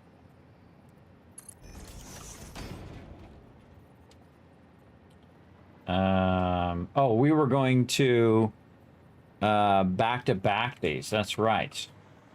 Then we could do them in groups of 6. So we could take these out and enough room for a splitter.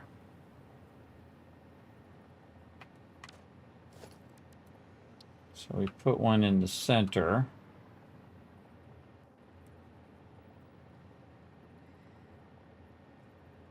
We'll say this.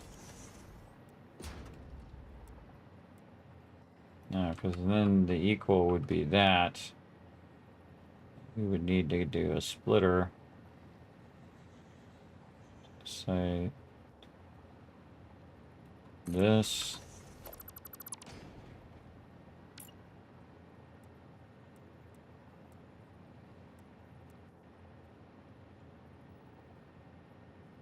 Yeah, now we're getting somewhere. That and that. See, I like to be able to see the belts, that the belts are actually working. You can jam this way closer together. You don't have to have it so far apart. But again, I'm gonna need a splitter there.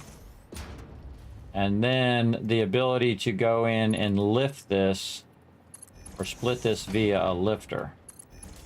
And I can tell you that's gonna be too close. So this has got to go back a little bit more.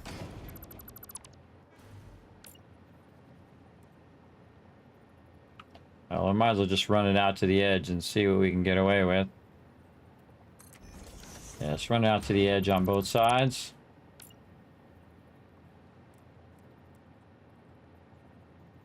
Or as it'll let me put it this way.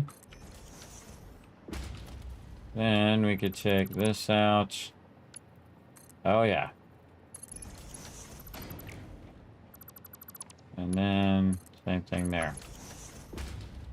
All right. Yeah, that's perfect. Okay, so we'll take all this out. These are splitters, and then so this will go here. That'll go there. And then we just do that over and over. All right. And then here.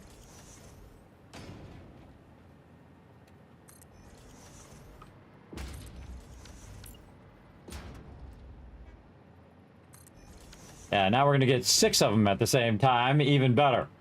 And they're going to be on single lines, so I don't have to, single manifolds, so I don't have to screw around with it too much, so that's super useful. We're going to say that this is coming from this direction. Like that, and then splitter here. Take this out. The same thing over here. This way. This way. This is up by 2. This is out. These are across. And we want to put our lifters in.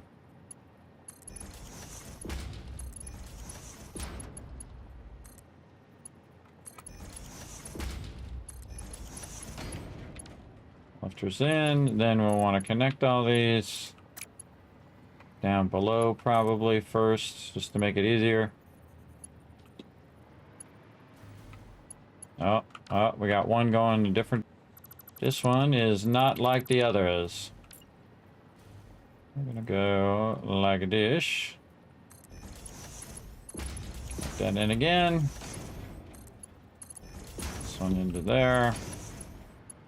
Okay, so they're both going to be coming in from the same side. This side over here Now, what I should have really done was taken this and turn it so that it faces to the front. So what we're going to do is call this temp assemblers. And again, I'm not going to give it anything else. I'm just going to call it the temp ones. And then I'm going to clear it. And then just to make it easier for when I'm putting the actual blueprint down, because it's a 5x5, it's square, I can go in and just kind of rotate this to make my job easier. And that just tells me that the inputs are on the side that I'm on. And I don't think I'm going to be able to get too many more in there, but I might be able to get one more set in there if I'm lucky. And I'm going to have to do all the mergers on the outside manually. But at least the inputs will be all set up, so that'll be useful. Yeah, let's do that. And then see if we can maybe sneak in another one. Yes. Okay, so we absolutely could if we wanted to sneak in another one, but the particular configuration that I'm doing is smarter for me to go with 6 because it's 12 that I'm trying to get, right? 12 and then 12 again. So I definitely want to leave this, but I could get another one in if I wanted to. But we're going to go with this, and I think that's probably good. Make sure these are all set to what we want them to be. In this case, compacted coal. Copy that a bunch of times because sometimes it says it copied, but it didn't. Compacted coal, compacted coal. All right, there we go. And now we'll save it as the actual final thing in the correct orientation. Let's see, 6 assemblers for compacted coal. This includes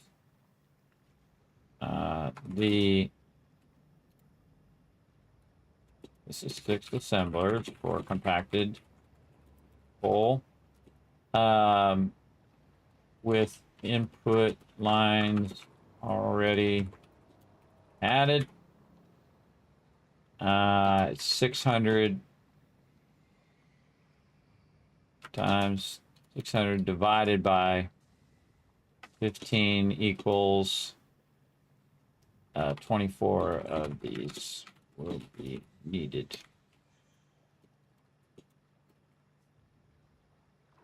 There we go. Okay, so again, we'll go in here and we'll say assemblers right here. We'll change this one also to green. It just says what we're working on. And save. Okay, now we did this, which now saved us a bunch of time. And now we're going to go up here and test it out.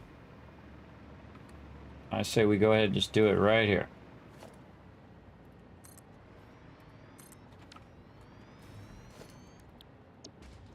So we'll go in and we're going to do this. Maybe I want it to go the other way.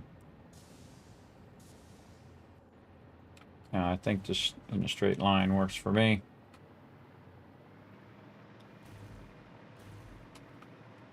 We want to leave room for our batteries.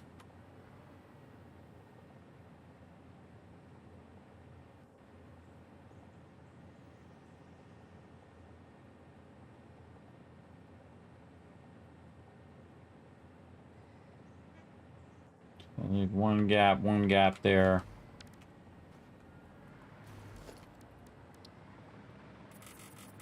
Leave room there. I'm not putting the battery down yet, but I'm just making room for them. We're going to have a crazy ton of them. So then again, this will be a gap. Again, I just put a road in there. It's not necessarily going to be a road, but I'm just putting a gap in there so I know where to start this other one. And then we're going to do this. So we can put in those inputs. Pretty good to me. And then we can just do that times 2. Boom. Then we'll go in and carry the stuff across. Oh, wait a minute. Wait a minute. We forgot to finish those top ones. We took them out and then forgot to put in the rest of those connections. Oh, I forgot. I could have just put them in, but I'm just going to fix it in the blueprint.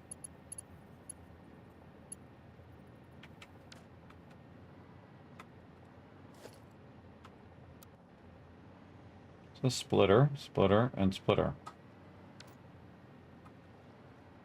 Why is my splitter funky? They're all...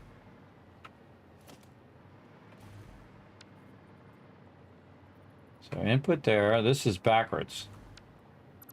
That's what the problem is. This one is rotated incorrectly. Yeah, there's always something I have to go back and fix. You know, I might have a bad rotation like I do there. And so that's why I leave it on the blueprinter while you're fine-tuning it till you get it down. And so we'll do that. These are all the same direction. Okay, so all input on this side and run down the line. All right, much better. Let's save that. Looks good. Get resources out of here. Try that again.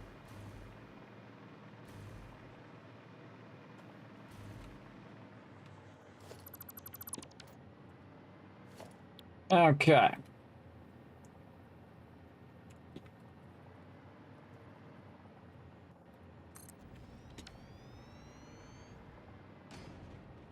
All right, much better. Okay.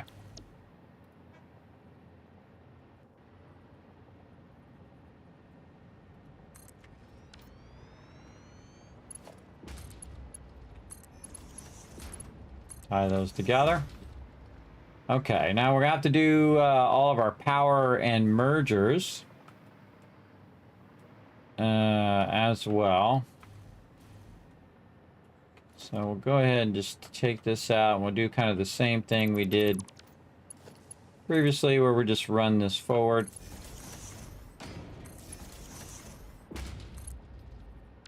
Just so we don't have to see the poles.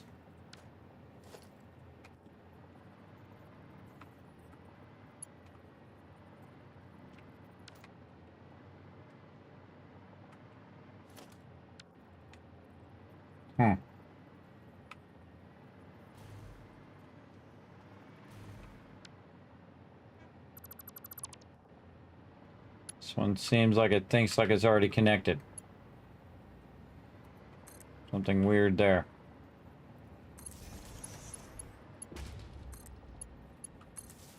That one's acting like it's already connected to a power pole. Not letting me pull it out of there. There's always one that wants to be the feisty one.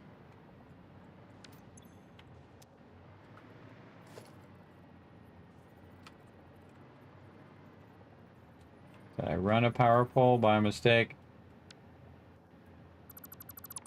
Down there, apparently. Yep. Click down there instead of right there in front of it.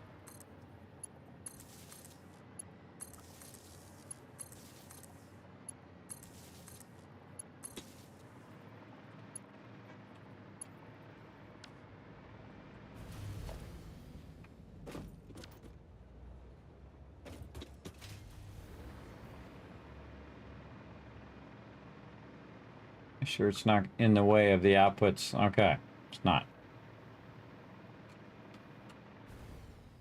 Oh, and I can just run some power.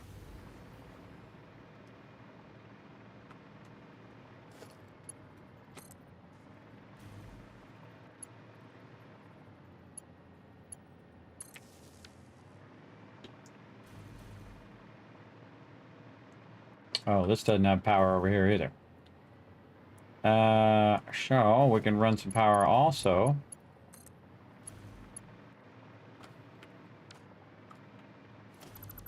We must have disconnected that power when we were doing all that stuff. Let's just run this also under here. And that up into there. There we go. Then more power runs.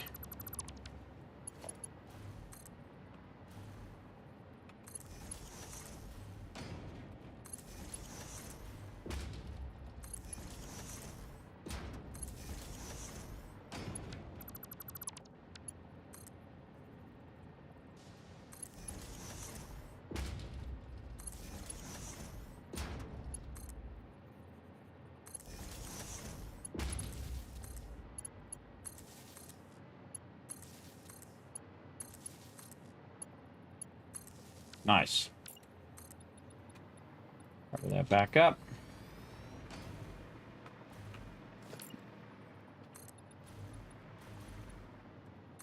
Leave that one out.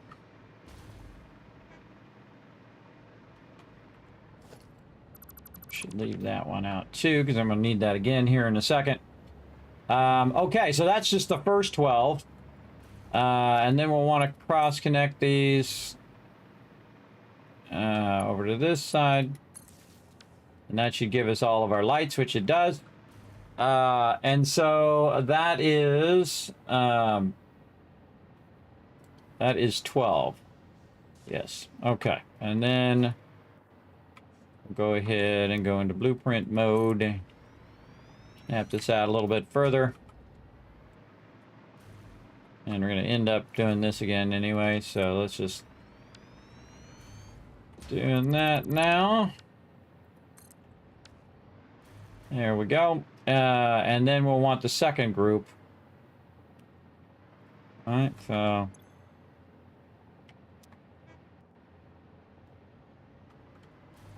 yeah, we'll want the second group. Okay. And then we will make a second group of assemblers here.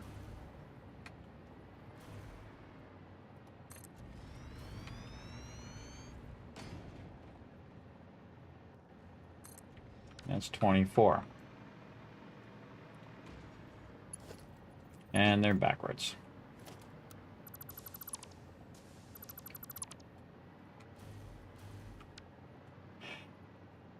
Always trying to troll me this game.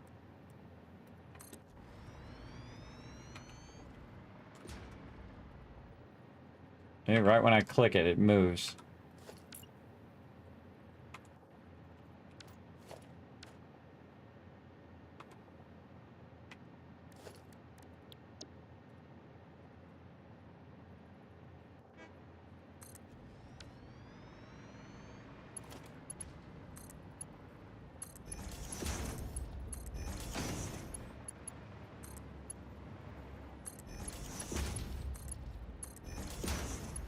Okay. More power runs.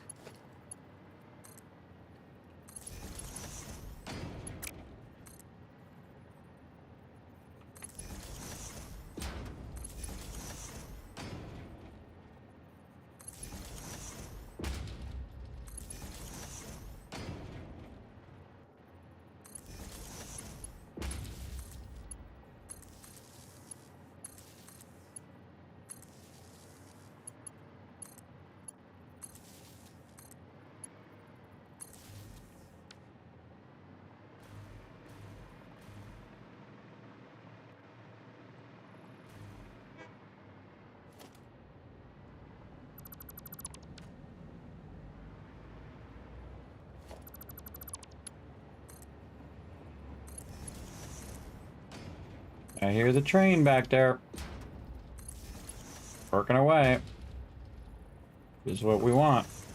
We don't want that train ever stopping.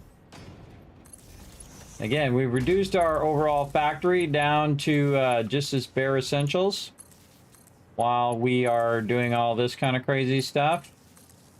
Like trying to massively scale up our turbo fuel right now. So those should all be good. And we should see yellow lights on everything. Okay, that's all looking good. We'll come back and add our mergers later. Again, you can see that the scale of the power that we're using is way higher. Okay, and so we've got this. We've got to run our sulfur. And our sulfur line is a level 5 line. Good. And could probably take all this out just to make my job a little easier. We will put those lifters back in. And then we'll rework all of this eventually. Put this here. That there.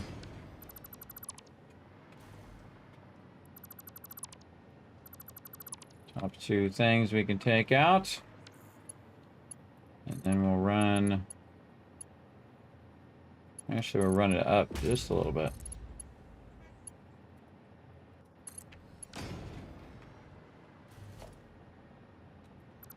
Take out these top 2.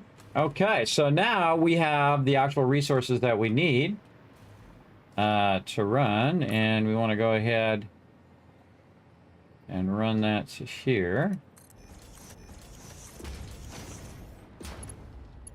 And so we'll run that there. Doesn't matter which one we put in what, as long as I get there. And we can go ahead and just do a nice straight function there. Which is automatically going to elbow it like that. And there we go. Again, we had already set up the resources previously so that we don't really have to do anything other than get it working, making compacted coal.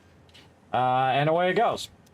Now what we got to do is collect all this compacted coal and then run it down below.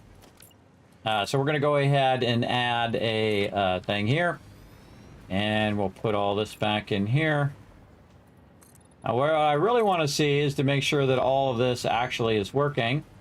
Now, the stuff at the end is going to take quite a long time before it fills all these up. And that's what it's going to do. It's going to fill up the first 2, then the second 2, and so on. But eventually, it'll get all up to speed to where all of these are running simultaneously. Now, also, there's a bunch of backlog back on the belt, so it's going to utilize a lot of that backlog to get it started up a bit faster. Now, had I put a box in there that was a backlog box for that, I could have been backlogging that the whole time, and then that would have made it start up even faster.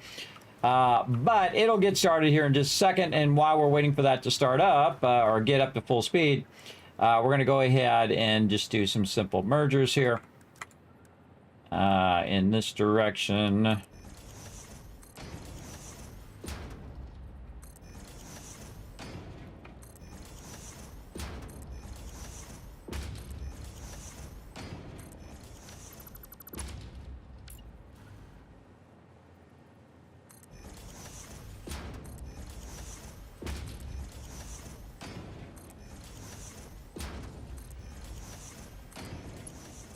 And then we'll do some double clicking.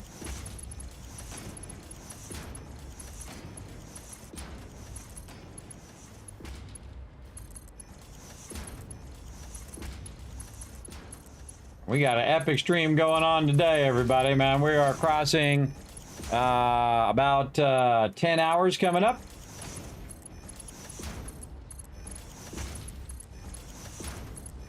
And the great thing about this game is that time went by like that. It went like snap, snap, and it was done. Oh, look at this. See, we got a problem here.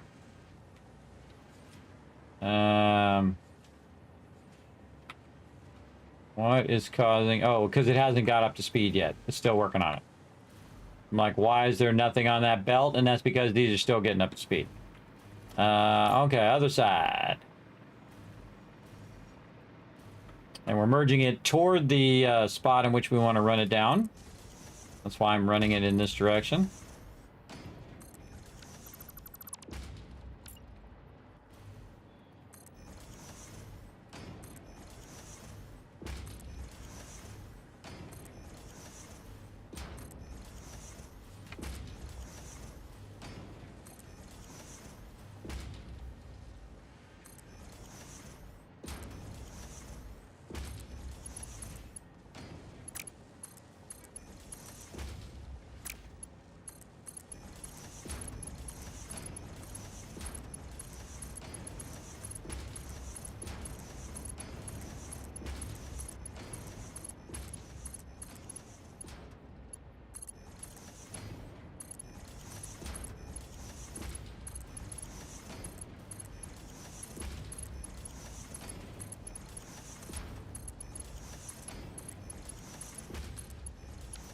Okie dokie. And then so we have now the ability to run this down and end up over there. And then we've already got the fuel in there. How do I want to run this? This is a good question. Do I want to run behind and run in the thing, or do I want to run it down the side of the road? This is a very good question. How about we put the road in and think about it?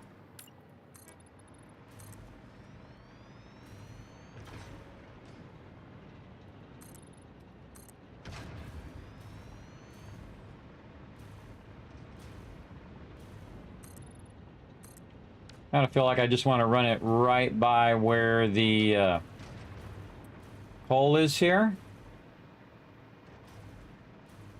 So what we'll do is put a buffer here.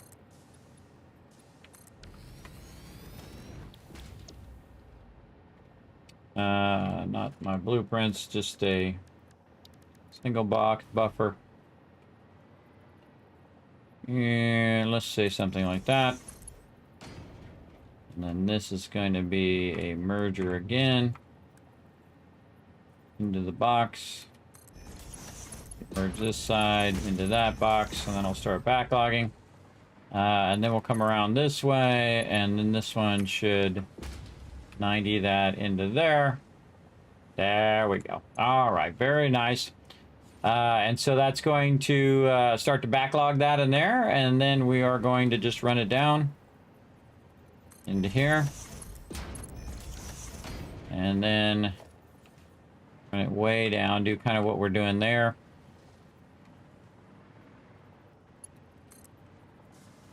But we'll want this to come way down the bottom.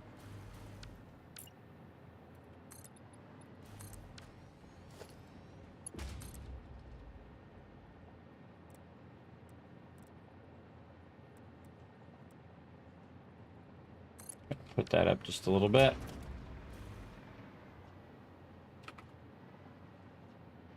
Actually, we could do it this way. Have it go to there. And have this come down and meet up on the top of there. Yes, very nice. Okay, and then we'll just do these too high here. Under there.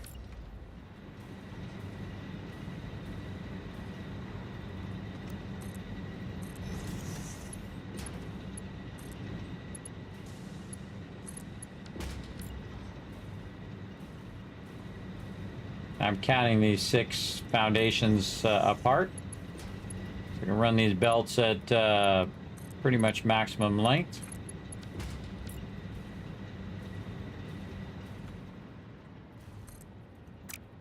Again, normally I don't like to put stuff on my roads, but this will be fine.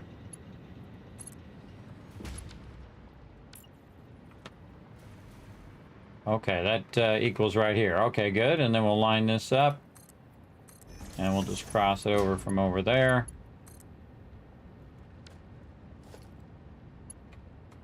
Come on. There we go. Over to there. And then input there. Okay, so again, all this needs now is compacted coal, and it's now making turbo fuel. We're off and running, everybody. Let's see some GGs in the chat. Turbo fuel achieved.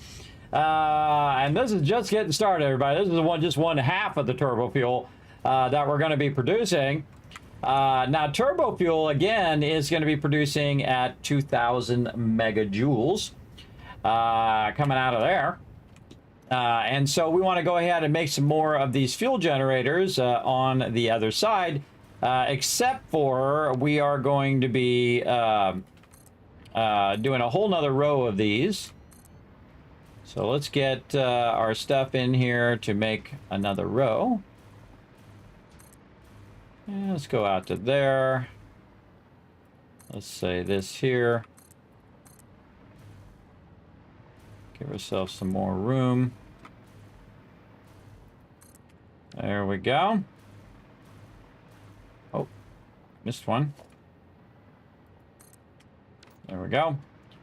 And so we need this same thing again, though, because half of this actually needs to eventually go to the other one.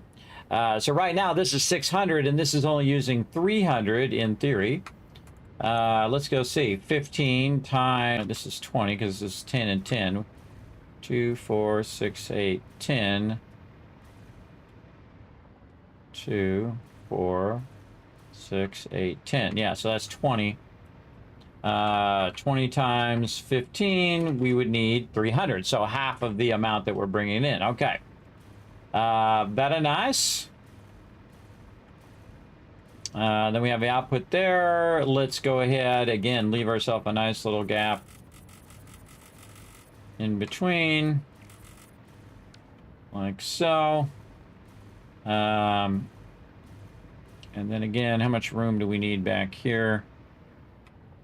Really about 4 wide.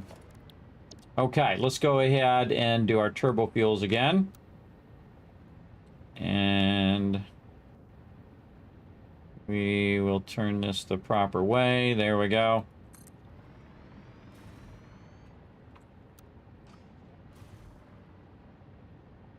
Of course, it loves to rotate it the wrong way.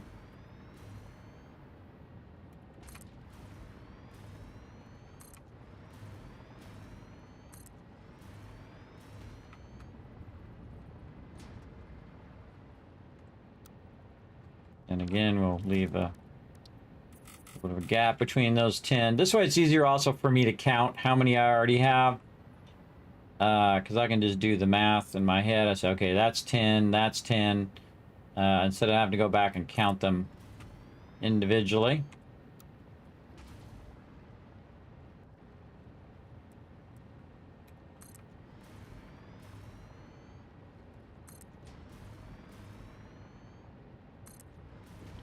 And if we did this right, this last one should perfectly line up to that one, which it does. Nice. And that's only because they're the same exact amount, so. That should all match up nicely, and we'll probably cross that power across over to here. And now we have a lot of power to run, and a lot of interconnections here. Well, let's go back and start at the beginning. And we will do our upper or our lower stuff. We should do our lower stuff first. Just makes it easier. And just make all these connections.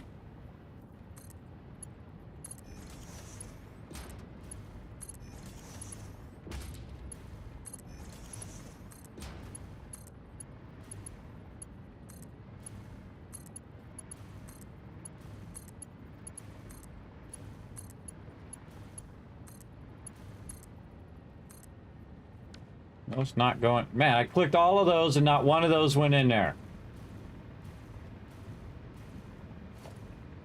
Mode am I in? Oh.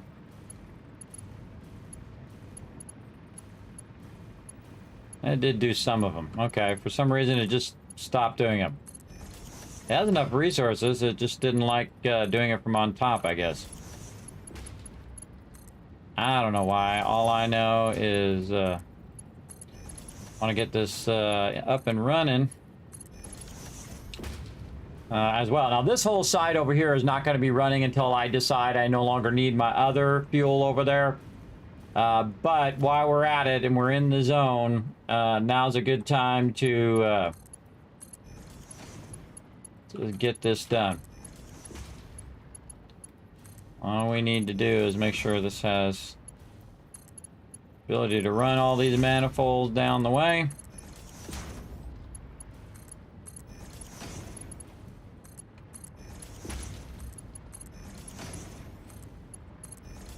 There we go. All right, backside, good to go.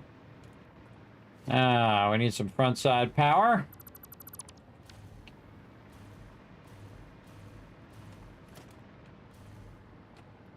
And we'll just take all this out.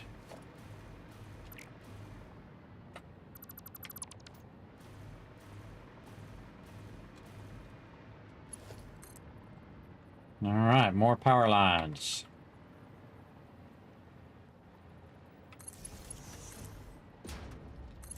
Yeah, you want to do the same thing over and over because it's just more efficient. So if you're going to run power lines like this, running all the power lines in a sequence is way more efficient than doing one and then connecting them together, and one and connecting them together, and so on.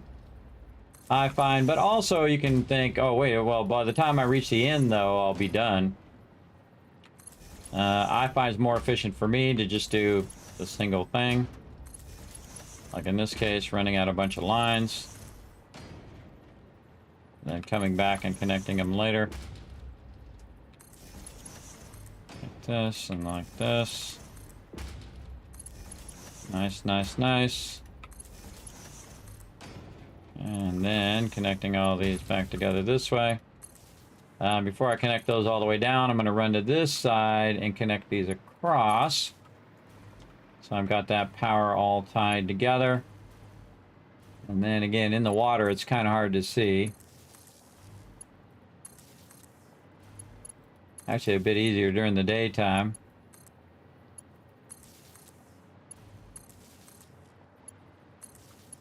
Those lights will let me know if I missed one, that's for sure. It'll say, oh, well, you got no power.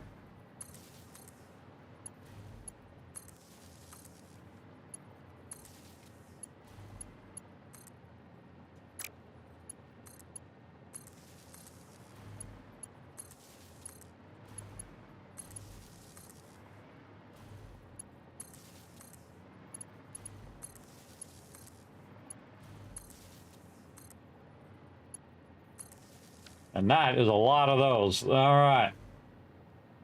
And then, again, we will put in...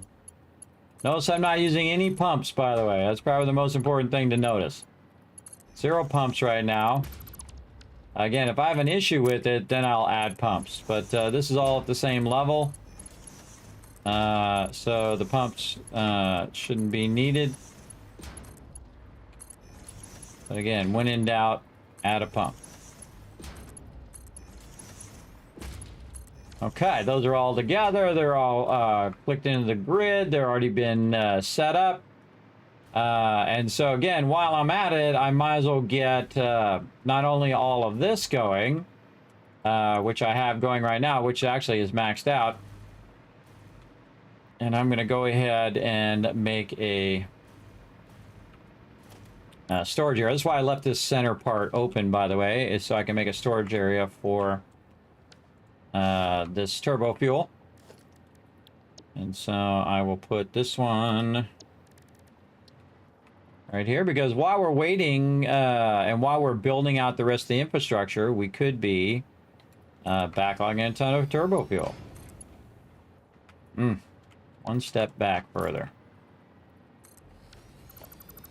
We use this one as a template, and then hit H and then nudge it back just a little bit. And that's purely so that that pipe is straight. For no reason other than just to straighten that pipe up. And then now what it's going to do is fill up the fluid buffer while we're doing other things. And we'll have extra turbo fuel, so when we start up our generators, it'll just start right up. So again, always keep that thing busy while you're doing other things. And then all of this could be filled right back in, and we will just make this road here. That all a road. Just give us a general idea what's going on there. And then we're going to... do we need to combine these? I don't think we need to combine these. We could, I think, 18.75 times 40. Oops, times 40. 750. So that's more than one pipe can handle. One pipe can handle 600. So these do need to be in separate things. So what I really should have done was do this one closer.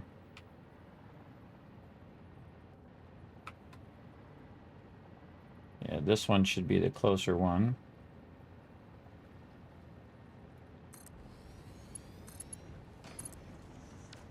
Like that, and then this one should be offset.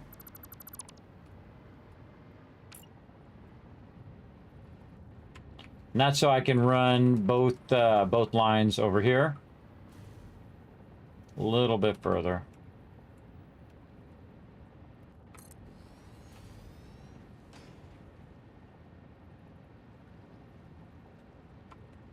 Let's say there. Okay. And that, I lose a bunch of turbo fuel doing that, but just trying to line it up. Ah, it's off again. It's off again. Again, using that one as a template, nudging it a little bit further forward. Putting this out nice and straight. There we go. Okay, now this one's not going to do anything because there's no turbo fuel fueling that up, but at least we got it going. And then this one here, we are going to basically put a splitter on here. And then take this and run it nicely into that other one. And this way it can start to backlog a bunch of that and all of that as well, because this is going to fill up on this side. Though it hasn't done it yet. We need to also run along the belt here and see what the reason is. These ones are not started up down here. I see them going in there, but what are we waiting on? Oh no, it's running. That one's running. Why is this one not running? Because it has so much turbo fuel. It's maxed on the amount of turbo fuel that it has. And so again, we're trying to get that all to go in that buffer, and that buffer is going to fill up pretty quickly. Okay, so lots and lots of turbo fuel there, and I think we're good there for now. Because again, what we would need to do is divert the this first area of fuel, and we're using it for our power over there for right now. So let's go ahead and get these things together and see if we can do kind of a double run of these. Can we do those in the blueprinter? Let's go see.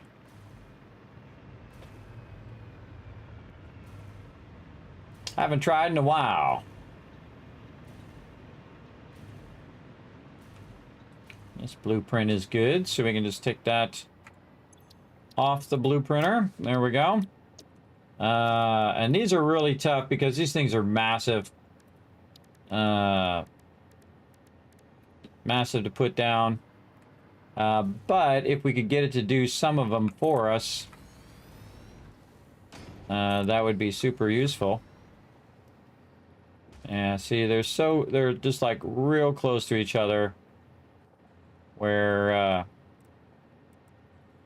it just doesn't make it worth it to blueprint them. See how close they are, and you would need to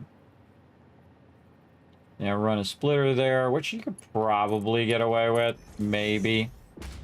Yeah, you can just run them really close like that, and then put a splitter on the pipe like that.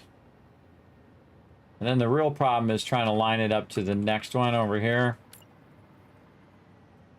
I don't know, I might actually try that.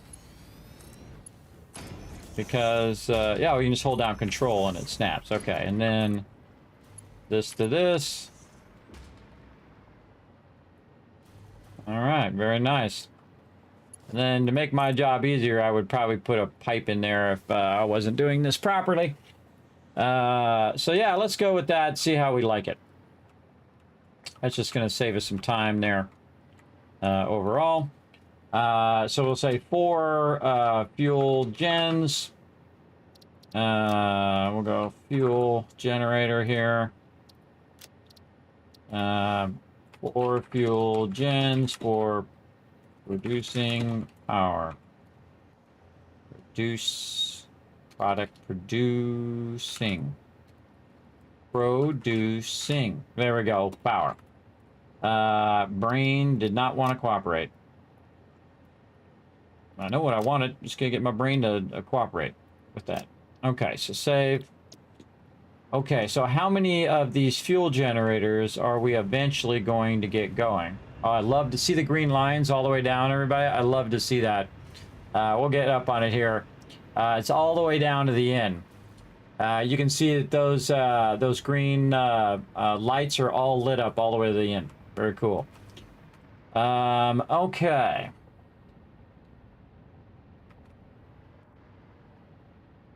So again, we are producing a certain amount. Actually, let's just put one down and see how much it's consuming, and that will let us know. So we're going to put one down over here, just temporarily. Run some turbo fuel in there. And we're going to try anyway. And then tie this into power. And see how this goes. All right, so this, instead of using 20, it's only using 7.5 per minute. And that's crazy, everybody. That's a lot of turbo fuel. So it's using less than half of the amount that we were using for fuel is being used for turbo fuel. And that's because it produces, of course, more than double the amount of overall power energy. You can see that our capacity already went up to 6,000 right there. But what we want to do is figure out 7.5 divided by the total amount of output that we're going to be doing. So we'll go over here and say the total output is 18.75 times 40. 18.7, oh, we already had it in there, times 40. So the total output is 750, which, wow, it actually makes the number perfect because this is 7.5. So 750 divided by 7.7, come on, 7.5 equals 100. So in theory, we could make 100 of these. That is a lot. In theory. Now, sometimes what happens is when you're doing this, your math gets kind of messed up. But this is 7.5 per minute. And then each one of these is outputting 8.75, 18.75. And so 18.75, let's just do it again, times 40 is 750. So basically that's 100 of these fuel generators. Now, 100 of these fuel generators producing 250 per each would be 25,000. I can just do the math for you easy, everybody. Just add 2 zeros to it. So that's actually, instead of 10,000 power, it's going to be 25,000 power. Now, my last bit of power I had was 5,000. So now I'm going to add 20,000 more power. And that's a crazy ton. So I should probably start this way over there and not just right here. We should definitely start this over. Oh, it's starting to get hot in here. Hold on. I'll be right back, everybody.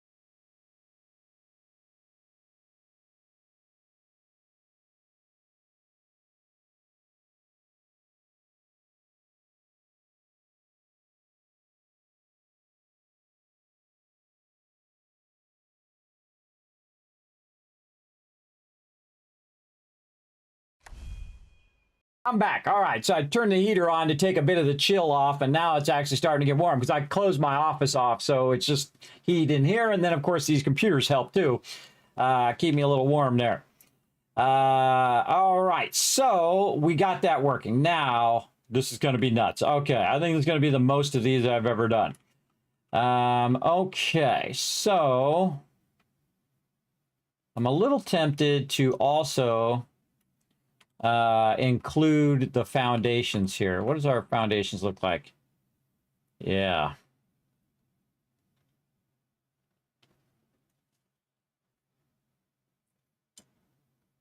Oh, this is 100, so it would be 50 and 50. So 50, say, from this side, and then 50 from this side. That's a lot. That's a lot. Okay.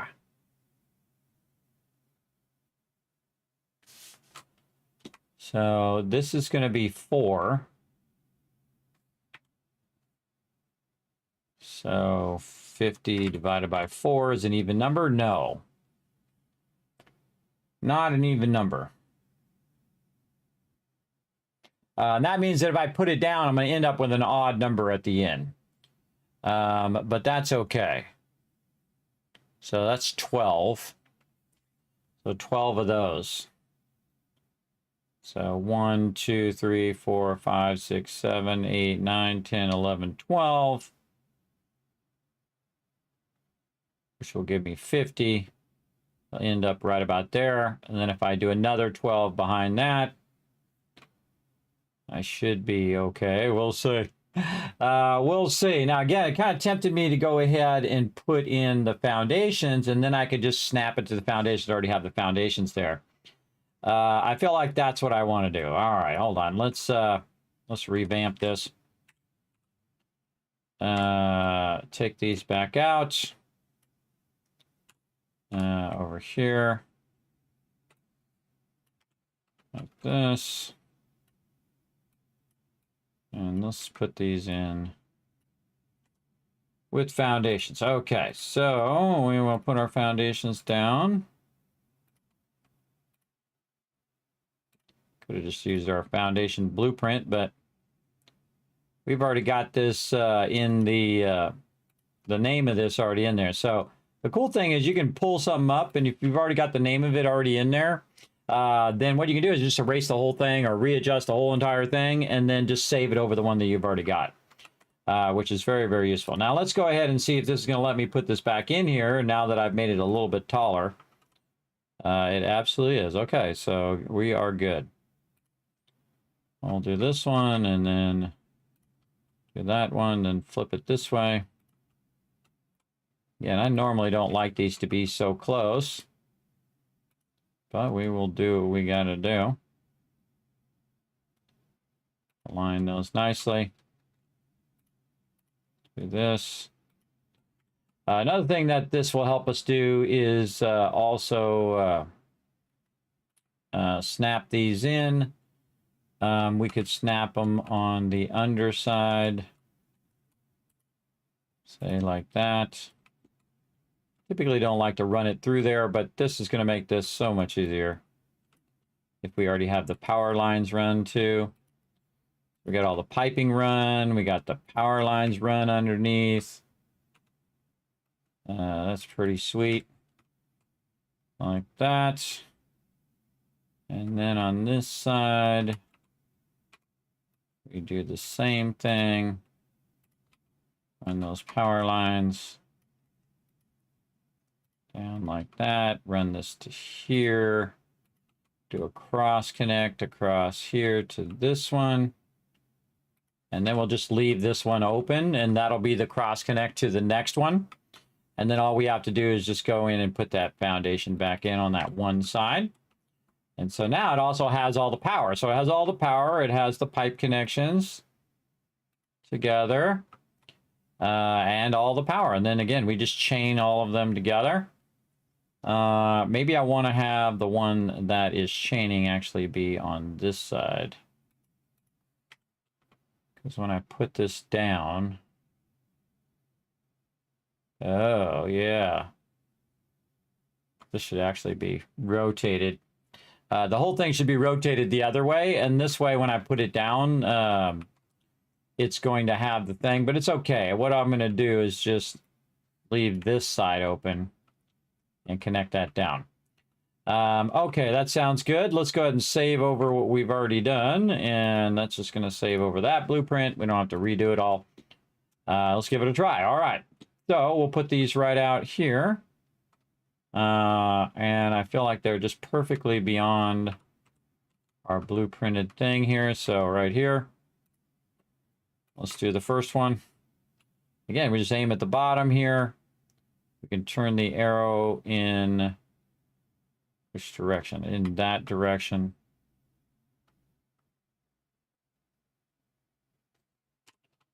This way.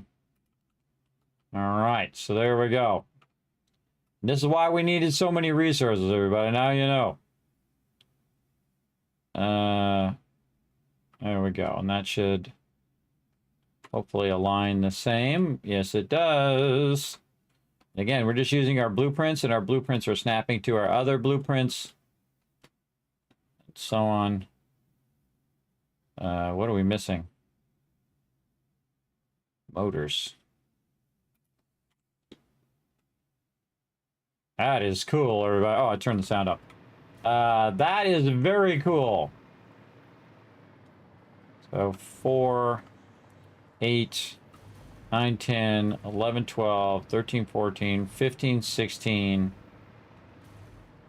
That's 16 right there.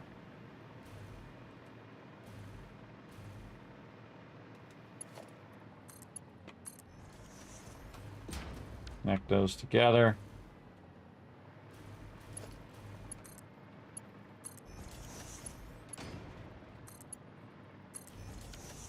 And then connect the power together.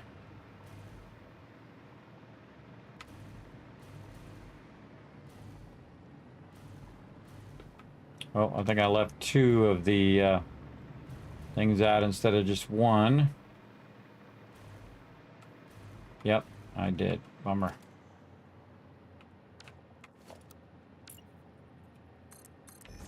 Let's put that back in so I don't do that again. And then save it on our future ones that we build. And I'll just fix it on the ones that are already there. But any future ones we will build, we will just fill that one back in. And then tie this one to that one.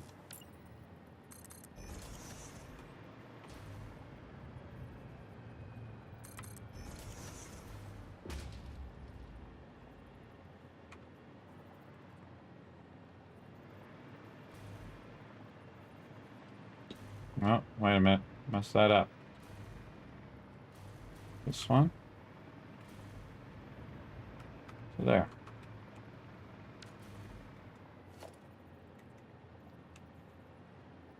Why does it have 4 connections?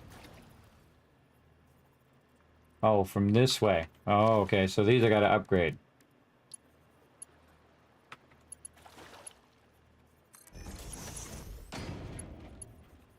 Should have connected it in the back. Yeah, so this is going to max that out. All right, no, that's not worth my time. Hold on. Let's go take these back out again and just fix that problem. Because that's just going to be annoying. Have to go in and fix all of that. Take all this out. An extra thing there. Take these ones out. These presents out of my way. Okay, so one of the problems is I left one of the things out. And then... oh, God, what was the other thing? Oh, and then the connector here has too many things attached to it. Right? So right now, if I want to connect to it, it's got 3 things because it's running across and then here. So the smart thing to do is to go back here and then cross-connect it back here. And then just skip that whenever you're doing the other cross connection. So this is cross-connected there, which makes that 3. And then this one, I can take out this connection. No.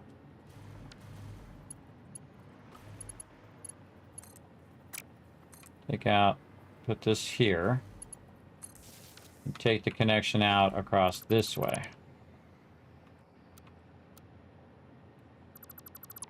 like that.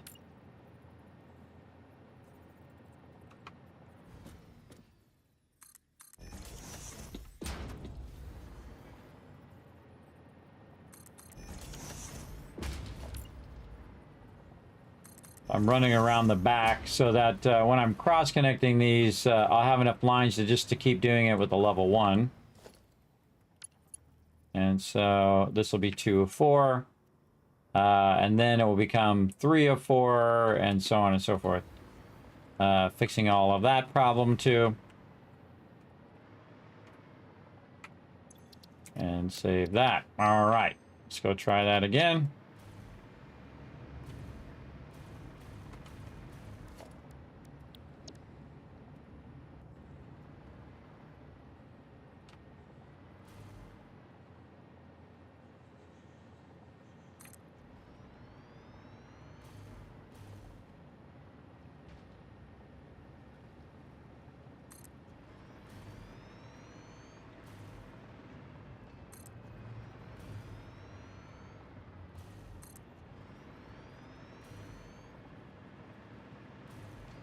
What am I doing? So 4, 8,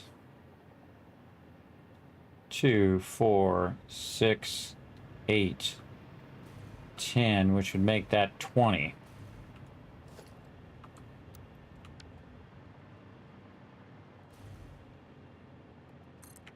So that'd be 10 and 10 would be 20. We're trying to get 24, which would be 1 more, I believe.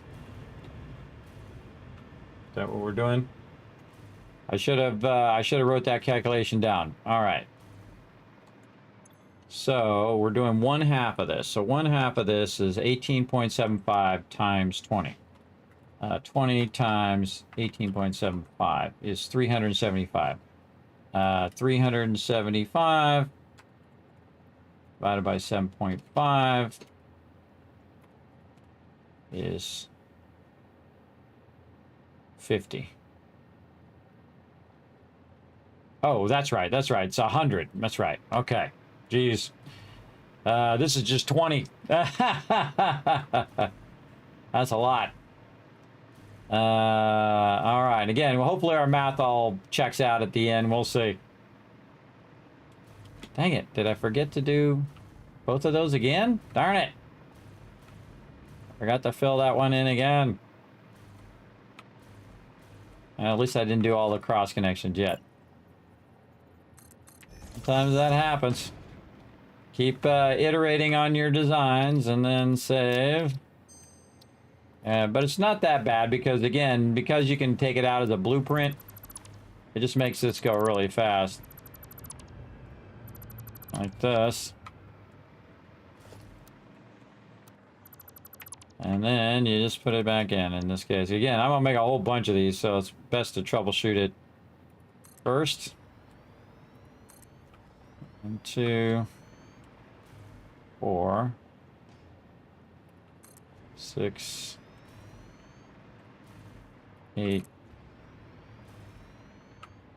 10. And you're like, well, Kismet, that's 4 at a time. Why are you counting at 2, 4, 6, 8, 10? I'm just counting 1/2. 2, 4, 6, 8, 10, which would be 10 and then be 20. Just makes it easier mentally to do it that way. All right, now we should be able to, in theory, take this and run this one to this one. And that should put it 3 of 4. Yeah, there we go. And then this one to this one, and so on.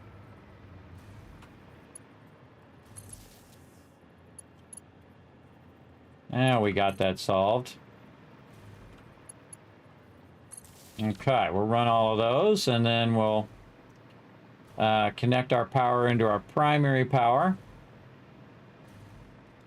Right here. We'll just cross-connect these across here. Oh, nope, that's not going to have enough.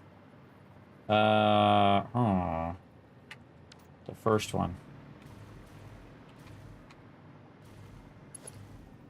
Yes, this one is only going to have one previous connection, so it'd be this one that connects to our main power. Okay, so that one's connected to our main power. That's 20 out of 100 that we're going to be doing. That's crazy. That's a lot of them suckers. Yeah,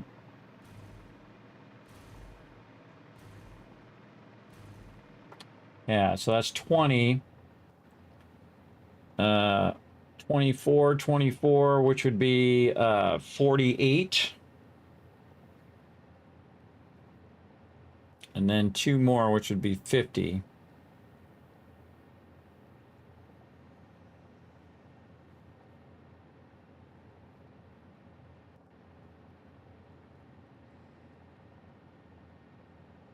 Yeah. All right, let's just see if we can tag these to the other side here. We probably want to put a little gap here.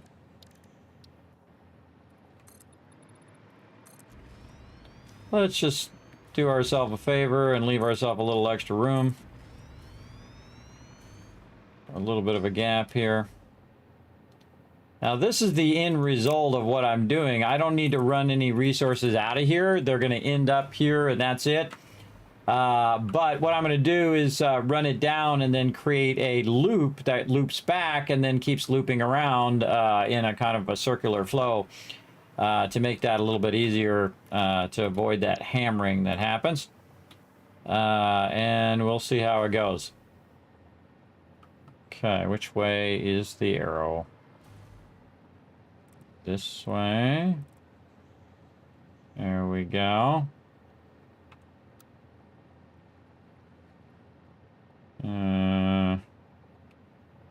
Can't see the arrow. There we go. Hit H, nudge that forward and line that up. Oh, been 8 hours now. It's actually been 10 hours. 10 hours. All right, so there we go. That one in. Now we'll go to blueprint so we can snap this blueprint to that blueprint. And make sure that it is going the same direction.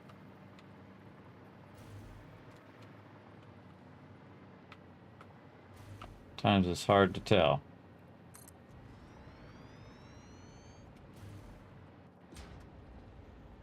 Yeah, I knew it was going to try to trip me up. I was going to put a whole bunch of them down and they were going to be wrong. I would have had to come back and fix them again anyway. All right, so now why it just doesn't automatically pick up the orientation the one I already have. Like that. Once you do 2 of them together, then it usually does pick up the orientation. What are we missing? Missing something. Yeah, plastic. Which is funny because I threw a lot of that away earlier. Okay, so these are all on the same side. Yes. The tricky part is, again, going to be the cross connect. So let's see if we can just cross connect it right here. From here to there. Yeah, okay. Let's take that back one off and connect those. And then that's going to connect to this one. And then again, we'll run all of these down.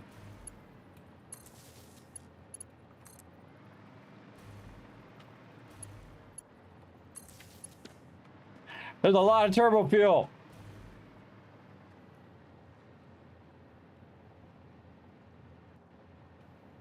Oh, what kind of engine would I use? I have no idea. Again, I would just probably buy a van and make it into a Vaultec van. We would do that much later. First, we're going to raise some funds for it, and when we raise some funds for it, then we can guess at which engine we would use and all of that. Again, I'm just going to do whatever I can at this point. You know, I'm not going to be too choosy. I just want a nice solid vehicle. Obviously, it's not going to break down every 5 seconds. That's the important thing. When we get to that stage, I will enlist some of you to give me your expert ideas on which van to choose and all of that. But right now, just raising funds to get a van. And then we'll decide, you know, all that kind of stuff later on. I would love to get it to look exactly like the Vault-Tec van, but I've called around and nobody does that. Nobody makes it look just like that thing. So you have to take like an existing van and try to modify that.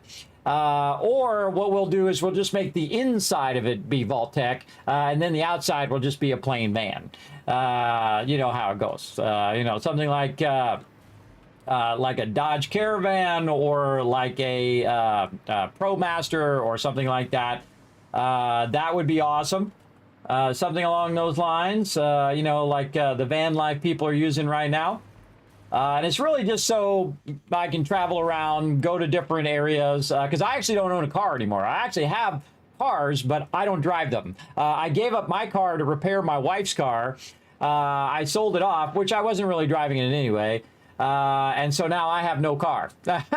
So basically it's a van that you can stay in, kind of like van life kind of thing, and then go to different places and then record those places and take you guys along with me and be like gamer on the road as opposed to just me here sitting in front of my computer, right? It's kind of like a combination of both things, gaming and traveling at the same time, which I think would be awesome. But we'll see how it works out. Again, you never know how this stuff works out, everybody. You just go for it and hope it all works out. Okay, so I think we could probably start running some turbo fuel over here. I think we want to go one more, though, right here. And go to 24 first. Again, you better be going the right way here. Yes, that one's going the right way. Okay, so that puts it at 24. And we will run this to here, which is going to power all that up. And again, we really need two more here. So we're going to take this out. And we are just going to put these last two in here as well. Oh, I got to wait for the plastic to fill up. Now what it's doing while I'm doing this is it is putting a bunch of stuff up there into the dimensional depot. We could go up there and grab some, which might help us out here, save us a little time. And again, the more power I'm adding, the more that's going to augment that power, everybody. It's going to augment it massively. So let's go up there and grab a bunch of plastic. For those who haven't seen it, I'll show you what's going on way up here in the sky. Down here used to be our production of, you know, copper, and you can still see our Caterium production a little bit down there. But just some basic production using the pure nodes that are in this particular part. It's right here by the waterfalls on the kind of far end of the forest. It's one of the greatest places. It's my favorite place to start the game because it just has pure nodes. And with Mark 1s, it got me all the way to where I am now, where I basically have 10 boxes of every single one of the resources that I'm currently using. Not every single one in the game, but the ones that I'm currently using to do all of these massive upgrades that I'm doing. And the number one massive upgrade I want to do is power. And that allows me to then go ahead and build a bunch of factories to replace all of the things that I was building before. And you can see that all of these are storage areas. And you can see they all have different types of storages. And when I run out of something, it'll automatically take it and run it in the dimensional depot. Again, sometimes you're using so much of it that it is difficult for the dimensional depot to keep up because it's not uploading fast enough. So I can go ahead and just grab a bunch of stacks for me just to make that a bit easier. And earlier we tore down a bunch of spaghetti that we had made just to get to this point. And this is where I kind of slow down. I could go in and make a bunch of stuff to progress even further and unlock more stuff. But we want to go, oh, look at this grid from way up here. Cool. We want to go ahead and get this turbo fuel in just to get it going. Now, this turbo fuel is only using the oil that we have right here. We could always go get a ton more and make an obscene more of them. I mean, there's a pretty obscene right here amount of oil, but we could make even more. We could make a lot more, as a matter of fact, which is pretty crazy. All right. So we'll get over here and we shall try this again. All right, fuel generator right in there. Hopefully it's oriented the right way. It is. Okay, so this is 24. What we need is we need 25, and then we need that times 2, which is 50. And then we're going to do the whole thing again on the other side. But we don't need to do it right now. First, we need to get these 50 fired up. And when we get these 50 fired up, now again, look at how much we've got going over here, everybody. We've got how many?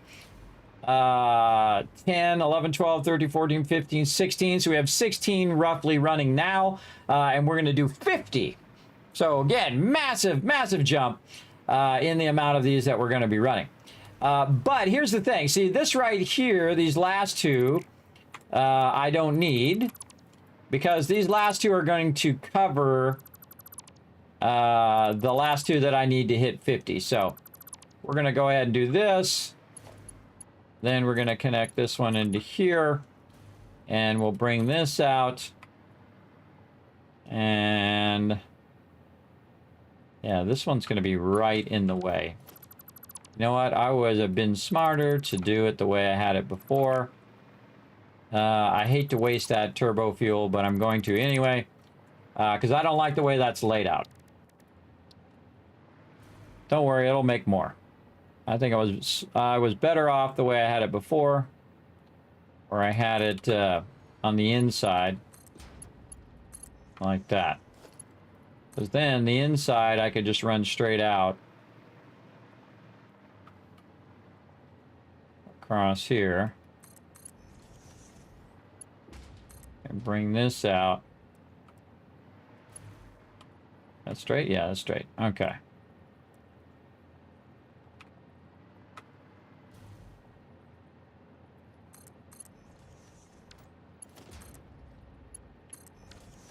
That's going to go right in there, and that's going to start up. That's going to start up big time. Look at them go. Oh, yeah. Check that power. Now, see, these are running in their own little thing right here because these are not connected to the rest of the power right now. So we need to get these connected across. I don't have the other one, so I'm going to just connect this across to here. And then this should now be tied into the rest of the grid. Yeah, look at that, everybody. Wow, okay. Look at it jumping up. Now, remember, we had about around 5,000. Then we boosted it with our booster over there. It's about 7,000 and so on. And so let's go in and put in the rest of our pipes here. Get this turbo fuel running all the way down.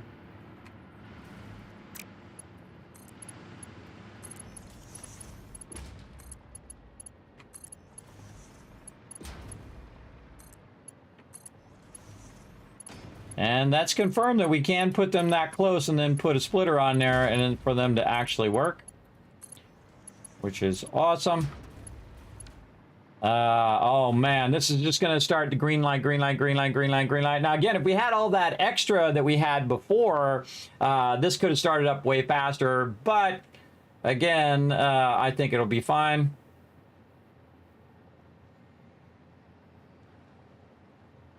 This is how manifolds work, right? So it just fills one up, then it goes to the next one, fill that one up, fills the next one, and so on.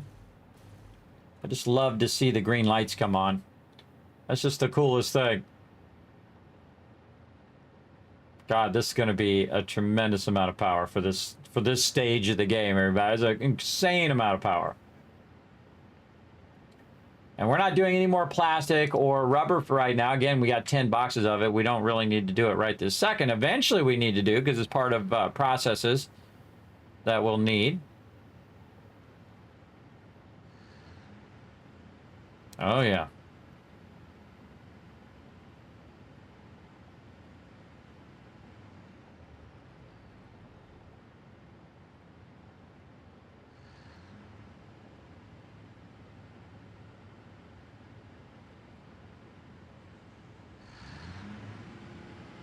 All right, that's cool.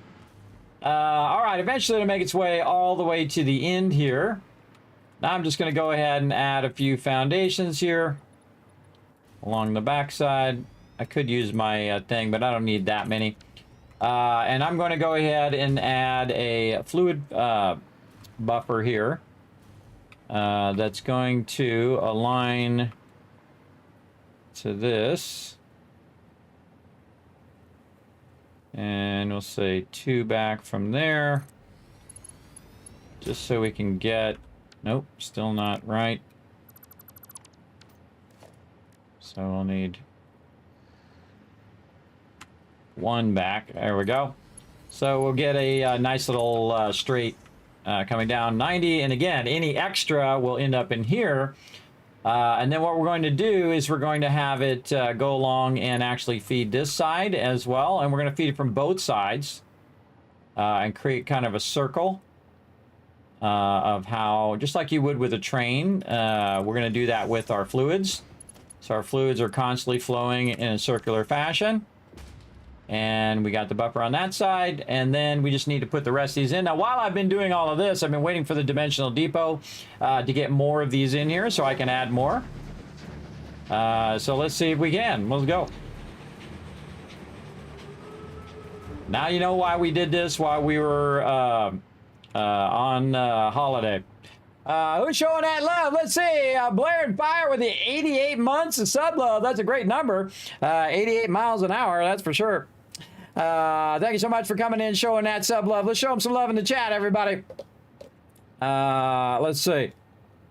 Yes, I wish it was a custom frame there, Master Belinsky. Hey, if you know how to do custom frames or you know people who do that, you let me know. Amazing how much you remember what is needed to be done in each game you play. Yes, I have like an affinity for this kind of stuff, but people's names and phone numbers, I forget right away. Dodge A100 from 1960 has quite similar frame to the Vault-Tec van. Anyways, I need to grade some exams. All right. You grade your exams, and I'm going to write that down. I'm going to, again, if you got suggestions, ideas, if you're a van pro, if you've been van lifing or whatever, feel free to let me know. I do take suggestions. And I will add that, the Dodge A100. Maybe there's still some of those around. Maybe I can get one international or something. From the 1960s. All right, I'll take a look at it for sure. Let's write that down, and I'll put that on the list. Okay, so boom, right there and right there. And again, I'd love it to look just like a Vault-Tec van. Oh, wait a minute, we got to... Oops, no, we want to do our blueprint. We want to put a gap here. That offset the wrong way. Okay.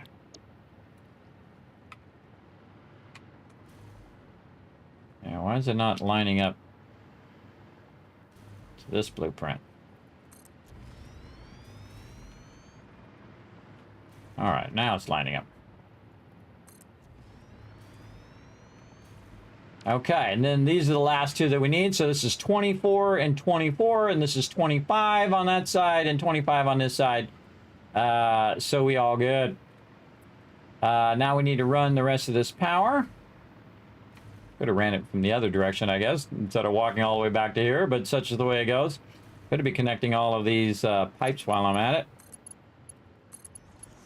On the way back. Oh, look at that. Those two are starting up now. Awesome. And we have this cross connected to here. And then this one is connected to here. And this one is connected to this one. And this one connects there. And this is what's so great about having the storage backlogged, is that I can come in and just build a whole bunch of this stuff in a sequence. And we'll run that out. Okay, and now we'll also, again, we'll put a pipe junction here.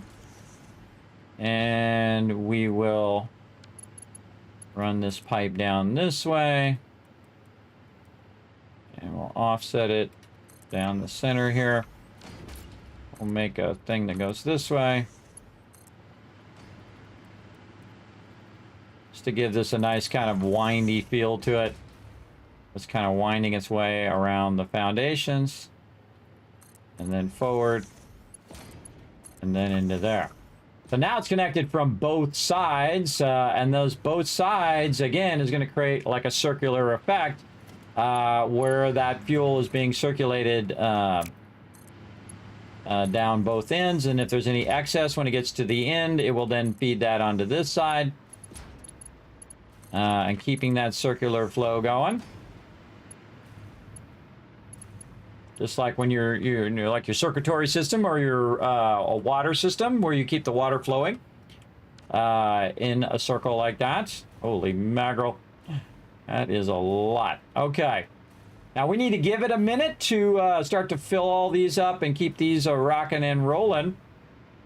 But I think we're looking good. And again, we should have a bit of this backlogged over here as well. We do. Very nice. It creates a little bit of a buffer there so it doesn't run out. So while we were doing all the other things, this was doing its thing. Look at that. That's only half of what we're doing, everybody. That's half of it. That's crazy. But again, blueprinting, just making this so much easier.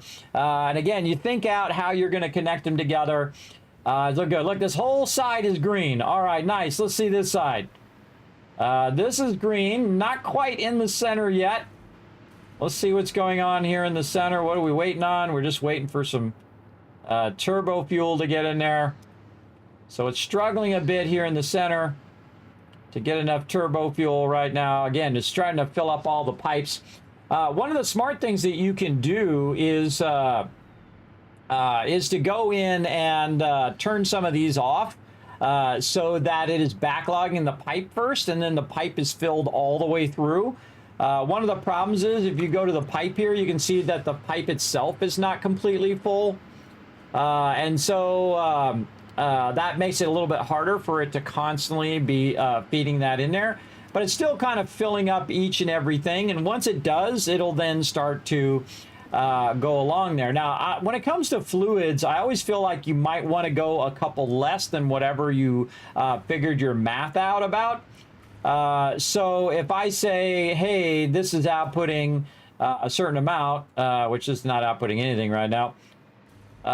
This is outputting a certain amount, 18.75, right? So we have 18.75 times, right now we're doing 20, be 375.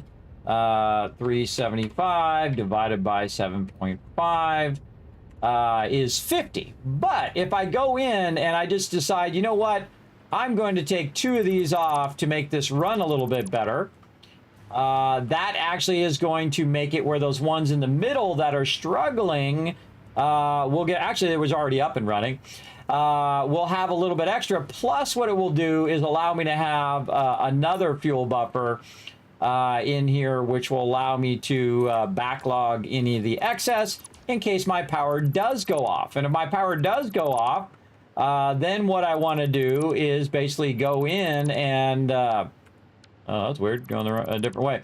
And then what I can do is restart my power utilizing that backlog, or keep my power going utilizing that backlog that I have. So that's what I would do. Instead of just doing 50, I would then bring it down to 48. And that's enough, everybody. That's a lot. That's a tremendous amount right there. And again, we have that circular flow, and we should see the ones that were struggling before in the center start to do a bit better. Plus, it's going to eventually, over time, fill this entire thing up with the excess that it is producing. So that should be fine over time here. And again, we can turn some of these off to try to see if we can get that to go full. Or what we can do is basically just disconnect the whole thing, let these fuel buffers fill up first, and then go in and let it all flow in there as well. But man, this is awesome. What are we at now? Okay, so we were at 5,000. Now we're at 17,000 roughly. I think we're going to be pushing 18,000. Yes. So yeah, 18,000 power. Now, see, some of the power that I'm using right now, though, is going to shift over here. This is actually way more than I thought it was going to be. This is a tremendous amount of power. But again, these ones right here in the center are struggling. Not getting any turbo fuel.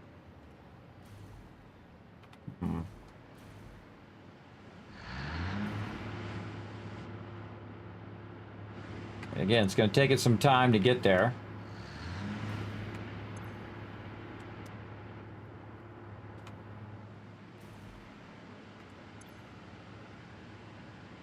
Yeah, we'll just let that balance itself out. It'll take time for it to get enough that it's backlogging all of that. But it is working quite well. And now, wow, we're pushing way up here now. 19,000. Again, we went from 5,000 to 19,000. That's 5 times the amount that we just converted over. Now, again, we could, right now, eliminate all of this. So that is what we're going to do. We're going to eliminate all of this. And that's going to drop our power way down. Could use all that extra fuel there, but I'm just going to take it out. And another thing that we could do is now divert this other fuel that we were using. That's going this way and ending up over here. We're going to go ahead and run that to our second line here. We might need to use a pump for that. So that first one is going across to here. And then this one, we will just run this out of here. And we're going to bring this up so we can just go up over this.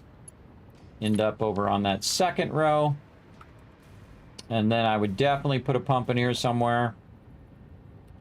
Right here. And then we'll just run it down over here to make this nice and clean first. And then run that over there. That pump is going to pump that fluid into here, and then our whole second row is going to start up. Now, again, remember, look at this. We even got a backlog of compacted coal here, which has also been backlogging in that box up there that we made over that way, of a bunch of extra compacted coal. So now we're going to be creating a whole nother line of fuel here, and that fuel is going to help us get this running, and then we're going to do a whole nother one. Oh, nope, it's already done. See, it's already did where those two in the center were having problems. Look at this, starting to fill up now. Got that excess. But we can infuse this other side with this temporarily until we decide to use it over there. So since we're running this, we can just temporarily run this. And that is going to massively fuel that up. Because remember, it's cutting this in half. So if this is 600 here, 300 is going that way, 300 is going this way. But now we have 600 going into there and 600 going into here. And so you're going to see that the width of this and the speed at which this fills up is much higher. And so what we'll do is we'll just do that for now while we're waiting for our power to go in. And we'll let it backlog all of this and basically just get everything up and running as best we can. Up doing that thing.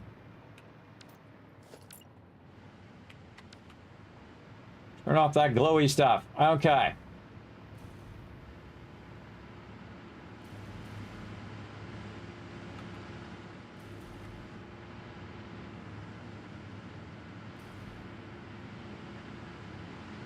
Weird feet sticking out of there. Weird stuff.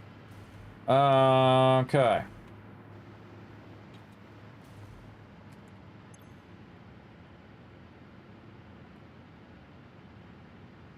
Okay, we went to 14,000 because we took the rest of it out.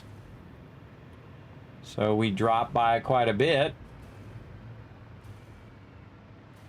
But again, we're just going to absolutely infuse this with a massive amount of turbo fuel. And what I look at is I look at these fuel buffers to see if it is gaining on it.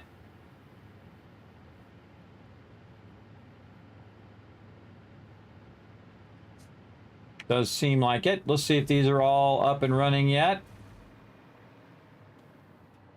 They're still trying to get running.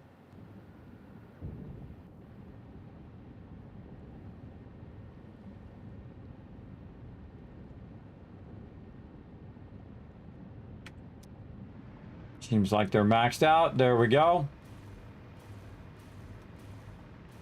Way here at the end, still waiting on some fuel.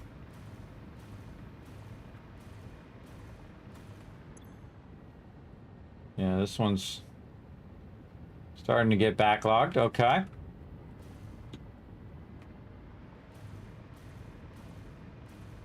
I'm looking at how it's flowing down the pipe. Pipes are nice and open. Means you got maximum flow going out of there. How are we looking over here? Yeah, it's at 190 now. Now, if I just let this run, everybody, eventually all of these things would be full.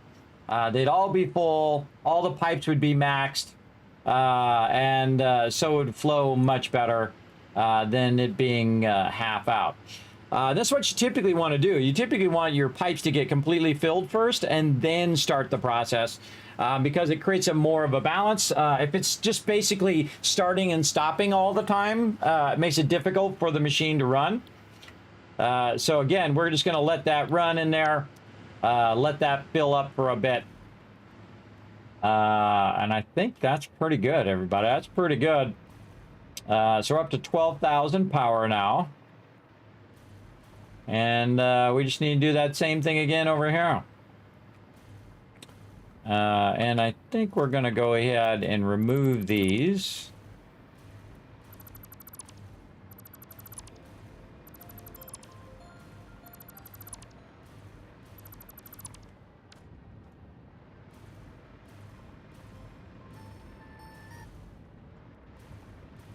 Christmas gift coming down, making noise.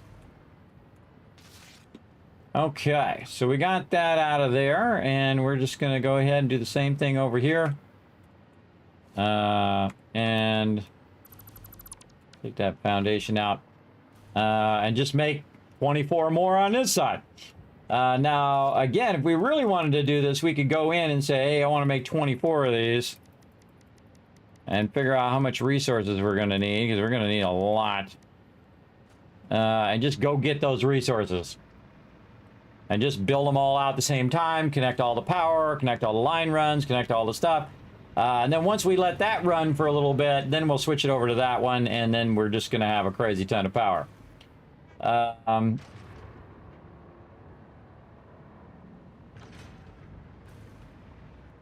This no longer needs to be going this way.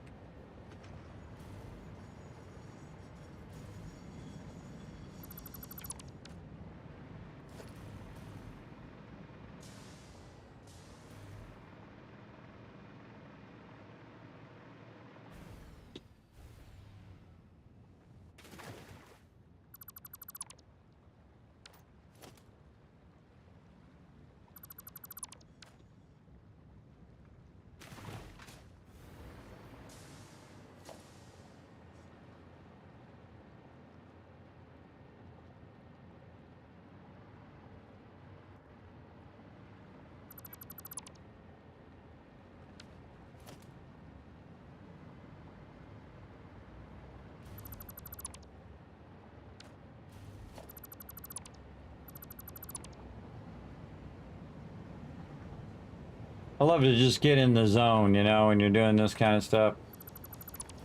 Get in the zone, do what you gotta do, make her happen.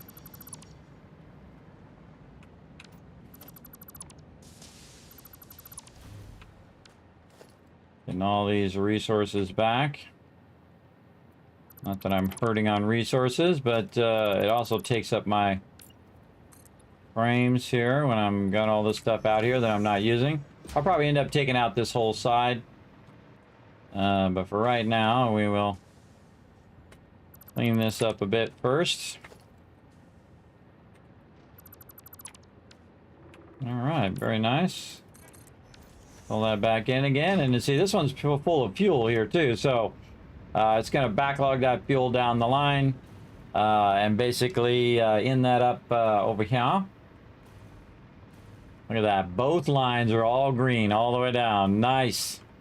Again, we reduced that a bit and reducing this a little bit just to make it where we don't have that constant problem of it shutting off. Oh, we were going to go get some resources. Let's go do it.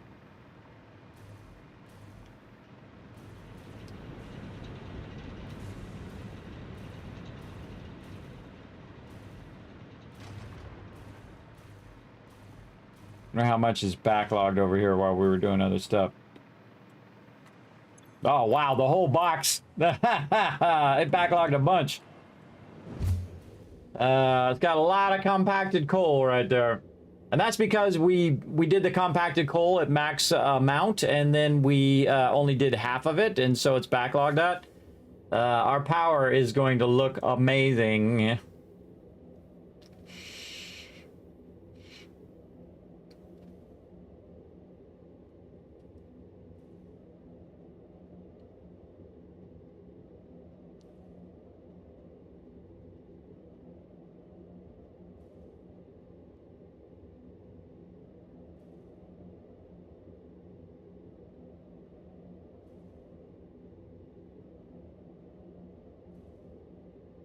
My base is way up here. We're almost there. Way, way up here on the top. All right, time for a little bit of a shopping spree. How are we doing on time? We're looking good. Let's just go in here and grab what we need. We'll take a little bit of this. Take a lot of this. Man, we need a lot of that. Need a lot of that. Oh, we need a lot of a bunch of things. I don't think we got the inventory for it. Let's put these back in. Plastic.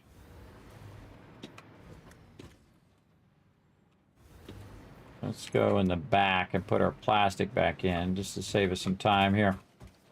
Put our plastic back in there. And then what we're going to do is we're going to have it automatically sort all this other stuff in my inventory, and then I'm just going to grab out what I need. So let's put all that in there, and that'll automatically go through, sort that all back in the boxes, do whatever it needs to do. Let's see. So we're going to start with... what do we got here? Encased industrial beams.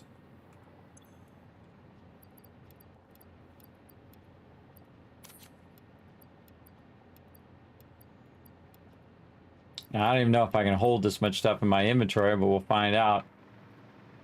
Quick wire.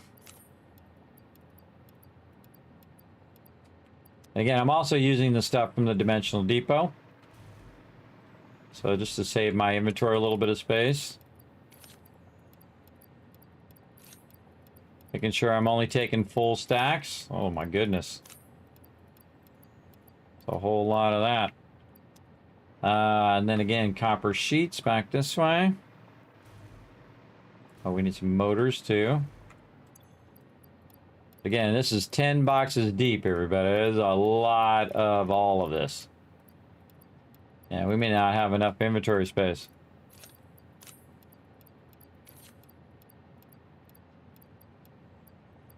Yep. We're going to have inventory space problems. All right, now the rest of this, I just say take all. But you can see that we have almost halfway amount. And what we'll do is we'll go ahead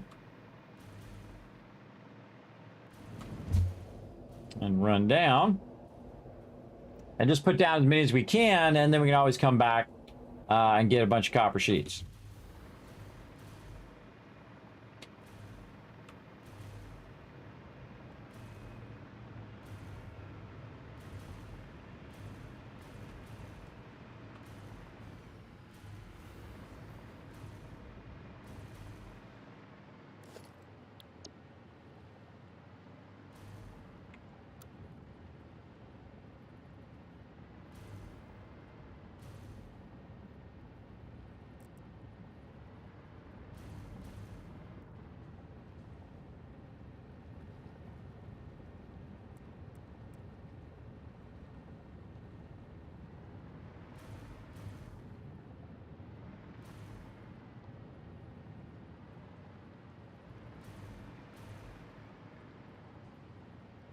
Way too close.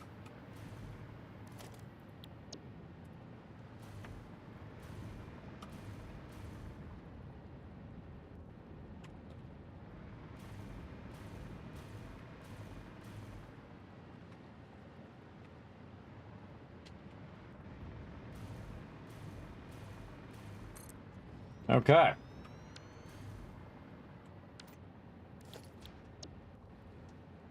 All right, this is getting good now, everybody. Again, we're about to double our power up again here. With all of this. Okay, so we'll go blueprint, and we'll hit H to see if it's got us oriented in the correct direction. It is not oriented in the correct direction. Just to troll us, apparently.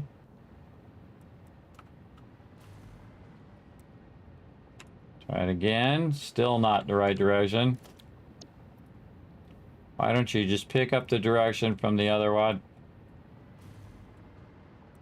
Why? At least give me an option to turn that on. Once you do the second one, then it will be oriented usually in the direction that you want it to be. No guarantees, because it can be even more troublesome. So this is 2, 4, 6, 8. And then this would be 10.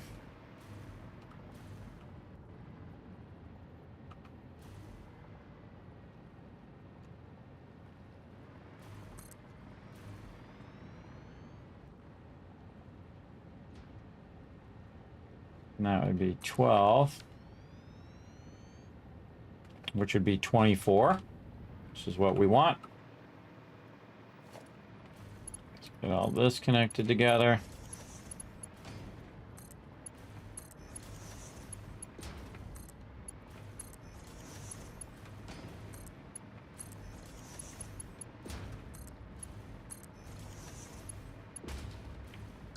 Okay, we got all that in there. Did we leave a gap in between? We did.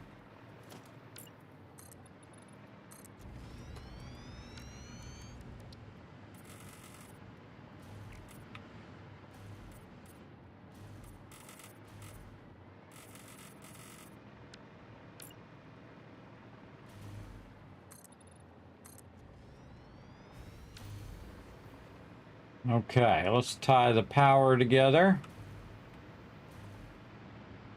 So, what do we got here? This one, we want to tie to here.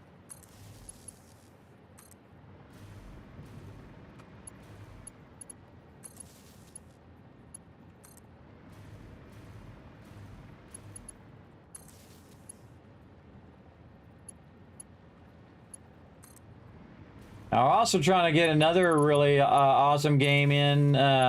We are going to play some Astroneer. We're going to check out Glitch Walkers. I'm going to do a brand new playthrough. I'm thinking probably Thursday. We'll get that going on. We'll do some Throne and Liberty. And, of course, I might throw in some bonus streams at some point. So, again, that schedule is just my for sure streams, or my scheduled streams. But I do like to leave it open in case I want to do additional streams on top of that. Okay, and then we left the gap. And then run these down here. All right, let's double check my counting.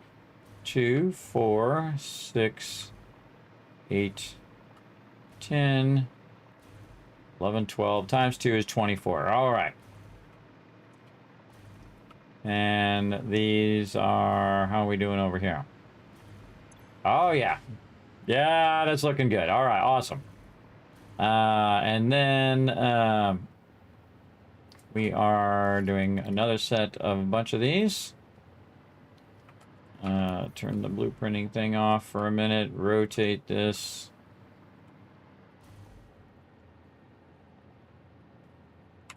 Check the arrows going in the correct direction. Nudge this into position using our hologram. Hologram is also one of the most powerful features, I think, in the game. It is incredibly powerful. Up there, I think, with blueprinting. No, that's wrong. Wrong orientation.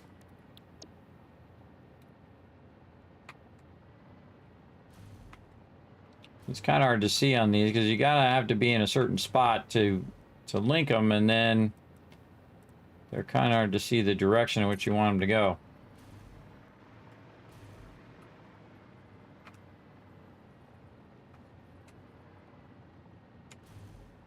Okay, that one's right.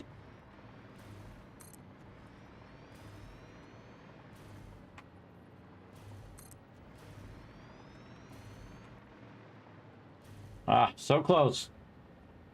Now, see, while we were doing this, by the way, it had also put a bunch more copper sheets into the dimensional depot. So that's why I didn't have to run back as much, because it was in the middle of doing it while I did this. And now all I got to do is just wait for it to fill that up, and I don't have to run all the way up there to grab it. And that's the whole point of what we're doing. And there we go. Alrighty, let's go ahead and these pipes in here.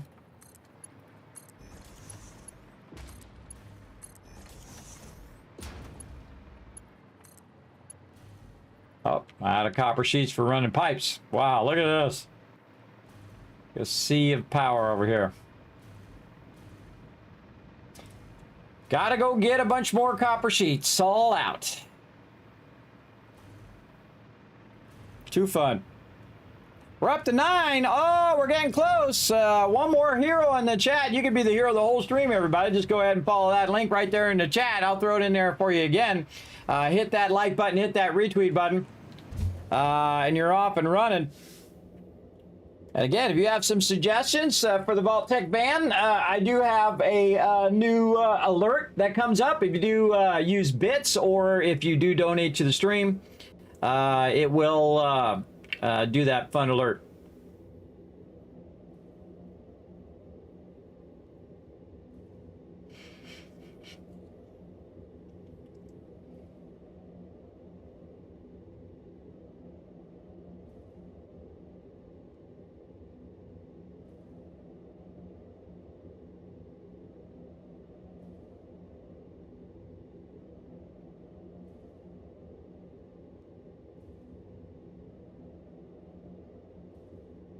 Yeah, we're going way up there. I guess I could do this. That downward shot. Right there. I'm just thinking about the next thing I need to do. I need to get this copper sheets. And again, we got 1,600 copper sheets. We got thousands of copper sheets. All right, good enough. And again, you can see that the copper sheets are coming out and loading in the dimensional depot as fast as it can go, but not fast enough for me right now, because again, I'm building massive things. And again, that's why I use a server in which I can just backlog it and let it run. Because it'll just make an infinite amount of resources. You let it run long enough, it could fill the whole entire world full of resources if you wanted to.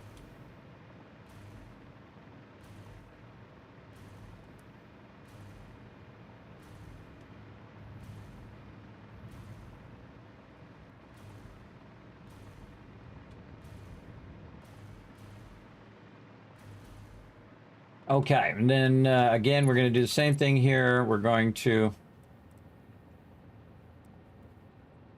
cross connect this. I should probably put the buffer down first.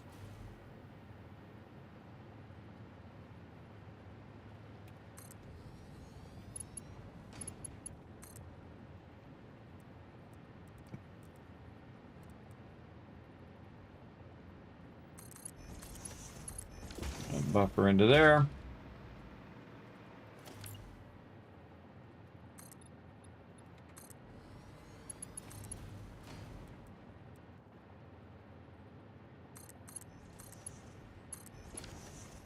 And again, we're going to create that circular run. Did we already get all of these connected? We did not, because we ran out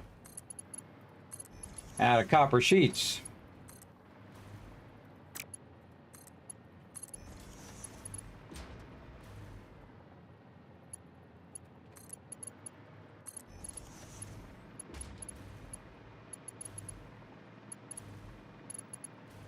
All right, those all look good. And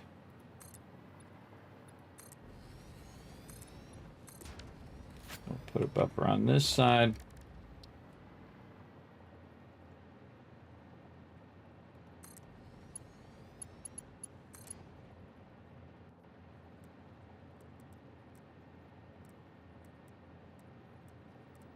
Come on, mouse. There we go.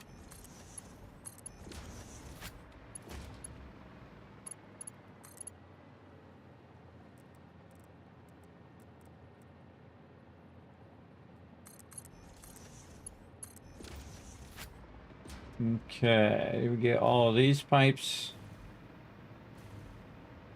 Looks like we did.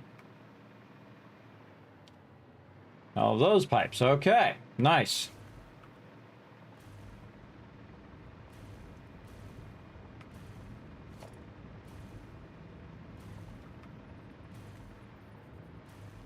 Okay, how is this connected?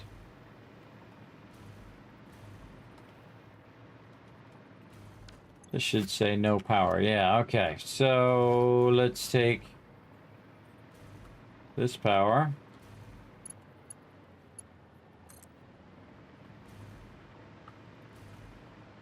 And we want to connect it into this other power.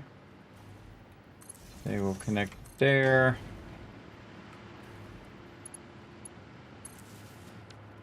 And that's going to connect into those.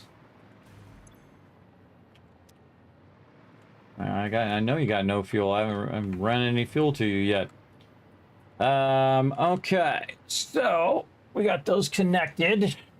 Eventually, this one is the one that's going to connect here, but we're just kind of backlogging this other one while we're getting this going. Yeah, look at that. Nice. Backlogging that other side. Okay. Now,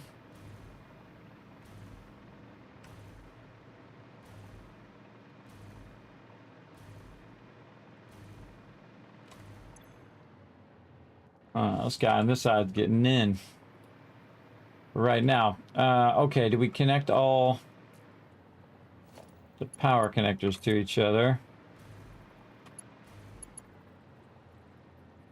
I think we did. All right.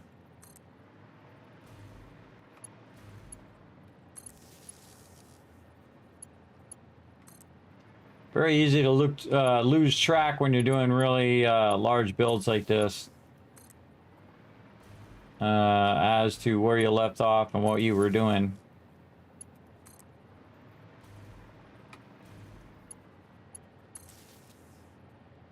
Very easy to do. Okay, those are all connected there.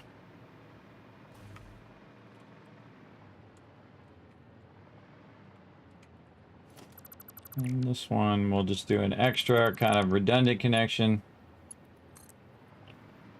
Grab this.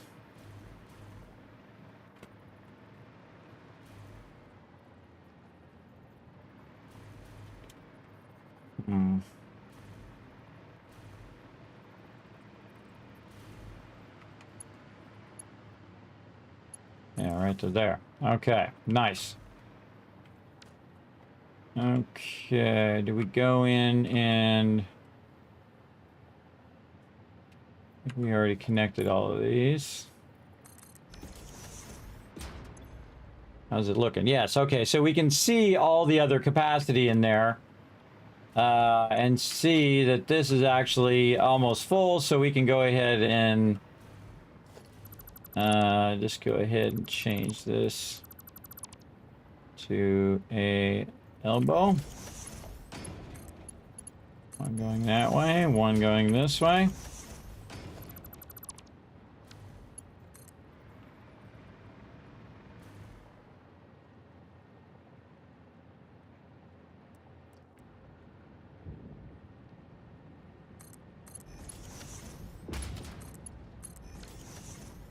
Okay, now these should start up eventually over here.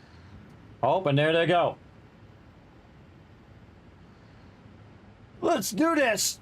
Ugh. And again, I have a little bit extra so that it will help it start up, and then also backlog any in case it goes off if I'm disconnecting power lines or whatever. But that's a 25,000 power that we're trying to do here. That's a tremendous amount of power.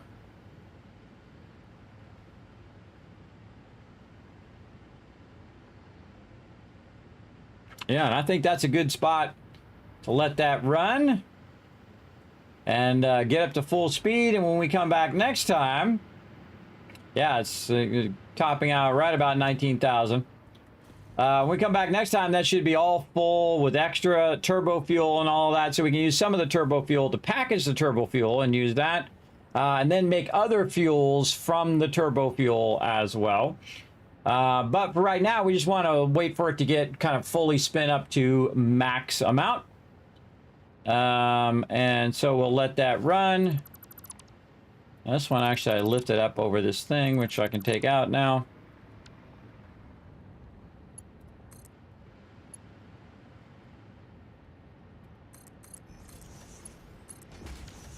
Right, like that.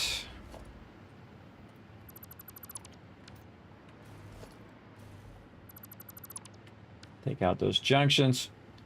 Okay, how we doing? Oh yeah, starting up all the way down the line. All right, I think that's good, everybody. I think I pushed myself pretty big there, about 11 plus hours. Let's get on the Kismet Love Train and roll on out of here.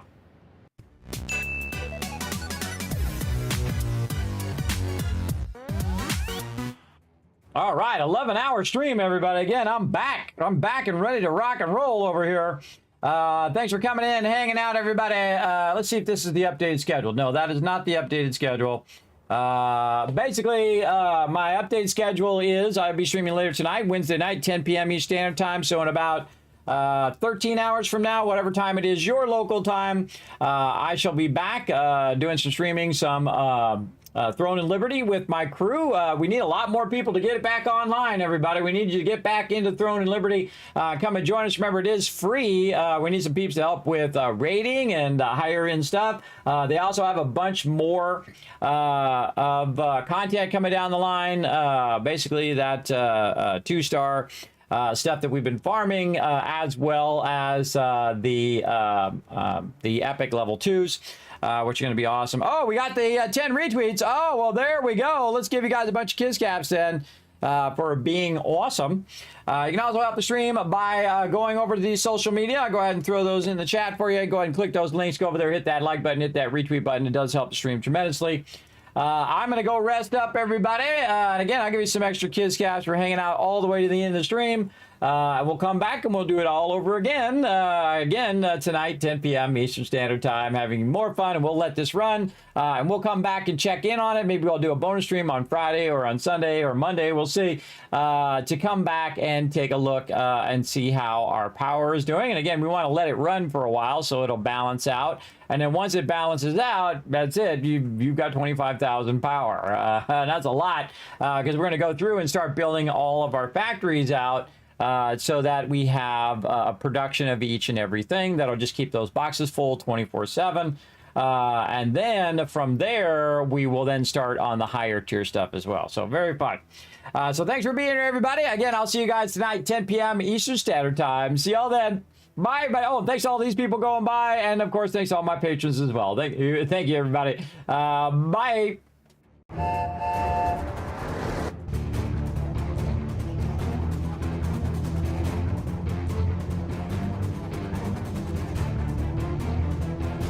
Hi, this is Noru. Thanks for watching. Press the subscribe button.